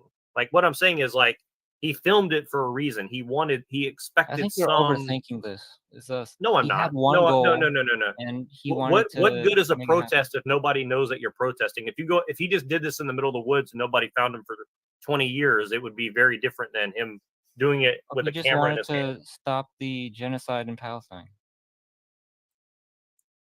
I mean, Yes, he but the didn't talk influence about that he's Jews, trying did to he? my point is the influence he's trying to garner behind his ideology, right? Like he's not doing it in the woods where nobody's going to see it. He's doing it in front of a building with a camera, right? So that's for a reason. That's all I'm trying to say. Yeah, to stop the genocide in Palestine. I know, but how? Like there's a mechanistic thing. I'm sorry. Calls Sorry, for the stop, and I'm he sorry to does butt it in in, but protest. was it a Jewish guy burnt himself for the Palestinians? Palestine, It because I was don't know the a whole. United States airman. Okay, got it. Burned himself in protest for the Palestinians. Have you not heard of this? This happened yesterday. No, I have not. I just kind of putting the pieces together now.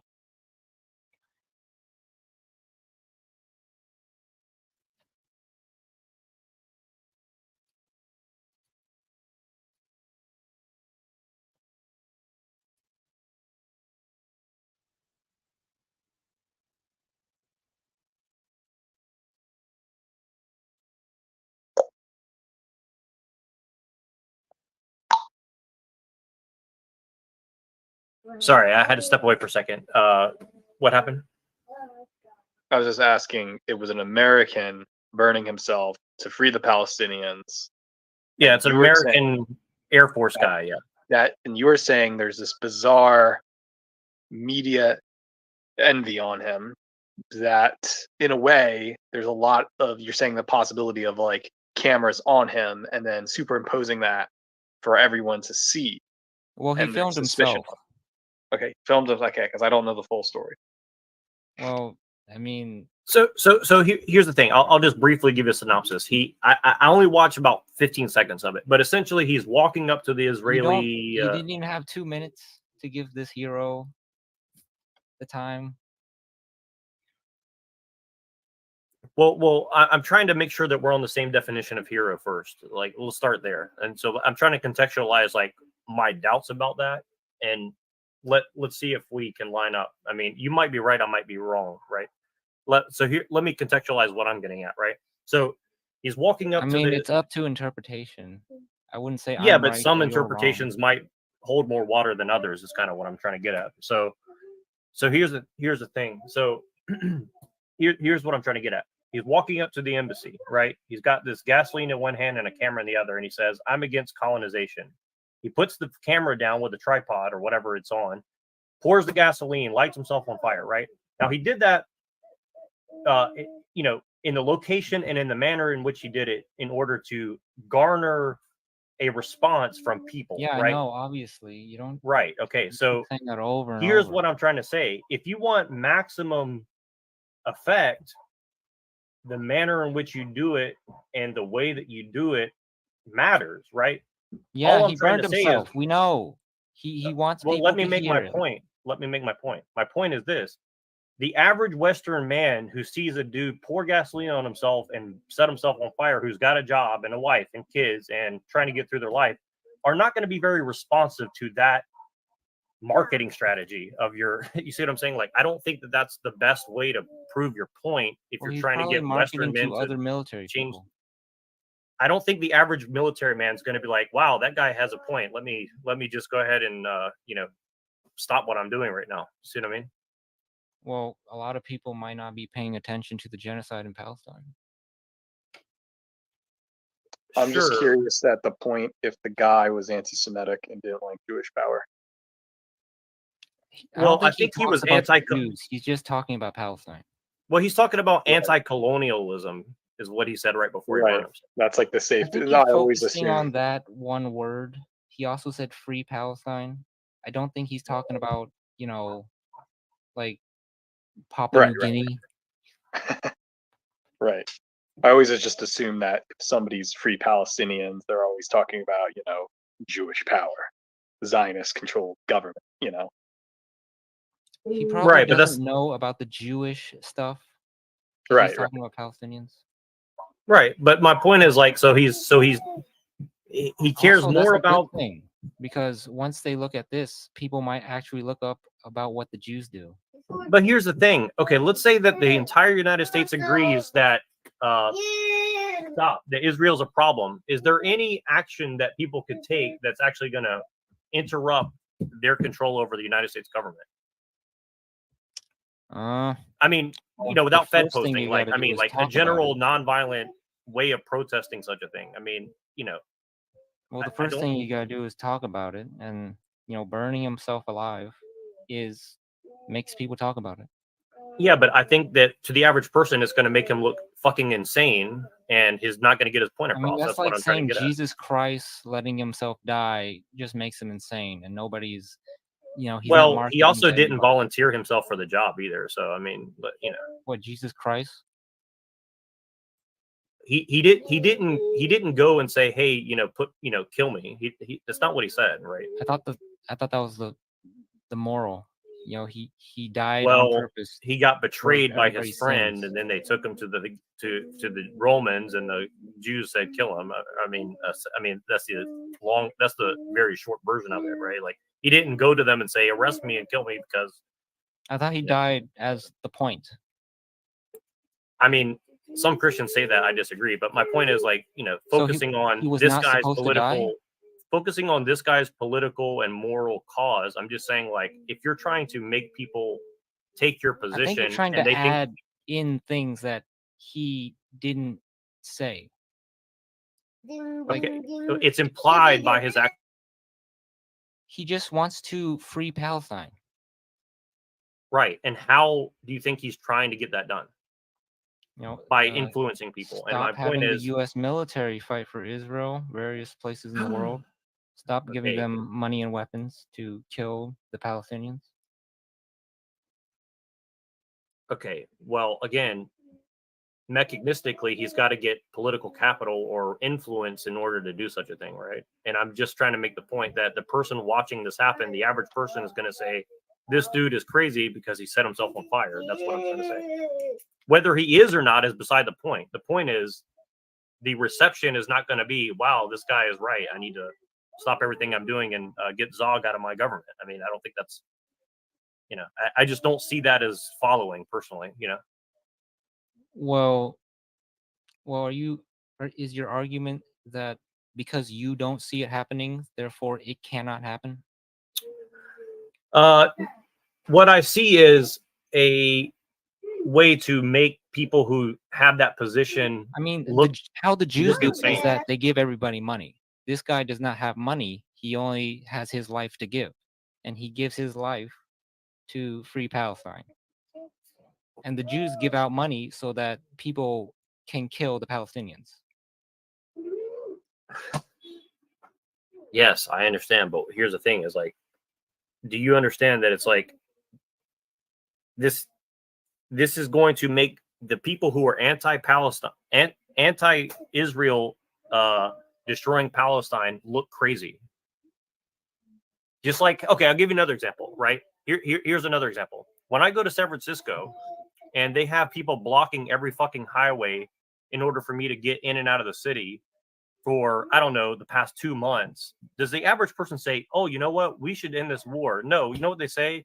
These guys are blocking the fucking highway and they're making my life miserable. That's what they're saying, right? It's It's a not great tactic. adding.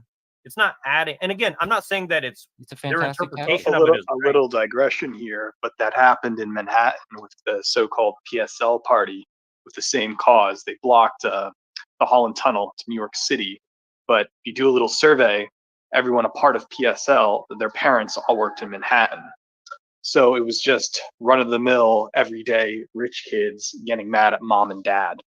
And so that shows you a lot what's happening behind closed doors. So it's like a fake form of socialism. Right.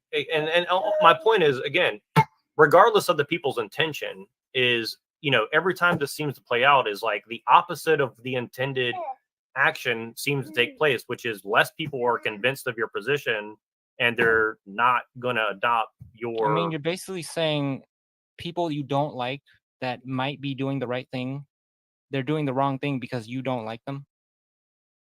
No, I'm not talking about myself. I'm talking about the average person is not I going mean, you to. don't. You say they're leftists and they're rich kids, and that's why you don't like them. But when they say, stop the genocide, you don't want to stop the genocide because these people that say that stopping the genocide, they're annoying. I think what it is that they're actually hurting their own If cause. a Jew said they should free Palestine, I can agree with that, even though they are Jewish. Well, my point is, people say one thing in order to get a different thing. Like sometimes the reaction of people is your actual cause. And again, the average person who's out there protesting for You're Palestine. saying after this guy burned himself, people want to kill Palestinians even more.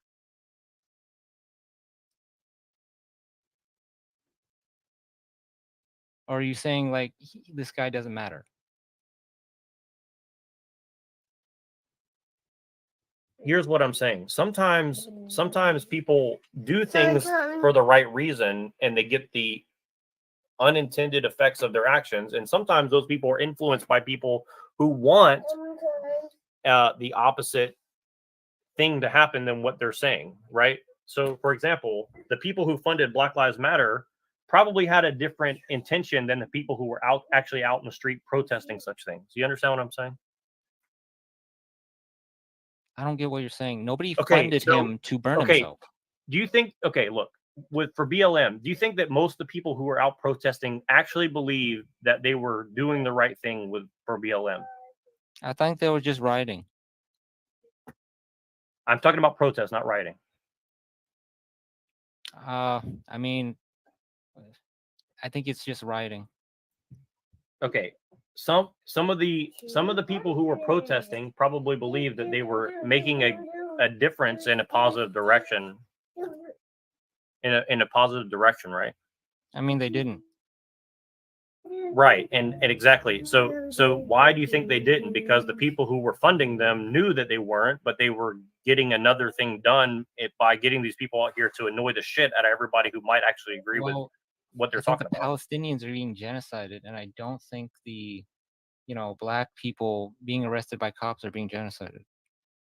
Well, that's not what BLM was saying. Well, it doesn't matter what they say. Obviously, black people are not being genocided, at least by the cops. And Palestinians are being genocided by Israel. Okay, so I guess it comes down to like, what do you think is the best method of getting people to be against the genocide? Do you think that setting yourself on fire and hoping that people take you seriously I think that was after you're the dead? best way Aaron Bushnell had. Like, he doesn't have money, so he can't just bribe everybody to stop killing, like the Jews bribe everybody. But do you understand that the people who see him do that are going to think he's fucking insane? Whether he is or not is beside the point. Do you think he's insane?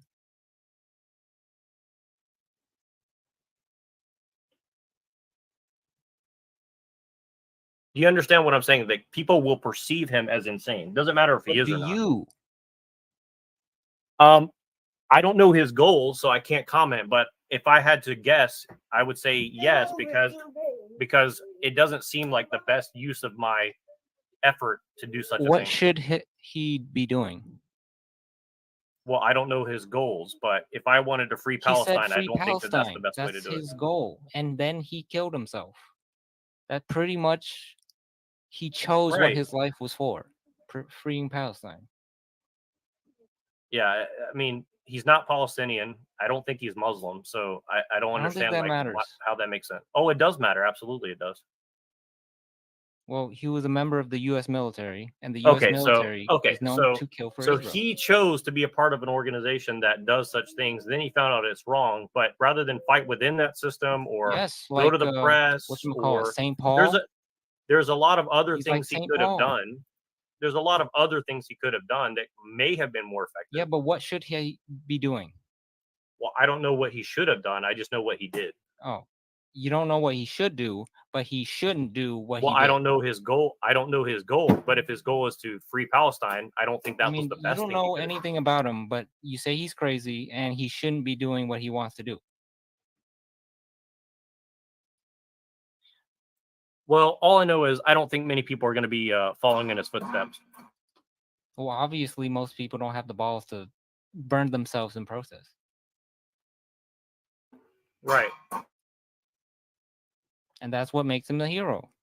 He has the courage to burn himself in protest. I would just wager that and say,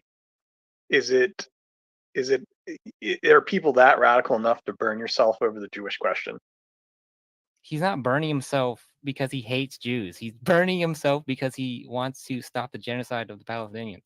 Right, but I'm just saying. I don't think he says anything about rabbis or fucking the Federal Reserve. I don't. Well, to do a Pascal's wager. I think people have burned themselves in front of the Federal Reserve. I'm just doing Pascal's wager and saying, well, I don't think it's enough to burn myself over a cause that I don't think will benefit humanity. Wait, and that's why I use the Jewish question ideal. Is it okay enough to burn myself over flat Earth theory? What the fuck are you talking about? How does burning yourself prove the flat Earth? Well, that's what I'm. It's more like it's like a logicism ideal. It's like, well, if I burn myself, it's more like a personal thing. It's the like message that right. the Palestinians are getting genocided. That's that's burning right. yourself. Action Everybody of burning knows yourself. about the flat Earth.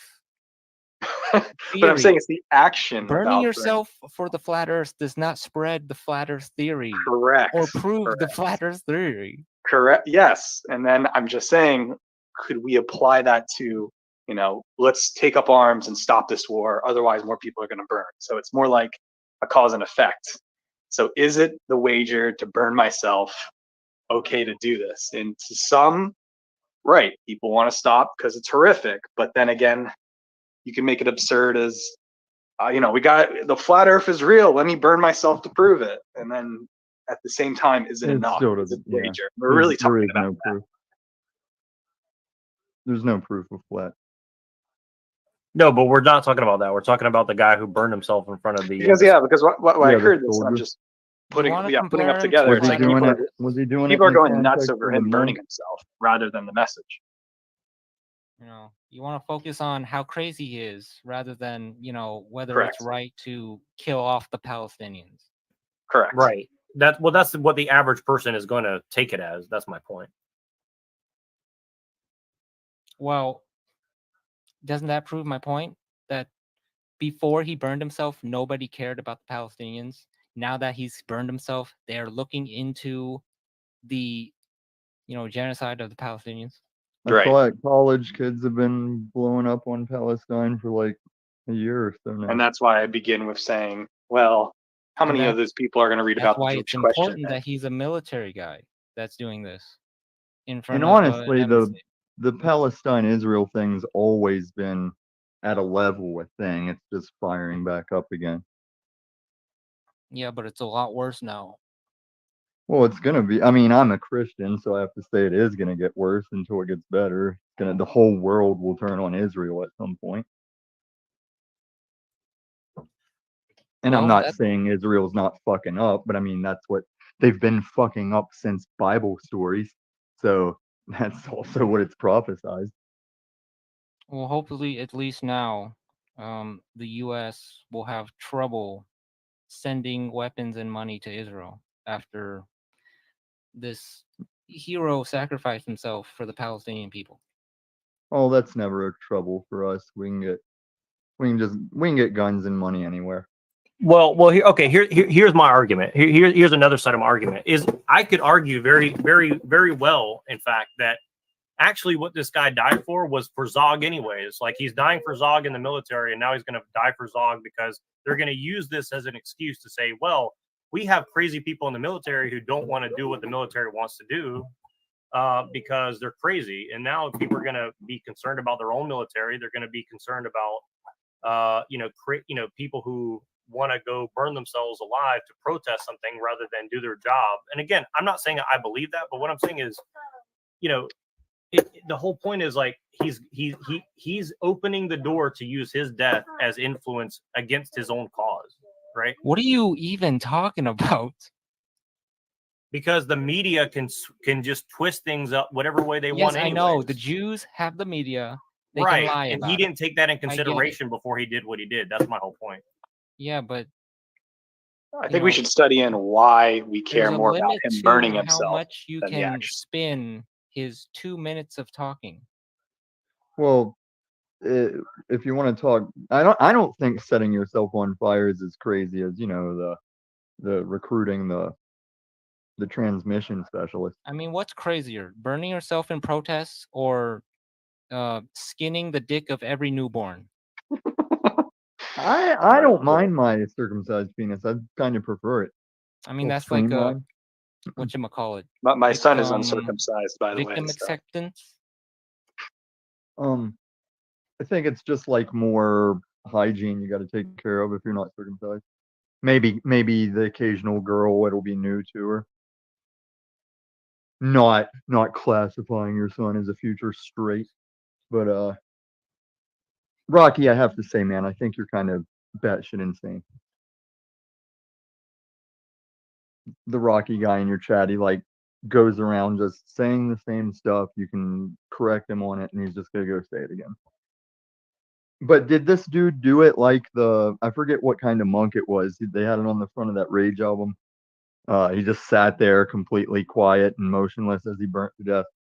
I think he started screaming after. I don't know what he I said. would But think. Who's this Rocky yeah. guy? He's just a typical flat Earth. The Bible was teaching us the wrong thing because it was given to us. In I love French stuff like that, though. I'm always willing to ears well, open. but that's the thing is, it's kind of like this is kind of getting back to my whole point, which is like you have the flat Earth versus the globe, and the whole point is, regardless of which side is correct, hold on. I've changed it to globe versus all globe denial. I don't care if you say Wait, it's you crater. think flat Earth is as real as No, round it's not Earth? real. I'm trying to teach people how people in the 600, like 6 odd year BC, knew we were on a globe. Right, It's but like planets revolve, stars are stationary, and all this movement in the sky, that's how we know it's us moving. Because the constellations stay constellations. You're just moving in relative to them. Man, I got to redo space school. I did a whole layout. I covered why the sun can look like it's in the clouds. I went ham on it, but I had a lag on my video exam. I got to redo it. Well, my whole point is like, if you want to use the Hegelian dialectic on people, you have to have two opposing sides to get to what your actual goal is, right? Well, That's what I'm Hegelian saying is like, dialect, problem, reaction, solution, right? yeah, and that's what I'm saying is like this guy's you death don't is going to be used in that way, regardless. No, of you what he don't. wanted to You don't necessarily need sides to do the problem reaction. You're just doing it towards society. You need to throw the problem at society. They need to react. Then you come in with Trump and the digital currency, or something like that. Yeah, exactly. And that's my point. Is like, do you think that? And again, like, I'm not trying to just besmirch this guy and say, oh, he died for nothing. But what I'm saying is like, people were. I actually know nothing about it except the guy said himself. Right. Yeah, I asked the same thing. Yeah, you don't even need to know. The whole point is like, I just see that everybody is so quick to react, and all I'm saying is like this whole like quick to react thing is like why America and why Christians and why Western people are just losing, and just That is humanity part in of the general is control. losing. Like they're hitting you with the media, they're flooding you with all different information that you don't need, and that helps keep everybody on edge and scatterbrained, and that is part of the control mechanism. I think it's also Like, true, the ironic kind of laughing. Like, I only put the story together because, well, a guy set himself on fire. But again, you're not knowing why. And then it becomes so obvious, like Neurojack is saying, that ridicule, burning yourself, the media will try to make it as if, oh, it's not worth to burn yourself over this cause. And that's why they could just usurp Well, that's it because for they're Zog. supporting the other side. Mhm. Well, I think I'm finally taking on a stance of I think any and all protest is just dumb. Like either do a thing or don't. But I mean, why just like message? Like we're standing and messaging. It's like, well then do something. Like the guy, at least he set himself on fire, even though it was irrelevant. It didn't really solve anything except Well, put why some was it attention to something. irrelevant? They're trying to ridicule the guy putting on Well, fire. it was irrelevant because listen, me and this other guy, whoever said it, neither of us really know. We just know he set himself on fire. And then as Well, far you as weren't. fixing anything with Did you care about Palestine, Palestine before this? huh? Did you care about the Palestinians before this? I know that it's happening, but like I was saying, I'm like, if I went over there as some kind of ambassador, I'd be shaking a Bible like, guys, there's stories in here where you were still doing this shit back then. What is, and I know it's all over Gaza Strip and land, but it's hard Okay, for you me to don't do. care about the genocide, so you're Well, not the dude, recipient. there's caring, but there's like, are you sitting in America losing sleep while you're not over there? Okay, you don't care. We get it. No, I care about the people on the street in Denver. I care about a lot of things, but I Yeah, have you like don't a care about the genocide in. okay, then what are you doing?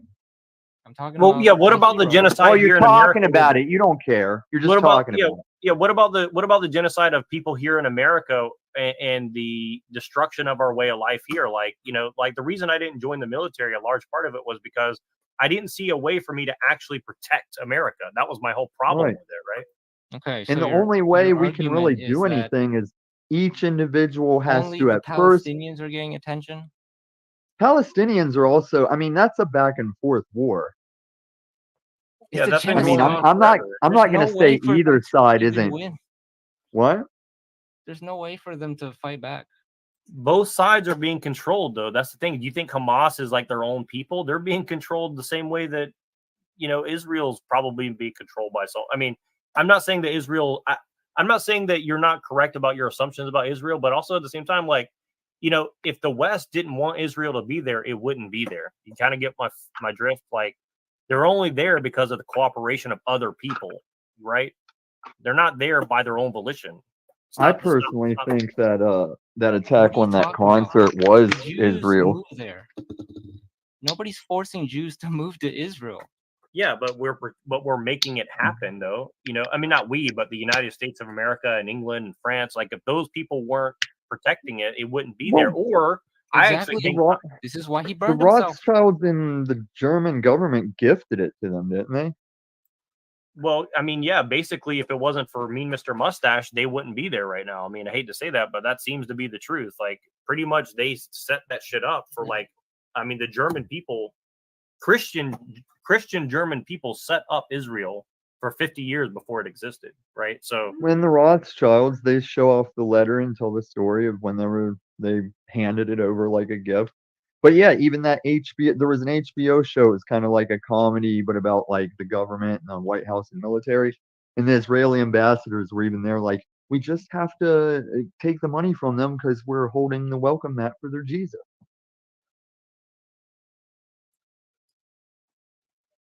well, and that's the thing is like, I mean, personally, I think that Iran and Israel have a secret deal worked out. They always pretend to be enemies. I don't necessarily believe that's true. And I think that Russia's heavily involved in that. I think that Russia, China, Israel, I think the United Russia's States going to and invade England. Israel. Say what? I think Russia's going to try to invade Israel. I think that I even if that's why? true, I think that Putin is How? a secret Israeli. I think Putin is basically might as well be Benjamin Netanyahu, in my opinion. And you can tell we're being turned on the anti-Putin. I mean, there was always the Cold War stuff, but Putin's over there talking like we're the ones that want to cut their kids' junk off, and technically we are spreading that as the West. And he's saying all the conservative, like family stuff we founded on, triggered. No, he's taking care of his family. I think he had to go. Okay. But Just anytime someone leaves, triggered. no, Ran. But no, I mean, look, and this is not to say you're wrong, Firestarter, or anything. I disagree with almost everybody on everything I absolutely believe. right. So Dude, well, how many things could we pick and just like grill you on if you care? Like, why are you on the what's got you on the Palestinian thing? Well, because it's wrong to kill women and children. Right, but I mean, that's happening all over. Like, it just happens. People die, people I mean, get it's killed. wrong for them too, but well, I mean, America is this guy who's in the American military. government is basically enslaving its own people in a Yeah. more creative way. I mean, why aren't we, getting involved in our local politics to avoid that? See what I mean? Like, there's a lot of things you can do. Because think about it like this: like, the local politics is gay and doesn't matter. Fake and gay.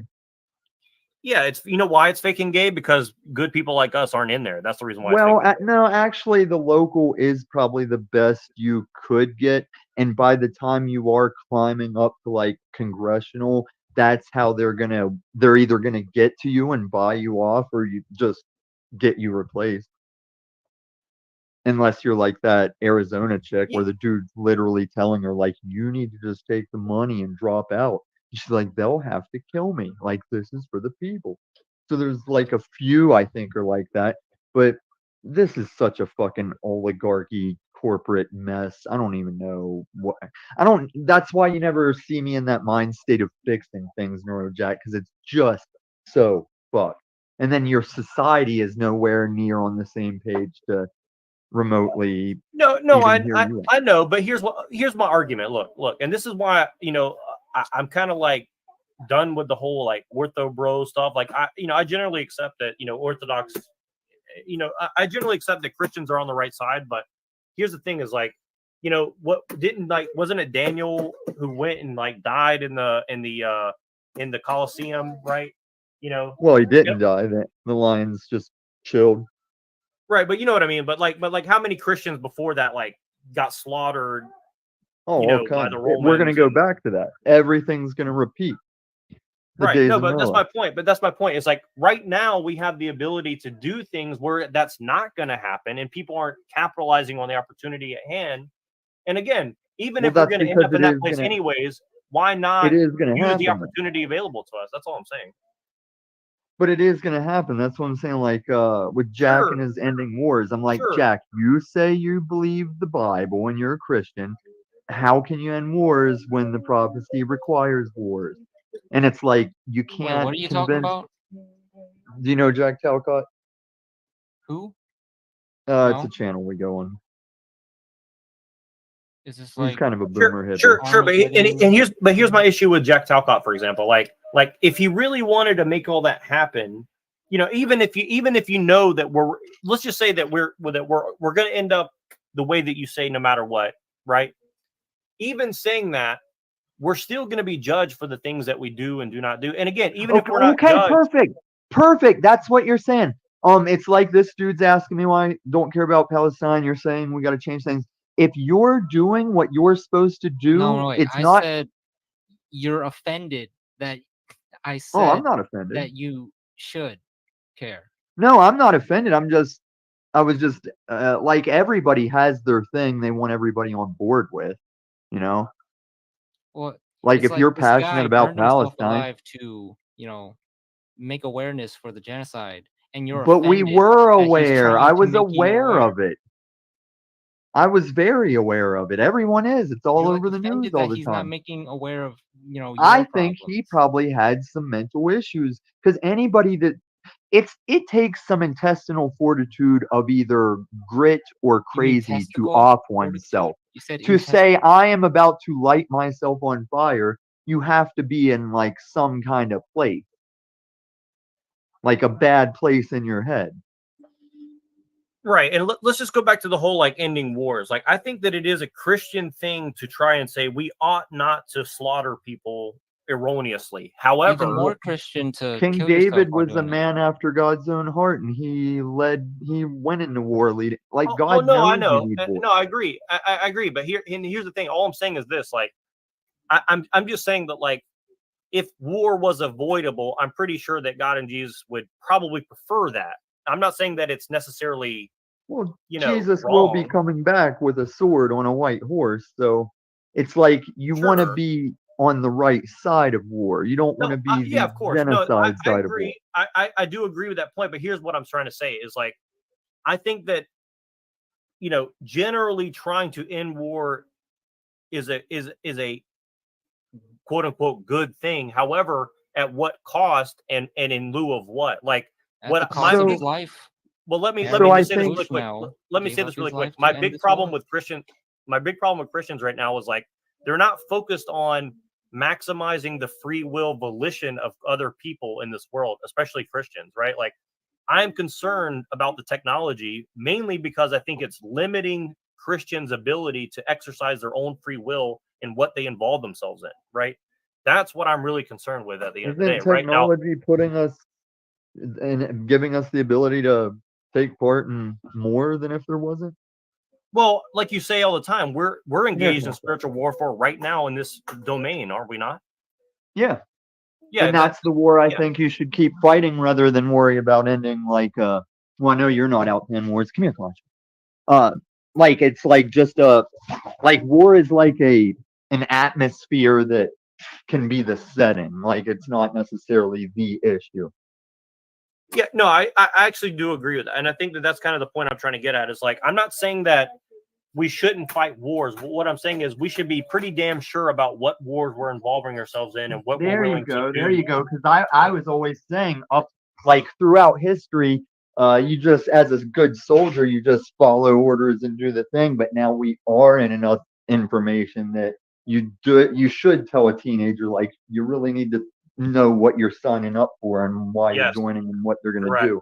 No, exactly. And that's my big problem with a lot of the, our friends who call themselves Christian is like, they don't care about that whatsoever. They're just kind of like, well, I want to have the right, like you say all the time, like, oh, I want the right philosophy bro shit into Christianity. It's like, well, how about doing the right thing? How about trying to encourage other men to live their life in a more generally Christian way? That's very different than saying, well, you have to have the exact right theology 24/7.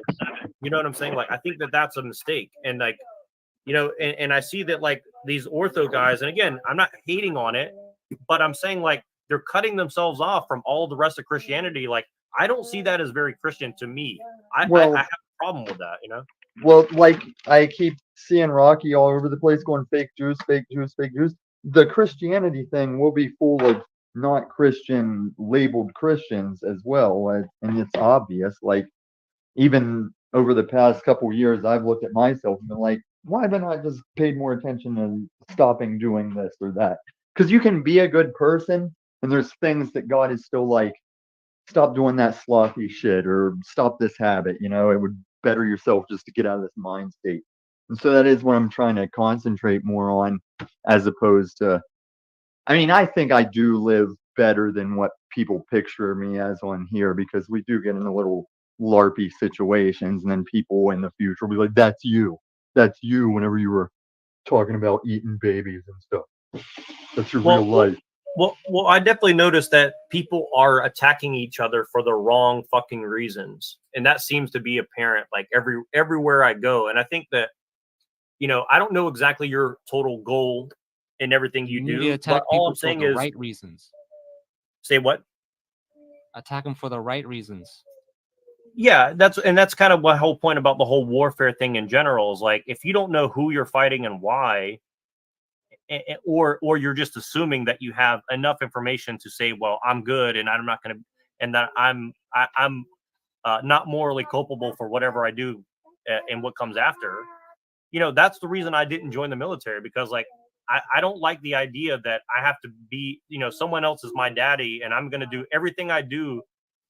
They're going to say, don't worry, you're not morally culpable because you were just following orders. That's fucked up. Like, I don't think Christians should have that opinion. Like, at least if we were back in like a pre-Charlemagne European situation, for example, the average the tribes had to agree before they went into mass warfare, right? The clans had to unite for some just could you cause. imagine that with people this day and age? Could you imagine getting everybody to agree? But let me say something real quick. What you just said, I know what you're saying about the moral culpability and following orders, but a lot of the times, like usually when a person receives the Medal of Honor, they probably died doing it. And a lot of the people that are living that receive it, it's usually for going against orders to do something needs done. Like that guy that was like, fuck it, I'm taking this Humvee and going to get my friends. And so like you're still a human if you can see that is a thing. And you are supposed to deny any orders that like this isn't right. You do have the ability to oppose that. But the system is more for people where it's like once the plan's there, it's like follow your orders. Yeah, and exactly. And all I'm saying is like, for me, I just say like if you want America to be a Christian nation, Christians should be standing in the way of like just, well, we're just going to take whatever we're told as an order and just go with it. I think that's. I don't know. I don't think you can be like a anything nation. I think Christian is that individual thing. The way we can all say it, but just you are or you aren't, and it's it's not up to any of us. I do agree, and again, this is not to say that any individual is the end all be all, but what I'm saying is like none of us can do it perfect. That's the whole point. Course, yeah, absolutely. And again, like, and I'm not saying that in the commission of trying to do good that you won't, unfortunately, have your hand forced to do something that is evil. But what I'm saying is like there seems to be a lot of people who are happy to do evil and just say, well, I was just doing my job. And I think that like we have to kind of tip that balance in the other direction at some point in some way. That's all I'm saying. Like, and I don't see enough men standing up and doing that. And again, like it's like the LGBTQ thing. Like all these Christians are like, well, I hate the trans agenda, and so I'm just going to complain about it on the internet. It's like, well, wouldn't it be much better like just go show up and be an inconvenience to people who are doing go this? to a drag queen story hour and burn himself. Well, okay, well now I can't keep this up because I don't know. Well, why would you have to stand at a drag story with an AR and there should be a drag queen, and then the drag queen burns himself. Oh. Yeah, they probably will. I mean, it's not that you hate the tranny. You just you can oppose the movement, like, but you don't have to hate the person. No, but that's my point. Is like they're getting Christians to hate trannies when they should be saying, "I hate this sin and I don't want it pushed upon kids." Like those are two very different things, right? Like, that's very different, and it's going to look very different if you kind of take one or the other approach. And that's what I'm saying. It's like. It's like hate transgenders. Well, no, it's like in 1984 when you see the 2 minutes of hate and they're just like, baring their teeth at the TV. That's what I see. I don't see people saying, you know what, I want to go and be inconvenient for people who are pushing this on children. Because the thing is, like, violence is one of those things. Like, once you initiate violence, even if it's justifiable morally, you don't know the unintended consequences of those things. Even like we're talking about this guy who set himself on fire. You don't know what's coming after that, right? And so again, I'm just saying like that guy's probably not a Christian and he probably doesn't love America either. So that's kind of my thing is like, I'm not saying that you have to love America in the way of like just do whatever America tells you to do. Although you did sign up for the military, so unfortunately that just comes with the gig. But I'm saying like, like I love America, but I don't agree with almost anything America is doing. But I do believe that the people in America generally are good people who are trying to do the right thing. So I believe in the people of America can at least have a better chance at turning back to God than most of the rest of the world. That's my personal belief. Okay. Now, whether they decide to do that or not, it's a whole other thing. But all I'm saying is like, if enough of us kind of say the truth when it's inconvenient, it will inspire people. Hey, this is brave. And again, if you go and you burn yourself, the average person who's got to go to work and do all this, they're going to say like, man, the people who are anti-Palestine are very, committed, but it's like they, they're going to say like what Tommy's saying, like they ought to be committed. You get what I'm saying? And like, I think that, that may be a problem in people's perception. Like, I'm not saying the dude didn't have balls, but I kind of agree with Tommy. It's like, well, in my neighborhood, it's like as soon as the way it fired back up again, I don't know if it was the the raid on the concert or something before that. But as soon as it really popped off again, there was immediately graffiti all over here about Palestine. And I don't think people really even understand the optics as much as just, oh, that's the thing, and I'm that now. Like the college kids that are just like liberal woke women that are pro Palestine. It's like, they don't woke in Palestine, right?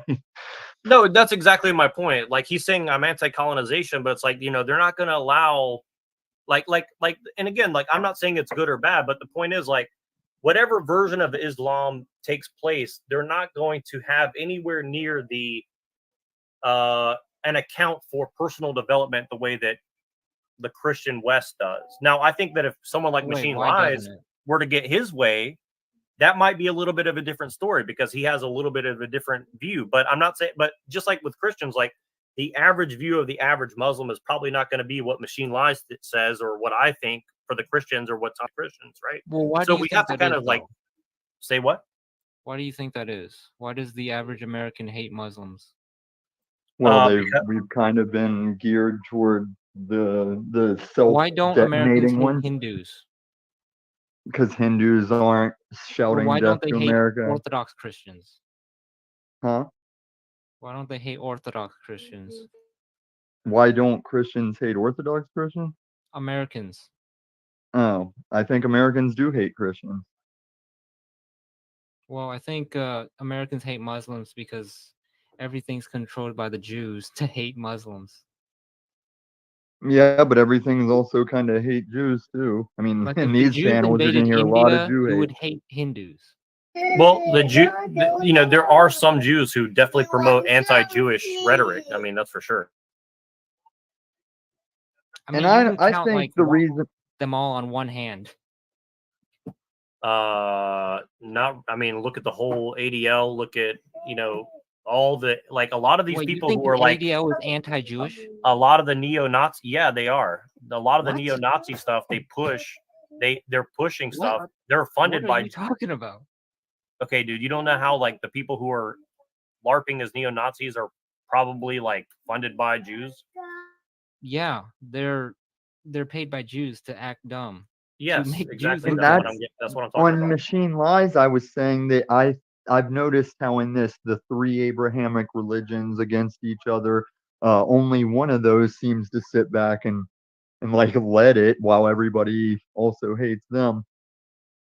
Exactly.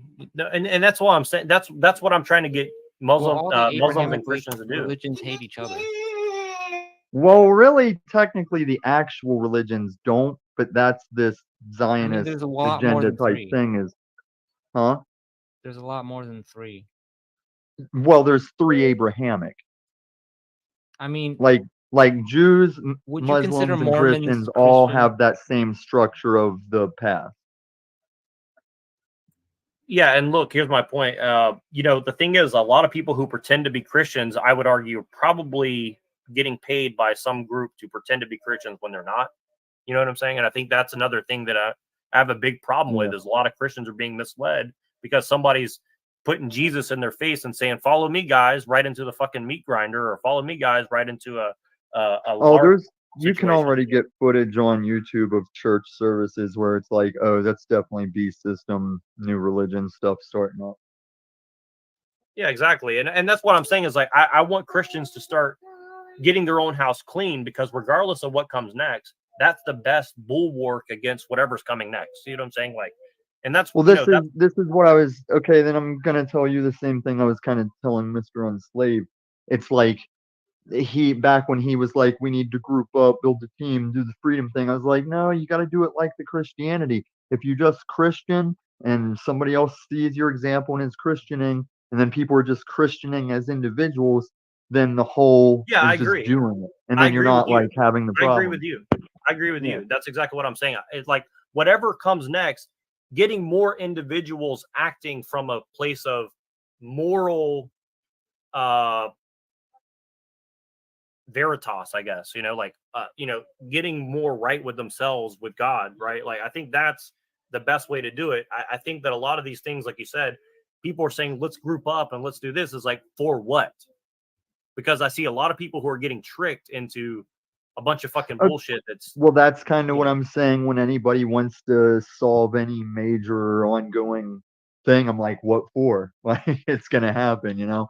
And everybody, I don't know how to explain it without sounding like do nothing, because I do. I work with my own immediate reality, like outside my house and stuff.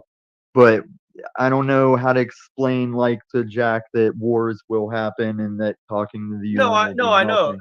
no, and I agree. And I think the thing with, I mean, first of all, I don't know exactly what Paul and Jack and these guys are up to. I mean, they're definitely LARPing, but for what reason I don't know. But I've ran their streets like almost 2 years. I don't know what they're up to. yeah, and again, that's not to talk shit. It's just like it's obvious that you know, it's obvious that there's something not Well, correct. he About whatever it is. used to be rights and freedoms, and then all of a sudden he's just about polygamy. And I'm like, the same way I was like, Wizard, postage stamps are not going to save the world. Why does Paul suddenly think polygamy, everybody polygamy, and it'll fix everything?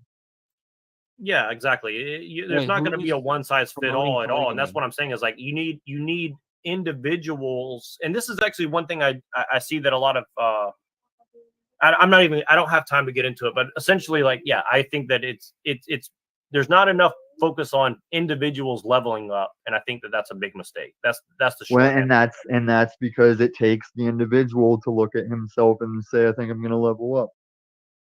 And I then even agree. in my own life, I've noticed I can be like in the dumps and just like a slob and on my ass, and I know while I'm there, it's like I'll just do this until I decide I'm over it, and then eventually, yeah, I get over it and I pick myself up again. But nothing can tell me or get me to until I just say, okay, I'm done.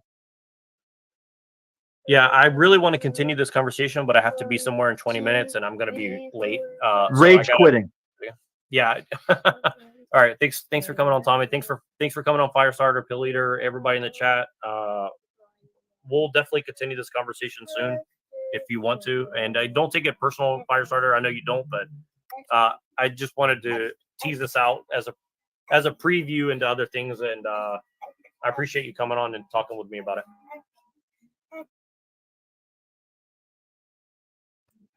Hopefully you're still there, but I got to end this, unfortunately. So we'll pick this up next time, guys. Thank you for joining.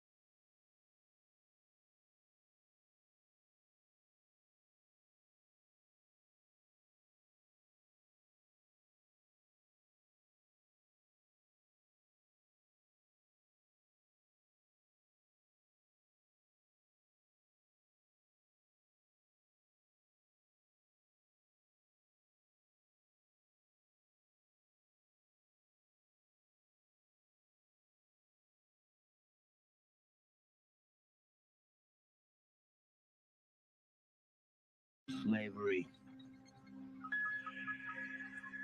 And that's quite an interesting turn of events there, folks. Because earlier he claimed that, he doesn't actually draw from such concepts or doesn't find such concepts to be completely or useful in a way. Now, he moves on, or we move on here to page 202, where he actually takes quite a different tone with religion.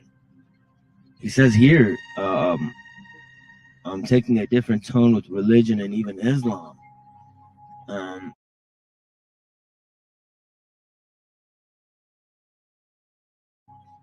Where he separates religious thinking from cultural thinking. And he says what's much more ingrained within man is the religious aspects, because religion actually touches those ultimate questions, the way that art and culture really don't. Art and culture are particular to time, they're also ethnic. They're particular to a people, in a certain sense. And you don't see art having the same universal pull. Obviously in today's age, all art has been reduced to technique. So there is a sort of universal aspect of art, but many argue if that is true art or just repetition or dictation in a sense. But here we have a different critique. It says here on page 202, the foregoing remarks are intended to clarify matters I discussed in my letter of March 17, 2005. And I'd like to address specifically some points raised in your letters. You write, art, music, literature, and for the most part, religion are considered by most people to be true and important achievements of humanity. So I'm assuming this is Dr. Scavino writing this. You seem to undervalue any such accomplishments, he says to Dr. Krasinski, and in fact, virtually advocate throwing them away. Art and literature are nothing more than quote, a harmless outlet for rebellious impulses, unquote. Then he says, I did write in, quote, morality and revolution, unquote. Quote, art, literature, and the like provide a harmless outlet for rebellious impulses, unquote. And then he says, I think Alul somewhere says much the same thing. But I've never said that art and literature were nothing more than that, he says. I do recognize that the loss of much art and literature would be a consequence of the downfall of the techno-industrial system. But getting rid of art and literature is not a goal, he says. It could be argued that the arts actually are in poor health in modern society and have been in much better health in many primitive societies, he says.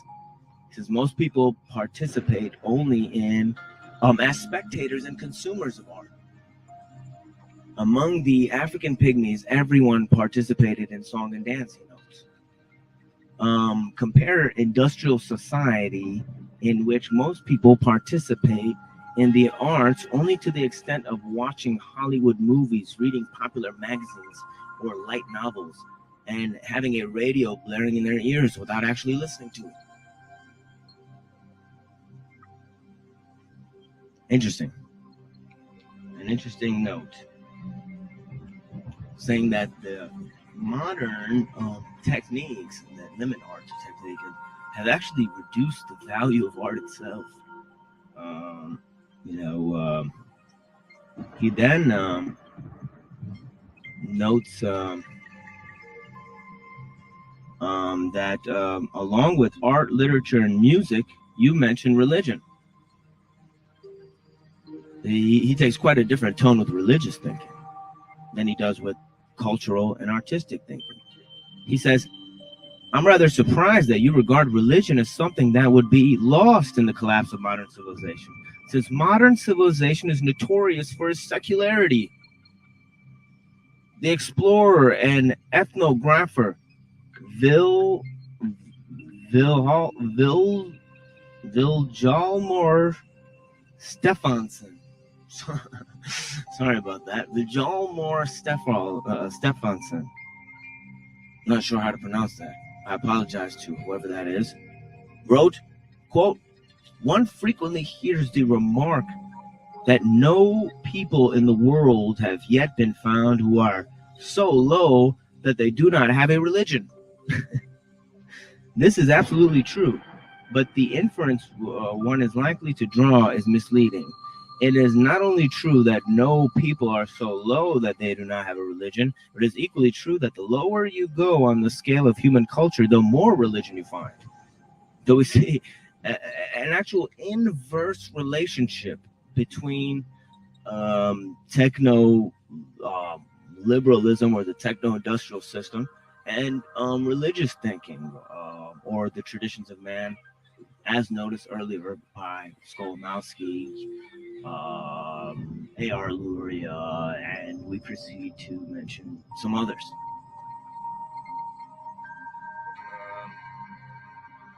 He goes on to say that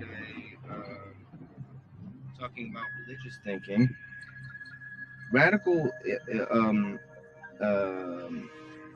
he talks about radical Islam. He mentions an interesting statement here and says that the Islamics are being subjected to divide and conquer. But he here quotes a strong and fanatical Islamic movement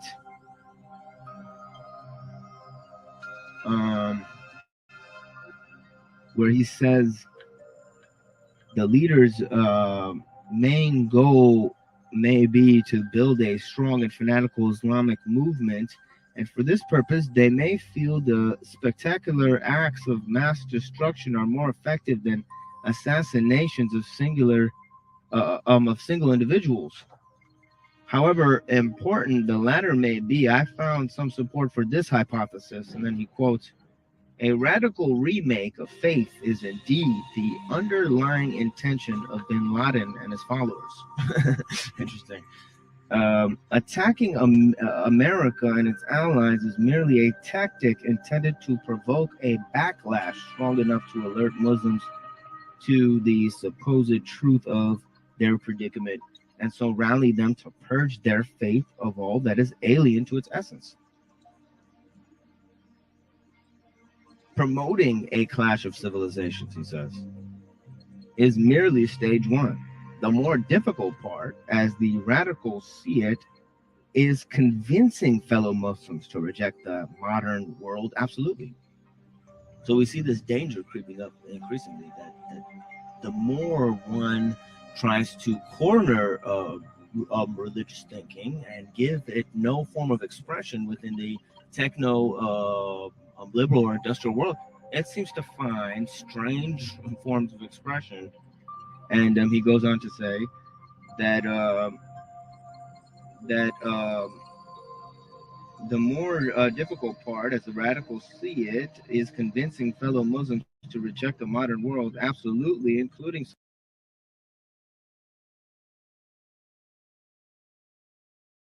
such aberrations as democracy. Interesting. Topple their own insidiously secularizing, quizzling governments and return to the pure path. And indeed, we see this among the Slavic countries that have been experimented on by those psyops by A.R. Luria. We do see violent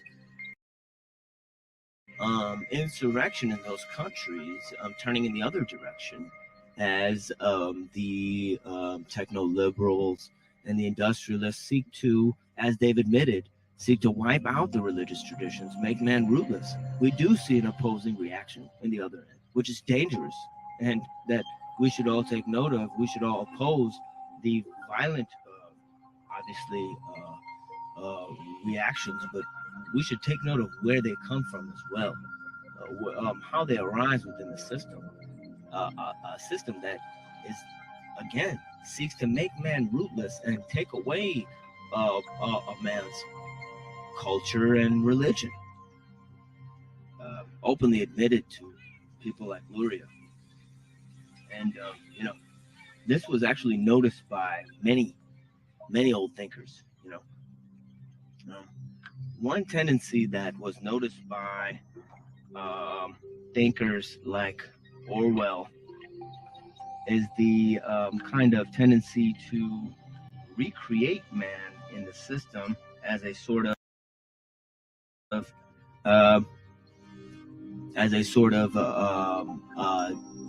species animal, a base level, and he blames technology for this. He actually says that that both capitalism and communism lead to the same thing, which is the centralization of power within the techno-industrial state. And he finds it rather not very coincidental that all these forms and systems arose together within industrial society. He notes here, socialism is bound up more or less inextricably with the idea of machine production. Socialism is essentially an urban creed. It grew up more or less concurrently with industrialism. It has always had its roots in the town proletariat, the town intellectual, and it is doubtful whether it could ever have arisen in any but an industrial society. Interesting. Granted industrialism, the idea of socialism presents itself naturally because private ownership is only tolerable when every individual or family or other unit is at least moderately self-supporting. But the effect of industrialism is to make it impossible for anyone to be self-supporting. Even for a moment, industrialism, once it rises above a fairly low level, must lead to some form of collectivism. He knows. So we see that intrinsic to the goal of industrialization is a sort of over-socialization that is caused by technology itself. And that is part and parcel of the liberal ideology, which again, reducing man to a common mean, a species animal, a common herd animal, and then also, technology is the great leveler in society. As Alul notes, conformity in our age is nothing more than conformity to the technological system.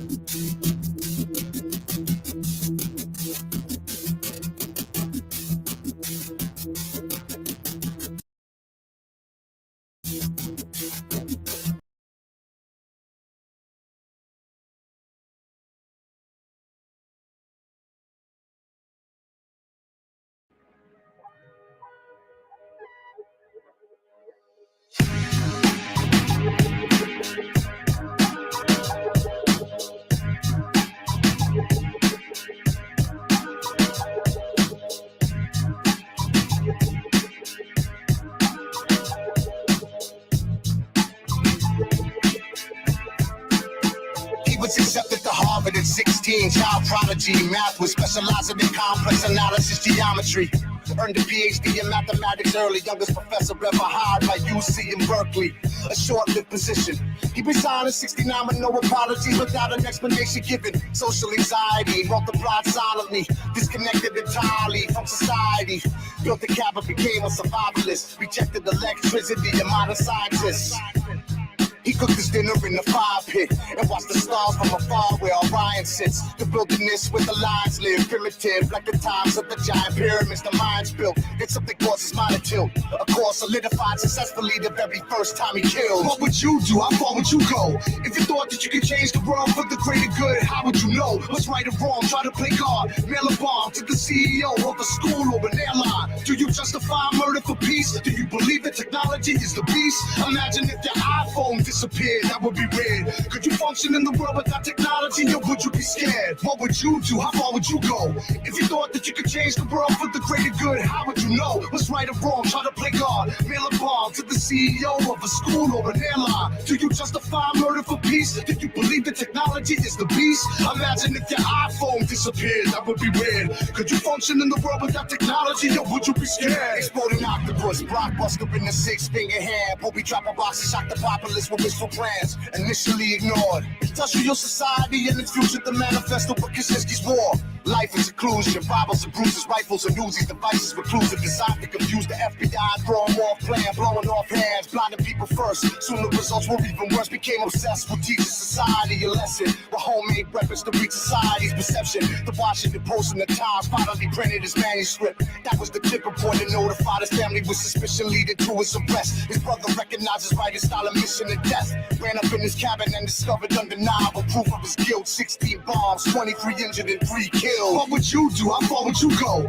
If you thought that you could change the world for the greater good, how would you know what's right or wrong? Try to play God, mail a bomb to the CEO of a school or an airline. Do you justify murder for peace? Do you believe that technology is the beast? Imagine if your iPhone disappeared, that would be weird. Could you function in the world without technology, or would you be scared? What would you do? How far would you go?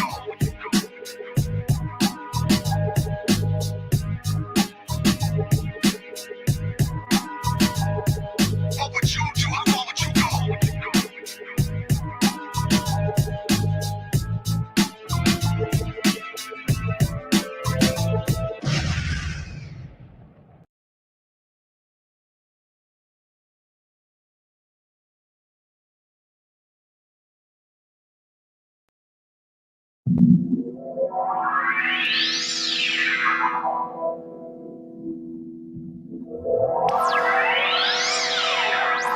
The people of Earth, listen closely.